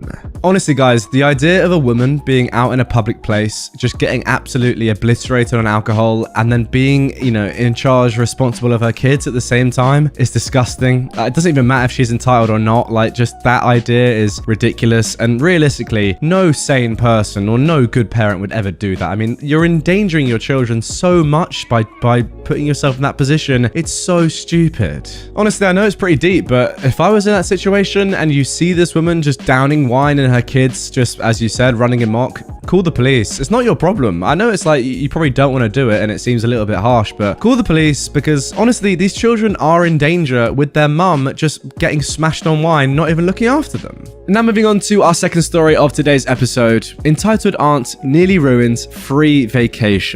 Little disclaimer, guys, this story happens before the pandemic. I love Ireland. My grandmother told me stories and inspired a pride and love for my heritage, and taught me how to properly represent myself. Now, I'm not Irish, but my ancestors were. Years ago, I started studying Gaelic, the Irish language. Now, I'm still very novice at speaking and understanding it, but I do enjoy trying to learn, and I like hearing it spoken. I was starting to think about another trip when one of my cousins contacted me. We never had much contact because we grew up so far apart, but I liked him well enough. He'd started learning Irish and was interested in having someone to practice with. So we did. We helped each other and learned together. It's a difficult language, and like I said, still very novice. Well, I was planning a trip to Ireland. I've been a few times, but this time I wanted to stay in the Gaeltacht, the regions of Ireland where Gaelic, Irish, is primarily spoken instead of English. The people there do speak English, but as a second language. I thought my cousin would enjoy a trip as well. I spoke with my uncle and we made a deal. Since my cousin was in his first year of college, I told him if he finished his freshman year with at least a 3.5 GPA, I would pay for him to go with me. He worked really hard and was mostly taking honours classes, and came out with a 3.4. I of course let him feel a little grief from trying so hard only to come up short, then I told him he'd still be going with me. You could say I shouldn't have, but he genuinely worked very hard, and I believe he earned it. Plus, he's a good kid, and I want to encourage him to keep working hard in his education. Now, for a quick little bit of background on my cousin's parents. Aunt Kat and Uncle Tom are people of limited means. Not speaking poorly of them, Uncle Tom works hard to give them a comfortable life. Aunt Kat is my dad's sister, and the grandmother I mentioned earlier is her mum. Uncle Tom is the son of Italian immigrants. While trying to put my cousin Ben through school, they couldn't afford to send him on vacation. But I assured them the whole trip was on me. I actually was splurging a bit, because I wanted it to be an awesome experience for my cousin. I got business class seats for the flights, and booked 2 rooms at a really nice bed and breakfast. I was excited, but my cousin was so pumped he was shaking. Then Uncle Tom calls me and asks if there was any chance I could include him and Aunt Kat on the trip. He understood it was a huge thing to ask and stressed that it was no pressure. I thought about it a bit and decided I would bring them along. My grandmother would have praised the generosity.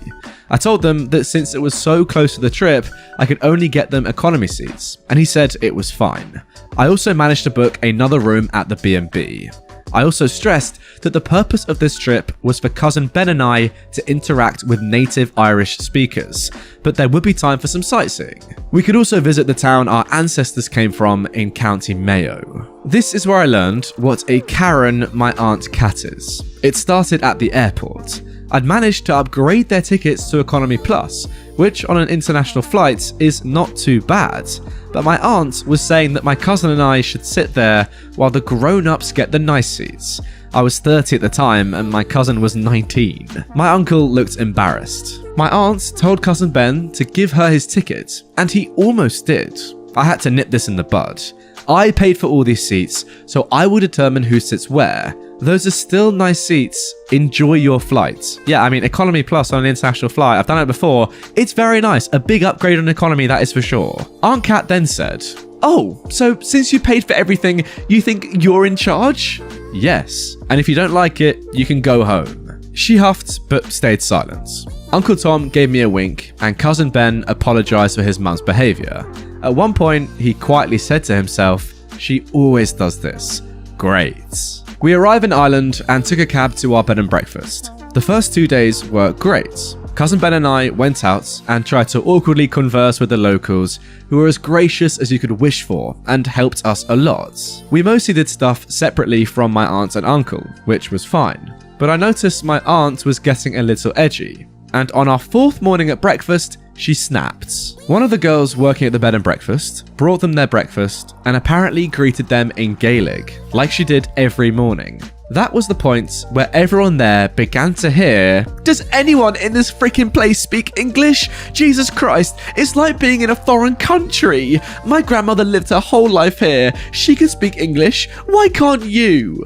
Before I could appreciate that my aunt had actually said it's like being in a foreign country, I was out the door and running across the yard. I apologized to the poor girl and gave her a €50 note, then went to talk to my aunt. "Do you not understand what I told you about this part of Ireland? I thought I explained that Irish Gaelic is the primary language spoken here. Most people will start interactions in Irish, and it's a big part of the B&B's business too." She just sat in her room looking huffy, and Uncle Tom told me he'd handle it. He'd fallen in love with Ireland and had been thoroughly enjoying the trip, so I let him deal with it. Then I went to talk to the landlady to ensure we wouldn't be thrown out. Now, she of course didn't tolerate mistreatment of her staff, but she said if it did happen again, they would have to leave. That day, I had rented a car and would be driving out to where my ancestors originally lived near Castlebar. I invited my aunt and uncle, but my aunt just stayed in the room, so the three of us went out without her. It was an emotional thing visiting that little village, and I can't describe it, but my cousin and I both felt like we could feel the spirits of our ancestors there. I know it's corny, but it was powerful. We found the graves of some of them as well. Now my uncle was mostly silent and respectfully let us experience it. Later, he told us about his parents leaving Italy. The rest of the trip was pretty quiet, but Aunt Kat never left the room or spoke to anyone there, although she did charge a pretty expensive lunch to the room on my card through a local high-class restaurant. Uncle Tom offered to pay me back for it, but I refused. We flew back, and the whole flight, my cousin was going on and on about how amazing it was. It was clear that he'd found a new love for international travel. So I told him if he keeps his grades up, maybe we could go again the next summer. All right, and there we go. Yeah, hopefully you guys can go on more fun trips abroad, not just to Ireland, but to other places as well. Clearly, you've sparked some love for traveling there from your cousin Ben. But yeah, maybe next time don't include, well, at least not both parents. Tom can come. He seems like a good bloke, but Aunt Kat, nah. If she's just gonna go to another country, she said she didn't even realize it was a foreign country. Incredible scenes. But if she's gonna go and just sit in her room and just be horrible and miserable the whole time, no point in her going anywhere. But yeah, instantly when she said, okay, because we're adults, because we're the older ones, we get to sit in the business class seats, despite her getting a free vacation. From that point on, it was going to be pretty obvious that, yeah, this was not going to be a smooth sailing trip with her. That is for sure. Entitled grandmother makes my brain collapse. Literally. This happened 2 years ago. I was sharing an apartment with a friend, now my ex-friend from high school. Let's call her Flo. Flo was really lazy. She wouldn't clean the apartment or even wash her own dishes.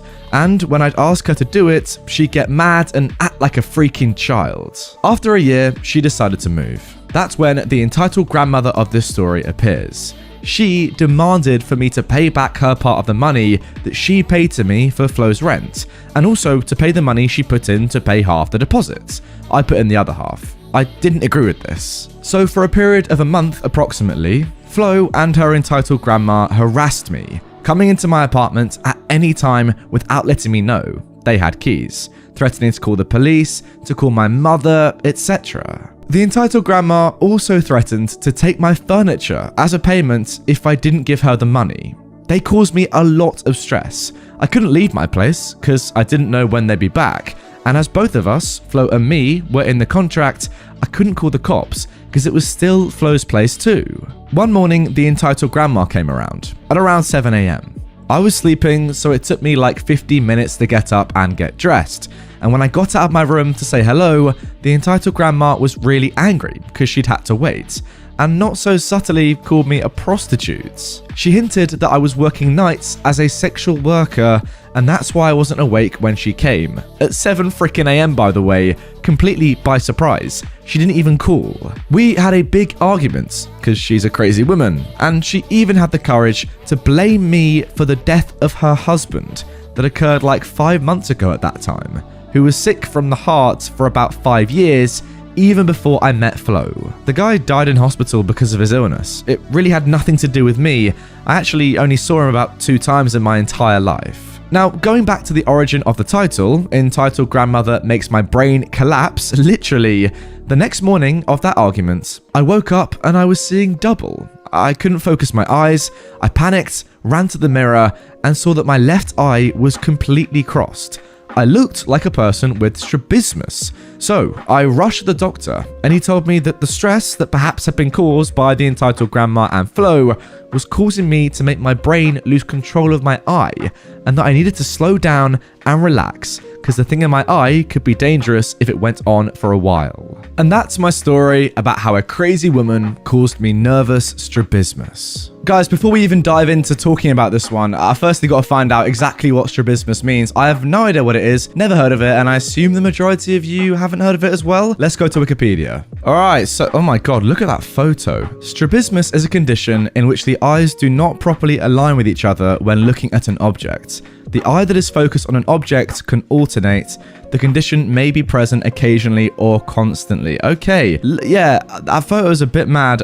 Stress can do that to you. That's crazy. I had no idea. Wow, that must have been a horrifically stressful, incident or event that played out over a number of weeks, OP, for you to end up, having this sort of condition. I hope it's fixed now, by the way. It says it's only temporary. Well, can be temporary. I hope it was for you, because you're looking like that for your life. That's not good. Now moving on to our second story of today's video, entitled Mother Tries Stealing My Kayak from My Car Roof. There was a sale today at a warehouse type store that ends with Co. Brand new kayaks were being sold for super cheap and fully equipped. We arrived a few minutes before opening, and the staff pointed us to where we could get a kayak. There were only 18 available, and only 3 were left. We took one, and 15 minutes later, they announced that there were no more kayaks available. Now, some people were disappointed, but no one really made a fuss about it. No one except Karen. She started huffing and stomping her feet in front of the entrance staff, claiming that you shouldn't advertise kayaks if you don't have enough for everyone, and that she deserved to have a kayak because they're just so expensive and I have a family to feed. How does that make any sense, by the way? The staff politely explained that they would receive some more over the weeks and that she could come back at that time. She waved her hand at the staff and made her way back to her car. At that point, me and my mum were loading the kayak onto the top of our car. My mum went into the store to get some groceries, and I stayed in the car as I wasn't feeling well. About 10 minutes later, I hear rattling coming from the side of the car. I took a look, and there was the entitled mum with 2 of her crotch goblins trying to undo the straps and take the kayak. I jumped out of the car and said pretty loudly, "May I help you?" Here's the conversation that followed. "Go away, we're just loading our kayak onto our car." "Yeah, that's my car. I'm gonna have to ask you to leave or I'm calling the cops." Can't you see I'm a struggling mum? I just need the kayak to make my kids happy. Look at them, they're so sad not to have one." Her kids were still trying to undo the straps, which they were barely able to reach. "Please take your hands off the straps, kids. That's my car." "Don't you talk to my kids that way. I'll have you arrested for..." something I can't say in fear of being demonetized, but have a look at the screen now if you want to know what I can't say. "I just want the kayak and then we'll go. Why can't you do a good gesture for us?" "Because it's mine. And you're crazy, lady. I didn't even touch your kids. I'm giving you one last chance to go back to your car or I'm calling the cops." The entitled mum stood there with her arms crossed and gave me a defiant look. That was all I needed, and I called the cops. They arrived maybe 10 minutes later, and the entitled mum had gotten back to trying to untie the straps. I let her do it because I thought the cops would see her and it would just be more proof. And gosh, was I right.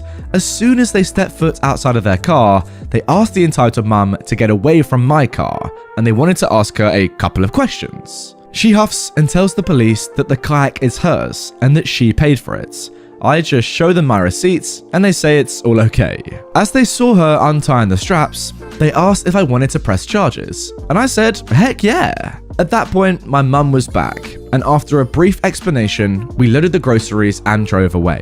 The police stayed with the entitled mum, and we could hear her screaming and whining about my kayak being stolen and how she will be doing something about this. Me and my mum just laughed, and I'm currently enjoying a relaxing fishing day in my kayak. Well, it's great to hear there was a positive ending to this story. This one actually reminds me of something that happened to me in my life. I guess my family really more than me, but I was involved. I'm pretty sure we were at some sort of service station somewhere, getting a bit of food on some family trip, and we all had our bikes on top of the car on a bike rack, and me and my sister, for some reason, were still in the car. I think just us two. My parents might have gone inside to get something and come back out or whatever. When they came back out, there were only 3 bikes on the car. My mum's bike wasn't there. Now, we're pretty sure what might have happened is somebody, without me and my sister knowing, for some weird reason, had just, come up by the back of the car probably so we couldn't see and just taken my mum's bike off the car. But we're not exactly sure. We did actually end up going back the way we come along the motorway, trying to look if the bike had, maybe fallen off as we were driving or something. But we would honestly have heard it. If you're driving along and something falls off your car, you're going to realize, aren't you? Let's be honest. It's a bike. It's not like a little feather. And we couldn't find it. So we're pretty sure to this day day that, someone had just come along, taken the bike off the car whilst we were in the service station. I just don't know how me and my sister didn't realize. Thankfully, in this story, OP did realize because it's pretty obvious. But yeah, to this day, I don't know how we didn't realize that someone had stolen the bike. So there's still that little part of me that is not entirely sure, but I think that's what happened in that situation. And now moving on to our final story of today's episode. Entitled Group tries to steal the garage we rented. My wife and I both ride motorcycles, and we've started doing track days together. We've rented a garage next to our friends so we can hang out between sessions. Renting a garage is more than $50 per day, but it means we have space out of the sun, power for the tire warmers, and plumbed air lines for setting tire pressures or running tools. We think it's worth it. We showed up for our track day, and our assigned parking spot for the garage was filled with other trucks and trailers, and someone had set up in our garage. They were still unloading more bikes and tools. The guy even put down a rug. The head guy of the group said he'd rented the garage for the following 2 days, race days, and wanted it for the track day for testing and tuning his bike. He said he had a garage for the day booked at the far end of the track, and it's okay, you can go and use that one. Like it was a done deal. I told him no, that we'd booked and paid for this garage for most of the season for a reason. He got huffy and said he didn't want to move all his stuff. But I was done at this point. We needed to unload, and the trailer was blocking the paddock road. I told him, sorry, but that's not my problem. He knew what garage he booked, he saw the reservation posted on the wall with our names, and decided to move in regardless. Plus, he had a garage to use, it just wasn't in a prime spot. I pulled the car in behind their truck, close enough to block the tailgate so they couldn't set up the ramp to get the other bikes out, and began unloading our own gear into the garage. He finally packed up, and his friends stopped unloading. Yeah, I mean, you haven't rented that garage, you see it's reserved in the windows, it's obviously going to be reserved. You've got your own one down the line. What's the, I don't know why you would even bother. Like, how far away is your other one? How, inconvenienced are you going to be by going to the one that you actually bought or rented? You're setting yourself up for failure and a massive loss of time, because it sounds like a pretty popular spot. You have to reserve a garage. There are lots along a big old line, and you can't just jump in. Why would you then try to steal someone else's, knowing full well that it's a very high chance that they're going to come and want to use it, given they've reserved it and their name's on it? I just don't know, because you're costing all your mates loads of time by setting up, getting stuff back in the garage, going down to your actual garage. It just seems like you're costing your mates loads of time and losing it, because you're putting all your stuff in someone else's garage, then oh no, what a surprise, you have to put it back in the truck, go down to your actual garage, put it in that, knowing this group, they'll probably just try and steal someone else's garage as well. I mean, lots of garages going on. Weird one again. How trying to sell a Wii to a friend ended up with me losing money and burnt bridges. So, I've been trying to leave this whole mess behind, and I figured ranting about it on the web could help. Now, I know there were probably many things that I did wrong or could have handled better, so I'll accept any criticism wholeheartedly. Get comfortable, guys. This is a long one. That's what she said. For some backstory, I've been friends with this guy, let's call him Sid, for what would have been 7 years if the following events didn't happen. Since I saw him as such, we did many activities together, many hangouts and sleepovers. In my house, he hardly ever invited me to his, and even him staying for a week after his dad kicked him and his mum out of the house. Needless to say, we were close at the time, which is why I had such a hard time putting my foot down and even cutting ties with him throughout all of this. Prior to this mess, I've been thinking of selling my Wii console, along with 2 controllers and 30 plus games, for a while, but I used to always set it aside or just forget about it.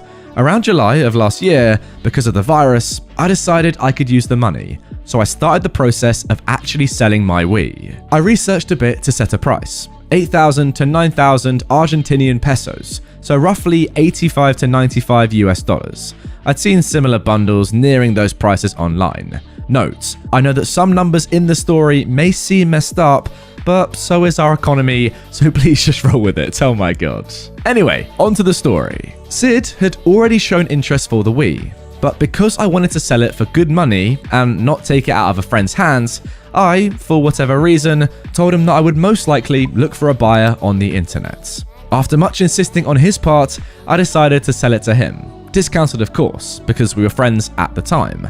Instead of going for the original 8,000 pesos, I lowered it to 6,500, so around $70. He actually tried to talk me into taking 6,000, but I took it as a joke and brushed it off, telling him the price was firm. Even when I'd made it clear how much it was, he had a second problem. He said his girlfriend didn't like the idea of him spending that much. Yes, I now know that sounds dumb, as always, hindsight is 2020. For reference, he didn't live with said girlfriend just yet, and they'd been dating for about a year.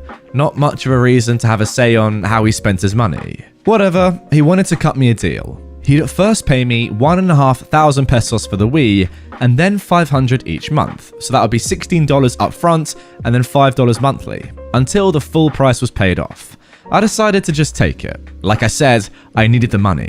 The second problem was after we made the transaction. Since I lost the original box for the Wii, I decided to put the console, the accessories, and the games inside a set of 3 boxes, as neatly as I could. I also, of course, turned on the Wii to see if it still worked, and ran all of the games through it the night before. I did my best to make sure everything was in condition, which it was.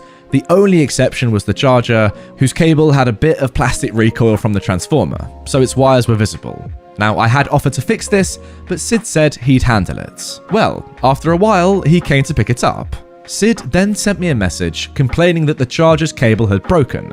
The messages had an accusatory tone, as if it were my fault, and not because he took the console without much care. That is the opposite of what I warned him to do when he took it, by the way. However, reluctantly, I agreed to pay half of what it would cost to fix it. Other than that, things seemed to be going well. I took the 1,500, we split the cost of the fix, which is 500 pesos each. I took note of how much Sid owed me after this, so I wouldn't forget, and I waited. And I waited, and I waited for 6 to 7 months. In said time, I ended up losing my job and getting a gig that doesn't pay as much. I told Sid many times to please either give me at least part of what he owed me or tell me when he could do it, because I was having a bit of a hard time.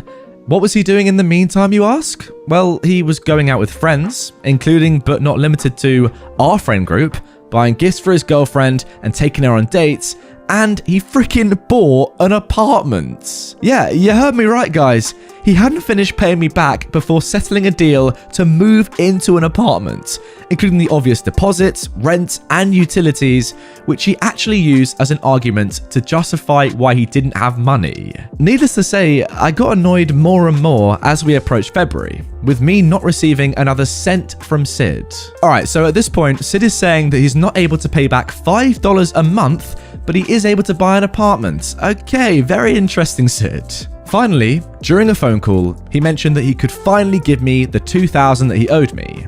The thing is, if you kept up with the math, he actually still owed me 4,500. So not only did he keep me waiting for half a year, but he tried to lowball me for a second time. I cut that conversation short, hoping I'd misunderstood something. But no. I later reminded him to please let me know when he could hand me the 4,500 pesos he'd yet to pay me. He started arguing that it was 2,000 because he'd given me the 1,500, then 2,000 out of the total of 6,000, which I hadn't even agreed to. I tried to argue that 6,500, which was the original price, minus 500 for the charger fix, minus 1,500, what he gave me, equaled the remaining 4,500. But no, he was convinced he'd actually paid me more, even though he hadn't. After a short back and forth, he basically texted me that he was sick of arguing and to go to his house the next day to get the Wii and give back his 1,500 pesos, which he at first said was more. The thing is, I couldn't gather the money unless I managed to sell the console again. So I said that I'd give him the money as soon as I could get it. He either didn't acknowledge that statement or chose to ignore it and just said that he'd give back the console and to hand back the money. I was so frustrated that my mum noticed something was wrong and asked me what happened. After I told her, she sat me down and helped me realize that Sid was an exploiter. I'd been there for him more times than I could count, done so many favors, and here he was, screwing me over. She was pretty mad about it too, and asked me if I wanted her to come with me for support the next day, but I said that wasn't necessary. I still had her drive me there because I ended up running late to the time Sid had set for me to come round. Now, here is where I very likely messed up. I went the next day and took the console back, but I didn't have the money.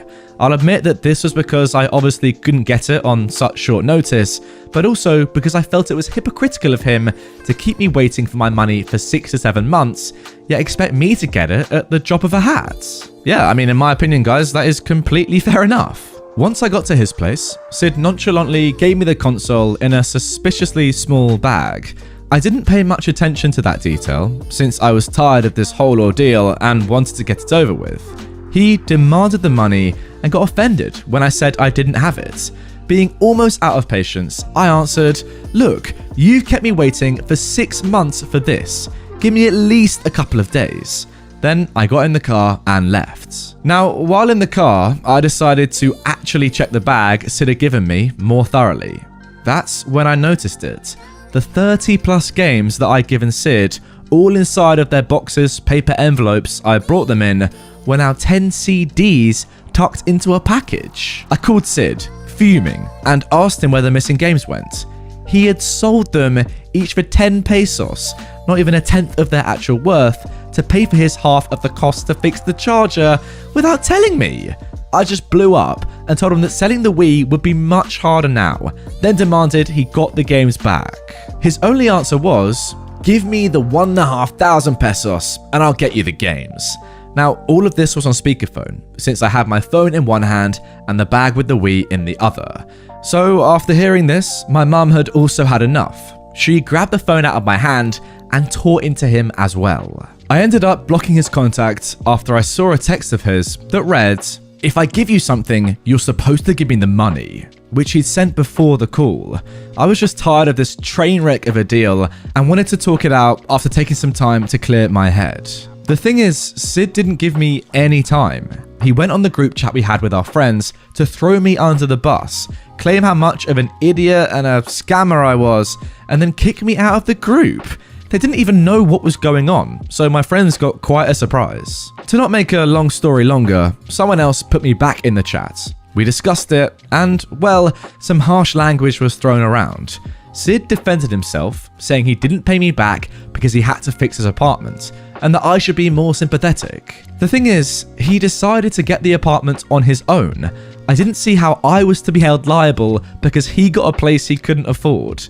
He also didn't tell me any of this. He kept me in the dark, waiting for a payment that I never got. In the end, I was willing to negotiate to get the games back, in exchange of giving Sid the 1,500 pesos. He, however, wanted to cut all ties, because there is no friendship here. He didn't want the money back, nor have anything else to do with me. And honestly, I just accepted this. Not just because of the Wii issue, but this whole thing helped me look back on more trashy attitudes he'd had, and overall him being a negative person. For instance, he once told me I had too high of a standard for going for girls I found pretty.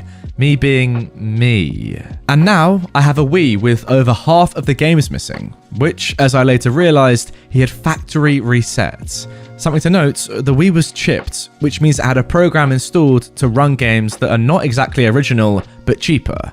This is common practice where I live, and the games usually work fine. Now, because of the reset, said program was gone, which means the games are basically useless. The cost to set it back up is currently 2,800 pesos, 1,300 more than Sid originally gave me. I lost money and games trying to sell this guy my console. As for Sid, I hadn't much news from him since I cut contact. Last I heard, he actually had a fight with another friend from our circle and left 2 group chats we were both involved in. So, that's the story of how a failed attempt of selling a console cost me a 7-ish-year-old friendship and made me decide I'll never sell something to a friend again. I'll admit, I was sad because of the outcome at first, but life goes on. I'll just try again when I get the Wii back in selling condition, then move on with my life. If you've listened to this whole story all the way to the end, let me tell you that you're a legend, and I hope this story entertained you as much as it frustrated me. The main takeaway for me, guys, in this story is that OP, I'm sorry to say, but the thing that you had with Sid, it wasn't real friendship. Yes, you might have been friends for years, 7 years, but it was such a one-way friendship that it really wasn't that, mutually beneficial at all, was it? He was just using you. You were having to deal with all his rubbish, and he was just pretty much just taking advantage of you existing whilst you were just, lying down and letting him kind of walk over you like a mat. Not saying that's your fault at all, but maybe you should have realized earlier. But even though you didn't, this was a good event, I reckon, on the whole, to make you realize that this guy is not someone you want to be spending time with. He's not a friend. He's not someone you can trust. And ultimately, he's someone that's going to try and scam you, and pretty much did. I've got to say, though, OP sounds like, you'd love to be mates with him, wouldn't you? He's so caring, he's so kind, he gives you 6 to 7 months to repay you. What a nice guy. And to be let down by someone like this, I feel bad that, people like OP, they're very few, they're few and far between. They're such rare people, so innocent, so kind, so generous. And to get walked over by people like Sid, when we should really just be protecting them and nourishing them as people, is such a shame to see. But yeah, OP, if it's any consolation, I'd like to be friends with you. If you want a new friend, mate, I'm not desperate or anything. Just, you sound like a good guy. All right, let's leave it there. But if you transition, it'll be inconveniencing me. Hey everyone, a while back I posted in r/am_I_the_butthole about a person in my choir who wheedled their way into getting a solo performance without any agreement from the rest of the group. Now, I was deemed the butthole for not backing them up for said performance, but it didn't really matter in the end because I was in hospital for the duration of that concert anyway. But that's a whole other barrel of monkeys. I come here today with another story about this person and their entitled behavior. This happened yesterday and I'm still pretty irritated. So, some backstory. The choir I'm part of is a queer-centric choir. It's supposed to be a comfortable and accepting place for LGBTQ+ folks. And it was. But the entitled person of the story frequently causes other people to be uncomfortable, annoyed, or just plain put off. They are extremely pushy, overly critical, and have a not so subtle habit of rolling their eyes and muttering under their breath when someone asks for help on their section's part. They're rude and pretty ignorant. There are so many more things, but I'm not here to write a novel, just a novella. I am an out and proud bi and trans person. With the whole being stuck at home during quarantine, I've had a lot of time to figure out myself and my identity further, and I've decided that I'm going to go to a gender counsellor and talk to them about starting HRT after lockdown is fully lifted. When I shared this revelation with my choir via Zoom meeting, almost everyone was really supportive, except for the entitled person. Their first reaction was, "But you're a really strong soprano. If you transition, you'll just be leaving me and one other member of the choir in that section." To be honest, I kind of expected them to say some BS like that, but I'm surprised how calmly I replied with, "Okay, but I'm not doing this in terms of what the choir wants. I'm doing this for me. Choir has always been secondary." The choir director, manager, and all other choir members backed me up in saying that, and the entitled person fell silent. I got no apology though, no acknowledgement of how rude they'd just been.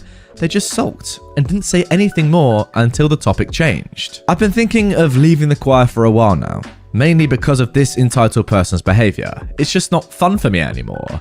It's another reason to get stressed out and annoyed, and I'm not about that life. This is just another straw on the camel's back, and the next practice we have may just be the one where I return my music and quit. So yeah, I just wanted to get that out there. Maybe I'm being a bit entitled and bratty too for considering quitting, but come on, who says that to someone when they come out with that kind of news in an LGBTQ+ choir?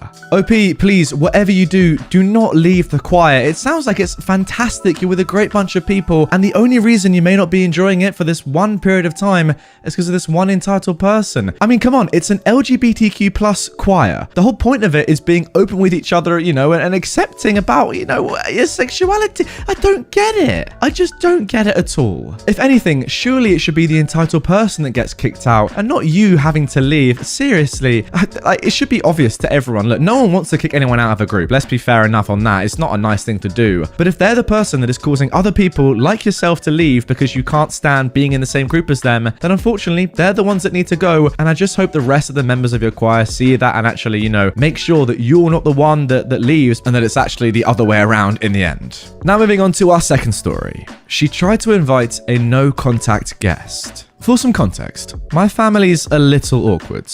I'm limited contact with my mum due to years of abuse towards me, physical and emotional, and I'm fully no contact with my younger sister due to her being, well, a terrible person in general. Hateful, super homophobic, thinks people in the LGBT community choose to be victims because they like being treated badly, that being gay is a choice, that LGBT people don't deserve to be treated like actual people, etc. These are all things that she said to me, a member of said community. And my mum knows this. What a start to this story, my god. So a couple of days ago, my amazing future mother-in-law wanted to take me dress shopping to get ideas for a wedding dress, along with my cool older sister. We debated whether or not to invite my mum, eventually deciding that the drama of not inviting her would be worse than anything she could do. We were waiting for my mum at a restaurant to meet up with her before dress shopping. And that's when I got a call from my older sister. She said, "You might want to let mum know you don't want your younger sister coming with. She just said she's invited her." I hung up and called my mum, starting out with, "No, my sister is not coming." And she immediately started in with a whining voice, making her voice sound like she was going to cry, begging me with phrases like, "But why?" and "Can't you just get along for me?" And "I know you had an argument." Yes, she called my younger sister, saying all those things to me a simple argument. But can't you just move past it? And I already told her those topics are off limits. I don't see the big deal. I kept repeatedly saying no, but she kept getting worse, her voice getting whinier, pleading with me, and acting like I was ruining her entire day by not letting my younger sister come with. Finally, I snapped and said, "No, Mum, she is not coming." There was a beat of silence. Then, in the saddest, most dejected crocodile tear sounding voice I've ever heard, she replied, "Fine, okay, I'll be there in a bit."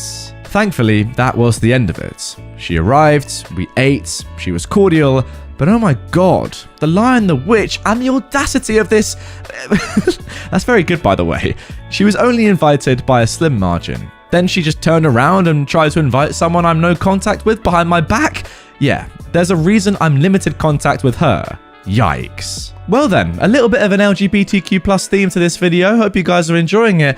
It's very strange that two sisters can be obviously related and hate each other so much to the degree that this sister, OP's sister, well, to be fair, it's not even OP, is it? It's just her sister. Like, OP's a completely normal person. Seems pretty nice to me. Her sister's just off the rails. How can you be that mean and horrible and abusive towards your own sister? I don't get it. Especially, like, obviously, like, when you're kids, you might fight and stuff, but actually saying those horrible, abusive things about someone's sexuality, your sister's, it's unbelievable. I can't really understand what you would gain from that. I mean, she must genuinely believe the things she's saying because they're so outlandish that you wouldn't just say them for a bit of chat, would you? Or to make a joke. Just a horrible, abusive person. I'm sorry, OP, that is your sister. And to be fair to your mum, whilst you're obviously still limited contact with her for a reason, I think she should probably understand that you don't want to see your younger sister, who's the most horrible person that it sounds like ever existed. Because, come on, she's just horrible about everything that you stand for and that you are as a person. I get it that your mum obviously wants her two daughters to be friends, but after all the years of your younger sister abusing you, she should probably see that that's not gonna happen. And now moving on to our final story of today's episode. You need your ADA compliant stool, but I'm tired. For some background, I'm a cashier at my local Wally World. Most of the time, the people that I work with are really nice, and management is great. However, due to the nature of my store, we occasionally get some crazy people. This happened about a year ago at my store, just before the shutdowns and mask wearing. Additionally, I have a rare muscular disability, so I have a stool that I purchased that I use while I'm working. While I can walk short distances and stand for short periods of time, I get in a lot of pain if I do it for a while. I do have a wheelchair, but I typically don't use it at work, since I don't walk too much at my lane and the stool is a lot less bulky.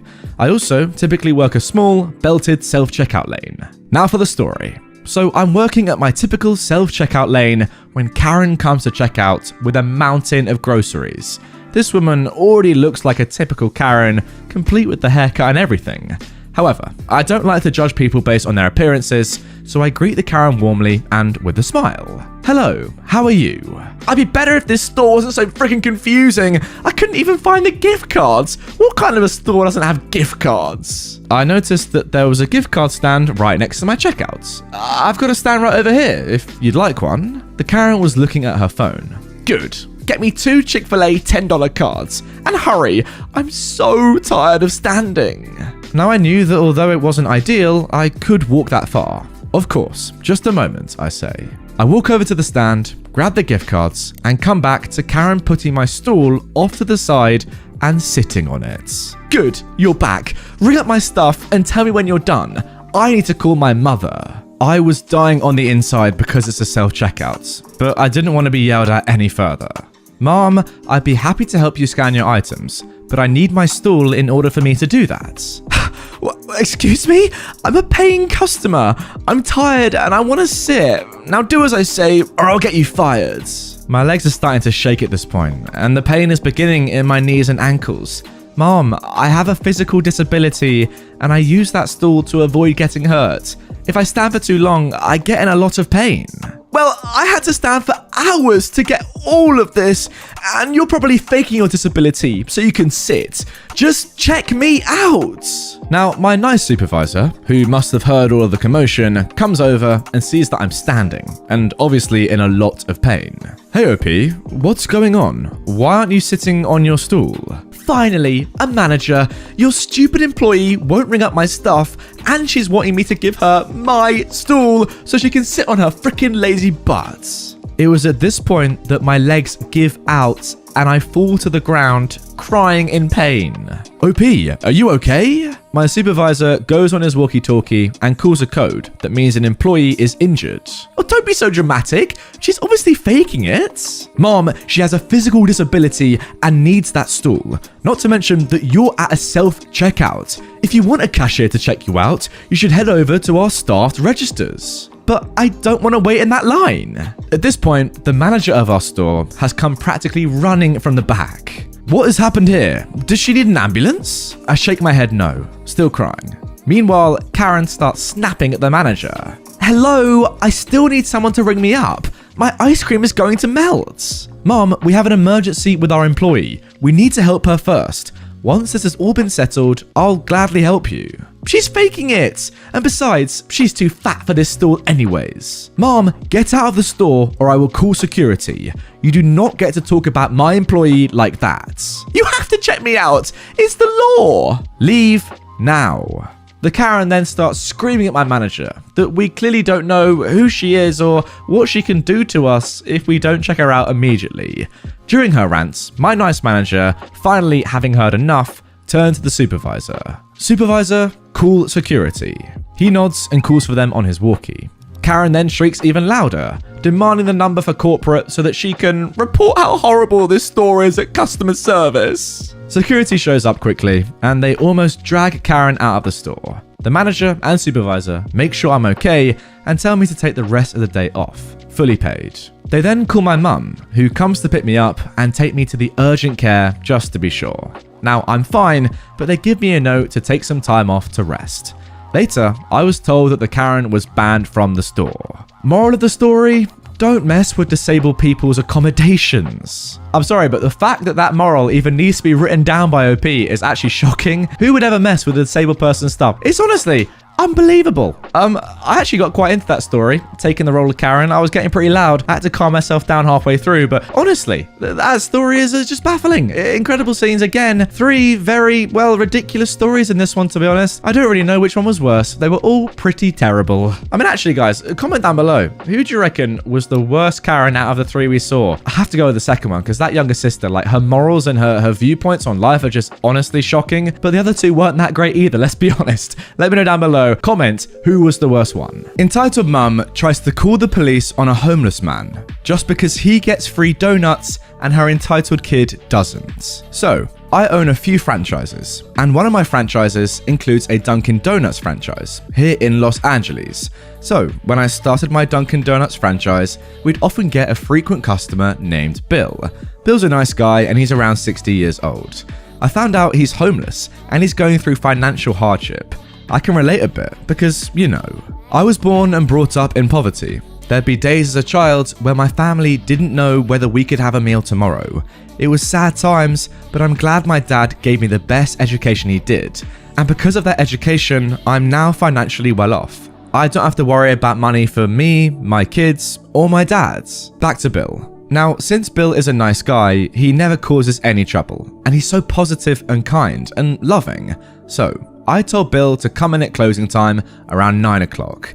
At closing time, we don't have any customers and we're only half open. We don't make any fresh donuts and we turn off most of the lights, etc. So it doesn't look open, but for Bill, it's open. That means that every day at 9 PM, Bill comes in. We've been doing this for a few years. I hand him a couple of water bottles and all the leftover donuts, a cup of coffee and leftover snacks, just to make sure he doesn't go hungry. He always loves the food, and when I hand him the food, he becomes so happy, and it makes me happy that I'm able to help him. Yesterday, we're doing the same thing, closing the store down, etc. Bill comes in at 9 PM and I hand him his food. Then, an entitled mum and her entitled kid walk into the store. It's closing time. My employee asks her what she'd like. Then, the entitled mum looks to her left and sees that I'm handing the donuts, food, etc. to Bill.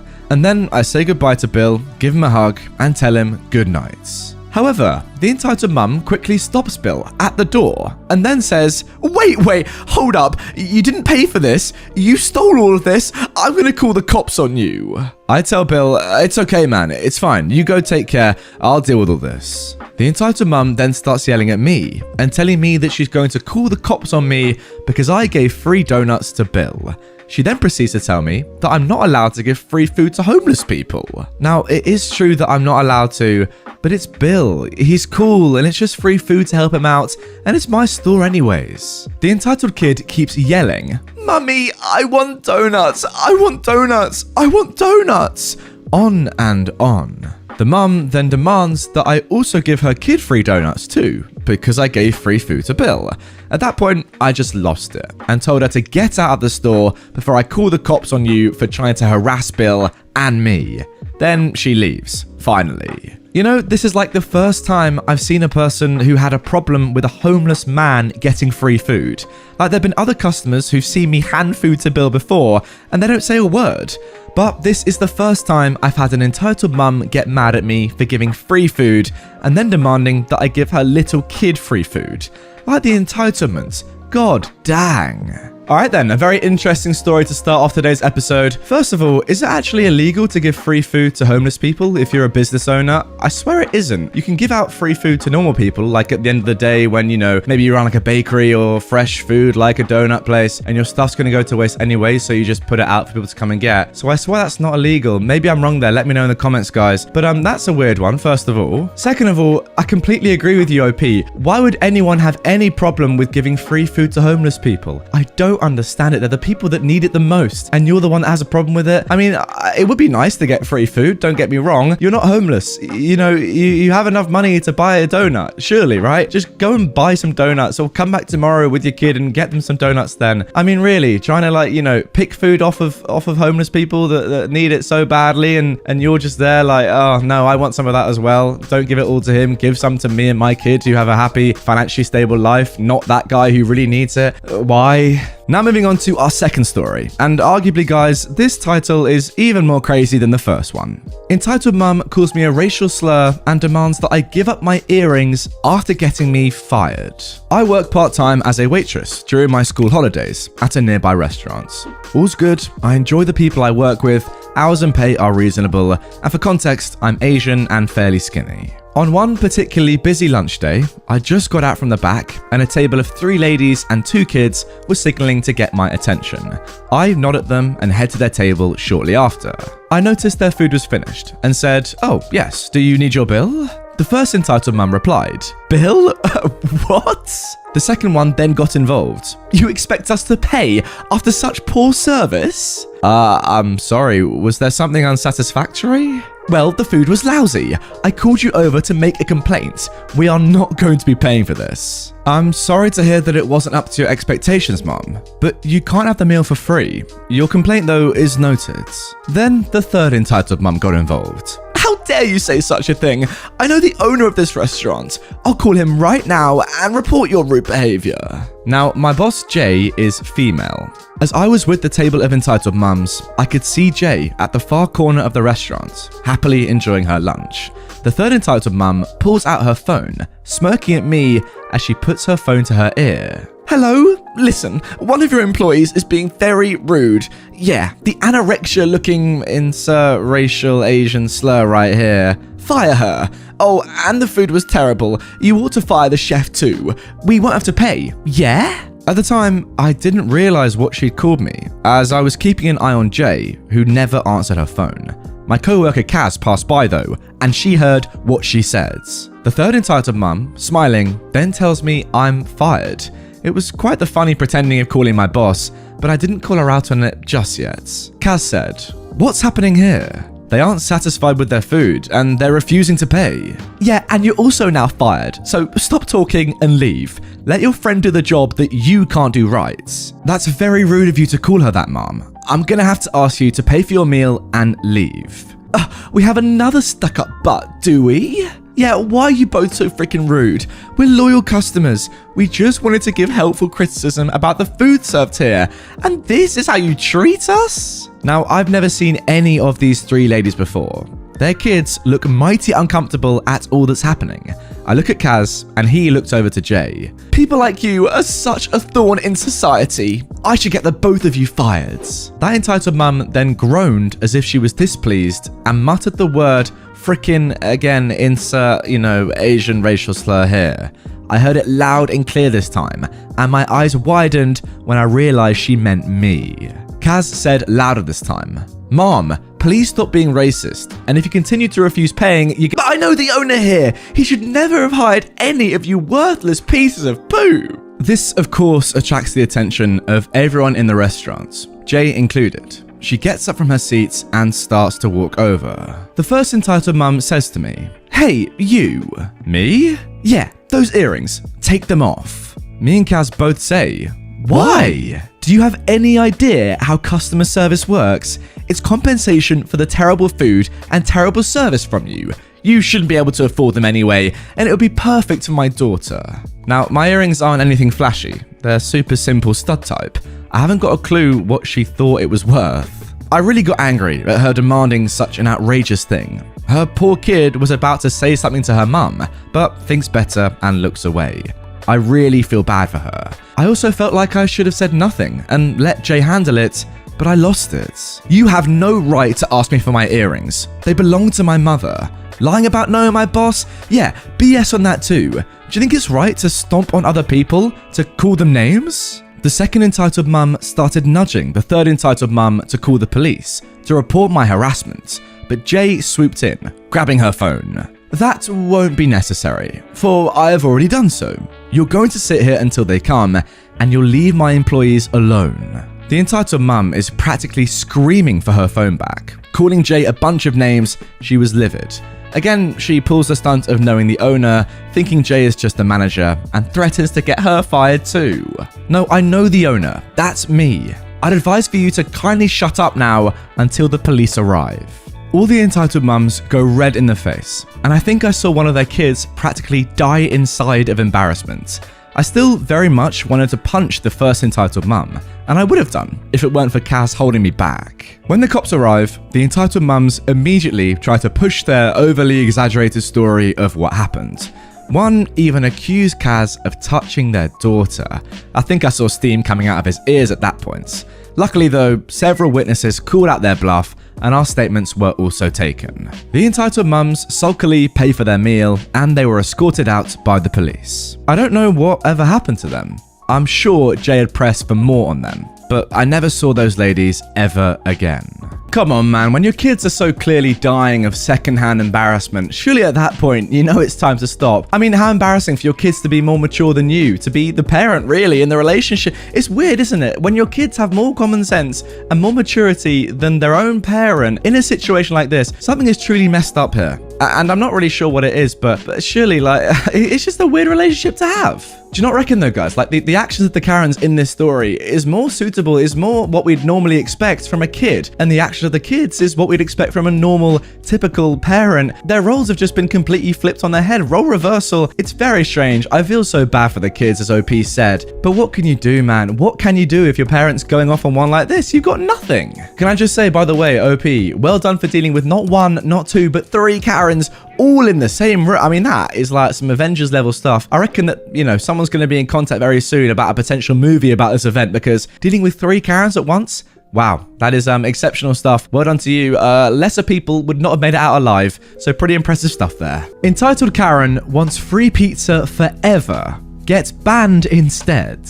So, I'm a store manager for a large chain pizza place that charges a bit more than the competition, but makes an arguably better product. We try to always believe the customer and make them happy if something is wrong. We have a loyal base of regulars who order often, as well as a lot of other business from randoms in the several nearby hotels. So, it's Friday night. An entitled Karen calls in an order, a very simple pepperoni and jalapeno pizza. The driver delivers it. 30 minutes later, I'm asked to talk to an angry customer on the phone. It is the Karen. Is this the manager? I've been on hold for over half an hour. Now, that is impossible, but okay. I'm very sorry about that, Mom. What seems to be the problem? I'm at the hotel and your driver was so rude and my pizza is burnt. I'm very sorry to hear that the pizza was not up to our quality standards. Can I make you another and send it out? No, don't bother. You've already ruined my kids' dinner and they're crying now. Give me a credit. Now that, by the way, is a major red flag. Okay, Mom, I'll credit your number and when you order next, it will be free. I'm very sorry again. Have a good night. Whatever. Then she hangs up. I credit the number and think, whatever, that's the end of it. Roll on Saturday night. A colleague again says to me, hey, this lady on the phone wants to speak to a manager. Hello, thank you for holding. This is the manager. Are you all idiotic? How long does it take to answer the frickin' phone? I'm sorry, what? You've only been on hold for a moment while my employee got me. Don't frickin' tell me how long I've been on hold. I know how long I've been on hold for. I was groaning inwardly already. A fun customer. Yippee. I'm sorry, Mum. How can I assist you? My pizza is burnt, and you have the rudest frickin' delivery driver. They practically threw the pizza in my face. A light bulb clicked at this story. I've dealt with this lady before. I'm sorry to hear that. I'll definitely talk to the driver about it. Can I make you a new pizza to replace the one you said is burnt? No, give me a credit. Okay, Mom.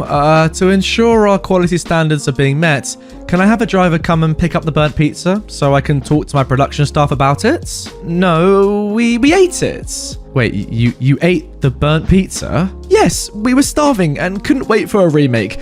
Just give me a credit. What, for the pizza you ate? Well, it was freaking burnt. Let me speak to a manager. I am the manager. No, I want to speak to your manager. You're being so rude and disrespectful. It's because I'm black, isn't it? You freaking racist POS. Mom, 1, stop cussing.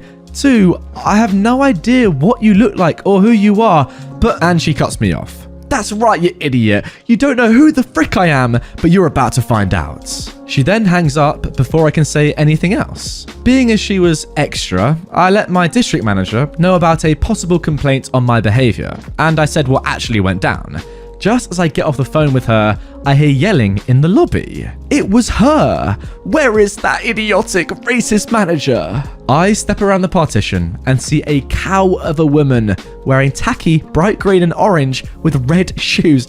What an image of an outfit that is, by the way, guys. That is astonishing. Can I help you? I'm already done with this person because I know exactly who it is. What, you gonna say something to me now?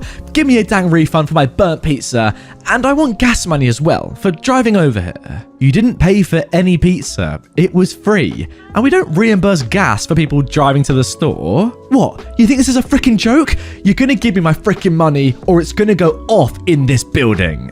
Now, I am 100% done at this point. Get out. What the F did you say? Get out of the store. You can't tell me to leave. This is a public space. No, Mom, it's a private business, and you are no longer allowed. I'm refusing to serve you. Leave now, or I'll be forced to call the police. F you! F you! She continued to bellow this until the police arrived. I had to hear every sing-song version of F you for about 5 minutes. The police said to me, "Do you want to trespass her?" Yeah, she isn't welcome here anymore, I replied. Now, the police in our town are super cool with us because we give them special discounts and occasionally donate a stack of pizzas to the precinct. The policeman, who was just outside the main door, easily heard me.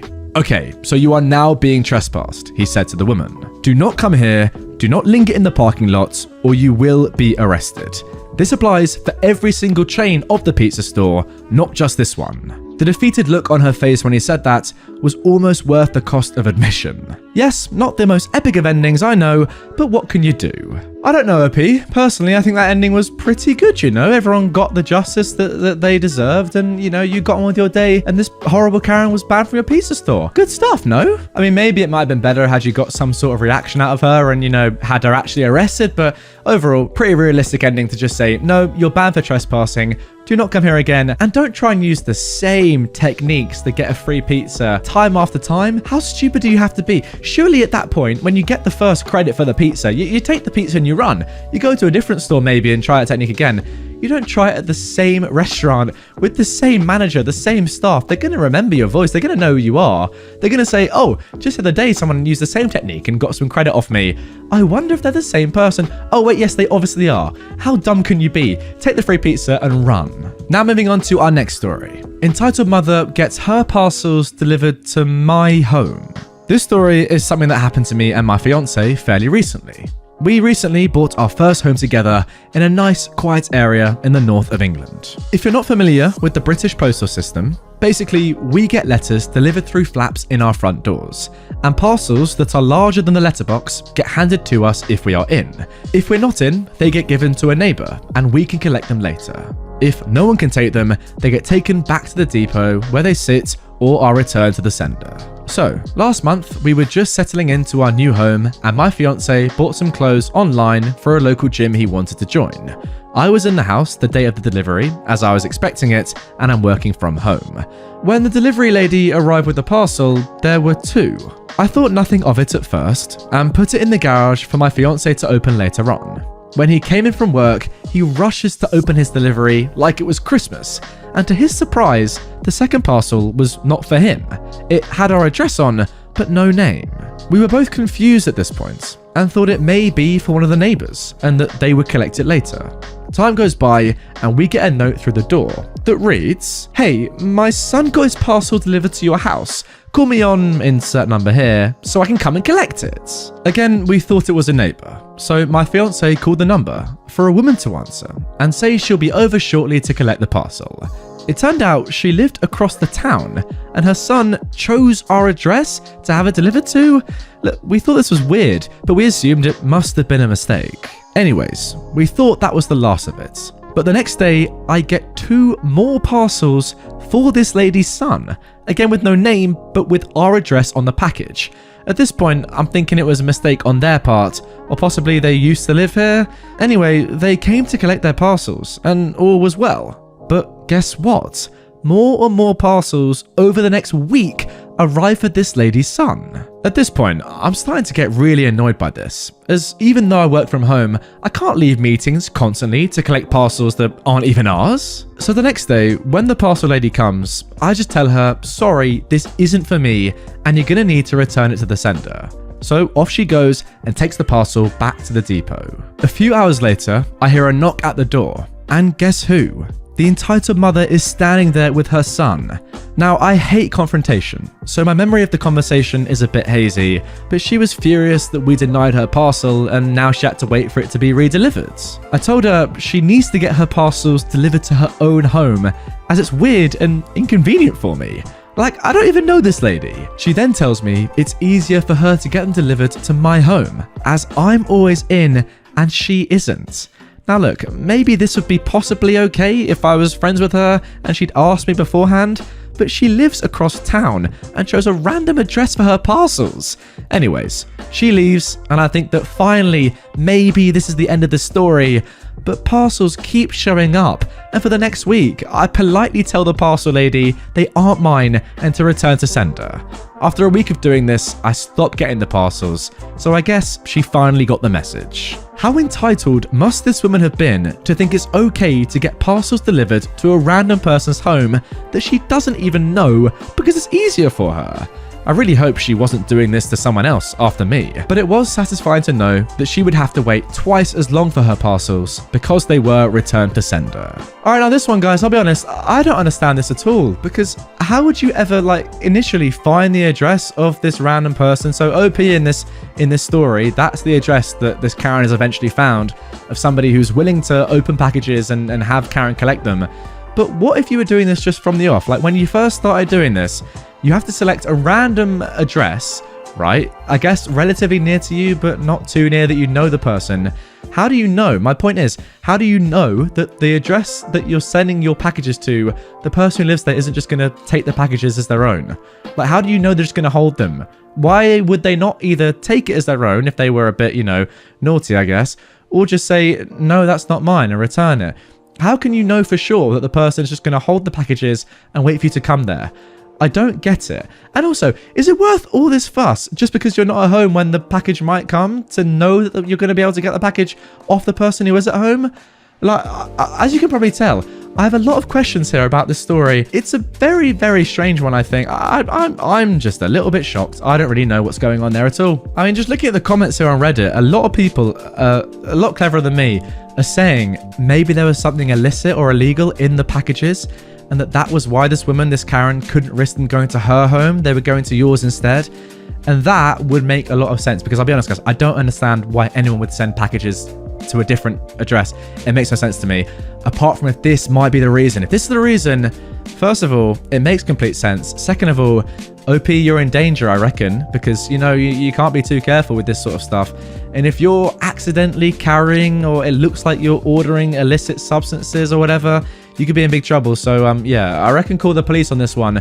This is why I read the comments of the Reddit always, after I read a story, because everyone there is much more clever than me. And likewise, all you watching right now, you're also more intelligent than me. So if you guys have any better idea as to what might be going on here, please leave your comments, your conspiracy theories, your solutions to what OP could do down below. And hopefully we can all find a common solution to what might be going on here, because it's very perplexing for sure. Entitled mother demands I give her another woman's breast milk for her 5-year-old. So, I work in a daycare, and I've got many stories where I've had to deal with entitled parents. Here we have what I like to call the breast milk entitled mother. The daycare I work at, as most daycares do, allows mothers to bring in their own breast milk, and we have a fridge to store it in. All must come with labels and will have their own place in the fridge. One day, during drop-off, I'd just been given a bag of bottles of breast milk by a mother dropping off her baby. As I go to head to the kitchen, I hear the sound of an entitled mum screaming my name. Now, this mother was widely known by the staff and was widely disliked. She comes up to me, and the conversation starts off with her complaining about the location of our school field trip for the older kids. The kids voted where they'd wanted to go, and they voted the park. But she wasn't happy about that for some reason. I tell her what I'd already told her before, the kids picked where they wanted to go. I can't change that you're not happy with that. She huffed and then noticed the bag in my hand. And this is where this becomes insane. What's in the bag? She asks. Oh, this is breast milk one of the other mothers left. I was just about to put it in the fridge. That's a lot of breast milk for one baby. Yeah, the mother wants to make sure she keeps a good stock here, so we always have some. So you must have plenty then, I guess. Then you can give me some for my son. Who, Billy? Yes, he's 5. Yeah, but I read online that feeding your kids breast milk is good for them, even older kids. I'm sorry, but these belong to another mother, and they're not mine to give away. Oh, I'm sure she wouldn't mind. You said she had plenty. She likely won't even notice. Yeah, that's not gonna happen. Please sign your son in and just go. Oh, this is just ridiculous. They shouldn't be able to take that stuff in if they're not gonna share it with the other kids. And she walked out before I could reply to that. Okay, so you want to continue to give your child someone else's breast milk at 5 years old? Yeah, this video is not started off very well, has it? What What? I mean, seriously. Honestly, I read some of these stories and a lot of them are crazy. A lot of them are pretty stupid. But this... What the? This has got to be up there, guys. I mean, you know what? I might do a top 10 ranking the dumbest stories I've ever read. This is going to be close to number 1. What is this woman trying to do? I'm moving on. Screw that. All right then, moving on from that story, let's get into the second one. I hope it's a little bit more normal. Anyway, the title is, I Have a Long Lost Sister. So, this story was around 2 years ago, back when I was 17. I had my own tennis clothing and equipment business. Till my 18th birthday, my dad owned the business as well. We were shared partners, but I mostly ran the shop by myself, which means the opening times were quite weird. It was opened Monday to Friday from 5 p.m. to 8 p.m. Sometimes I'd open it later, due to the train connections from my main workplace to the tennis club. And on Saturdays, it was open from 10 a.m. to 12 p.m. and from 1 p.m. to 6 p.m. due to me still wanting at least some free time.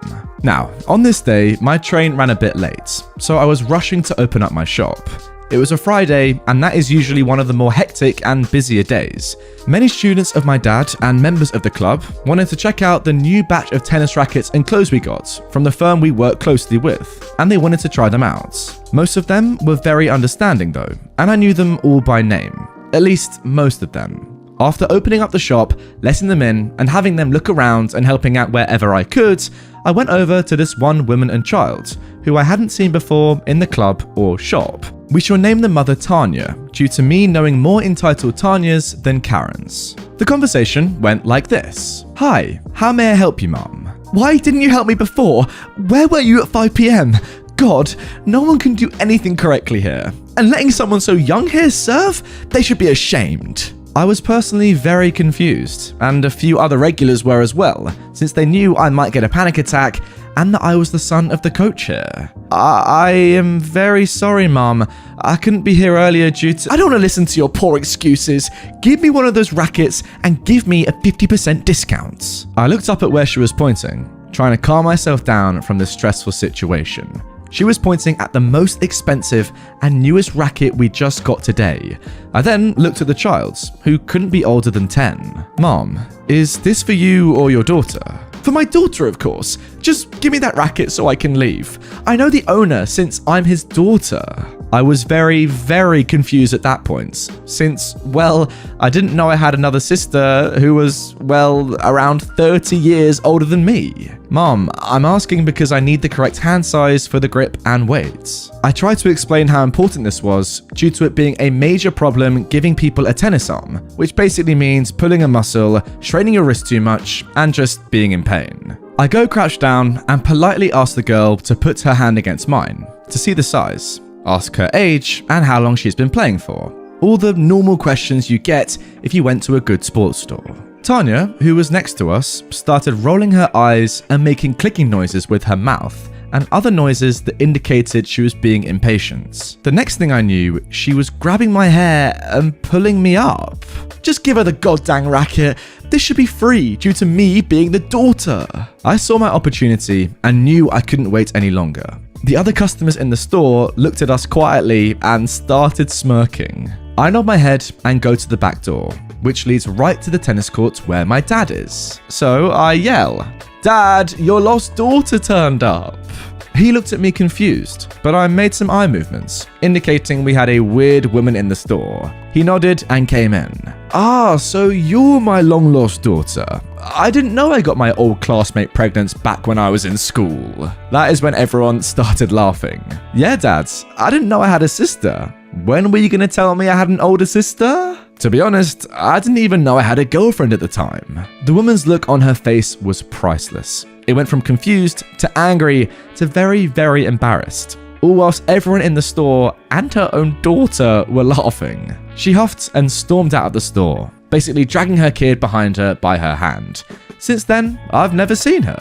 I just don't get this play at all. When would that ever work? If this person, who is clearly lying about knowing the owner, doesn't know the owner, why does she think that the person working at the store isn't going to know the owner? This is just a small tennis club, right? It's actually extremely likely that an employee would know the owner, so I don't know what sort of chance she thinks she has lying about knowing the owner to try and get some free stuff. Maybe at a bigger store, perhaps it might work, but even there, you're likely to know the owner of the store, sure, aren't you? If you work in the store, this is just never ever gonna work if you're lying about it. Surely. I mean, if I went into 100 stores just on my local high street and said, I know the owner, can I have some free stuff? In how many do you think they'd actually go, oh yeah, I believe you? 0? 1? Maximum? It's never ever gonna work. I don't understand the logic. Just buy a tennis racket and get out of there. And now moving on to our final story of today's episode. Entitled parents have slight meltdown in the ER. For some background, I'm a male nurse and I work in the emergency room of a medium-sized hospital. I mostly work nights. In Germany, you get more money when you work night shifts because the time and night shifts are longer than normal day shifts. We work 3 different shifts. Morning from 5:30 a.m. to 2 p.m, day from 11:30 to 8 p.m, and the night shift from 7 p.m. to 6 a.m. So, I've got some stories, and at night, the real stuff happens. Oh, and all this happened pre-COVID, so no masks, visitors are allowed, yada yada. So, that night, I worked at the front desk, mostly doing admission of patients, handling their healthcare IDs, we have universal healthcare, suck it America, okay, and, well, just manning the reception. This was, I think, around 1 a.m, so the ER was relatively empty. At night, there are like 3 hours where nothing really happens. So, yeah, I sat there, sipping my 3rd cup of coffee and chatting with a fellow nurse. Then, the entitled parents arrived. I didn't see them coming. Excuse me? There they were. A thing I only knew from the internet. A Karen. In Germany. Dang. She had a typical haircut and that I'm better than you vibe. In tow, she had a man, who seemed pretty normal. Oh, sorry. How can I help you? The perfect customer service smile. Yeah, I need to see my daughter. Her sister texted me that she's here. Her name is blank. So I looked her up on the database. Ah yes, she's been admitted here. Well then, what does she have? Can I see her? Now, I have to explain. We've got some privacy law here in Germany. So if you're legally an adult, 18 and over, you have full privacy. And without your consent, I can't give anyone any data. Not the parents, siblings, not the significant other, not the kids, nobody. So I say, sorry, I can't give you patient's data. That's against the law. Yeah, but we're her parents, and she's our child. Well, she's 18, so she's an adult. Without her consent, I can't tell you anything. But I can call the doctor she is seeing and ask. Fine, but make it quick. She was tapping her feet on the ground. So I took the internal phone from the desk and made the call. The daughter informed the doctor that she doesn't want her parents there and denied them any information. That is her choice. I'm sorry, but your daughter denied you any information, I relayed to the family. What? The meltdown is about to start. I'm her mum! Bring me to her now! Mom, please lower your voice. This is a hospital. Yeah, and I want to know where my daughter is. I'm her mother. She should share everything with me. I don't need you to find her then. She then passes the desk and goes in the direction of the treatment rooms. Hey, you can't go in there. I get reinforced with another male nurse and a male nursing student and block her way. All this commotion had attracted the attention of the attending ER doctor. He stormed out of his office. Our night doc is a good doc, but, well, he has a temper. What is going on here, dang it? The Karen then looks smug. Oh, good, a doctor. These men are blocking our way to our daughter. She must be so scared to be alone here, and we need to comfort her now. Now, the attending doctor luckily didn't take her rubbish. So, OP, her daughter? Yes, she's here with Dr. Y. Now, she is 18 years old and denied this visitor any information about her health. Liar, our daughter is only 16. Yeah, well, listen, lady. The attending doctor crosses his arms. I believe this guy here slightly more than you. If you proceed to invade this space where only patients and staff are allowed, I'll have you escorted out. You can wait in the waiting room. The husband then got involved, and he was smug like his wife. What are you gonna do? Have the security throw us out? Nope, I'll do it myself, if you're not leaving this instant. At this point, Karen probably saw that she had the chances of a popsicle in hell. I'm gonna sue this hospital. I know the management. She stomps out with her husband in tow. The attending doctor said to me, if she shows up again, call security immediately. Well, lucky enough, Karen never came back that night. Her daughter needed to see a gynecologist that night about something with her lady parts. She told me, I escorted her out like at 3 a.m, that her parents went nuts every time about things like this, how they hate her boyfriend and claim she is too young to date. I assured her that they won't get any data from us and that she can always come here. We are servants to the community. Just thinking about it, guys, I'm actually so happy that this is like how the law, how the rules of information work when you're in certain countries. I know it's the same in the UK and I presume it's the same in America as well, although I'm not sure on that one. Let me know. Just, the right to have your information kept private when you turn 18 is massive, because imagine, in this situation, if her parents had found out about it and the girl didn't want them to know, that would just be, pretty unfair, because, not everyone has great relationships with their parents, and a lot of people go through stuff like this or go to hospital and don't want their parents or family knowing, and it's great that they don't have to know and that they're not allowed to know even when they come to the hospital and try and force their way in to find out the information. It's great stuff, and privacy is obviously very important, so yeah, it's good to see that this is a rule. Oh, actually, I'm just reading a comment. You have similar privacy laws in America. As a matter of fact, I'm not sure ER staff would even be able to confirm the daughter was there without a permission. That's very interesting. Oh, and they continue, I know for a fact patients' names are never on the hospital website. Wow, so maybe even one step further. Because yeah, that's a very good point. I mean, now that the parents know that their daughter is in the hospital, I mean, they could realistically just wait outside for her or something, or just get really creepy about it. So yeah, maybe you need to go one step further, Germany, like America, and keep it even more private. Disowned daughter passed away from stress. So, my mother has been and continues to make my life less than enjoyable. One particular thing I want to get off my chest is what happened when I was 12. I have, or had, twin sisters who were 15 at the time. Their names are Sarah and Bess. Our mum left our dad to be with a total idiot of a man. This man would buy food and put his name on it so that we couldn't eat it. He grabbed me by my neck for walking out of the kitchen with food in my mouth, called us horrible names. All the while, my mum knew, obviously. We were never allowed to tell our father what was happening. Our mum would tell us, "What happens in my house stays in my house. Your dad doesn't need to know, and you better not tell him." One night, Bess had enough of my mum's new man and called our dad. My mum listened in on another phone. This is back in the good old 90s. After she heard Bess confiding in our dad about what was going on, my mum was furious. She told Bess she was no longer her daughter, told her the sight of her face made her sick, banished her to her room completely besides using the toilets. This went on for about 1 to 2 weeks. Well, all the stress from everything triggered a heart condition we didn't know Bess had to flare up, and she actually went into cardiac arrest one morning and died. Dead at 15. My mum will never admit to the past, has never made things right, acts as if it never happened. I recently went no contact with her, and if you read another of my posts, you'll see why. I have never healed from this. I mean, wow, what a tragic way to start this episode. That is just downright depressing. The fact that your mum still hasn't taken ownership of the situation she caused after so many years is just downright abusive. I cannot believe she's acted this way, and I'm so sorry for your loss. Karen nearly attacked me because of a shirt. So, recently, I, a 30-year-old woman, went on vacation. While on vacation, I stopped at a couple of those wacky tourist shops. You know, the ones filled with crazy shot glasses and t-shirts. While in one of them, the cashier was wearing a shirt that said, "Not today, Karen." I told her I thought the shirt was funny, and she then tells me that they sell the shirt in the store. I, of course, rushed to buy one. Fast forward a couple of days, and I'm back home from my vacation. I decided to go out for dinner instead of cooking, so I tossed on some clothes and headed to my favorite sushi place. I hadn't realized until I got there that I tossed on my new Not Today Karen t-shirt. Honestly, I didn't think anything would happen because, come on, it's a t-shirt. But I was wrong. I go in, eat my fill of yummy sushi, and leave.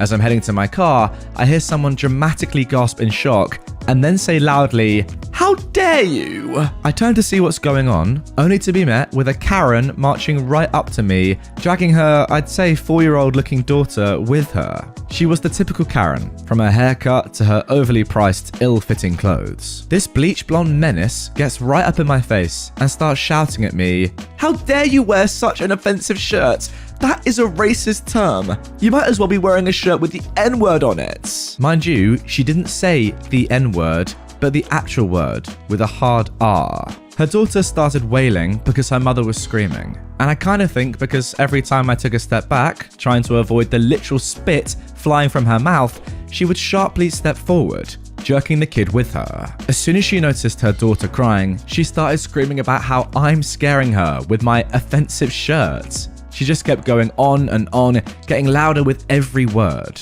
"You should be ashamed of yourself. She jabbed her finger at me and started shouting about how people like you should be arrested for hate crimes. I rolled my eyes and turned to leave. I was full of sushi and honestly, I couldn't care less about her BS. I barely took a step forward when I was shoved from behind and nearly fell over. Don't you dare walk away from me, you dog. I readjusted myself, walked up in her face and said calmly, touch me again and see what happens. She backed up and started shouting about how dare I threaten her and her daughter. I said she's the one who shoved me, and if she tried that again, she would regret it. She started screaming about how I assaulted her and her daughter. Someone call the police! Apparently, Karen didn't know that the sushi shop I was just in is a local favorite of the police. There were 2 officers in there eating, and they both witnessed the whole thing. I'm also a bit buddy-buddy with the police that frequent the sushi place because one of my close family friends is an officer, and he always talked about me like I was his kid. Also, whenever I go there, I usually help pay for their meals as a thank you for their service. One of the officers in there recognized me and came out. As soon as Karen saw them, she ran up to them, again dragging her poor wailing child with her, and said I'd assaulted her and was calling her horrible racist terms. The one cop, I'll call her Marge, walks over to me and asks me what started it. Now, Marge and I somewhat know each other. Her training officer was my family friend, and the 2 were as close of friends as he was with my family. I told her what happened and had to explain the whole Karen joke with her. She laughed, told me I could go and that she would handle it. I thanked her and turned to leave. As soon as Karen noticed I was leaving, she screamed louder, saying, "How dare you let that dog get away with a hate crime?" I left without any more fuss. I'm not sure what happened to Karen. I'm sure the next time I see Marge, she'll let me know. I can't believe that I got attacked by a Karen over a shirt. Now guys, a question. Would you wear a t-shirt that says "Not Today Karen"? Because I think I would. And I think although it would encourage more interactions like this one, it would be quite fun. What do you reckon? Should I release one? I can make one. It'll be good. I've got a merch store, as you guys know. Would you like to see that shirt on my store? I can make it pretty sick. Let me know down below. Entitled Mum was unhappy that I didn't choose an equal number of boy and girl volunteers, despite needing an odd number. I was reminded of this today when it popped up in my Facebook memories. I think it fits here. I used to work for a children's science company. One of the things we did was I was paid by the local water company to write a show teaching children about the importance of saving water and ways to do this. It was a 45 to 60-minute show featuring a lot of big, over-the-top experiments to both entertain and educate the kids. The whole show was funded by the water company, so the schools get a free show.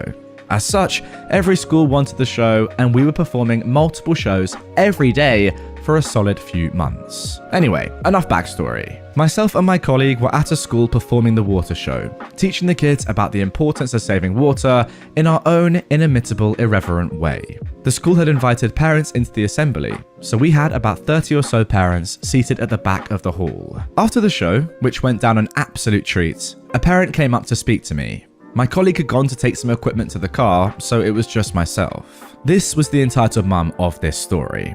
"Hello, do you mind if I have a quick word?" "Of course not." "Well, let me start off by telling you how fantastic that show was." I was already waiting for the but. "Thank you very much. But..." My internal monologue, there it is. "I was wondering if you'd noticed that you picked more boys than girls as your volunteers, rather than an equal number of each?" You're asking me if I realized that I didn't pick an equal number of boys and girls as my volunteers. Yes, I was aware of this, mainly because we need an odd number of volunteers in the show. It's very difficult to keep the numbers equal when the total number is odd. The entitled mum looks at me while trying to think. "Did you notice that while we picked 4 boys and 2 girls for the aquifer experiments, we picked a girl as the solo volunteer for the toothbrushing experiments? And the toothbrushing volunteer does a lot more than the aquifer volunteers do. So yesterday, when we did this exact same show in a different school, we had 4 girls and 2 boys for the aquifer experiments, and then a boy for the toothbrush. We always try and keep things as fair as possible." "Well, I'm just saying because my daughters were here today, and I want them to enjoy science." "Well, hopefully they did. I also noticed that on your banner," she indicates a pop-up banner off to one side, "you have 2 boys and 1 girl on that. That's hardly equal." "True, but with the size of the banner, 3 children was the right number." 2 would have left too much empty space, while 4 would have been too crowded. Then why didn't they pick 2 girls? Because we made several mock-ups of the banner and showed them to different children, and the most popular design was that one. Well, I interrupt her at this point. You may be pleased to see that the information pack that each child gets to take home has 1 boy and 1 girl. I pick up the pack and show her. Well, that's nice. She then walks off, and a teacher comes over to me. What was that all about? Apparently, I need to find a way to pick an equal number of boys and girls, despite the total number adding up to an odd total. Oh, she stops herself. Because you didn't pick either of her 2 daughters as any of your 7 volunteers out of 200 children in the school? Yeah, it would seem that way. What did you say to her? Well, I basically said that 7 isn't divisible by 2, but across multiple schools, we make sure to keep things equal. And what did she say? That's nice. While admittedly, I do think it would have been slightly more reasonable to have 3 girls and 3 boys for the first experiment and then just pick one for the second where you need 1 person, it's still very obvious that this woman doesn't really care about how many of each gender there are and just really wanted her kids to be involved. Mother tries to force child to ride after multiple incidents. Consent starts from 3 years old at my job. I teach horse riding to kids and adults starting at age 3. That's when insurance will cover them, and it's fun to see little kids experiencing ponies for the first time. My boss gives me a heads up that the client coming in is 5 years old and has ridden ponies 10 hands high for a while, with an experienced horse person helping. But they have an issue, as the kid is now terrified of ponies in general. So I meet the very polite kid and send her to play with the rocking horses in the waiting room while I find out from Mum, the entitled mum of this story, what the deal is. She tells me the kid has been stepped on, bitten, fallen off multiple times, pony has bucked and bolted, and basically you name it and this kid has experienced it. I tell the mother I would give her 6 lessons to attempt to get the child comfortable around horses, but I did not guarantee I could get her on board. I had serious doubts. In this point in my 10+ year career, I've never had a kid I couldn't get on board though. We start the session and the mother straight away looks disgusted. Keep in mind, she watched her daughter be injured by the experienced horse friend's lack of knowledge for a year and did nothing. I start the session with the rocking horses. There was no way I was taking this kid to the real thing before giving her some power back and building some trust. We talk about approaching a pony almost as if they're like scratches, where they don't really like you or to be touched. We talk about safe zones and all of that stuff. It took about 15 minutes of an hour session. The mother looked frustrated, but I ignored her. We move out to the real pony, who is 85 centimeters, and a cute little fluff ball. She's also older than 30 years, so a quiet grandma who was half asleep. I did not realize that ponies could live that long. What? The kid freezes. So I sit her on a seat outside the yard and I go in. I move all around the pony and gently pat her all over like a soft slap noise to show that she isn't going to move or twitch. I then sit next to the pony's head and start putting scrunchies in her mane and asking the kid to pick them out for me. It took until the last 10 minutes for the kid to even pat the pony. We went on with slow progress like that for another 2 lessons, and had gotten to the point that the pony was wearing a saddle and the child could stand on a mounting block beside her without freaking out. Cue the stupid mother. Just pick her up already. We've been here for 3 lessons and she still isn't on board. No. When she's ready, I'll ask her if she wants help to get on, but I will not force her. That's what's got you into this mess in the first place. I didn't have anything to do with her getting scared. Who lifted her on board every single time? Because I know she's never mounted a horse herself with her foot in the stirrup, pushing herself up and over. Nobody's ever asked her if she wanted to get on. You just picked her up bodily. But that's what everyone does. And kids don't know what they want anyway. You have to force them to try things. No, you don't. And I refuse to traumatize this child more than she already is. I will never pick her up and put her on, but I will help her do it herself if she wants to. Your child doesn't trust you, the pony, or me, or any adult for that matter, because of what's happened. We're trying to build that trust slowly and make her tolerate ponies again. It's not a quick fix, and what's happened to her would have broken many adult riders. She's 5. Yeah, I guess remember that this kid at 5 years old has been kicked by a pony, been bucked and bolted, fallen off multiple times. That's very traumatizing. Now, this argument is happening in front of the kid, who was actually having a great session, and I thought I'd made a huge breakthrough. She then, though, started to shrink back, so I squatted down and told her, if you don't want to ride, no one's going to force you here. This is all about you, not mum. After another full session of me standing my ground and not letting the mother bully the situation, I had to tell her a few times to stay quiet and not comment. I am proud to say the child did get on board and we worked for an hour just getting on and off. My back was killing me after because during dismount I bear hugged them from behind and swing their leg over and off. But we did it. In 6 months, that little girl was riding my Shetland, 10 hands high, on lead in the arena and loving it again. Unfortunately, COVID hit and lessons stopped for under 8s until the following spring. I hope that little girl didn't go ride somewhere else and get scared again. But it's been years now, and I don't know. Well, look, OP, chances are you're never gonna know, but that's absolutely fine because you did an unbelievable job here. Imagine trying to do your job with a child. First of all, dealing with kids is hard, especially when they don't want to necessarily do something. And then you've got that kid's mum in the background, well, to be fair, not in the background, probably right on your shoulder, telling you what to do and how to do your job, pretty much berating you for taking too long to do things. That is extremely challenging. So to deal with not just the child's obvious fears of this thing, but also her bully of a mother telling you what to do and getting this result is extremely impressive. Fair play to you. There is absolutely no way that I would have been able to do that, even if I was an excellent horse riding instructor. Which, by the way, I think one day I could be. I've got the looks for it, you gotta say. Mad Margaret, the beginning. Today I will be introducing you to a human being who is a curious mixture of entitled and insane. My first landlady, Mad Margaret. About 8 years ago, I moved out of my parents' place practically a few months after returning from foreign exchange. My family is supportive, but pretty firmly believe in being autonomous and self-sufficient. So, I looked for a place to live near my, at the time, girlfriend, now fiancé. She lived on the outskirts of a larger city, and finding low rent would be difficult. Eventually, I found a room listed for about $500 a month, which is almost criminally low for the area. But I was a foolish child and I didn't pick up on that first red flag. The second red flag came when I called to query about the room. My soon-to-be landlady made sure to emphasize that she was a pastor and a minister, that no amount of Satanism or evil thoughts would be allowed in the house. I am myself completely non-religious, so I foolishly believed that this would be perfectly fine. I explained that I was a student and would be doing student things. An agreement was made and I moved up shortly thereafter.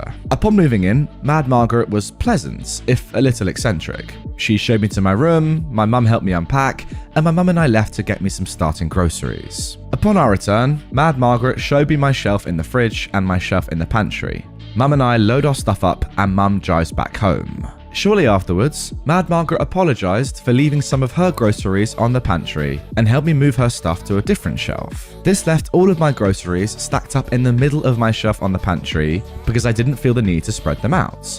This is very important. My first morning in my new room, I wake up at around 8 a.m. to knock, knock, knock, knock. Hey Margaret, what's up? It's not going to work out. You need to pack your things up and leave. I'm sorry. What? You need to leave. It's not going to work out. Well, I paid first and last month's rent, so I'm here for at least 2 months.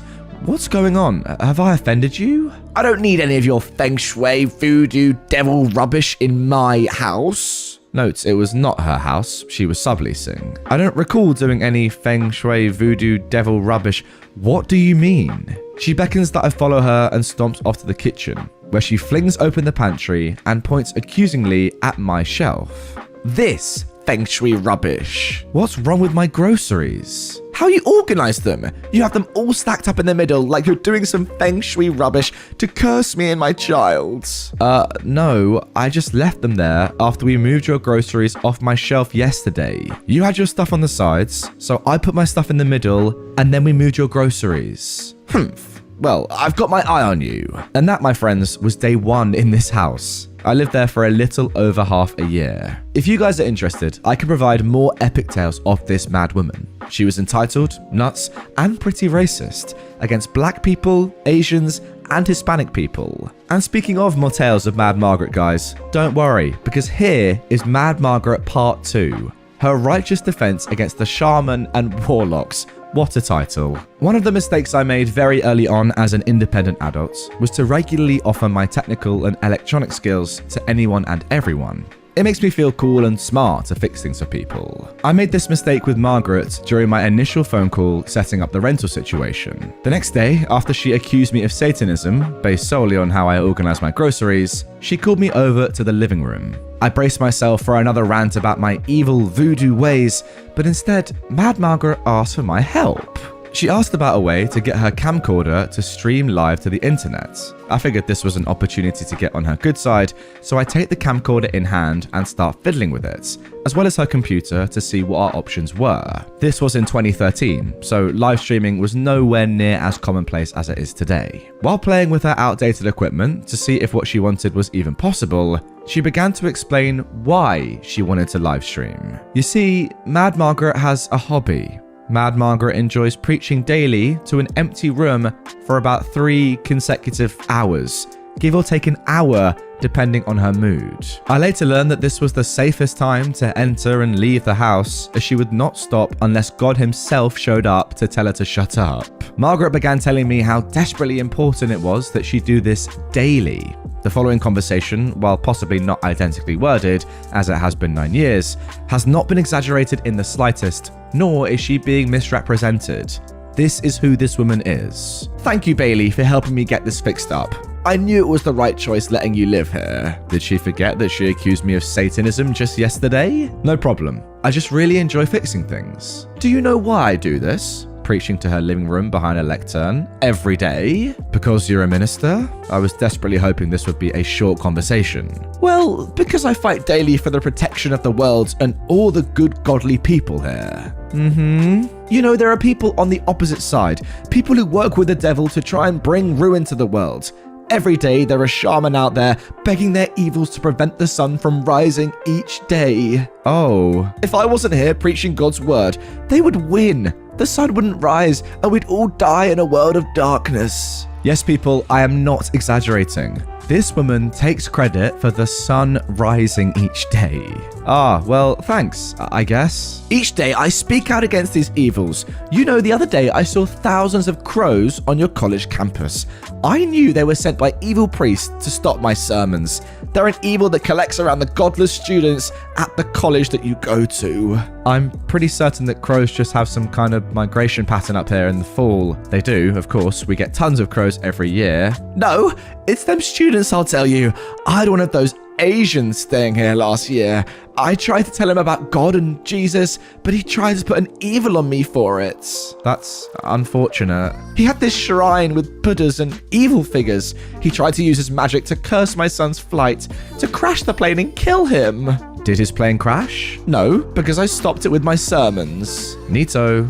I've had other students from your college come here, all of them evil. So many of them smoke the devil's lettuce and let Satan take over their body. Terrible influences on my other son. Later, I would find out her other son lived in a building next door and was hands down the biggest stoner I've ever met in my entire life. The dude was so chill and tried to redirect his mum from harassing us anytime he was there. I'm sorry, is all I can say. So how's the camera coming, honey? Can we get my videos online? You know, Margaret, I think that this camcorder and desktop are a little too old to be capable of doing that. I'm afraid you'll have to keep the recordings yourself. Following this, I left for my girlfriend's house as quickly as possible. Every day for the next month, Mad Margaret would attempt to pester or harass me into fixing her up to be live online. Each time I'd make an excuse to not get trapped into doing so. Now guys, although that is unfortunately the end of these mental Mad Margaret tales so far, there are more coming, don't you worry. Look on screen right now, these are the potential stories that OP can write about, because you got to remember, all of this happened in 2013, and they lived with Mad Margaret for a while. So, we've got Mad Margaret and the tales of other tenants, Mad Margaret and the tale of the possessed dog, Mad Margaret, the surprising, if brief, redemption arc, Mad Margaret and her crazy landlady, and then finally, Mad Margaret meets Bailey's dad. That is OP. So if you do want to see me cover them and give you updates to the Mad Margaret story in future episodes, just let me know in the comments down below. Wow, what an unbelievable woman is all I will say for now. The time Dr. Ick came for dinner. This is a funny story that happened a long time ago when I was in college. Back then, I had a friend who I loved. She was a sweet, mild girl who used to paint watercolor flowers. We met in art school.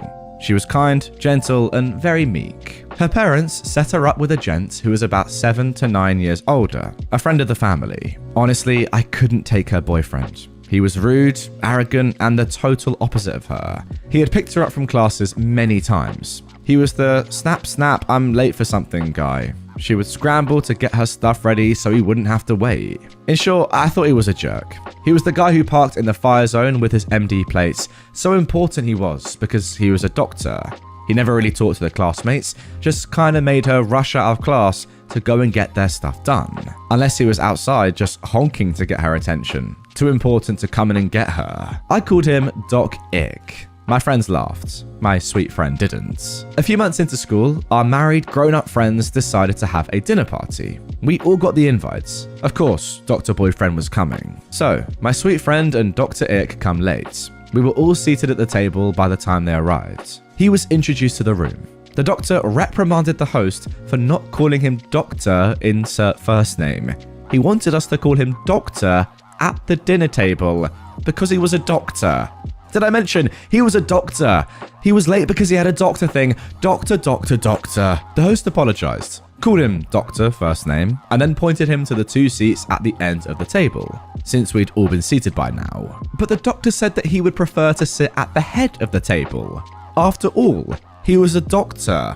He might be called out for an emergency during the dinner. The room got quiet, too quiet. The clock ticked gently in the background, and I began to laugh. Not just any laughter. Oh no, I broke into deep, hacking laughter of the condescending kind. You know, the big, ugly snort kind you see in movies, but pray your nose will never make in real life? Yeah, snorts, chuckles, and wheezes laughter. Ugly, funny laughter. It was just absolutely absurd, and he wasn't kidding either. He hadn't been with us for more than 5 minutes before he kicked the dude whose house we were in out of his own chair at the head of the table because he was a doctor. Well, after that, Dr. Ick turned purple from anger. What with me laughing at him at the dinner table and all. He was wild DEFCON 1 level angry. I can say honestly, I didn't blame the guy. I guess I'd be annoyed too if someone broke out into Joker-like laughter at my own existence, which, yes, I was very guilty of. So there I am, laughing at the table, when he starts lecturing me on how dumb I am, how he was a doctor, how dare I laugh at him. Which, you bet, made me laugh louder. I'm shocked I didn't swallow my own tongue at this point, honestly. I was in tears, gasping for air, snorting like some sort of hyena in the desert. I fell off my chair. I was asked if I smoked pot before I came. I didn't. I was just shaking my head no as I snickered, unable to make words come out of my mouth. The laughter. I'd been hit with Joker juice. Oh, thank God YouTube was not a thing yet, because this was legendary meme stuff. I just thought this guy was such a jerk that this had to be some performance art thing, like some form of reverse stand-up. Who asked the host to get out of their chair, whose meal you're about to eat, after showing up late in the first place? Oh, I just found it hysterical. Well, at this point, we were all laughing.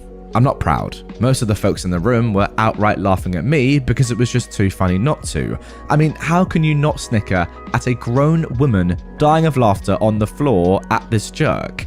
It was hilarious, very infectious, and you bet, all my faults. I guess me rolling on the floor, begging for air, was something the good doctor wasn't interested in, because he took my sweet friend and his Doc Ick butt out of that house, never to return again. About 20 minutes later, I composed myself. I swear, I was wiping away tears, the chortling stopped, and then everyone got real quiet. Like, real quiet.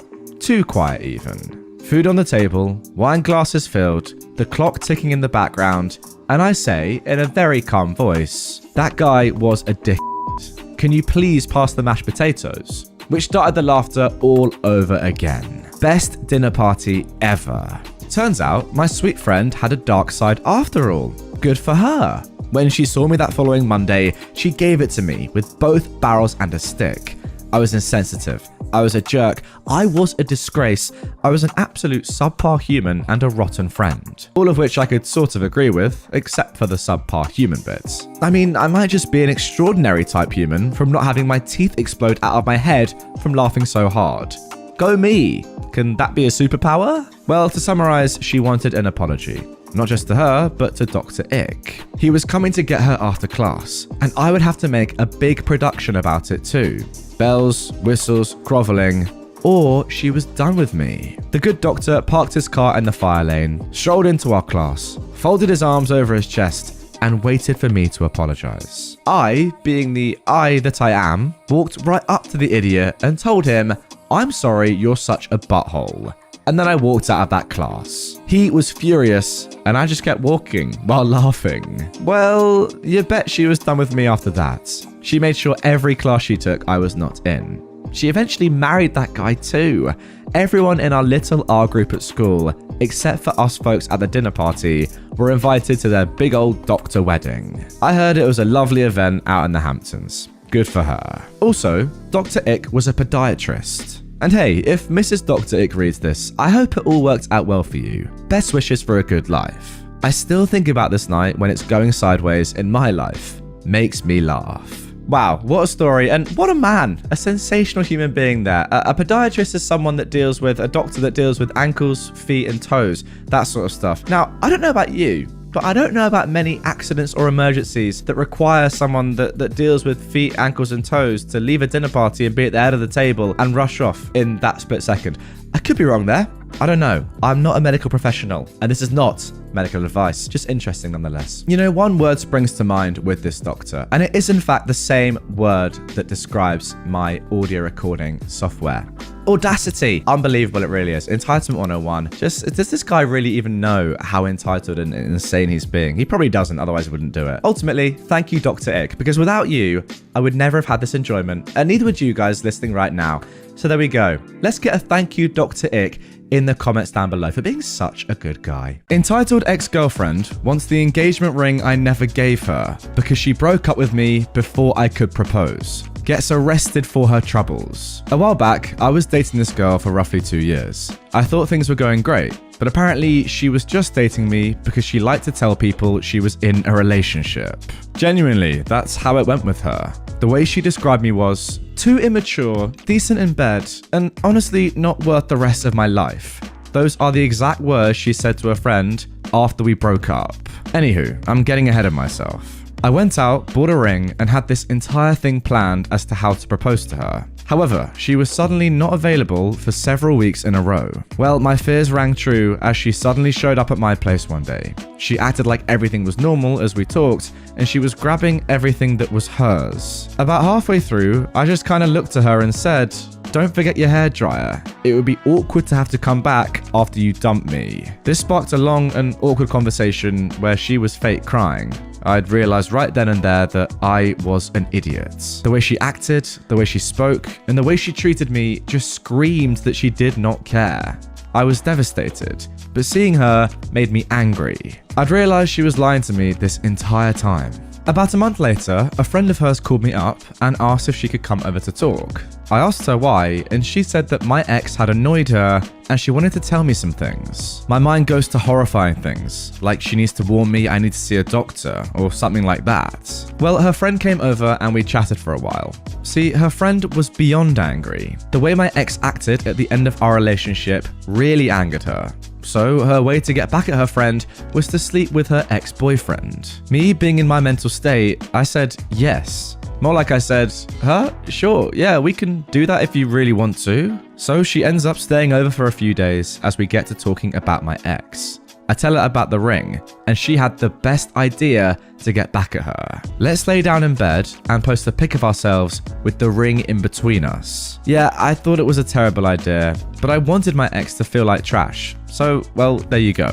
Not even 2 hours later, my ex was at my door. We posted the picture at about 11 AM, and she was at my place at 12:40 something. Right off the bat, she tried to act like breaking up with me was a mistake. She said that I was the best boyfriend she'd ever had, and she was getting scared with how serious things were getting. She said she made a terrible mistake in breaking up with me. Well, her friend immediately goes into a rant about my ex, saying that she was manipulative and that neither of us would believe this sob story that she was giving. I've got to say, I'm very glad her friend was there, because my stupid butt was actually believing her. I reminded her of how she treated me when she broke up with me, and that she should go back home. She was wasting her time. Well, now she brought up the ring and said she was owed it under the law, saying that rings are gifts and that I cannot take it back. In unison, me and her friend said that I never gave it to her. We both looked at each other and laughed at the absurdity of the situation.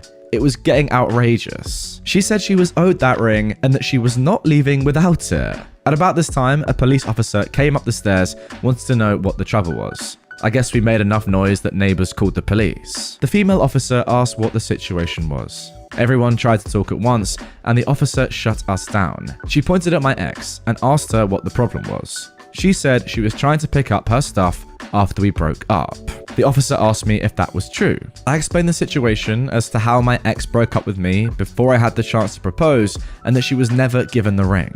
Throughout the conversation, 2 more officers showed up, one a supervisor. The whole story was explained about 4 times. At one point, my ex said that the money from the ring will let her pay off her car. Ever seen a moment when someone says something so outrageous that everyone looks at them in utter disgust? I responded saying that the ring isn't even expensive. It was bought used off a website, and I reminded her that I'm an IT tech, so this wasn't a ring that was 10 to 12k, more like 1 to 1.5k. The anger and rage that came over her face was immediately apparent to everyone. She stepped forward and punched me in the chest and kicked at me before being tackled to the ground by the female officer. The supervisor on scene told us to go inside while they get her under control. We did, and about 10 minutes later they came back. They wanted my statements. I told them I didn't want to press charges against her, but they said, yeah, it doesn't work like that. We saw it, so it's being processed. She ended up getting a misdemeanor offense for it. I mean, I don't know about you lot, but for me, that is some of the worst logic I've ever heard. Something you haven't even received yet, but you're saying it's yours. How? First of all, you never got engaged. Second of all, you never gave her the ring. And third of all, I might be wrong here, but I think that engagement rings have to be given back if they break up with you because they don't fall under the gift rule. They're a token of your promise. And if you break that promise, then it's not yours anymore. I might be wrong there, let me know. Karen gets arrested because I wasn't being a good cashier? So, I used to work as a cashier in a supermarket. This story took place on my 4th day of work there, and my 2nd day working at a cash on my own without a supervisor sitting next to me, teaching me the ropes. Yes, I had 2 days of training. I'm sure most of you will figure out which country I live in from the following explanation. It will become relevant later. Supermarkets in my country are a zoo on a regular day. However, Thursdays and Fridays are absolute mayhem at the store, and are a special kind of hell. Fridays, the store closes 2 hours before sundown, as do most stores in this country. During winter, this means around 2 p.m, and in summer, closer to 4:30. People get crazy on Fridays, trying to get all their shopping done and get home in time to cook dinner. If you can avoid coming to the store on Friday, please do so at all costs. I always told people after this day. The reason Thursdays are hell is because we get all the customers who don't want to come on Friday. Now, this was early evening on a Thursday, at a time when the store is absolutely jam-packed. We had 10 checkout lines open, and every line had at least 6 to 7 people in line. Basically, if you're stuck with a slow cashier, there is nowhere else to go unless you have 10 items or fewer. Everything is going well until I get a customer with 2 shopping carts full of items, mostly non-perishable items. And these are the large carts you find around big stores in the US, like Walmart's. I found out later he buys this for a community center in his neighborhood, and he fills up their pantry twice a year. Nice guy. He greeted me very politely and then said the most dreaded words I could have heard that night. This will be a delivery. Just a quick break from the store to explain why this was so dreaded, especially on a day like today. When we get a delivery, the cashier would call a helper from the store to help bag the groceries. Usually people do their own bagging. The bags would then be placed in plastic containers, and containers would then be placed on top of each other and taken to the back fridge until delivery. A regular delivery is usually between 3 to 5 crates. Each crate has a number, and I put all those into a computer, along with the correct delivery address and phone number, and print it out with the receipts and place copies on the crates. Even for a small delivery, this always takes extra time. Back to the story. So this guy has 2 full carts and wants a delivery. I say, sure, no problem. Then I turn to everyone else in line and let them know that this is a delivery and it will take just a bit longer than usual, and apologize for any delay this may cause. We always do this so customers will be aware of the delay and can move to another cash if they're in a hurry. This is when the whole line groans simultaneously. I don't blame them. There was nowhere else to go. I could see every one of them craning their necks to check out other lines, and they all decided to stay. So I start scanning as fast as I can. I'm pretty good with numbers, so even though it's my 4th day, I remember many of the codes, and things are moving rather quickly. I get to a point where the bagger can't keep up with all the items, and the area to the left of me, where I place all the scanned items, is just a mountain of cans and bags of chips and whatnot. I can't even scan another item because they're falling back onto my scale. At this point, I stop and ask if he wants help bagging. The customer and the bagger are both appreciative, and I help bag groceries for a few minutes, just enough to clear some space so I can continue scanning items. This happens every few minutes. It gets full, I stop to help, clear some space, and then keep going. This is where the Karen comes into play. She's maybe early 40s, long brown hair, and looks nothing like a Karen, except for the way she was standing, with one hand on her hip that extended so far to the side, I wasn't sure how she was still standing. She's in my line, about 5 to 6 people in front of her still. This is the conversation that follows. "Hello, what are you doing?" I don't answer at this point, because I didn't think she was talking to me. I keep scanning. "Excuse me, what kind of a cashier are you? Why aren't you doing your job? Stop being lazy and do your job." She screams at the top of her lungs. "I'm sorry, Mom. I'm just trying." "That's not your job. You're a cashier. Do your job. Just do your job." I realize now, after reading so many Reddit stories, that this would have been a perfect chance for some malicious compliance. I'm sure some of you hope that I did just what Karen wanted. Too bad I didn't know about it then, or that it was only my 4th day on the job. That's not what happened. Although I dream sometimes that I did just that. You know, sit back and sip my coffee until the space cleared for more scanned items. You know, be a cashier next time. "I'm just helping to move things along faster," I reply. "If this is a problem or you're in a hurry, feel free to move to another line. I'm sure another cashier will be more than happy to serve you." I may sound like the butthole with this line, but I said it really nicely, not sarcastically at all. Obviously, that didn't help though. The Karen wasn't really listening anyway and was having none of it. "Just do your dang job. You are a cashier. What is wrong with you? Are you stupid? You should be fired."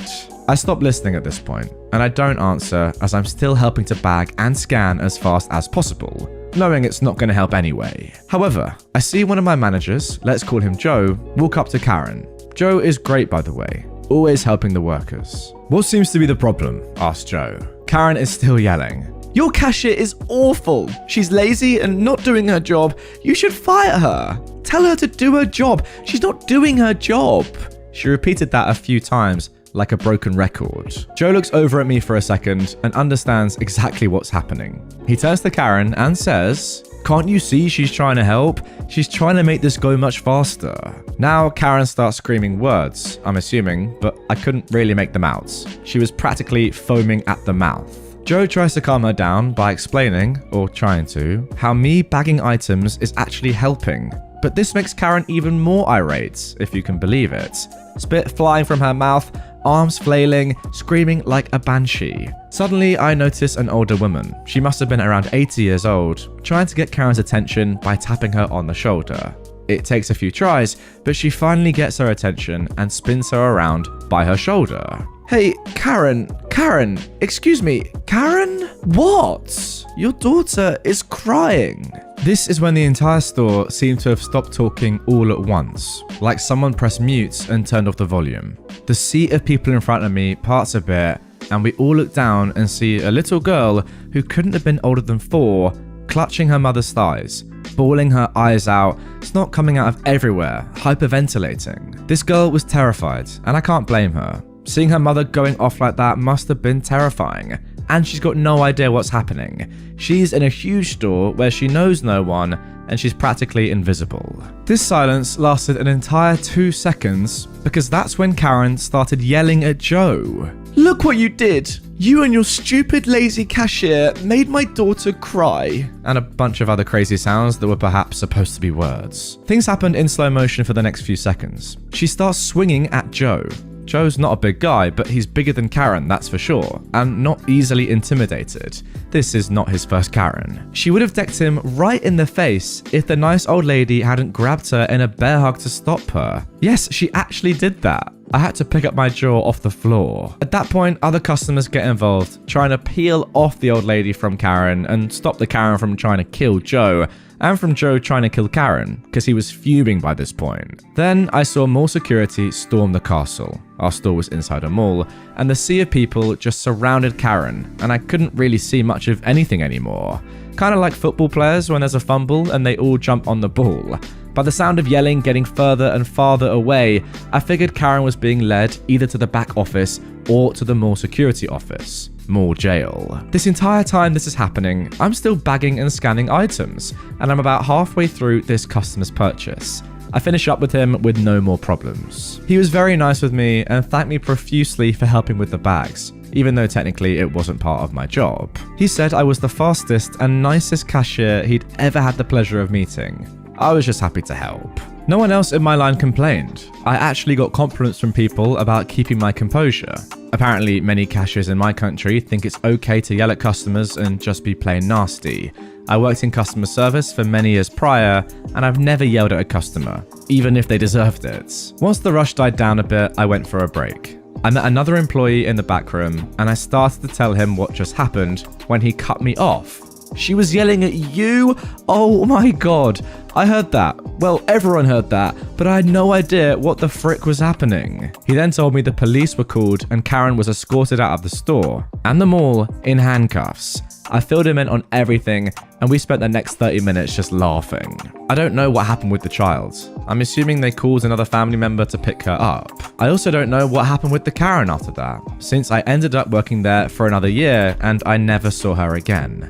Hopefully, she learned to do her grocery shopping on a Tuesday or a Wednesday, or maybe she was in prison or house arrest. This was the first Karen I had the displeasure of meeting while working at that store, but it definitely wasn't the last. It's always the worst, isn't it, when it's blatantly obvious that a kid is screaming because of their entitled parent, but that parent just doesn't get it, keeps on screaming, and the kid keeps crying, and then they're shocked and blaming on other people. It's great stuff, it really is. I wish we knew what happened to Karen in the end, but ultimately it doesn't really matter. I just feel bad for that kid. Like, imagine crying because your own parent is the one that's shouting. Everyone else is being reasonable in the store, getting their shopping done, and you're crying because your own parent is the one screaming and being, of course, entitled.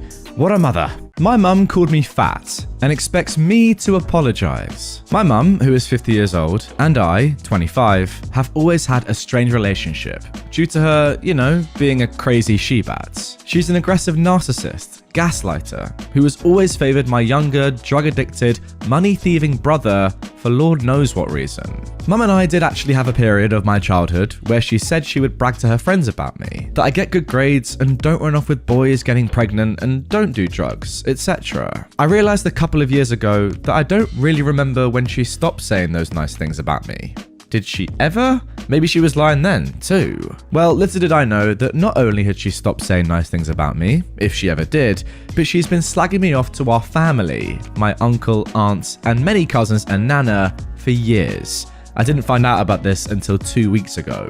I got a phone call from my cousin who said she doesn't want to keep quiet about something anymore and had to tell me that my mum was over at my aunt's in front of the entire family mocking me. She said I'm too sensitive. A lifetime of being put down by your mum would do that, but hey, that I'm self-conscious of my body and that it's probably because I'm fat and that she has to choose her words carefully around me because otherwise I might start a fight. Now, just days before this, I'd gone to a bridesmaid dress fitting for her own wedding at my mum's place, and the dress was massive on me. I'm very curvy, but the dress was even bigger. My mum, in half an hour, managed to insult my body, my skin, my body hair, and more. I have chronic depression, and she knows this, and I spent the next week in a manic depressive spiral. She didn't care. So to get that phone call from my cousin was the last straw. I posted a poem on my socials, which I had no intention of posting before, about how my mum tore me down during one dress fitting. She contacted me soon after and was saying everything was my fault anyway, and how could I post that poem? It's been 2 weeks now of no contact. I've been to 2 family events with her there, and I've actually been much calmer and happier without her hanging around me, and I think she knows it. Yesterday at a carnival with the family, Mum was there again. I didn't say a word and I enjoyed myself with my other family thoroughly. My cousin told me she'd overheard my mum saying she's waiting for me to come to her, but I have no intention of doing that anymore. Later, my uncle sat down with me and said my mum feels this is so weird and he doesn't want me to have any regrets, etc. And he can't imagine me not being at my mum's wedding. He says this after witnessing my mum making fun of me and calling me fat, pretty much asking me to forgive and forget and move on. I don't know about you, but I've experienced more happiness and growth in the 2 weeks that I've cut my mum off than I think I would by forgiving and forgetting the trash that she's done to me for the 100th time. I don't think I'll forgive and move on like I always had before. I think I'll just move on, without her, with a smile on my face. Unbelievable. Your mother, who called you fat behind your back, is waiting for you to apologize to her. If that is not entitled, I don't know what is. And also, what is your uncle doing here? Clearly you don't want to be associated with this woman anymore. That's blatantly obvious. And he's saying, no, you're going to regret it. What, she's going to regret being called horrible things behind her back? I doubt it. Entitled mum tries to force me to leave the park because she is convinced my little sister is actually my daughter. There's a 10.5-year age gap between me and my little sister. When I was a teen, I often used to take her to the local park to give my mum a break or give her time to get some housework done, etc. At the time this story happened, I was 15. It was Wimbledon season, the tennis Grand Slam, so my mum asked me to take my sister to the park for a few hours so she could watch it in peace. She gave me some money so we could get some fish and chips in town and some ice cream at the park. There was usually an ice cream van there. So we got some fish and chips, went to the beach for a bit to buy mum extra time, and then we headed to the park. As we approached the park gates, this entitled mum, who was dragging along her child, glared at me. "You should be ashamed." I looked around, but there was nobody else she could have been talking to. Dumbfounded, I blankly pointed at myself, as if to affirm that she was talking to me. "Girls these days are such sluts, opening their legs to anyone who asks, 'Who got you knocked up?' Or let me guess, you don't know." I stared blankly at her for a minute. This is my little sister." The woman rolled her eyes and leered at me. "Yeah, we had little sisters in my day too." I just said, "Okay, bye," and walked away because I was uncomfortable with conflict and just wanted out of that situation. "Don't you dare go into the park," she said. "You'll spread your filthy diseases all over. I don't want my son catching your diseases." I ignored her and rushed into the park. Surely she'd leave me alone when I was surrounded by other kids and parents, right? Wrong. The entitled mum followed me around the park, demanding that I leave. The more I ignored her, the madder she got, and she kept repeating over and over, "Get out! Get out! You're not allowed here!" At this point, a few parents noticed. One mum, let's call her FM, friendly mum, who my mum and I often chatted with, immediately stood and rushed over just as the entitled mum grabbed my arm and yanked at me. "Why are you grabbing a child? Let her go. Who are you? Mind your freaking business. Let her go or I'm calling the police." The entitled mum let me go, but then turned her anger towards this woman, shouting that she was just making the park safe for her child and I shouldn't be here because I might spread some nasty disease all over the place. She never specified what disease. I'm guessing she meant an STI or something. More parents started coming over to see what was going on. Seeing she was outnumbered, the entitled mum eventually left, dragging her child behind her, screaming obscenities at us as she slinked away. The friendly mum then gave us a lift home to make sure we were safe. When I told my mum what happened, she was furious. She packed us into the car and drove us around town to look for the woman, but we didn't spot her. Thankfully, I never saw that woman again. What I don't understand is even if this woman was right, and say you were a teen mum with your daughter, why would that matter? Why would that be any of her business? Like, it's clear that you're not, but who cares if you even are? I don't get it. Like, why is she getting involved? It's so weird. I also love that she literally said to the other woman, "Mind your freaking business." Yeah, maybe take a leaf out of your own book, because that is funny. Yikes, Mildred. Guess your son will never walk again. Today I bring you another emergency room tale. In today's story, a man in his 50s, let's call him Wilbur, is brought in, clearly in pain. He's accompanied by his mother, Mildred, mid-70s. Upon questioning, he tells us he fell on his butt, essentially, and has intense pain that resembles electricity going down his right leg, that's a clear indication of a herniated intervertebral disc. We do an MRI and sure enough, a disc is compressing his spinal cord. He also has a vertebral fracture, which while not compromising anything currently, seems so busted it appears to be keeping itself together through the magical powers of sweat, sticky tape, bubblegum, and well-intentioned vibes, so it must be treated ASAP before it compromises the spinal cord too. By this point, the neurosurgeon is already talking to the lad and his Mildred, and making a convincing case for what he considers the best option: surgery. Mildred isn't pleased by such an outrageous and radical solution, which she claims we're suggesting in order to get richer quick, because surgery isn't the answer to everything, you see. She then looks at Wilbur with furious eyes, more piercing than a fencing foil, and asks him, "What do you think, sweetie? Are you gonna let these abusive monsters rip you off like this?" Wilbur, sad and reluctantly, said, defeated, well, no, but Mildred interrupts him, and with a triumphant and devilish sneer, exclaims, "See? We want a second opinion. We are leaving." We tried to reason with them, but all attempts were futile. They then signed a document that certifies they leave on their own free will, no medical discharge, and left. I felt really sorry for the lad. He seemed to genuinely want to consider the options we could provide.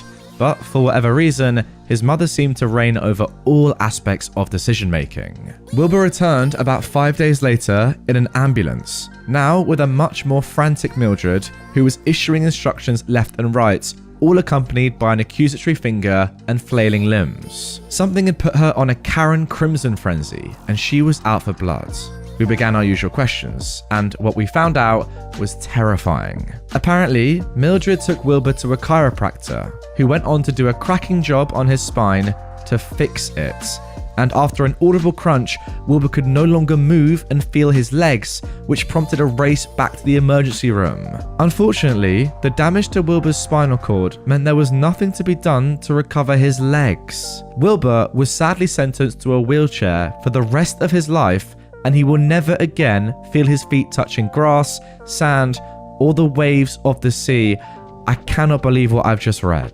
I'm genuinely quite lost for words after that one. A mother's entitlement has cost her child, her son, the ability to walk. Like, that is unbelievable. How stupid you have to be to go to the hospital, them to say, yeah, we think this is the best line of action for your son. Like, to just ignore the advice and then go to a chiropractor, because that's definitely going to work out. Like, how risky is that? Obviously, the chiropractor should know not to do this, but nonetheless, I still put the full blame on the mum for not just taking the advice in the first place. Come on, it's insane. And finally, I kind of hate to say this because it might seem harsh, but I do blame Wilbur a bit for this. You're a 50-year-old man, mate. Like, at what point do you say, you know what, mum, I'm going to deal with this myself. I'm 50. Like, look, I get it. You want to respect your mum's opinion and take her advice, but at some point, you've got to just, stand on your O2 feet at the age of... Oh. Yeah, I didn't even mean to make that. Yeah, horrible situation all round. Let's move on to the full story. I genuinely didn't even mean to say that.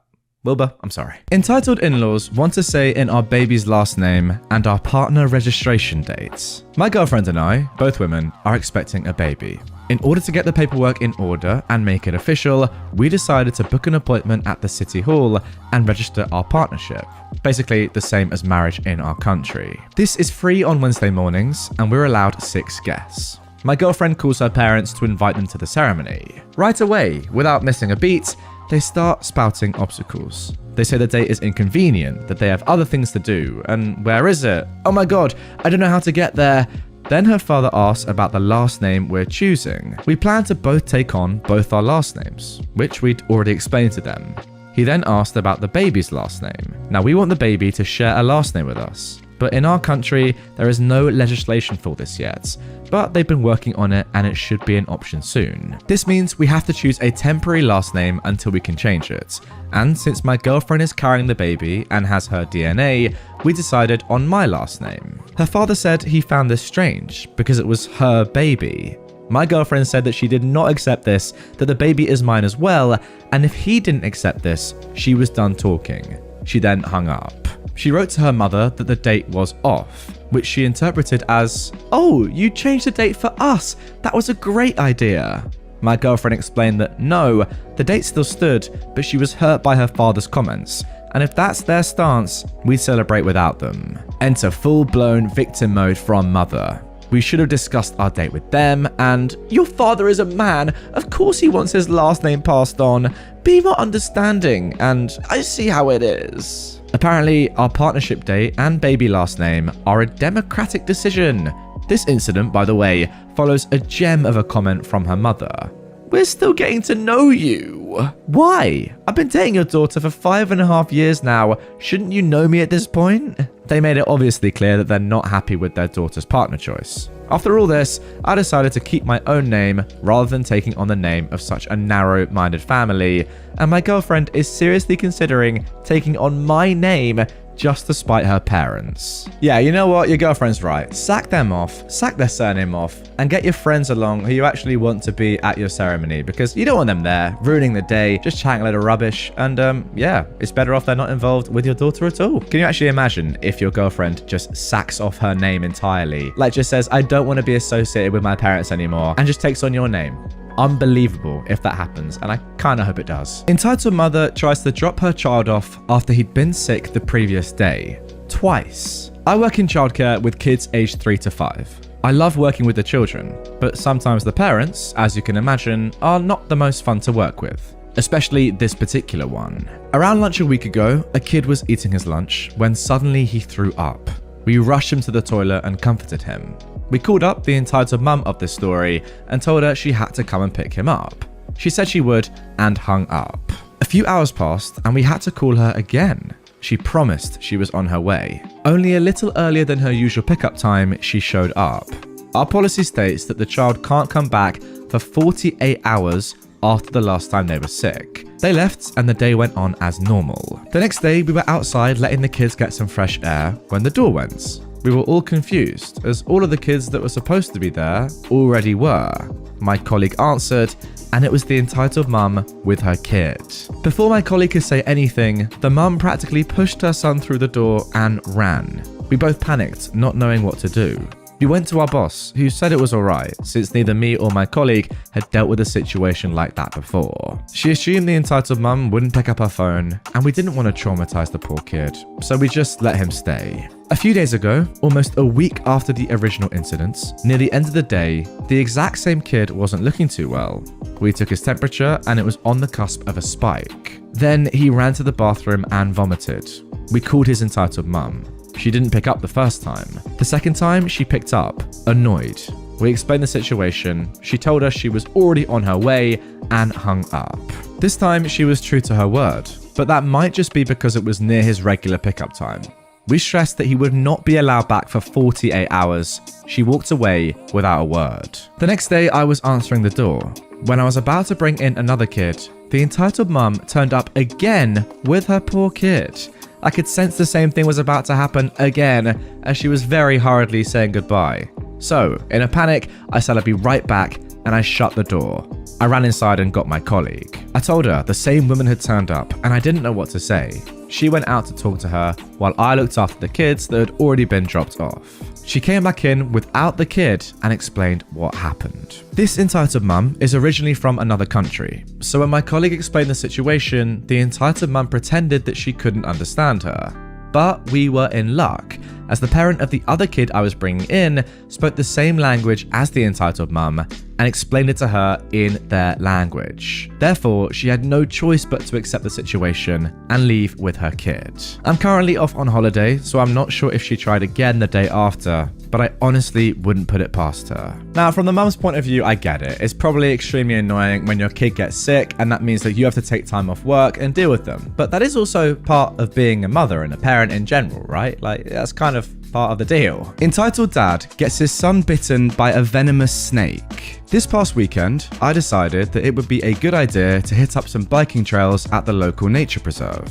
I packed up my trail bike early in the morning to go riding, since the morning was the coolest the temperatures were going to be for that day. A thing to note is that in Texas, we experience triple-digit heat in the summer, and because of this, snake encounters are much more frequent in parks and nature preserves. Most of the time, the snakes tend to avoid places where people frequent, even more so with bikers. However, sometimes there are rare encounters. So then, onto the story. I was riding through the trails just enjoying the scenic ride. I was enjoying cool temperatures due to the forest overcast and the wonderful serenity of nature. I'd soon reached a part of the trail that ran alongside a creek, and up ahead I saw a park ranger holding a long stick standing next to a plastic container. I also noticed that he was intensely focused on something on the side of the trail. As I approached, the park ranger saw me and quickly put his hand out, motioning to me to stop. I immediately hit the brakes and got off my bike. Out of curiosity, I tilted my head to catch a glimpse of what the ranger was focused on. What I saw caused my eyes to grow wide. On the side of the trail was a very beautiful but very venomous copperhead that was coiled up to strike. I quickly checked my surrounding area to see if there were any other snakes near me. Luckily for me, I didn't see any. I nervously watched as the ranger caught the copperhead using his stick, carefully placed it inside his container, and slammed it shut. I breathed a heavy sigh of relief. Nice catch. The park ranger held up the box. Thank you. We usually don't get copperheads on this part of the preserve. This little guy must have wandered here overnight. Enter the entitled parents. As I got closer to the park ranger to get a better look at the snake, I heard a voice coming from behind me. A kid, about 12 years old and with a British accent, was approaching with his dad, a tall and very husky fellow, and they saw the ranger holding up the box with the still very angry copperhead inside. "Daddy, look! That man has a snake! It reminds me of the one I had back in England." "Pretty one, isn't it? Maybe we can take it home as your new pet snake," said his dad. The entitled dad walked right up to the park ranger. "Excuse me, sir. Do you think by chance you could give me that snake so I can let my son keep it as a pet?" The park ranger gave the man a look that clearly had the expression of, "Are you serious right now? I really don't think you want this snake as a pet." "Oh, rubbish. I've had pet ball pythons for years back in my home country. This snake won't be any different. This is definitely not a ball python, nor a snake you should treat as one. Okay, just give me the snake." The entitled dad then suddenly snatched the box away from the park ranger and pushed him back, causing him to stumble backwards and fall into the creek. I rushed to help up the park ranger, and as I was doing so, I saw the Darwin Award-worthy moment unfold. The kid looks at the snake and says, "Daddy, he's beautiful. Can I pet him before we take him home?" "Sure." The dad opened the box containing the still angry copperhead, and the kid proceeded to reach inside.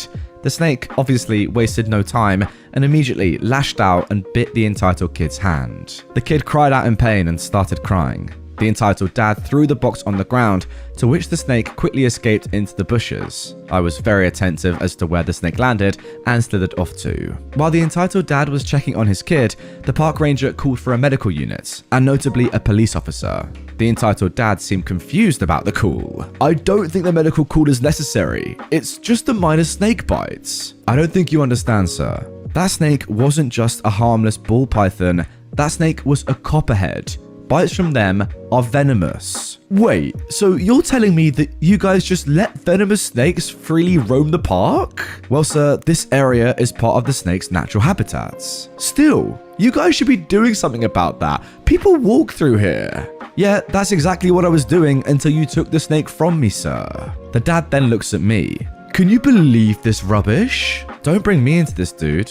After all, you did take the snake from the ranger." "Ugh," the dad scoffs. A golf cart with a medic and what looked like a senior ranger arrived, and the medic immediately sat the entitled kid down to look at the bites. The senior ranger walked over to us, and the entitled dad wasted no time complaining. "You blokes ought to be ashamed of yourselves. A public park with dangerous snakes wandering about?" "Sir, this region is part of their natural habitats. While we do work to keep them from public areas, you are still going to encounter them from time to time. But from what my coworker tells me, you took the snake from him and then let your son try to pet it." The dad was visibly nervous. Yes? "Well, we have an ambulance to take your son to the hospital at the park entrance, and an officer that would like to have a word with you.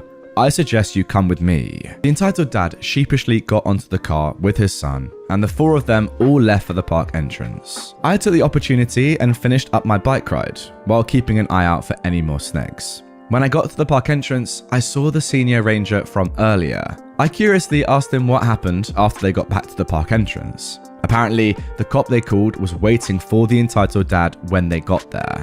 The cop let him off with a warning, but not after giving him a stern butt-chewing about how he should have arrested him for child endangerment. Wow, does it get more stupid than this, Dad? I mean, long-term viewers and listeners of my channel will know that I myself do have a pet snake called Marty. He is a corn snake. It literally doesn't get less venomous or less dangerous to a human than a corn snake. Yet, even though Marty is just a corn snake and he's barely bitten anyone in his entire life, I am still careful around him because I know that he has the potential to bite people because he's a snake. It's obvious. So the fact that this entitled dad, even after being told that this snake is venomous, still encourages his 12-year-old kid to touch it and wants to take it home as a pet, just shows how ridiculous he is. And it's a shame, to be honest, that the kid was the one that got bitten and not the dad. My entitled family don't like my boyfriend for all the wrong reasons. So these events happened in July 2021, but I'm just finding out about them now. I am a 21-year-old woman, and exactly 1 year ago, my 22-year-old boyfriend of 2 years got caught on fire. His leg was badly burned, and he has permanent scars from his left foot all the way up to his right ear.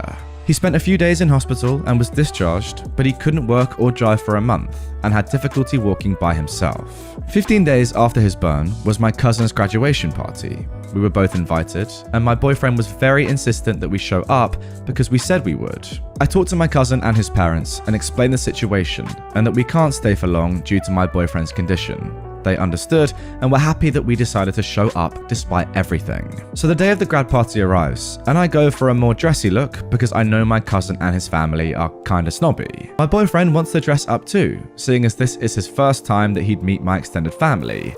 But the clothes are too tight on his body and they cause him excessive pain. So I encourage him to wear something more casual, saying my family will understand. I drive and we show up.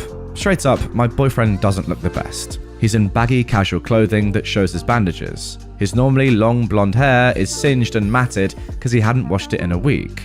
Water and burns don't mix. My boyfriend limps around with me at his side, meeting everyone and making small talk.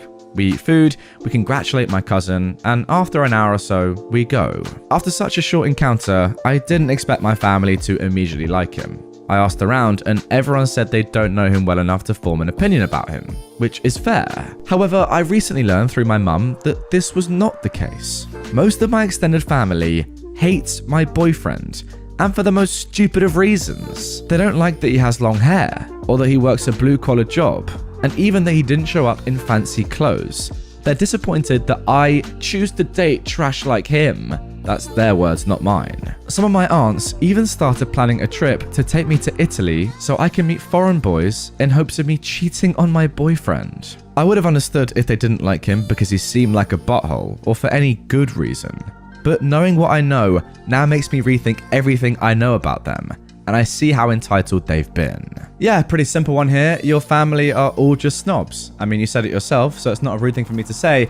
And it's definitely true. I mean, come on, any normal person after meeting someone who has gone through something as horrible as this would give them so much lenience. It's amazing that he even came in the first place. That shows unreal commitment and would not be expected of him in a normal family, let's be honest. I mean, come on, what do they want? Him to stay there hobbling around for 6+ hours, wearing horrifically uncomfortable clothes just to look good? No one cares, ultimately. I rate you for showing up. I probably wouldn't have bothered. My mum thinks she's entitled to my prostitute money. So, for the last couple of years, I've worked as a dancer at a well-known gentleman's club. It's quite high-end and security is very good. A customer only has to say something we don't like and they'd get kicked out. It's actually a lot of fun, and when it's a good night, the tips are great, and I managed to save a decent amount of money. I didn't tell my mum where I was working as I knew exactly what her reaction would be. Unfortunately for me, about a year in, someone she knew had come to the club and spotted me there. Of course, it didn't take long to get back to her. She hit the roof and called me everything you could think of, including a prostitute, and then she kicked me out.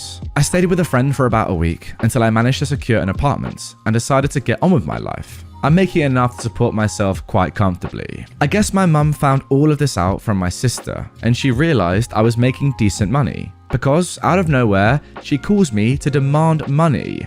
No hello or how are you, but I apparently owe her more for letting me live at home. I did pay rent while I was living at home, although I probably could have paid more considering I was earning quite a bit, but I didn't want to raise suspicions and I gave my mum what was asked of me. Now before I even comment on this story guys, there is an update. I've not had a lot of contact with my mum since my first post. Apart from yesterday, which I will get to, and also when she dumped a box at my front door that had our 2 house cats in. Luckily I was in, as she hadn't bothered with air holes. I caught her just as she was about to leave, and she told me she couldn't afford to take care of them and didn't like the hair. Fair enough, I missed them a lot, and they actually, after settling in, got on really well with my puppy that I'd recently bought. So for the last month or so, I've had a friend from the club staying with me. She just came out of a really bad relationship and needed somewhere to stay for a while. I've loved having her here. She's great company, pays her way, and takes turns cooking and cleaning, so I'm not in a rush for her to move out. Anyway, a couple of days ago, I get a call from my sister in tears.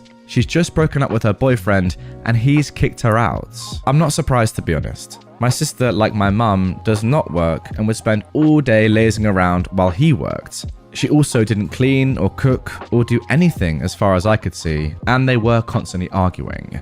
After speaking to her for a while, trying to console her, I said goodbye and didn't think much of it. Until yesterday. Mum calls and asks why the heck I haven't taken my sister in, and what kind of sister would let her go homeless. I calmly reminded her that she had an empty house, so why couldn't my sister stay there? She then starts screaming that she has no job and neither does my sister, so how the heck is she supposed to afford her staying there? I told her that I have a friend staying with me and that I just do not have the room for my sister to stay as well. Well, that completely set her off. I couldn't make out much of what she was saying, but I did hear selfish lesbian female dog, and at that point I just cut the phone off. I've blocked her number for now. I do feel slightly guilty about my sister, but with 2 of us, 2 cats and a dog, it's cozy enough as it is. Thanks for reading. I just had to get this off my chest, as I think it's insane. Well, you're not wrong there, OP. It certainly is insane. What I don't get is, from your mum's perspective, why can't her daughter just go and move back in with her? That's what would normally happen, right? It's not going to increase her rent to have another person living there, is it? I just don't really understand. Maybe there's more info that we don't have here, but yeah, it's very confusing as to why she wouldn't just let her move back in with her. As for your situation, I agree. There's no obligation for you to let your sister move in. Of course, it would be nice, and I'm sure you would do if you had space, but you can't then just kick out your friend for the sake of your sister. Not in the short term anyway. So yeah, there's not really much more you can do. I think your mum, rather than berating you and calling you a lesbian out of nowhere, should do the right thing and take your sister in. That's what I would do. Apparently, I'm the rude one. My aunt has cancer, 3 autoimmune conditions, and pneumonia. And because she's a woman of color who was overweight, doctors just kept telling her to lose weight instead of listening to her that something was wrong. So she's been sick for years at this point and only got diagnosed after losing almost 100 pounds in a matter of months because she was too sick to eat anything or keep anything down. She's doing chemo and is taking a ton of medications on a daily basis. Her 2 kids, my cousins, 13 and 10, have been told about her cancer, and they've seen how sick she is and are actually aware that their mother might die soon. It's important to note that they've not told anyone outside of the family. They want as few people to know as possible. My younger cousin has this friend we're going to call Chad. Chad is a frickin' hellion, and his parents are worse. So Chad's parents have planned an adults-only 7-day vacation for themselves. They started planning it 6 months ago. They've only just now realised that they didn't get any childcare and have been attempting to manipulate my aunt and uncle into doing it. My aunt and uncle can be too polite sometimes, and I swear my uncle has a sponge instead of a spine. Earlier today, I was dropping some stuff off that they were going to borrow, and Chad's parents were over, trying to convince my aunt and uncle to take in their demon spawn for an entire week. To give some credit to my uncle, he is trying to say no. Oh, I don't know, we're a little busy this week. Are you sure you don't want to leave him with family? I'll be too busy with work. It's more likely that their family said, heck no. And these people just keep going on and on and on about how much fun the boys will have. Staying up late, playing video games, eating delicious food that my aunt will no doubt make for them. It's perfect, they say. Why don't we drop him off tomorrow afternoon? My aunt and uncle were clearly trying and failing to get them to back off. And you know what? Chad's parents most definitely knew. They just didn't care and were doing everything possible to wear them down into accepting. Well, I spent quite a bit of my life as a doormat out of concern for politeness. Since becoming an adult, I have learned to set and stick to healthy boundaries and putting my safety and well-being first. If you don't already do that, I strongly recommend giving it a try. It's fantastic. So I stepped in, because not only were they just not capable of taking care of that crotch goblin, they both just looked so miserable, desperate, and exhausted. But also, my aunt looked the sickest I've ever seen her. This is the gist of that conversation. Sorry, they can't watch Chad while you're away. Good luck finding someone though. Who even are you? They ask. They clearly can watch Chad, they're just being selfish out of petty jealousy. I'm their niece. And no, they can't. I'm sorry about that, but they can't. And they've spent the last several minutes trying to tell you in the most polite way possible. You can't speak for them. And you can, because you're acting like you're entitled to their time. Besides, there's a family emergency happening with my grandmother, and they need to help her, so they'll be too busy. Now that's not entirely a lie. My granny did have a huge currently ongoing health emergency, but because of my aunt's condition, we've been keeping them in the loop, but not asking them for help. You don't understand, they said. We have no other options. If they don't watch him, we'll have to either hire a nanny, which is so expensive, or cancel the trip. Now I reply with a quote that I love so much, and I use it every chance I get. A lack of planning on your part does not create an emergency on theirs. You are Chad's parents. It's your job to provide for your child and no one else's. You are being so rude to us. Apologize right now. No, absolutely not. If they're not going to watch him, are you? Because we're not leaving until we have someone to watch Chad while we're on our trip. So who is it? Them or you? Okay, you need to leave. No one here is going to provide childcare for you, so you should probably go and find someone who will. No, we're not leaving until you apologize and someone agrees to watch Chad. Chad and my cousin at this point had come downstairs because of all the yelling, and they asked what was going on. I took $10 out of my pocket, and I told Chad that if he could get his parents to leave my aunt and uncle's house, it was his. It took him less than 2 minutes. Best $10 I've ever spent. Now, if you're wondering what exactly Chad did in those 2 minutes to make his family leave that quickly, OP did actually say below that he stood between his parents and sang Baby Shark at the top of his lungs for 20 to 30 seconds. That didn't immediately work. Then he started saying Captain Underpants catchphrases. That didn't work either, so he just started screaming. And at that point, they left. I mean, what a family is all I can say. I just don't get people like this. How can you book a holiday just for you, not with your kid, 6 months in the past, and then not think about childcare?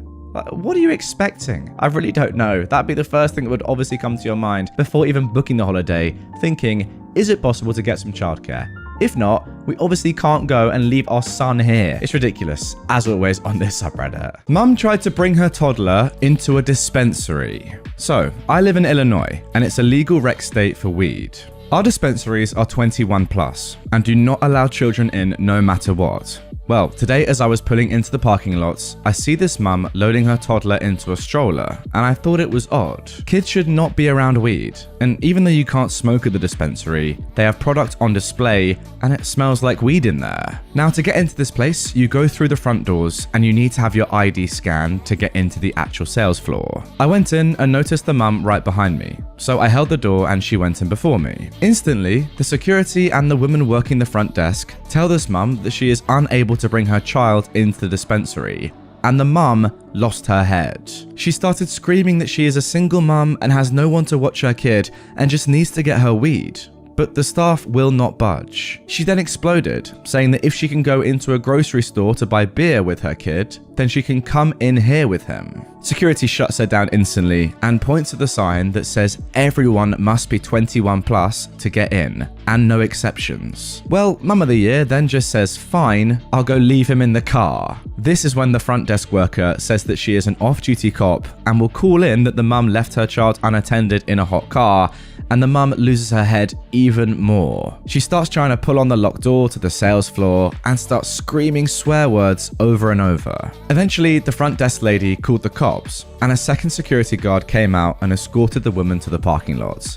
This is when I got the okay to go inside to make my purchase. I was in there for maybe 10 minutes, and when I came out, Mum of the Year was being talked to by 2 cops in the lot, because I guess she did try and actually leave her kid in her hot car and come back inside without him. My biggest problem with this woman is her taking out her anger on the staff. They're not the ones that set the rules, right? They just have to abide by them. If they are the ones that let this mum come into the weed dispensary with her toddler, something which is illegal, and then someone else, maybe their boss or law enforcement, finds out, they could literally lose their jobs. They're not going to risk that for you, are they? Hey, if anything, it sounds like she could have just used the smoke to calm her down. She was getting pretty angry there for no real reason. Entitled mum steals and pawns her daughter's promise ring. This just happened to my cousin and is still a bit of an ongoing situation, but it's too crazy not to post. First of all, some background. So my cousin, who we'll call Kat, had received a beautiful promise ring from her boyfriend at the time. It had a real pearl in the center that was surrounded by mini diamonds, essentially close to the quality of an engagement ring. I can't remember the exact cost, but I want to say he saved at least $500 to $600 for it, as it was treated like a long-term engagement. Obviously, between the price and the sentiment behind it, that ring meant everything to Kat, and not one time in their relationship did I ever see her not wearing it. The ring has even more meaning to it now, as the couple had to separate a few months ago due to personal issues on his side, but he told her to keep the ring on as a promise that he would return one day when everything was sorted. Now that that's out of the way, here is where the entitled mum of this story comes in. Kat's mum is a total leech of a woman who thinks everyone will bow down to her will. She refuses to work and essentially lives off of handouts from her family, but also demands to live a luxurious lifestyle. She's the type of woman who will beg for money to buy food, then turn around and waste it all at the casino. She'll do whatever she can to get money and has recently restored to guilt tripping and apparently stealing. So it was another cousin's birthday a few days ago, and everyone came over for a pool party. Kat had taken off her ring and left it on my dresser so that she could go swimming, only to come back and find it missing. We tore the whole room apart looking for it in case it had fallen or maybe someone knocked it grabbing their clothes, but the ring was nowhere to be found.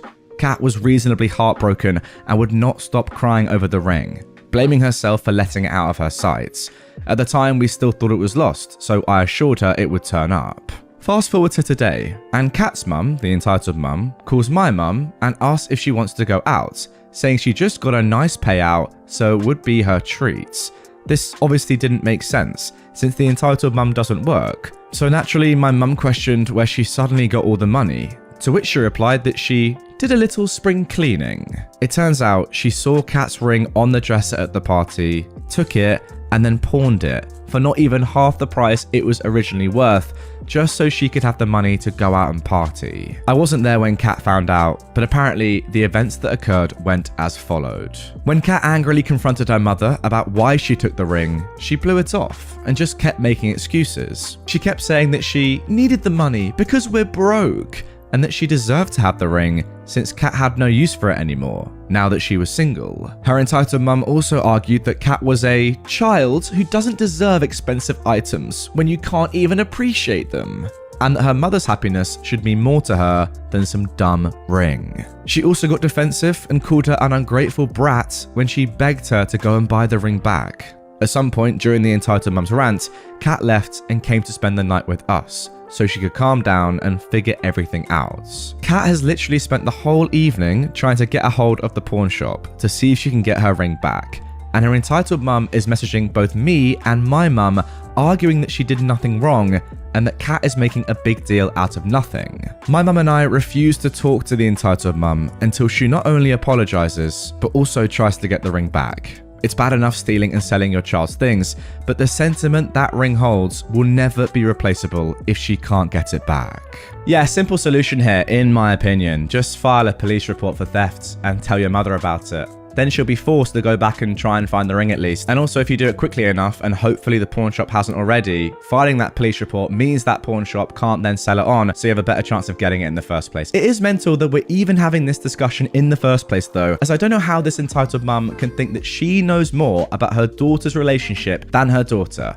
That is crazy. My entitled mother stole my heart meds to blackmail me. Strap in, this will be a long one. So this incident actually happened quite a few years ago, and I feel like I'm finally at a point where I can post about it. I'm hoping sharing it and hearing what you guys have to say about what happened will bring me some measure of closure and catharsis. For some background, I, now 33 years old, non-binary, assigned female at birth, am disabled. I was born with severe Ehlers-Danlos syndrome, a genetic disorder that, among many other symptoms affecting pretty much every bodily system, causes my joints to dislocate and sublux, partially dislocate, with very little prompting. I once dislocated my shoulder by flumping down onto my bed from a sitting position too roughly. Wow. I wasn't diagnosed until I was 17 years old, because EDS wasn't well recognized by most doctors back in the early 2000s. Having abused me in every possible sense for my entire childhood already, my extremely narcissistic alcoholic mother, the entitled parent in this story, immediately saw my diagnosis as a whole new set of ways that she could hurt me. She would forcibly dislocate my joints as punishment for entirely imagined offenses, telling me that nobody would believe me if I told them she'd done it, and she'd tell them I was just a clumsy, lying little dog, which she'd already been branding me as for as long as I could remember. Her entitlement was and is deeply rooted in every aspect of her personality. She'd often stand over me, booming, "As far as you're concerned, I am God. Everything under this roof is mine, my property. And that includes you and everything in your room. You don't freaking breathe without my say-so. You bought it, don't give a dang. It's mine, and there isn't a bloody thing you can do about it. Because I am God." And she did that sober too. Yep, so entitled, she was basically delusional. My father was, and remains, such a pathetic excuse for a parent that I genuinely almost forgot to mention him here. He constantly enabled her abuse, convinced us it was our fault that she was abusing us, and actively prevented my younger sister and me from getting help. When I was 24 years old, I was finally able to move out of my parents' house, my sister having moved out a year or two earlier, with the help and support of friends. I moved in with my best friend, but was still very much under my parents' control, psychologically. My mother would help me by picking up a particular heart medication for me from a hospital that was about 90 minutes away by bus, since I couldn't drive. She always made a massive fuss about it and what a huge favour she was doing for me, guilting me as much as she possibly could. At this point, I was so beaten down and small that I would apologise for everything. Like, literally preface pretty much everything I said with, "Hi, I'm sorry, but..." and end pretty much everything with, "Sorry again." I was a mess, and nearly a decade after escaping that hellhole, I'm honestly still rebuilding my sense of self. On the day of the incident that's the focus of this story, we'd arranged for my entitled mum to pick up my meds and meet me at my local shopping mall, where I've been getting a few grocery items to give me the meds and drive me home. One of her favourite things to do has always been to make people wait for her, presumably because it gives her a sense of power over others, so I knew to expect her to be late. She'd already yelled at me over the phone that I had to be outside, standing at the curb in the car park when she pulled up, or she'd just keep driving. Which wasn't a bluff, because she'd done that before, just because I'd been sitting on a bench a few feet back when she arrived. God forbid anyone keep her waiting. So 10 minutes before the agreed upon time, I was standing at the curb, groceries bagged up and ready to go. As our meetup time passed, I had to sit down on the ground and it started raining. I should add here that being out in the cold and rain sends my chronic pain through the roof and can leave me unable to use my hands for days. So I was already annoyed at the situation, but I was also terrified of this monster of a woman. When she was 20 minutes late, I sent her a text, which took me a while because hands, asking how far away she was. I got a nasty reply saying she was on her way and I better be standing by the curb when she got there. I replied that I was sitting on the footpath in the rain, so to please not take too long. No reply. At 35 minutes late, I texted her again, saying I was cold, soaking wet, and in a ton of pain, asking where the heck she was and what was taking so long. It was very unusual for me to be so direct with her, but being out of their house and with people who were working to build me back up, it had given me a new boldness. And I was in so much pain, I gave far less of a dang about the consequences than usual. I was trembling with anxiety as I sent it, but it still felt empowering. She called and screamed at me down the phone about how ungrateful I was, how she was going so far out of her way to do this massive favor for me, and that I'd be lucky if she showed up at all after I'd spoken to her like that. I pointed out that the favor is somewhat negated if you cause the person harm by screwing them around in the process. And she screamed some more abuse at me, told me I'd better be standing at the curb when she got there, that she was going to beat the living daylights out of me, and hung up. We had 2 more rounds of this until she was over an hour late, and finally, I was done. Something in me finally snapped, and I was just like, F it. After getting on the bus safely with my waterlogged shopping bags, I used speech to text to send her a final text message, saying that I was done playing her ridiculous games and was taking the bus home. I told her it was completely unacceptable to demand that her disabled, severely chronically ill daughter stay out in the freezing rain for well over an hour, and that Dad would get my meds from her and drop them off at my apartment. I'd already asked him and let him know what the situation was. I was a blubbering mess of delirious agony and anxiety when I got home, and my flatmate had to take the next day off work to look after me. He'd agreed to act as my carer to help me escape my parents, and his work was extremely good about it. What a legend. In the aftermath, my entitled mum refused to give my dad the medication for me, saying that if I wanted it, I would have to come back begging for my forgiveness for being such an ungrateful little shit. She had this whole rant about it, of course, going on about what an awful, nasty little female dog I was, etc. She even added in some ableist stuff about how they should have killed me at birth and saved themselves 2 decades of medical bills because I didn't deserve everything they'd done and sacrificed for me. What a woman! She literally demanded that I show up in person, get down on my knees, and grovel. She thought she had total power over me by holding a crucial medication hostage. She said a bunch of stuff about how I better comply with her demands before being without my meds made me too sick to be able to get on my knees, or tough, I wasn't getting them back at all. The most bizarre part was that she genuinely seemed to believe that I'd wronged her, and she was entitled not only to an apology from me for standing up for myself, I guess, but to withhold my meds from me in order to force an apology out of me, because she said she knew I'd never give me what I was owed otherwise. I went to the police station to try and get them to retrieve the obviously stolen meds. Good. But was told that because I'd given the pharmacy authorization to allow my mum to collect and sign for my meds, it was legally hers to keep, and there was nothing they could do. Note, I live in Australia. I called the pharmacy and explained the whole situation to the extremely kind pharmacist, who was able to organize a new prescription with my specialist through the hospital, and I had a friend who worked nearby pick it up for me. In the meantime, my dad broke 24 years of consistent spinelessness and lied to my entitled mum to scare her into handing over the original stolen meds, saying that I'd gone to the police, but that he convinced me to hold off so he could give her a chance to just hand them over without police involvement. It worked, and I ended up stocked up for an extra month, but the whole incident resulted in me finally cutting all contact with my entitled mum. When he dropped off the meds, my dad tried to convince me to make peace with my mum for his sake, and said that by refusing to speak to her, I was being selfish because I must know how hard it would make things for him, since he had to live with her. Still riding high on that wave of boldness, I told him he was being selfish by expecting me to continue to put up with her abuse, as he always did any time I tried to stand up for myself with him. He got super nasty and vindictive, said some extremely hurtful, deeply personal things, and left. As of a few years ago, I've now cut contact with him as well. I'm finally completely free of both of them and have a great relationship with my sister, now that we're both adults and have a clearer perspective on how our parents parentified me and pitted us against one another as kids. I have genuinely awesome people around me these days, and still live with that same flatmate. My dad was diagnosed with a terminal illness a little while back and doesn't have much time left, though I'm still not sure how I feel about that.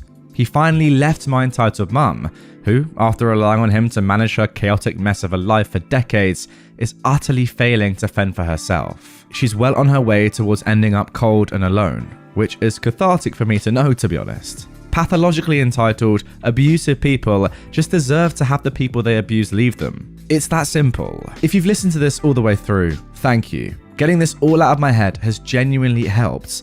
It's easy to kind of downplay and normalize crazy stuff that happens to you when it just sits in your mind for years. Wow, and there we go, leaving potentially the saddest story to last. Well, in my opinion, that was the saddest story of all 3. And to be fair, I think the most tragic posts that I see on r/entitledparents are the ones where children like this have literally been abused and neglected for their entire lives, and it's not just one event that's happened and they realize at that moment how entitled a said person is. It's when they realize that their entire life lives have been completely changed and kind of ruined by people like those mentioned in this story, like those entitled parents. And they have to rebuild from the ground up, really, kind of destroying everything they thought was normal and understanding that actually my parents are just terrible people. I mean, not to say that she didn't realize that along the way. Clearly she did, OP that is. But having to reset your entire life, move out, move in with people that are actually good people and just go from the beginning again is incredibly hard. Fair play to you and your sister for getting out of this situation. And it's clear that your entitled parents are just horrible people, right? They've split up with each other. Your mum's screwed. Your dad's not in a much better place, even besides the illness. And for you two, you and your sister, to come out the better side of this, fair play to you for doing that, because I'm sure that a lot of people would not have been able to. Karen screams at me for banning her thieving son. For context, I work nights in a gas station. About a week ago, a couple of kids, probably no more than 15 to 16 years old, who are semi-regulars, as in I've seen them a few times before but not enough to know them, came in around 2 a.m. and pulled a runner on me with around $30 in drinks and snacks. As I'm not allowed to chase shoplifters, I do what's required and leave a note for my boss so she can pull the tapes and post the pictures for us, so we can tell them to get out if they're ever stupid enough to come back. You wouldn't believe how many thieves actually are, in fact, stupid enough to come back. These two morons in particular. Well, 2 days ago, I'm working my only weekly day shift, and who should walk in but my pair of thieves? And who do they have with them? One of their mothers. I immediately buckle down and tell them they need to go now. The following is how the conversation went. So, the two thieves walk in. You two need to go right now. The first boy said, "For what?" The second boy said, "We didn't even do anything." You know exactly what you did, and you're banned from the store. You can leave on your own feet or leave with a police escort. You choose. They leave and go back to the car waiting for them at the pump. From the window, I can see them talking to the woman in the driver's seat, gesturing and pointing. She gets out of her car and storms into the store. "Why the heck did you tell my son and his friend they can't be here?" "Mom, they ran out with nearly $30 in products. We do not allow thievery and they're banned from the store. You are welcome to come and get what they need, but if they're seen on the property, the police are going to be called." "No, my son is not a thief. How dare you? Get me a manager." Gladly. She doesn't know my manager has less patience for customer rubbish than I do. Since the store isn't very big, she's already heard this exchange from the office. I bring her out, and she says exactly what I did. "That's a bold-faced lie. My son is a good boy. You're targeting him and his friends for no reason. You're welcome to come back and watch the tape for yourself," says my manager. Karen says she'll do just that. "And once I have proof you're lying, I'll be expecting this little slur for homosexual to be fired." My manager brings Karen into the office. I accompany them. Being the assistant, it's both part of my job and a joyful experience to watch Karen's face fall when she finds out her good boy is actually a rotten thief. My manager plays the tape, and Karen sees her son and his friend, clearly identifiable, as their only means of a disguise were their school track hoodies pulled up over their hair. Folks, they had their frickin' names on the back. They were wearing those hoodies as they sat in the car waiting. The Karen was too stunned to speak at first, but eventually remembered how to Karen and stormed out shrieking that she'd be calling corporate. For what? Who knows? But she's calling anyway. Now you would think that no matter what this Karen had said or thought before, surely after seeing her son and his friend thieving on a camera in front of her, she'd have to change her mind. But no, she doubles down. And that is how you know she's an unbelievable Karen. Fair play to her. Entitled lady dislikes the Thanksgiving dinner we are providing.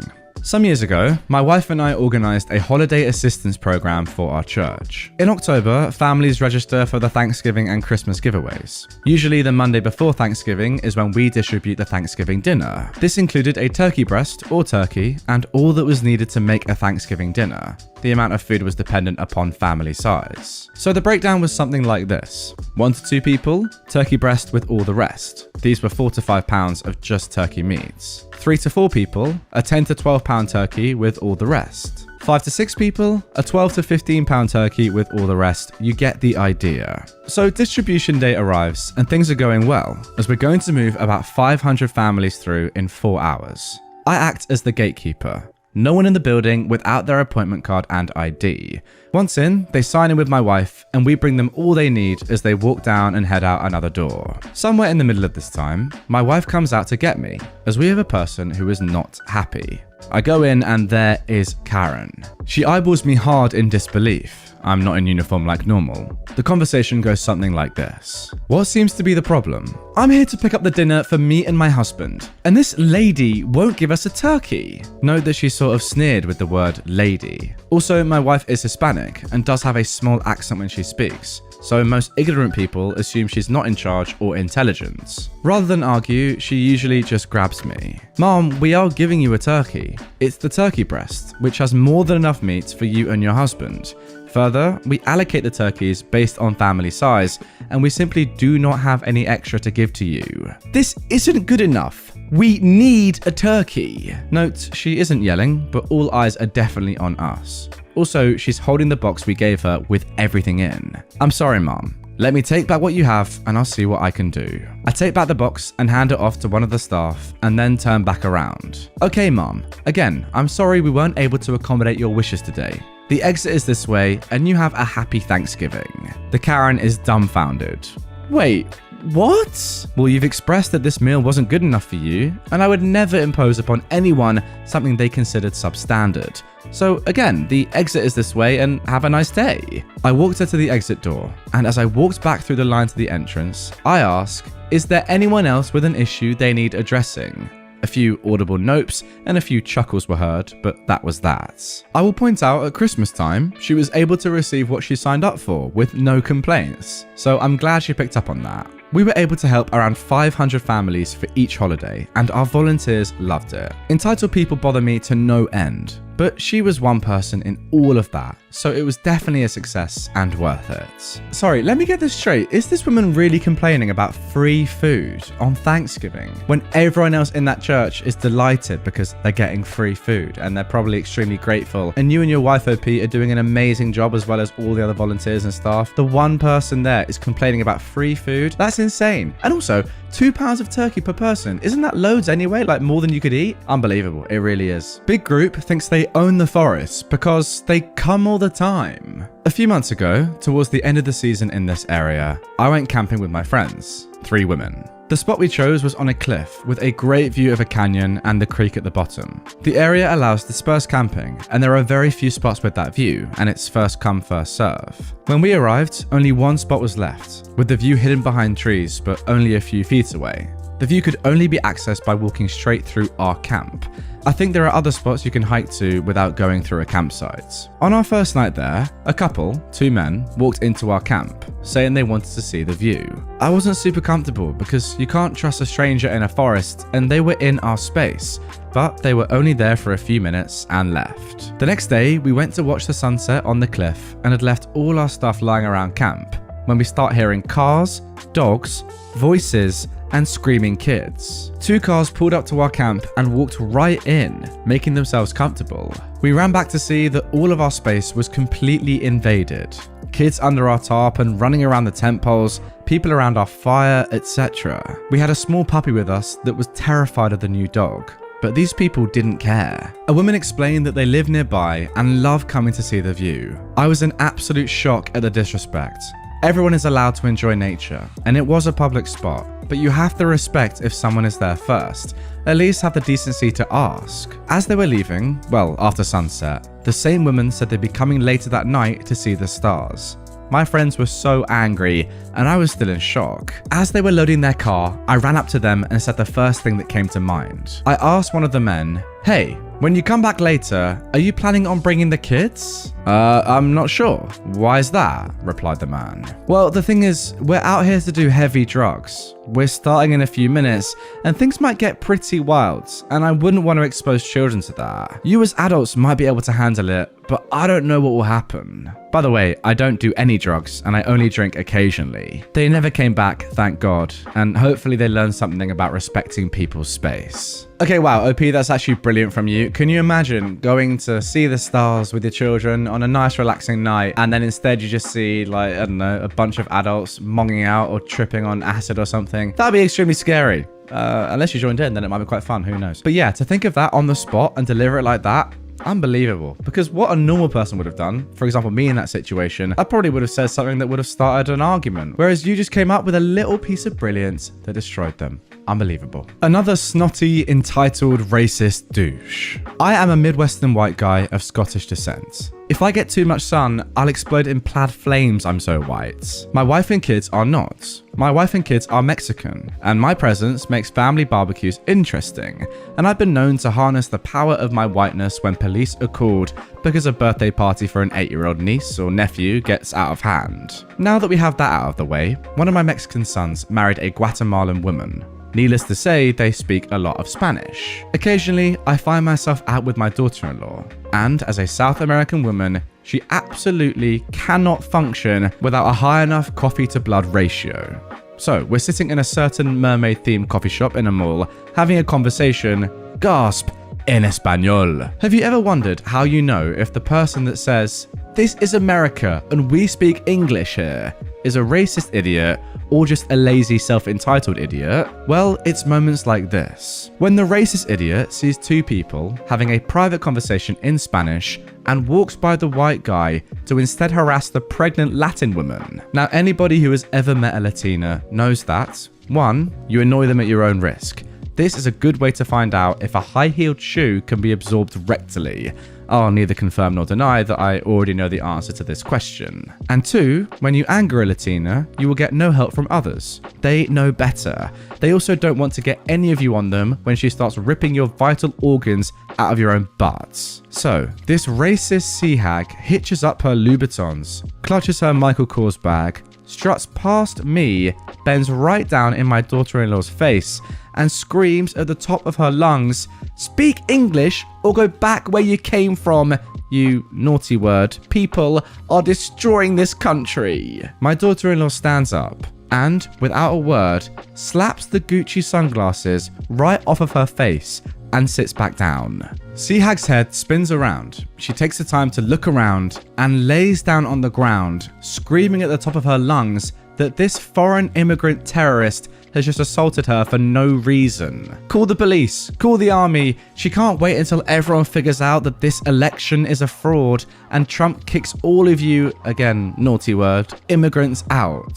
Sea Hag's husband comes running over and is just about to get in my daughter-in-law's face when I stand up. Let's just say I absolutely dwarf this guy. I stand over 6 feet tall, have a beard down to my chest, and I pick heavy things up and put them down again in my spare time. As a result, I tip the scales north of 300 pounds, and each of my thighs is larger than my daughter-in-law's waist.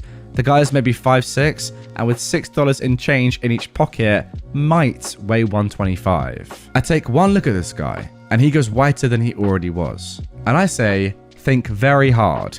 Any part of you that touches her, I'm going to break off and force feed to you. Now, go away and take that thing with you, as I point to Sea Hag. They slink off to sit in a booth on the other side of the coffee shop. Naturally, someone has called the police, who show up in short order. Sea Hag immediately launches into her speech about how she was just minding her own business. And out of nowhere, this crazed Islamic terrorist attacked her and started beating the heck out of her. And that red-beard race traitor beat the heck out of her husband and laughed at him. She thinks his nose might be broken. They both need to be in jail now. The second cop comes over to our table, and my daughter-in-law turns on the waterworks. The crazy woman started screaming at me. I was just defending myself. She places her hand on her stomach. And my baby. I summon my powers of whiteness and tell the officer, I'm certain this place has cameras. There are at least a dozen witnesses to that woman screaming to raid, and I assure you that my daughter-in-law will not be answering any more of your questions without her attorney present. The cops take a few minutes to talk to a couple of other people, look at the security footage, and come back to tell us that, while my daughter-in-law probably shouldn't have slapped her, it's pretty clear that it was in self-defense. And while they will be filling out a report, they won't be arresting anyone. And there we go. A beautifully written story. Thoroughly enjoyed it. I mean, the icing on the cake there is just calling her Sea Hag. What a lovely, lovely name. Very apt. and very lovely. I've got to say as well, good on your daughter-in-law. First of all, for standing up for herself, but second of all, for turning on the waterworks, because ultimately, she was the one that legally was in the wrong here. She was the one that I guess technically assaulted the Karen. The Karen didn't legally do anything wrong. Actually, that's not really true, is it? Racism is illegal. But I guess it might not have shown up on the cameras if there was no audio, and that might just go down to hearsay. I don't know. Good thing that she didn't get in trouble, and a fair play to the police for not arresting anyone. Although if they were going to arrest anyone, it should have been Seahag, that's for sure. Babysitting means paying the kids' dental bills. Here's a fun one. Years ago, I would often babysit my neighbor's 9 to 10-year-old daughter.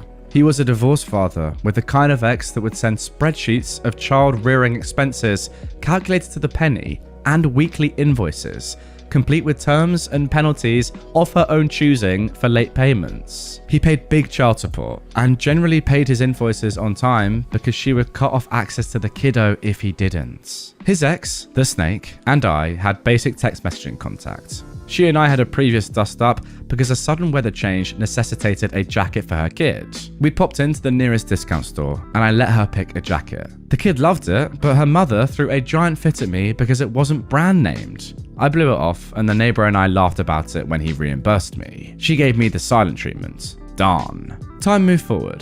The father always reimbursed kiddos' expenses and encouraged fun and healthy activities.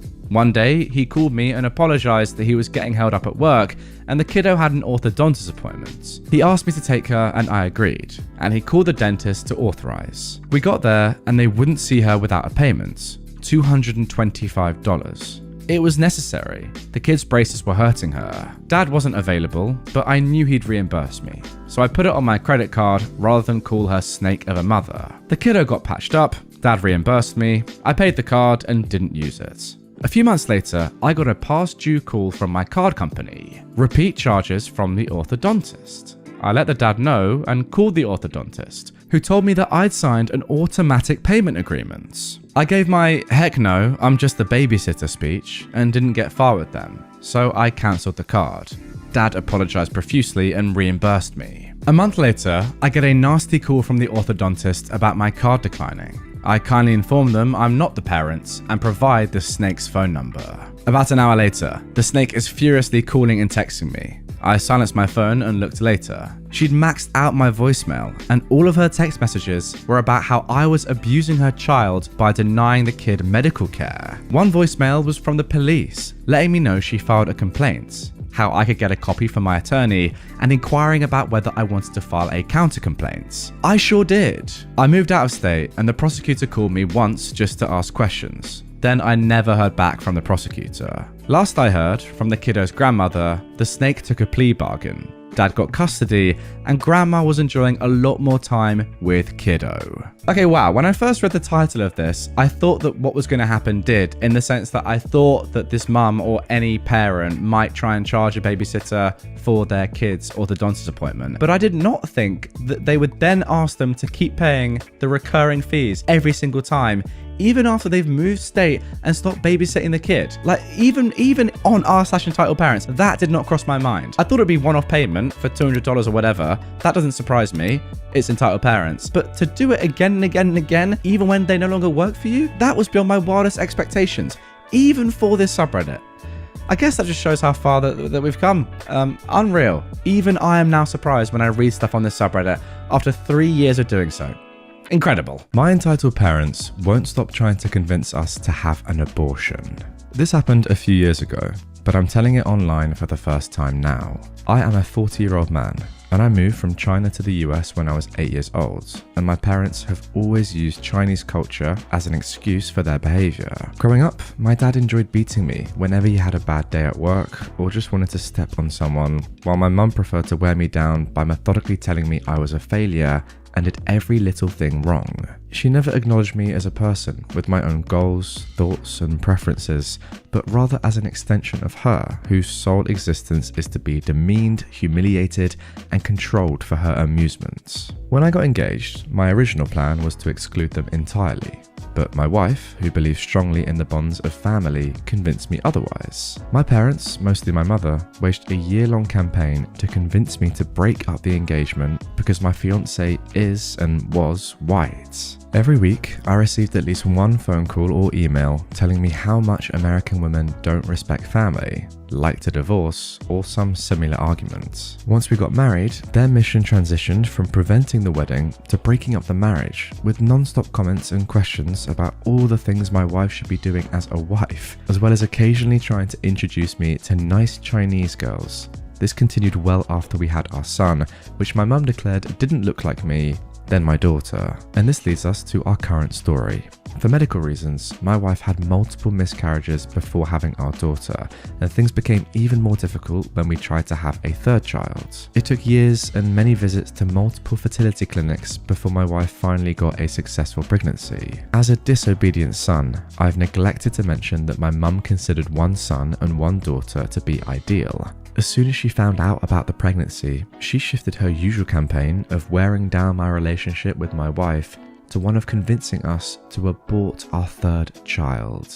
Sometimes she would just state matter-of-factly that one son and one daughter is best. Sometimes she would pretend she cared about my happiness. Sometimes she spoke as if my wife's desire to keep our third child was a sign of her disrespecting me as a head of the family. My mum would cry, saying how sad it was that I didn't appreciate her and use many other paternal manipulation tools.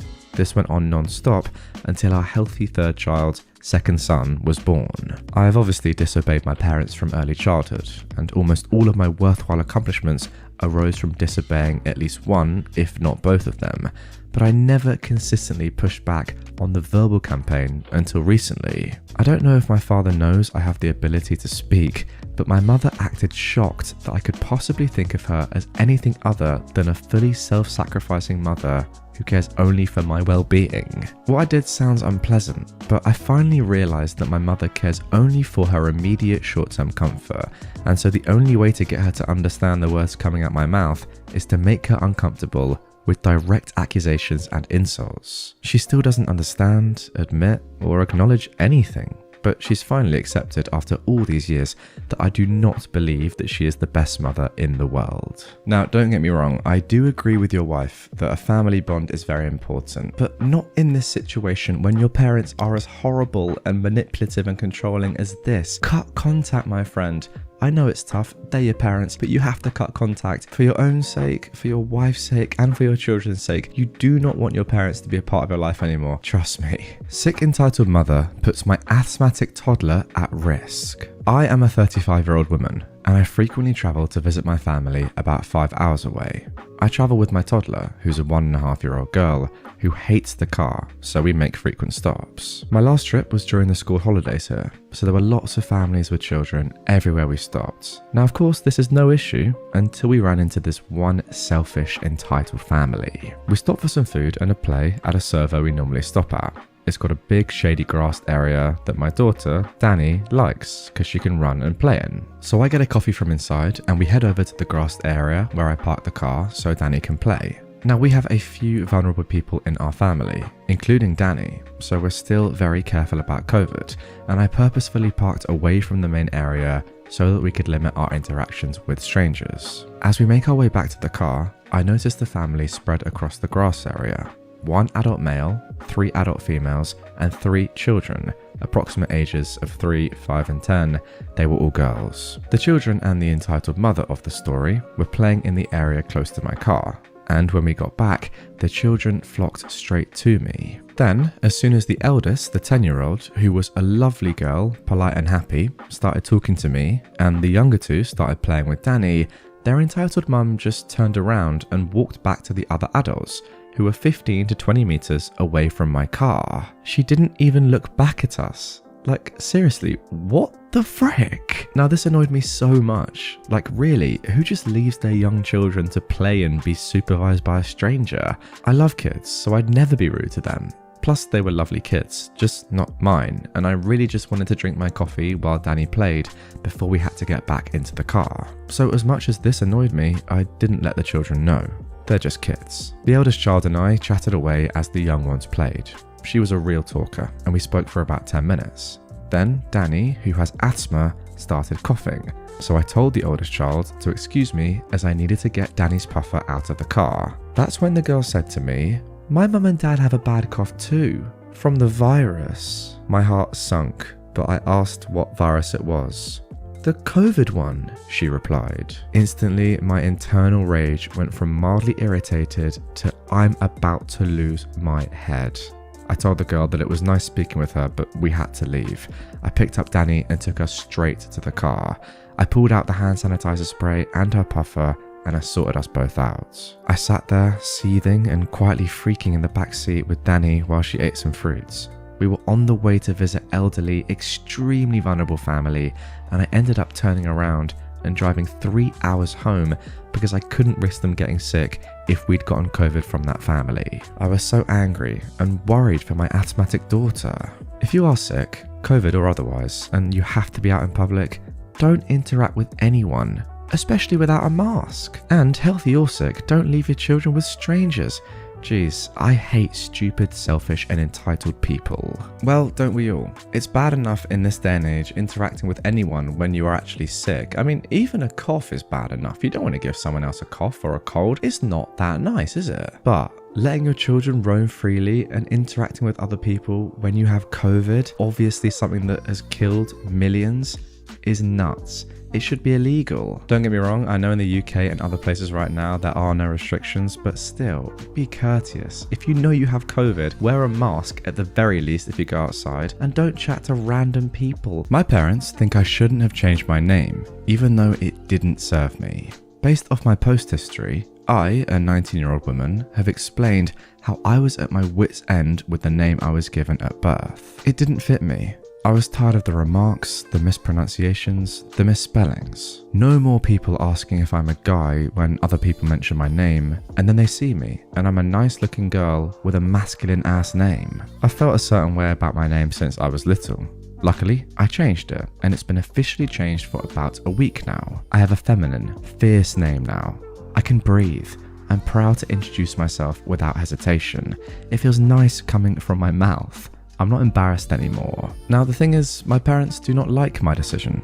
A couple of days ago, my dad said I should have told him before I changed it, as if I need his permission. Plus, he lives in another state and we don't have the closest relationship. He was hurt by it though, but he didn't outright tell me. He said your name is your name for a reason and he's going to keep calling me my birth name. Okay, I guess that was the case when I was born, but my life hasn't been sunshine when it comes to what I was named at birth. I explained to him that I just wanted to be named something feminine. He asked to see my paperwork to see if it was legit, and I had no problem sending him a picture. Today, I told my mum about his reaction, and she said she didn't blame him. Then she proceeded to go off the deep end and compare my name change to how trans people change their gender. What did me changing my name have to do with trans people? She can be so ridiculous. You give me a name that is literally fit for a male, not to mention a feminine middle name that would have been perfect as my first name, and then you want to bring up trans people just because you don't agree with me changing my name? That makes no sense. She said she's not calling me by my new name because she didn't name me that. I still live at home, and trust me, I've been trying to get out for years. I just so happen to be doing online community college and live at home, but my dream is to move states and get an apartment far, far away from this BS. I can go somewhere and start over entirely and tell my name to new people who don't know me by my given name. I'll probably even start over on social media too while I'm at it. My parents can feel the way they want to, but I have to live with them. They don't want to call me by my new name, but it's not like I can ignore them. Hardly anybody in my family calls me my new name actually. They don't want to, I guess. What can I do? I'm not changing my name back to what it was. Well, although it's tough, the answer is pretty obvious. You should do exactly what you said you were going to do. Start afresh. Sack them off, move to a new place, get new friends, do new social media, whatever. Reinvent yourself, reinvent your life in the same way that you've reinvented your name. That's what I'd suggest. Subsidized childcare means I don't have to pay you. I worked in childcare for half of my working life, at different centres, but also as a nanny and babysitter. As you can imagine, I've got a whole lot of entitled parent stories from these years. This is just one of the many from when I was a nanny to a little boy with disabilities. He was very sweet, but his mum was very entitled. First of all, I took this particular job because I needed something income-wise so I could keep my apartment. I stuck with this job longer than I should have, and I regretted it. The entitled mum was working, but was a single mum, and her kid needed medical and behavioural interventions, so she got state assistance. The state gave me this job through the Welfare Employment Office. With childcare that is state subsidised, the government pays part of the wage and the parent pays the rest. That's how it's supposed to work anyway. This was in 2005, so minimum wage was $7.25 per hour. The government was supposed to pay half, and the parent was supposed to pay half, according to the contract for this job. It varies depending on what the family needs. So the state paid me $3.66 per hour, and the entitled mum was supposed to pay me $3.65 per hour at the end of each day. I met with the family and talked over these terms. Everything was agreed upon and signed by both parties. Then I turned a copy of the paperwork back into the employment office for their records. The next full day, my first full day of working with the entitled mum and her kid, the whole day went pretty well. Mostly the kid and I getting used to each other, him testing boundaries a bit, and me enforcing routines that were already established. Pretty standard for the first day. The entitled mum comes home and her kid went running up to her, eager to show off his art project that we were working on.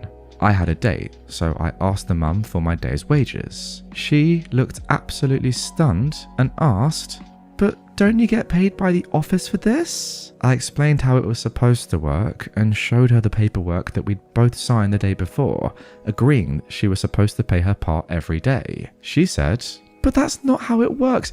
I can't do that much." She was horrified that she would have to pay anything, thinking that $3.65 per hour was a livable wage. It was torture trying to get her to pay me anything at all. Because I was making progress with the kid and no one else wanted to be assigned to this family, I stayed. The entitled mum paid me $5 per day plus food and transportation costs, but that's the maximum I was ever able to get from her. I did end up having to give up my apartment and move in with my boyfriend, now my husband. I changed jobs soon after that, so maybe 8 months total working for the entitled mum and her sweet kid. Yeah, so one word here that springs to mind.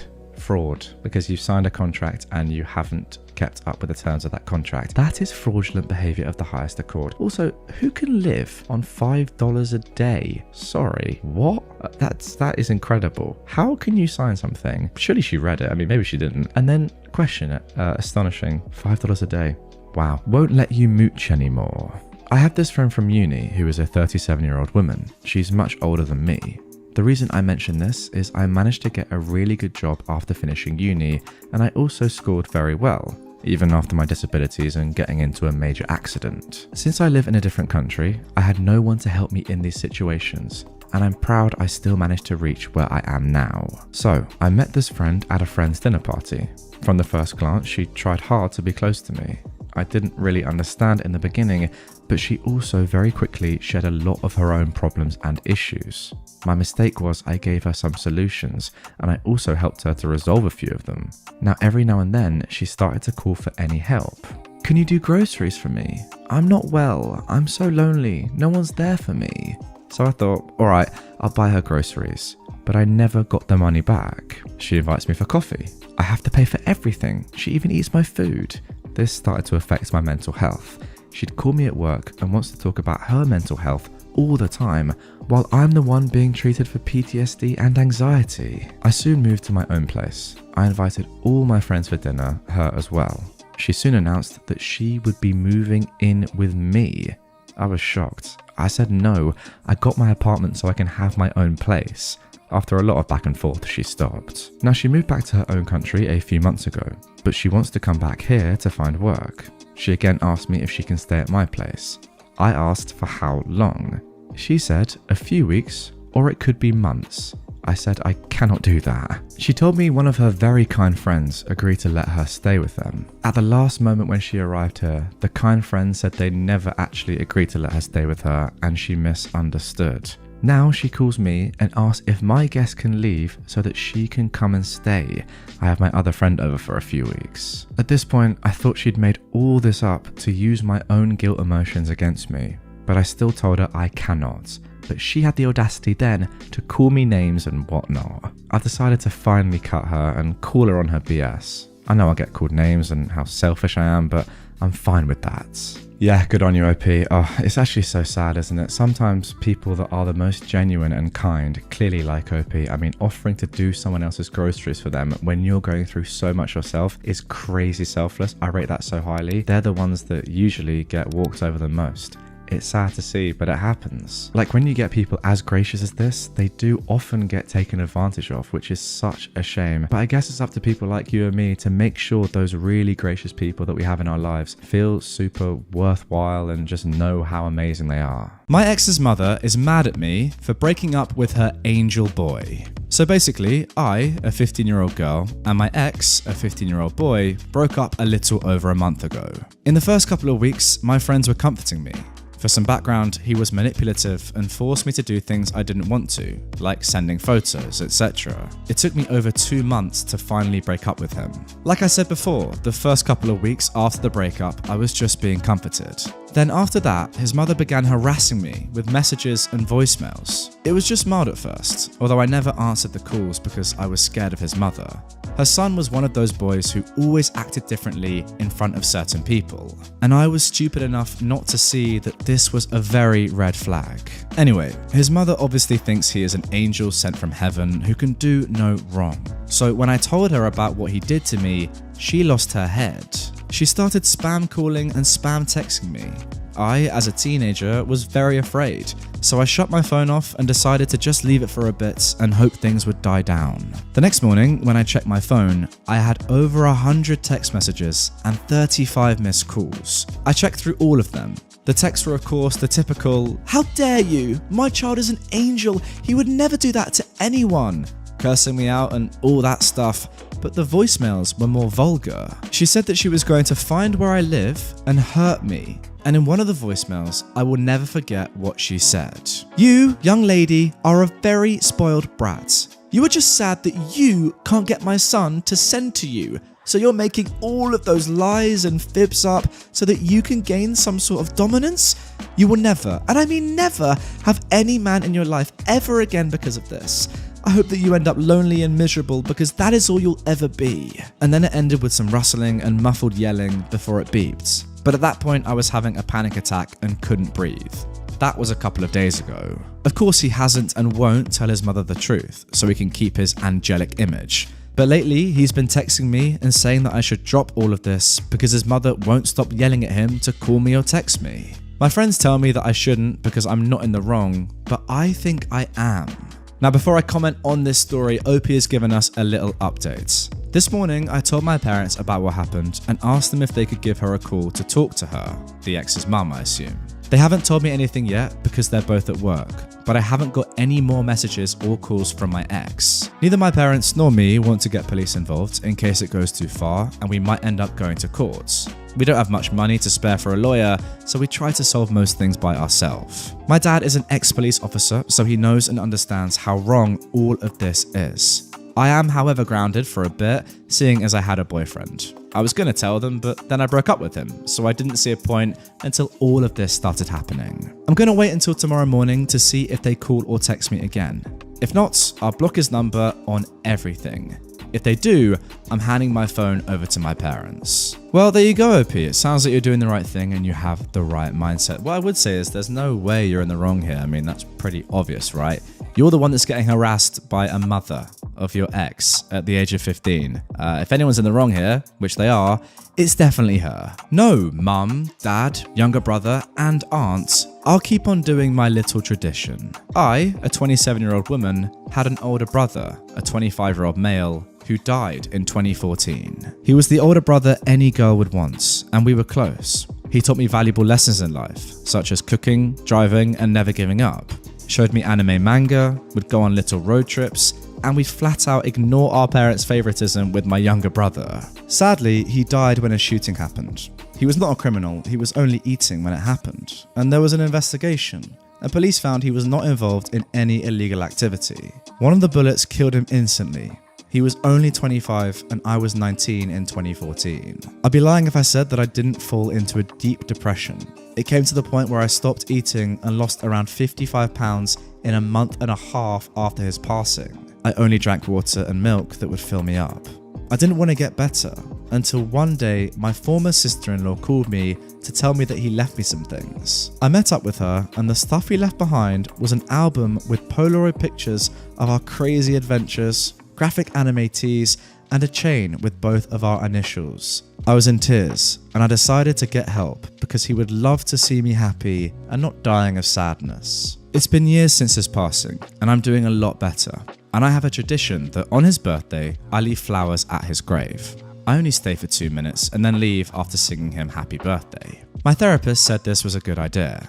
However, my parents, younger brother, and aunt decided to have an intervention, thinking religiously that I was doing something satanic, that I was calling out the dead, that they should have thrown the things he left me in the garbage, and that I should attend to their church to see if the Lord gets those diabolical ideas out of your head. I was shocked and told them that I won't stop doing this tradition and I won't be attending their church, that this is their older son, and that if they keep behaving like this, I won't feel bad at all for having to go no contact with them. They kept on yelling at me, and my aunt went as far as to throw holy water at me. I'd had it at this point and told them that when they stop being religious nuts, we'll talk. But as of today, I want nothing to do with them. I left before any of them could say anything. It's been a week since the incident and I've blocked their numbers. I just saved myself from toxic family members and I won't go back there ever again. I mean, listen, don't get me wrong. I'm not religious myself, but I'm all for religion. You can practice whatever you want. I don't care. In fact, I encourage it. Do what makes you happy. However, when it gets to a situation like this and your religion has come to this extent to which you are literally choosing to pretty much forget your dead relative, yeah, that's too far for me. By all means, do what you want personally, but when you're preaching your ideology and your thoughts onto somebody else and using religion as an excuse, yeah, that's too far. That is nuts. Fair play to you, OP, for going no contact. I rate that highly. My mother called me selfish for wanting to be an organ donor and cremated when I die. My mother said this years ago.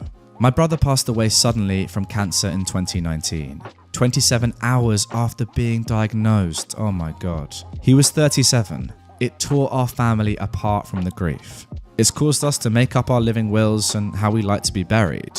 I was close to my brother, so he told me what he wanted if he died 4 years before he did. I planned his funeral and everything. My mother trusted me and was pleased at how I planned it. The day after his funeral, we were talking about how he wanted our bodies to be handled after our death. I told her I wanted to donate my organs and whatever is left, I wanted cremated and most of my ashes scattered. If family wanted to keep some, they can. My mother asked how else will she visit my grave? I told her I don't want a grave. And again, I said they can have some of my ashes and plan a funeral if they like. I don't really care if I get a funeral or not, personally. Then she told me it's a sin to not have your body intact when going into heaven. When I reminded her I am a non-believer, she started calling me selfish for putting a burden on her by making her think I'm going to hell for my body not being intact and an atheist. She started calling me selfish for not having a grave for her and family to visit, and selfish for not letting family keep all my ashes. When I told her my body, my choice, my mother started to cry and said, "Well, if you die before me, I'll make sure you have a grave. I don't care what you want. How could you be so self-absorbed?" I felt bad and apologized. She said, "Think about someone else for once. Do you know how selfish it is to want to pollute the environment with human remains?" Yeah, I know now that I said nothing wrong, but at the time I felt like the butthole for not letting my family visit my grave. So that's why I apologized. Since then, I wrote a living will because I can't trust my mother to handle my wishes. Recently, when the conversation steered to death and burial, I again repeated my wishes. My mother said, "No, you're not. I'm not going to live the rest of my life thinking my daughter is in hell. I'll plan everything for you." Okay, Mum. I mean, ultimately, this is a pretty tough one. There's not much more you can do other than write your living will and make sure that the family members you actually like and trust know about it. Apart from that, yeah, if you're dead, you're dead. I mean, for what it's worth, I think it's pretty disrespectful that your mum can't even accept your dying wishes. It is your life after all. And look, obviously it's going to be extremely sad and unlikely, let's be realistic, that you die before your mum, but it's your life and she should respect that. Other than that, gotta say, it sounds like a lovely woman. What's her number? Now for our final story of today's episode. Now this one, trust me, you're going to enjoy. Turning the lights off doesn't make it cooler. Current heatwave in the UK reminded me of a massive blowout at a previous job back in 2017. I returned to work after a period of sickness. I came into the office to find that the lights are off and the aircon is off too. Now, in the UK, aircon is still not standard, and being in an office where the sun hits you most of the day, it was bliss to have it on. We had filters on our windows to stop people looking in and seeing our computer screens, but they did not stop the heat coming through. The office was like an oven. My little desk fan did nothing, and having the lights off meant that I could barely see my screen, let alone my desk. I raised this with my manager, who was the office health and safety rep, and was told that 2 of the 20 people in the office didn't like the lights on because it made them feel hotter. So they turned off all the lights. I asked then if they felt hot, why turn off the aircon? And the answer, because they didn't like the air blowing on them where they sat. The temperature in the office was hitting 26 degrees Celsius, that's 78 Fahrenheit, and the light levels were like trying to work at dusk. I told my boss that I couldn't work under these conditions because they were triggering the condition that I'd been off with, and I was told to go work in another office. I then tried to bring it up with the 2 people who caused this by asking why they'd chosen to turn off the aircon and the lights, and I was told that they felt too hot with the lights on and the aircon blew directly on them, which was too annoying. Now, the lighting was ultra low emission lighting, so it gave out no heat. And when I said this, I was told that it didn't matter because it was how they felt. And if you have a problem with that, then go work somewhere else. I put my concerns in writing to my boss and got an email back telling me to go find another office to work in.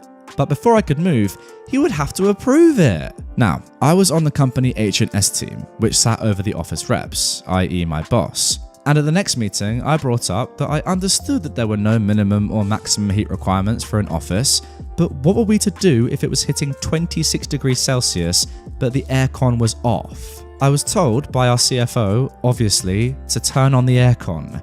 I explained that 2 out of 20 people didn't want it on. The CFO scribbled down something and said he'd look into it. I then brought up minimum light levels, for which there is legislation, and how we were falling below those. My husband had lent me a light meter to check, which I did one lunchtime when most of the team were out. The CFO asked why it was so dark, and I said that those same 2 people insisted on all the lights being off because it felt hotter with them on. Again, frantic scribbling. I was off the next day, and then it was the weekend. I came in on the Monday to the aircon on, the lights on, and the 2 moaners glaring at me. Then, my boss calls me into a meeting and tells me that he got shouted at by his boss, the big boss, because the CFO had come to him and torn him a new one over the lights and aircon. It seems the CFO had come into the office on the Friday when the managers and his boss had all gone out for a lunch together, with the 2 moaners. You can now see how they had influence, and talked with the rest of the office about the conditions, and they'd all said that it was awful. He then waited for the bosses to come back and was sitting in the big boss's office. Turns out they'd had a long lunch. He proceeded to get into him about breaking H&S regulations over the lighting, and that if 2 out of 20 didn't like the office, then they had to move, not inflict this situation on everyone else. The aircon was turned on and the lights, and the CFO left. The 2 moaners went straight to the big boss and whined with their manager and were told that nothing could be done for them, except that they had to find a different office if they didn't like it. They went on about their rights, and the big boss told them it was not up for discussion. The 2 guys who were responsible for H&S for the whole company had come in with the CFO, checked the lighting levels, and they were lower than I'd even thought. We were in serious non-compliance. So, when I got called into the meeting with my boss, he was upset because he'd been shouted at by his boss because I'd gone to the H&S committee and not through him. I reminded him that I had brought it up verbally and in an email, and he'd emailed back that if I was unhappy, I should move offices. Well, the big boss had thrown my boss and the boss of the 2 moaners under the bus and said he knew nothing of it. So now my boss was in trouble as the H&S office rep for allowing it to happen when he was supposed to check regulations before making decisions. Whilst I got the lights and aircon back on, it was a small victory. I left 3 months later. Well, hey, a small victory is a victory nonetheless, and it's a bigger victory for those 17 other workers that may or may not have stayed past those 3 months. I mean, it's crazy. 2 out of 20 people want to change something, 18 people don't, and you change it? That's a strange democracy right there. Dad called me Amber Heard. I found out from my mum that my bio dad called me Amber Heard in a Facebook post because I won't let him meet my child since he abused me my whole life. He's already turned my siblings against me because they still live with him and were too young to remember the worst of it, and I'm the oldest. They don't remember the beatings, the starvation, not having utilities because he spent all our money on drugs and more. Now guys, you know usually that I want to bring you the most entertaining and often funny entitled parents posts, but I came across this one and I thought I had to share it with you to show that parents like this still exist, and I think this goes beyond entitled. This literally is abusive. The point being, if you have parents like this, first of all, I'm so sorry for you. Second of all, you're not alone and there are other people that unfortunately have parents like this too. Alright, next up. My mum wants me to wake up before work and cook for her family. First of all, some important information. My parents immigrated from a country in Central Africa, and this sexist mindset is rooted in culture, as this is very much how most people live there. This happened a couple of weeks ago. For some background, I am a 15-year-old girl, and I volunteer at somewhere similar to the YMCA to meet my graduation volunteer hours requirements. For the rest of the story, I'm gonna call it work, because it is work. I'm just getting paid in volunteer hours, while some my age are getting paid in money. Another thing is I promised my mum I'd cook more this summer, because however will I find a husband if I can't cook every dish known to man? I only agreed because she said I couldn't work or volunteer this summer if I didn't. Anyways, on to what happened. My hours are from 10:30 to 4, so I figured it would be best if I came home, shower, then make dinner. The first day was fine, but when I came home on the second day, my mum was annoyed. She didn't even say hello before she scolded me for not making any food that day. I told her I would after I go and shower. She asked what I expected my family of 7, including me, to eat while I was gone. I was dumbfounded, as there are 4 able-bodied adults in this home who could cook food or order it. Plus, there were some leftovers in the fridge, not to mention snacks. I asked her what she wanted me to do about that since I couldn't leave work early. She told me I should wake up before my shift and cook for the family. Now I was angry. I told her that was ridiculous and that I am a teen, not a mum, and I shouldn't have to wake up early and make food for us. Not to mention, when $5 fell out of my pocket at work and I needed lunch, she told me to fast or diet. It won't kill you. So I didn't eat anything for my 5.5-hour shift. She told me that this was only to prepare me for the future, for when I had my own family, husband and kids to cook for. It's funny how she didn't do this for my brother, who is 18, even though he's going to college after the summer ends, so his future family is closer than mine. Then I said the very thing from her nightmares. Well, thanks for showing me, because I now don't want a husband and kids if this is how I have to suffer. She screamed not to say that, because it might make me infertile, and I said, I don't care. I was then yelled at for saying that. Oh, and by the way, the whole time I was crying a bit from the stress. Oh, frick my life. Okay, yeah, just a simple example of some blatant sexism and controlling parental behavior. What more can I add? Disgusting to see, but it happens. Again, as I do often say, 3 more years and you're out of there. I guess just hold on till then if you can, OP. Grandma told me I was going to hell at my birthday dinner. This happened years ago at this point, but I just found this up.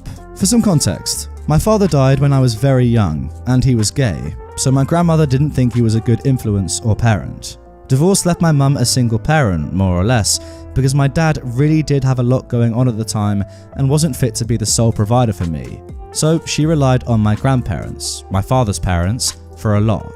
Because of this, my mum was very reliant on them for money, and usually just let my grandmother have her way about things. Something she got her way about until I turned 18 was that I went to Catholic school.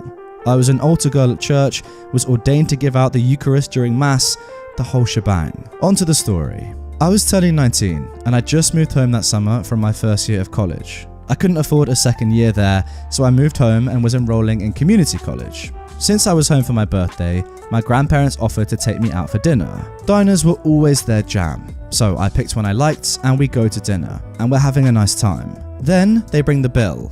Grandpa gets up to pay at the counter, as is typical with American diners, and that is when she strikes. Alone at the table with my grandmother for the occasion of my birthday, she proceeds to tell me how disappointed she is that I've stopped going to church. how she feels like I'm wasting the Catholic education she convinced my mother I needed, presumably so I wouldn't turn out gay like my father, and that this deeply saddens her, as I'm surely going to hell as a result. I was stunned. She'd never spoken to me like this before. I don't even know how I responded. I genuinely don't remember. What I do remember is realizing in that moment that nothing I ever accomplished would ever be good enough for her if it didn't include her faith as well. Grandpa came back to the table and she immediately shut up. Grandpa would have never let her say anything like that to me, and certainly not at a celebration for my birthday. It was like once I turned 18 and was really finally able to start making decisions for myself, she realized she was losing control of me. I have plenty more stories about her. She's been a constant presence in my life for years. For instance, the time she tricked me into visiting my father's grave. I'm just not sure how well received the grandparent stories are on this sub. Well guys, good news. As you can probably imagine, the comments on Reddit were demanding to hear the grave story, and so OP as obliged. Here is that story. To give you the short or sweet version, I guess, my dad died when I was 12. When his headstone was ready, Grandma wanted everyone to go out to his grave so a priest could bless the stone or something. I didn't want to go. The funeral was traumatic to say the least. The worst way as a kid to be the center of attention is because one of your parents has just died. Anyways, I refused to go. A few weeks later, and I'm on summer break, and went to my grandparents' house every day while my mum worked. Basically, Grandma went and picked up my favourite cousin, took us to get lunch, and instead of going home after lunch, we ended up at the cemetery. I'd never felt so betrayed in my entire life. My aunt, a different aunt than the one who gives me grief for not visiting, ripped my grandma about 16 new buttholes when she found out. Well, I guess that just confirms, if we didn't already know, that this woman is truly vile. It's as simple as that. You would think that at the age of 12, losing a parent alone would be bad enough, but no. Having your grandma then try and control everything around her and your actions, wow, unbelievable. Parents feel entitled to choose who I can date or not. I am a 27-year-old woman, and I've been with my 22-year-old boyfriend for 6 months now. But before that, we were friends for a long while. He was at an exchange program at my university, and we just hit it off. He's basically my best friend. I can talk to him about anything, and I feel incredibly safe and protected by him. My parents are Muslims. Mum is Asian and dad is Arab. The thing is, he's a recent convert. He converted before we met actually, so entirely his decision. So the chances of my parents being against him is 150% plus. Just the other day, my aunt asked me if I was seeing anyone. I didn't tell her that I was dating or anything of the sort, just that I had a friend I liked. She asked for a picture and I shared it with her. I said I liked him and he likes me, but he's a convert and younger than me. She asked which religion he is from, and I said that his parents are Buddhist. I never mentioned his race to her either. She said he was cute, but she's against it because of the age difference. I'm supposed to be the younger one in the relationship. A few days later, while going on a hellish long drive with my mum, she started bringing up topics about women who marry recent converts being cursed, that their children will be born handicapped, their husbands will cheat on them eventually, and that the guys are only converting because of the girl, not for themselves. So the guys will revert back to whatever their original religion was. She kept asking to see my phone and see if I was going out with anyone. She kept accusing me of keeping secrets from her. She proceeded to tell me that my dad dreamt of me being in a bathtub with a black Nigerian man with horns and having my back turned on my parents in the dream. The year before, my dad dreamt I was naked in a hot tub with some ugly fat guy I don't frickin' know. So now my dad's crying because he thinks that the devil has won and made me stray from the path. I was looking for something on my mum's phone, a video. I scrolled down and there it was, my boyfriend's picture in her phone, sent by my aunt. I felt betrayed, but I kept quiet. I wanted to see where this was going. Today, my mum told me that she dreamt of a Chinese man wearing all red, bowing before her and bobbing his head. This is so racist, I don't even know what to say anymore. She asked me again, much more sternly this time, am I seeing anyone? I said I like someone. She asked if he had slanted eyes. Racist Asian mum language, is he Chinese? I said yes. How long have you known him, she asked. 2 years. You've been keeping that quiet? I told you that I need to screen every single one of your boyfriends. I don't like this guy. He's a convert. He's got slanted eyes and is a lot younger than you. It will never work out. I don't approve of him. No wonder your father's been crying. He was right. She wants me to be with someone of similar age, or he needs to be older than me, come from a line of Muslims, is an original Muslim and is religious, and no Buddhist or Chinese, because they hate Muslims and would do whatever it takes to stray Muslims from the right path. My heart just broke. I don't know. Deep down, I wanted them to be okay with this. I feel betrayed by my aunt. I feel like I'm being trapped by my parents. It's gotten to the point where I might just wait until everyone dies before I start to date openly. I love being with him, but I think he deserves better.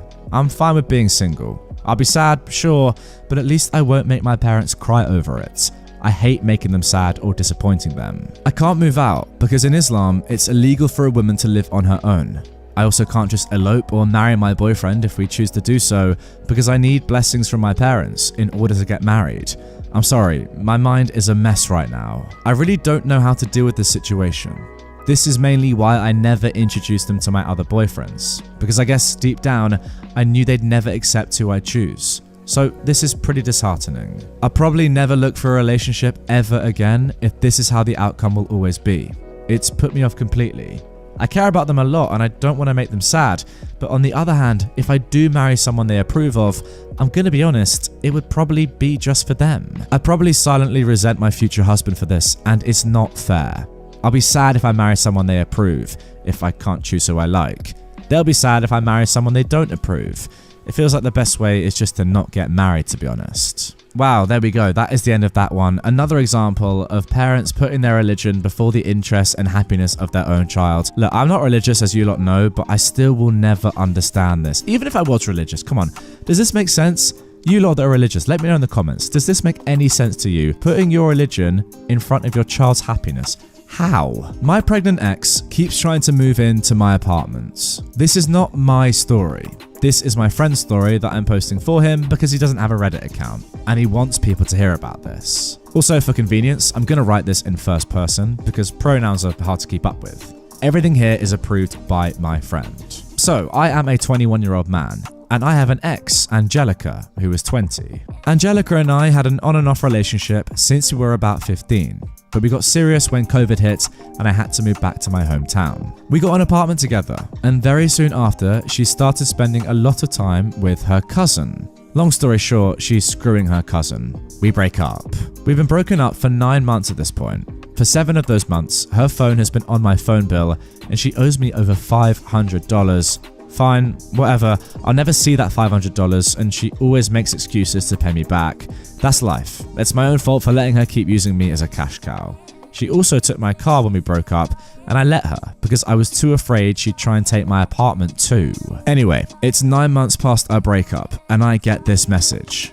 Hey, I'm pregnant. I'm on my way home from work so I don't respond. That is 9 months past being my problem. It's not my baby.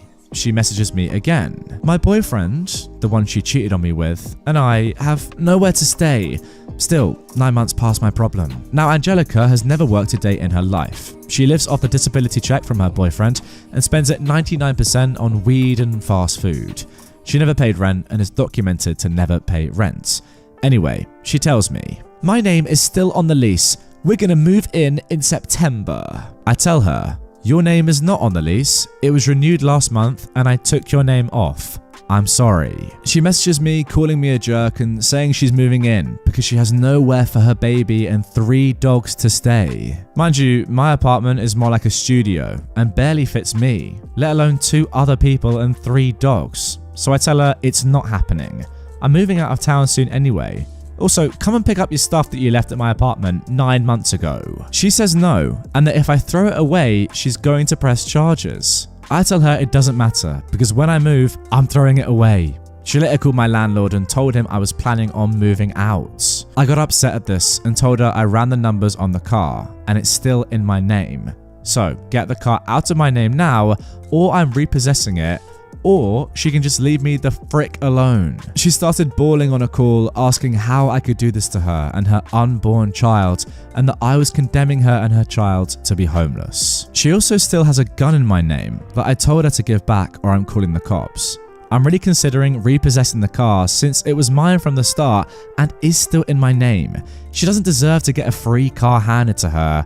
She needs to wake up. She keeps saying she needs a place to stay, that I'm ruining her and her baby's life. It's literally my apartment that she's never once paid rent on. I don't know how she thinks she's entitled to just live in my apartment with the guy she cheated on me with and 3 dogs. I hope the baby ends up okay. It's not its fault its mother is a spoiled brat, but I also hope being homeless and careless wakes her the frick up. Yeah, OP, you've got the right mindset here, but you need to go further. I mean, come on. Why are you still paying for her stuff? She cheated on you 9 months ago, and you're still paying for her phone bill. She's still using your car.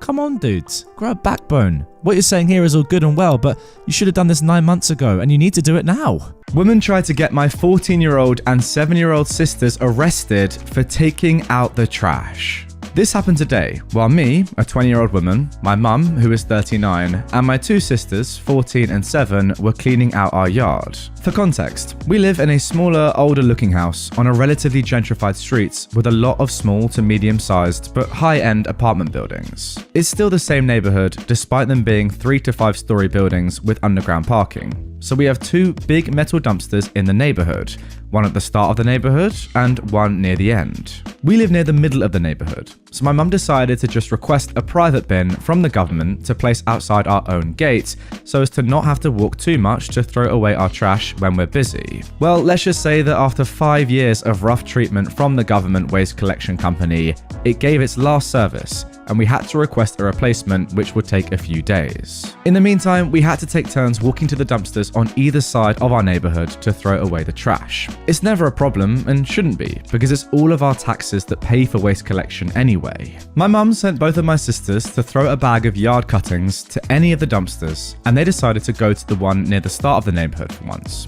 It's alright. My mum says okay and stays near the gate to keep an eye on them while I continue to clean the porch. A few minutes later, I can hear my mum start yelling, then running in the direction that my sisters went in, and I nearly died, thinking something horrible happened, so I followed her. At the start of the neighborhood were my sisters, near the dumpster that was off to the side of the building, and a woman was full on screaming at them from her second floor balcony with her husband just watching from the sliding door. I couldn't hear what the woman was saying as of yet, but I did hear when my mum started tearing the lady a new one from in front of my sisters when she got there. My mum is a bit of a hothead, and while I am too, she tends to make irrational decisions more, and her English begins to slip. It's her second language, which makes it hard to get her point across or understood. So as usual, I walk up and take over and tell her to calm down while I deal with the Karen. My mum was pulled back by my sisters to the other side of the road, and I looked up to look at the dumbass on the second floor.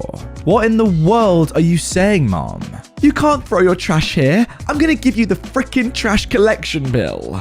Mom, this is a public neighborhood dumpster. I pay to live in this neighborhood and for this trash collection. You can't throw your stuff in there unless you pay for it to be picked up.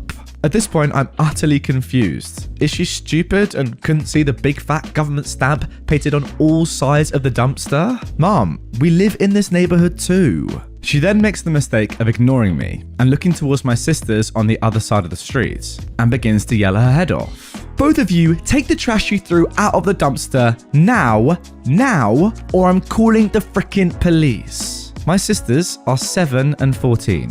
She wanted to call the police on them, which immediately set my mum off again. I was quite irritated. My mum shouted back, "Shut up, I'm their mum. You talk to me or you haul butt back into your apartment." At this point I say to Mum, "Ma, go home." But this lady is just absolutely screaming and pulls out her cell phone, repeating that she's going to call the police and make us pay for trash collection. I immediately lose my patience. Call them then. Get it over with. Call them and tell them that you want them to arrest a 14-year-old and 7-year-old for throwing trash in the dumpster. The lady seemed taken aback, but began directing this at me again. "I'll have them lock you all up. You're polluting the neighborhood and dumping trash when you don't pay for the service. Take the trash out of the dumpster before I come break all your faces. You don't pay the waste company either. Call the police and tell them all of this. Do it before I do." That made her husband finally step in, and he pulled her back into the apartment while she still screamed. He came outside by himself while we heard crashing and slamming inside the apartment. The husband said, "You don't have to take the trash back out of the dumpster, just don't do it again." But that made me even more irritated, and I took a few deep breaths. Why can't I throw trash here? In the public neighborhood dumpsters funded by my tax dollars just the same as it's funded by yours? This man had the audacity to snore and shake his head. I know about your people, sweetheart. Don't lie to us. It clicked as to what the frick both of them were insinuating. You piece of absolute shit. Do not pretend to know anything about me or my family whatsoever. Keep in mind that this is at like 10 a.m. on a Monday and the street was not empty. So the few people going about their business had been stunned by the argument, and a neighbor had already called the police about a public disturbance. The police drive a huge, expensive Ford truck that they spend all their money on to get, because of course they did.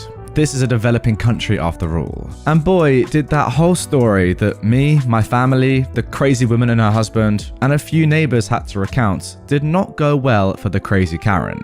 Especially when they had to step into the apartment building manager's office to review the security footage, which made it go even worse for the crazy lady and her husband, because the apartment manager was appalled and didn't say a single word to anyone other than the police until she slipped aside and called the owner of the building. Let's just say that my 14 and 7-year-old sisters did not end up taking an air-conditioned ride in the backseat of the police Ford to the station to be charged with threats against a minor and public disturbance, and neither did they get an immediate eviction notice for breaking of their lease agreement while their wife went off to solidify her criminal record, screaming at police officers. People really be bat crazy nowadays. And there we go, that is the end of that one. I'm not entirely sure exactly what this woman's rationale was the entire time. It wasn't explicitly stated, but my inkling is that it was probably racism. You didn't say where you're from, the country you're from, or your skin color, but that is the way it kind of sounded, which is just horrible to hear. I've got to say though, you did handle that extremely well. Calming your mum down, being logical the whole time, being relatively calm yourself. I mean, obviously you got pretty irate, but who wouldn't in that situation? And getting a good outcome. So fair play to you for keeping it cool as much as you could. I would never have been able to do that. Boyfriend's dad is lucky we didn't call the cops. Disclaimer, I'm not advocating for violence. I'm just pointing out how lucky my boyfriend's dad is that I don't currently own a firearm, because I genuinely thought that we were experiencing a home invasion. Two things are important to know about me. I am hard of hearing, and I am a survivor of a violent crime and subsequent stalking. For some context, my boyfriend, who is 28, and his folks in their late 60s own a coffee shop. But because his dad doesn't want to A, listen to anyone else, B, learn how to run a business correctly, or C, pay his son his draw, my boyfriend is largely uninvolved and has talked about being bought out. He is still the administrator on the point of sale system though, because his dad has no desire to actually learn how it works or go through the process to take over the accounts. The coffee shop drama could be a whole series of posts about how they did us dirty, perhaps another time. We got to bed really late. Okay, early. It was 4:30 a.m., which normally wouldn't be an issue, as my boyfriend was scheduled for a late shift, and I'm currently taking time off work to figure out a medical issue. My boyfriend turns off his phone volume when he goes to bed, and this is well known to everyone close to us. He's notoriously hard to get a hold of in the mornings. I only hear my phone if it's right under my pillow and the volume and vibration is up.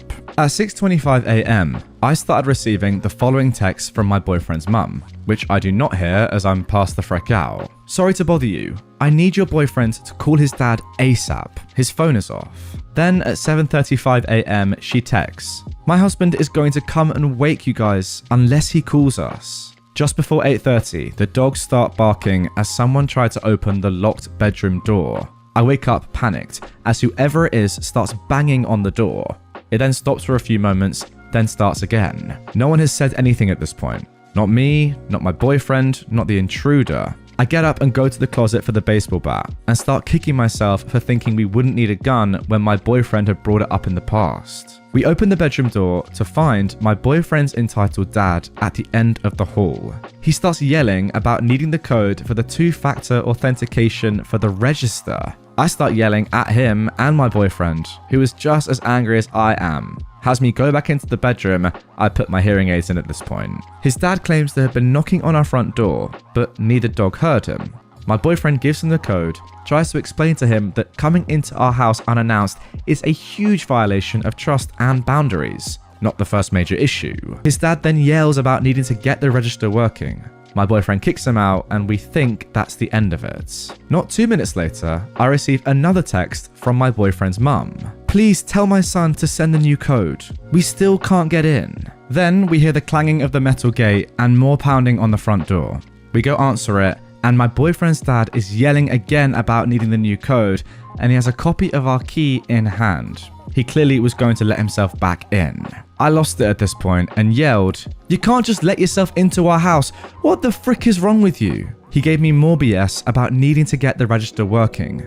I screamed, "My ability to be safe in my own home is more important than your shop." He took particular offense to this, yelling back at me, "So you see me as a threat? Am I a threat to you?" I try explaining that I've had my home broken into before. His response, "Not by me," over and over, then continues yelling about the shop. I demand the emergency key back, and after yelling a bit more, he shoves it at me.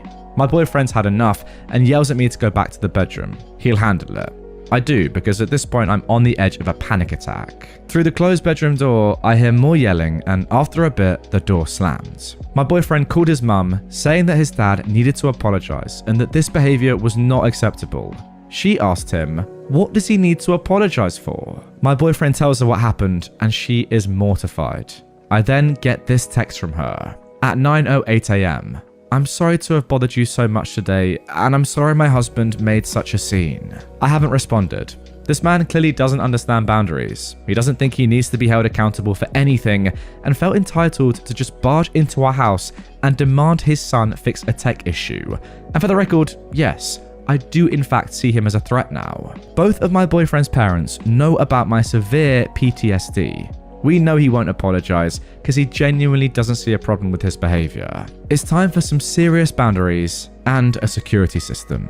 Honestly, what is wrong with people like this? Emergency keys are emergency keys for a reason. If they're going to abuse it, even if they're your boyfriend's dad or parent, I don't care. If they're going to abuse it, change the locks. Simple as that. Well, you got the key back, which is one step, but hey, who knows? They might have made another copy. They're so weird.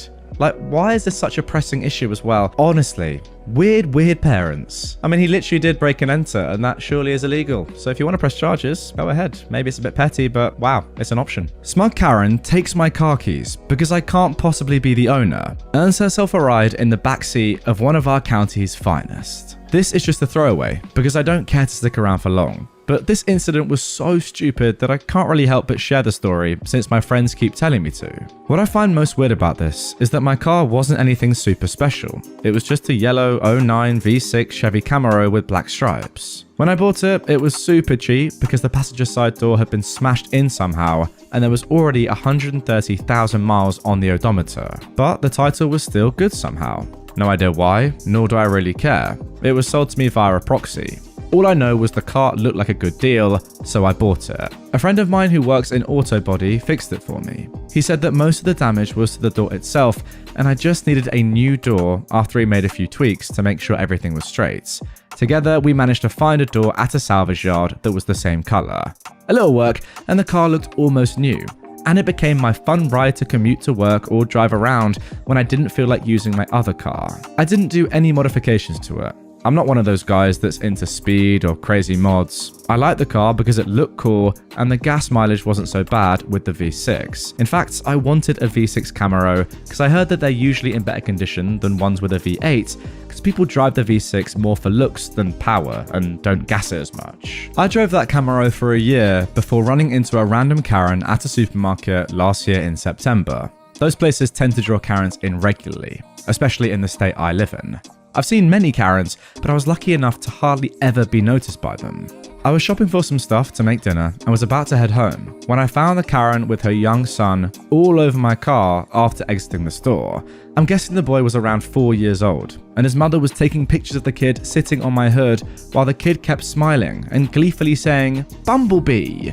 Yes, I understand the reference, and I've heard it all before, but I don't like people messing with my property, so I told the kid to get off. The Karen took one look at me and told me to mind my own business. Now, I'm a 29-year-old man, but I do have a bit of a baby face, and my casual clothing made me look like a teenager. So I guess to her, I couldn't possibly be someone who'd have anything to do with such a nice car, that's actually a pretty common car. I told the Karen to get off my Camaro, and she bluntly told me there was no way it was my car because I'm too young. I pulled out my keys and hit the alarm button on the remote. That made the alarm start blaring for a second, and her kid jumped off while screaming and crying because I'd frightened him. But rather than pay attention to her crying child, the Karen came running at me full speed and managed to shove me hard enough that I fell over. The next part is a bit hazy. I got a bump on the head, and that crazy idiot slurred every word she was screaming at me. She stepped on my arm and pulled the keys from my hand before I really had a chance to react, though she didn't really hurt me much. She wasn't a big woman, only around 5'2" or so, and a twig, while I'm 6 foot and over 170 pounds. When I got to my feet, she was comforting her crying kid and telling him that I was a mean person. I told her to return my keys, but she got hissy and said there was no way the Camaro was mine. I again stated it was, and I'd only give her one more chance to return my keys. She didn't. Instead, she handed them to her kid, who proceeded to start playing with the buttons on the remote and unlock the doors. I had enough and got my phone out to call the police. When the Karen saw I was on my phone, she started screaming and charging at me again, though this time I easily dodged her and she nearly fell on the asphalt and screamed that I'd assaulted her. I never even touched her, and I said as much out loud. The 911 operator was listening to everything that was going on, and I quickly told her where we were while this insane woman was still screaming at me. And 2 police cars showed up before long. At this point, the Karen had locked herself in my car with her son and started the engine to run the AC. I explained everything to the police, and they knocked on the window of my Camaro to get the Karen to open it and give them her side of the story. She claimed the car to be hers, and that I was just some stupid broke teenager that tried to carjack her, then bragged that she'd taken me down. The officer asked if that meant she'd shoved me over, to which she bluntly said yes. I told the police to look in my glove compartment. In there, of course, was my insurance card and a copy of my registration, and they could compare the name on my license. When the Karen heard that, she got out of the car and finally admitted it wasn't hers. But she then said there was no way it could be mine, and that she just took the keys from me to find the real owner. That quickly earned her some shiny new bracelets, and she was put screaming into the back of a police car. The parking lot had cameras, so proving assault was easy. Though I only really got scratches, a bruise on my arm where she stepped on it, and a small bump on the head. After the Karen was taken back to the station, they found she was high on drugs, which explains why she was so nuts. I of course pressed charges, though my testimony wasn't really needed since the police had both CCTV from the parking lot and the audio from my phone call. And it turned out to be the Karen's 3rd offense, and she got 2 years in prison. Oh, and her kid was taken from her. The whole incident made me rethink owning the Camaro, because it had been a magnet for people that bothered me a lot. So I sold it. I basically got back everything I had into it anyway, so I broke even. I doubt I'll want to own another sports car again. You know, this is something that I'm surprised I don't see more of on this subreddit. Karens or entitled people that are just on drugs. Because that is the only way often that I can understand some of their behavior. Now, OP has said in the comments in a little edit underneath this post that he found out she was high and found out that her kid was taken away from her due to the court. Just because he didn't have to testify doesn't mean he wasn't there, in his own words. So yeah, I guess it all adds up. Mental that you'd even think about being on drugs when your kid is nearby, but maybe she's addicted. I don't know. Ultimately, it's just really sad, isn't it? Entitled parent and child tried to make my high school paint over a student memorial. Okay, so a bit of context for this story. At the start of each school year, my high school's new seniors get assigned a parking space for the rest of the year. Once you're assigned your spots, it's a fun rite of passage to paint it, which the school provides the paint for and gives a day of class for all seniors to go and paint. This tradition has been going on for 4 years now. 3 years ago, a senior student in my school was killed in a car crash along with her younger brother and mum.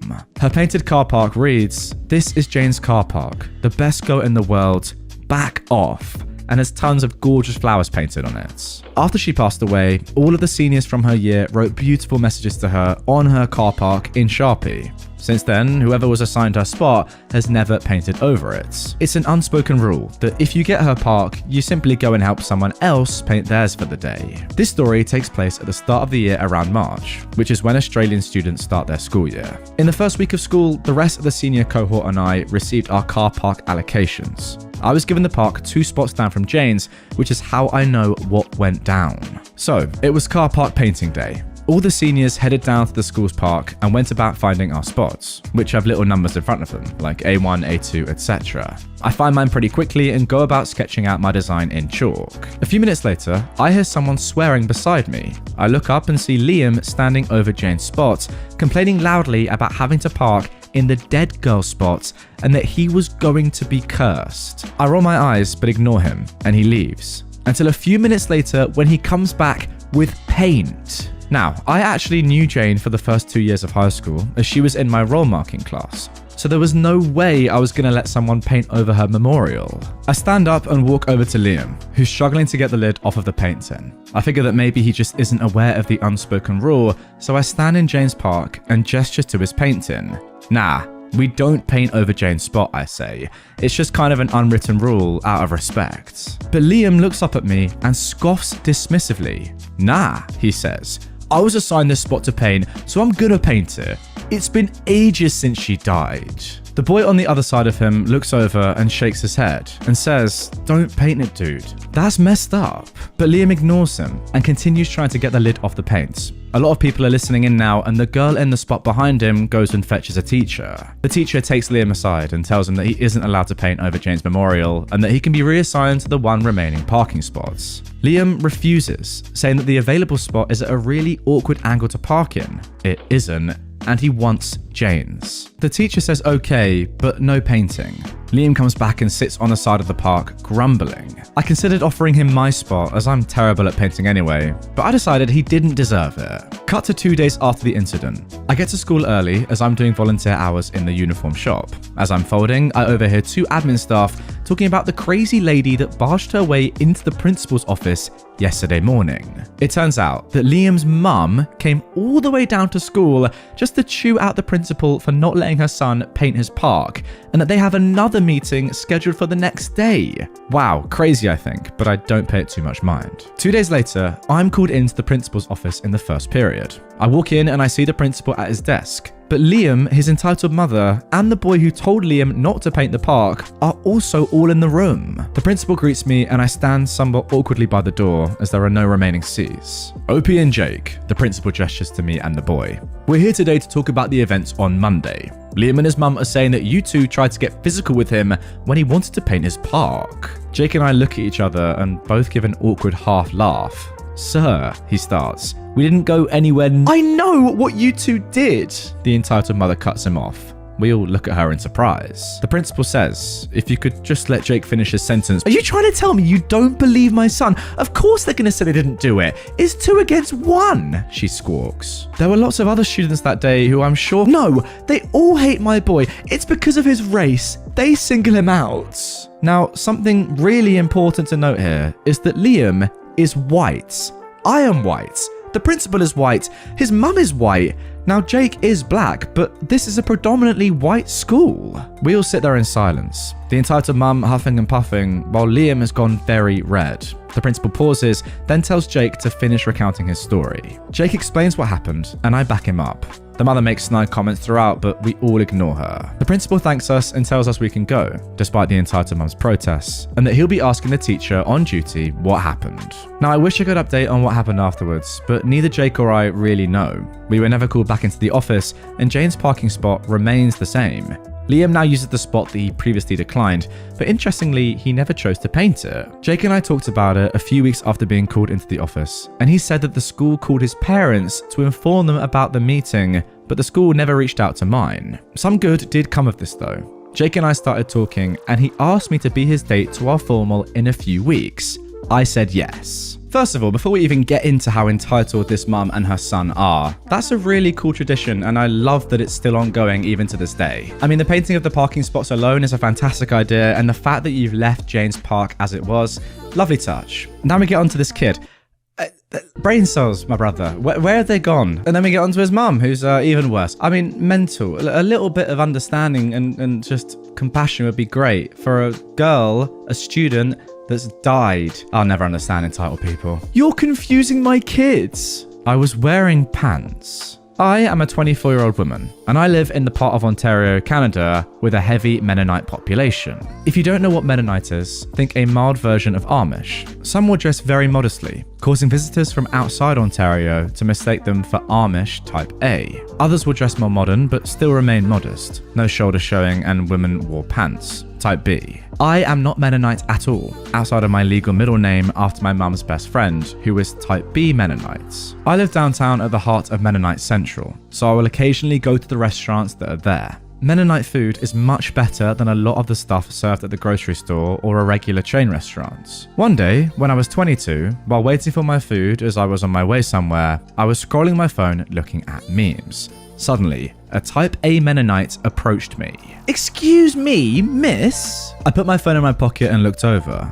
"Sorry, am I in your way?" "No, you need to go and change into something more appropriate." I was confused. "Do I have a hole in my pants? I should buy new pants." "That's the problem. You're wearing pants." Now I'm even more confused. "Sorry? You're confusing my kids. They thought you were a boy who refused to cut his hair." I look at my hair. I am due for a haircut, but so what does my hair have to do with your complaint? "Your outfit is confusing my kids. They're gonna think it's okay for girls to wear pants." Now I'm getting annoyed. Look, I'm not Mennonite. That's all you need to know. More and more girls in this town are wearing pants and shorts. I don't even own a dress. Now, if you don't mind, I need to eat this and get to where I need to go before this gets ugly. My order gets called and I grab my food. I go to leave when the woman grabs me. "Your parents should be ashamed of you for leaving the church. I hope they shunned you."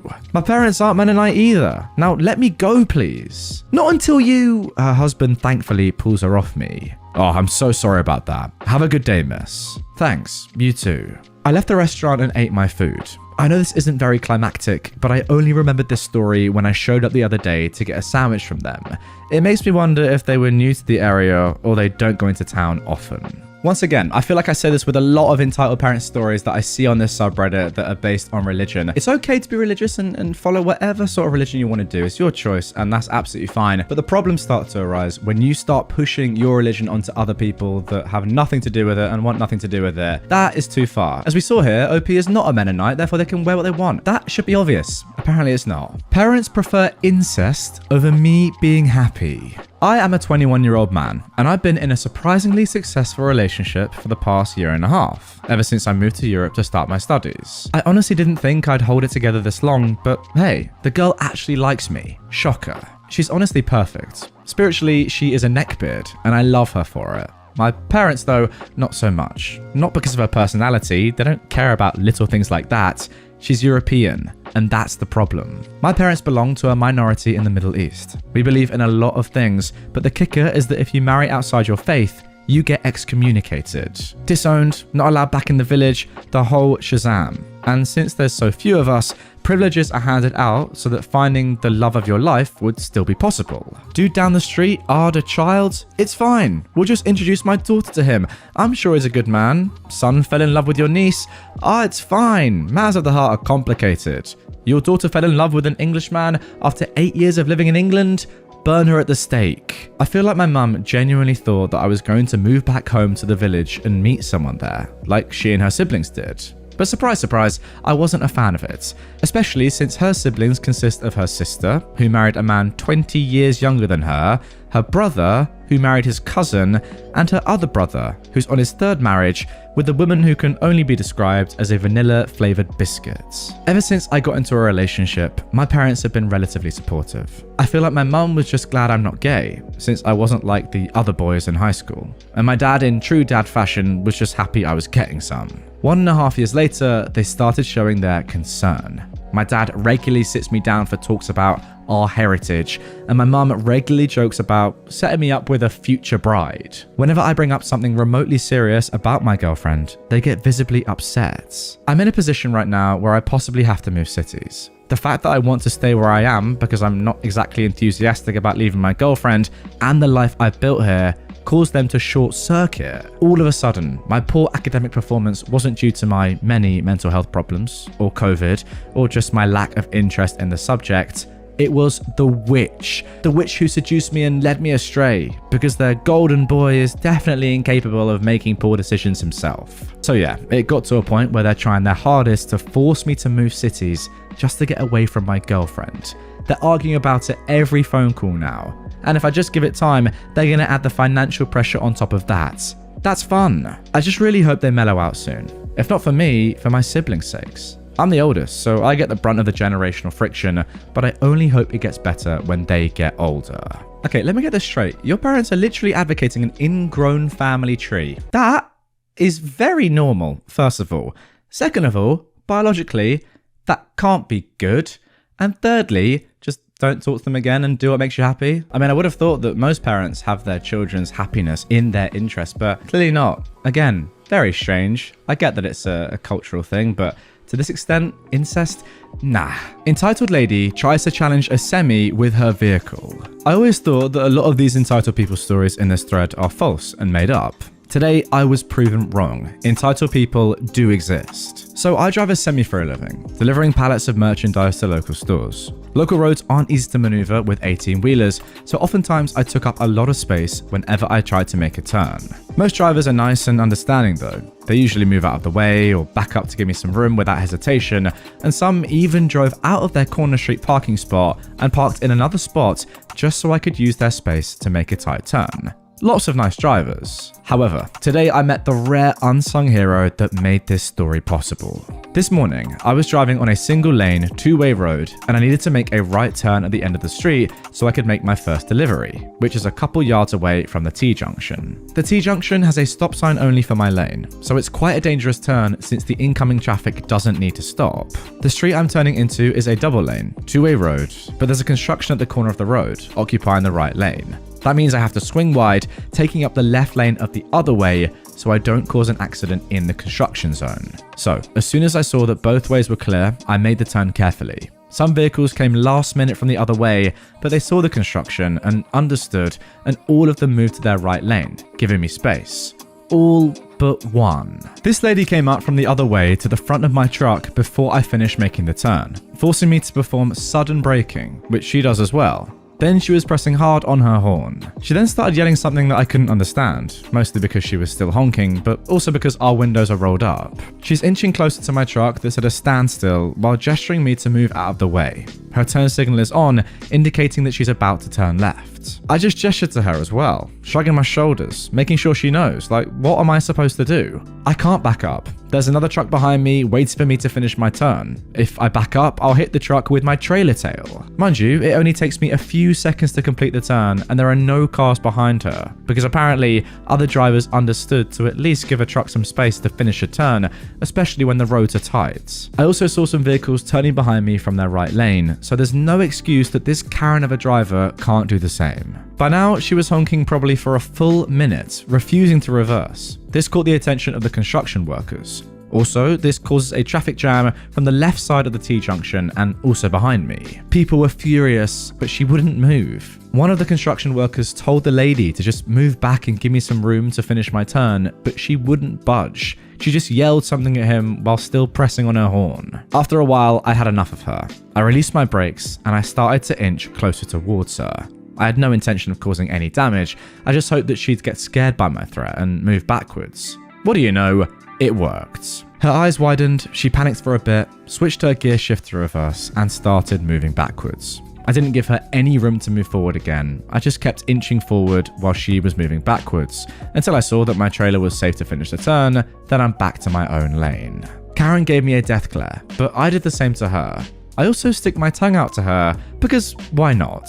Then, the most hilarious thing happens. From my side mirror, I saw the construction workers clapping and cheering for me. Also, the truck behind me also made their turn, giving Karen no space to move forward again.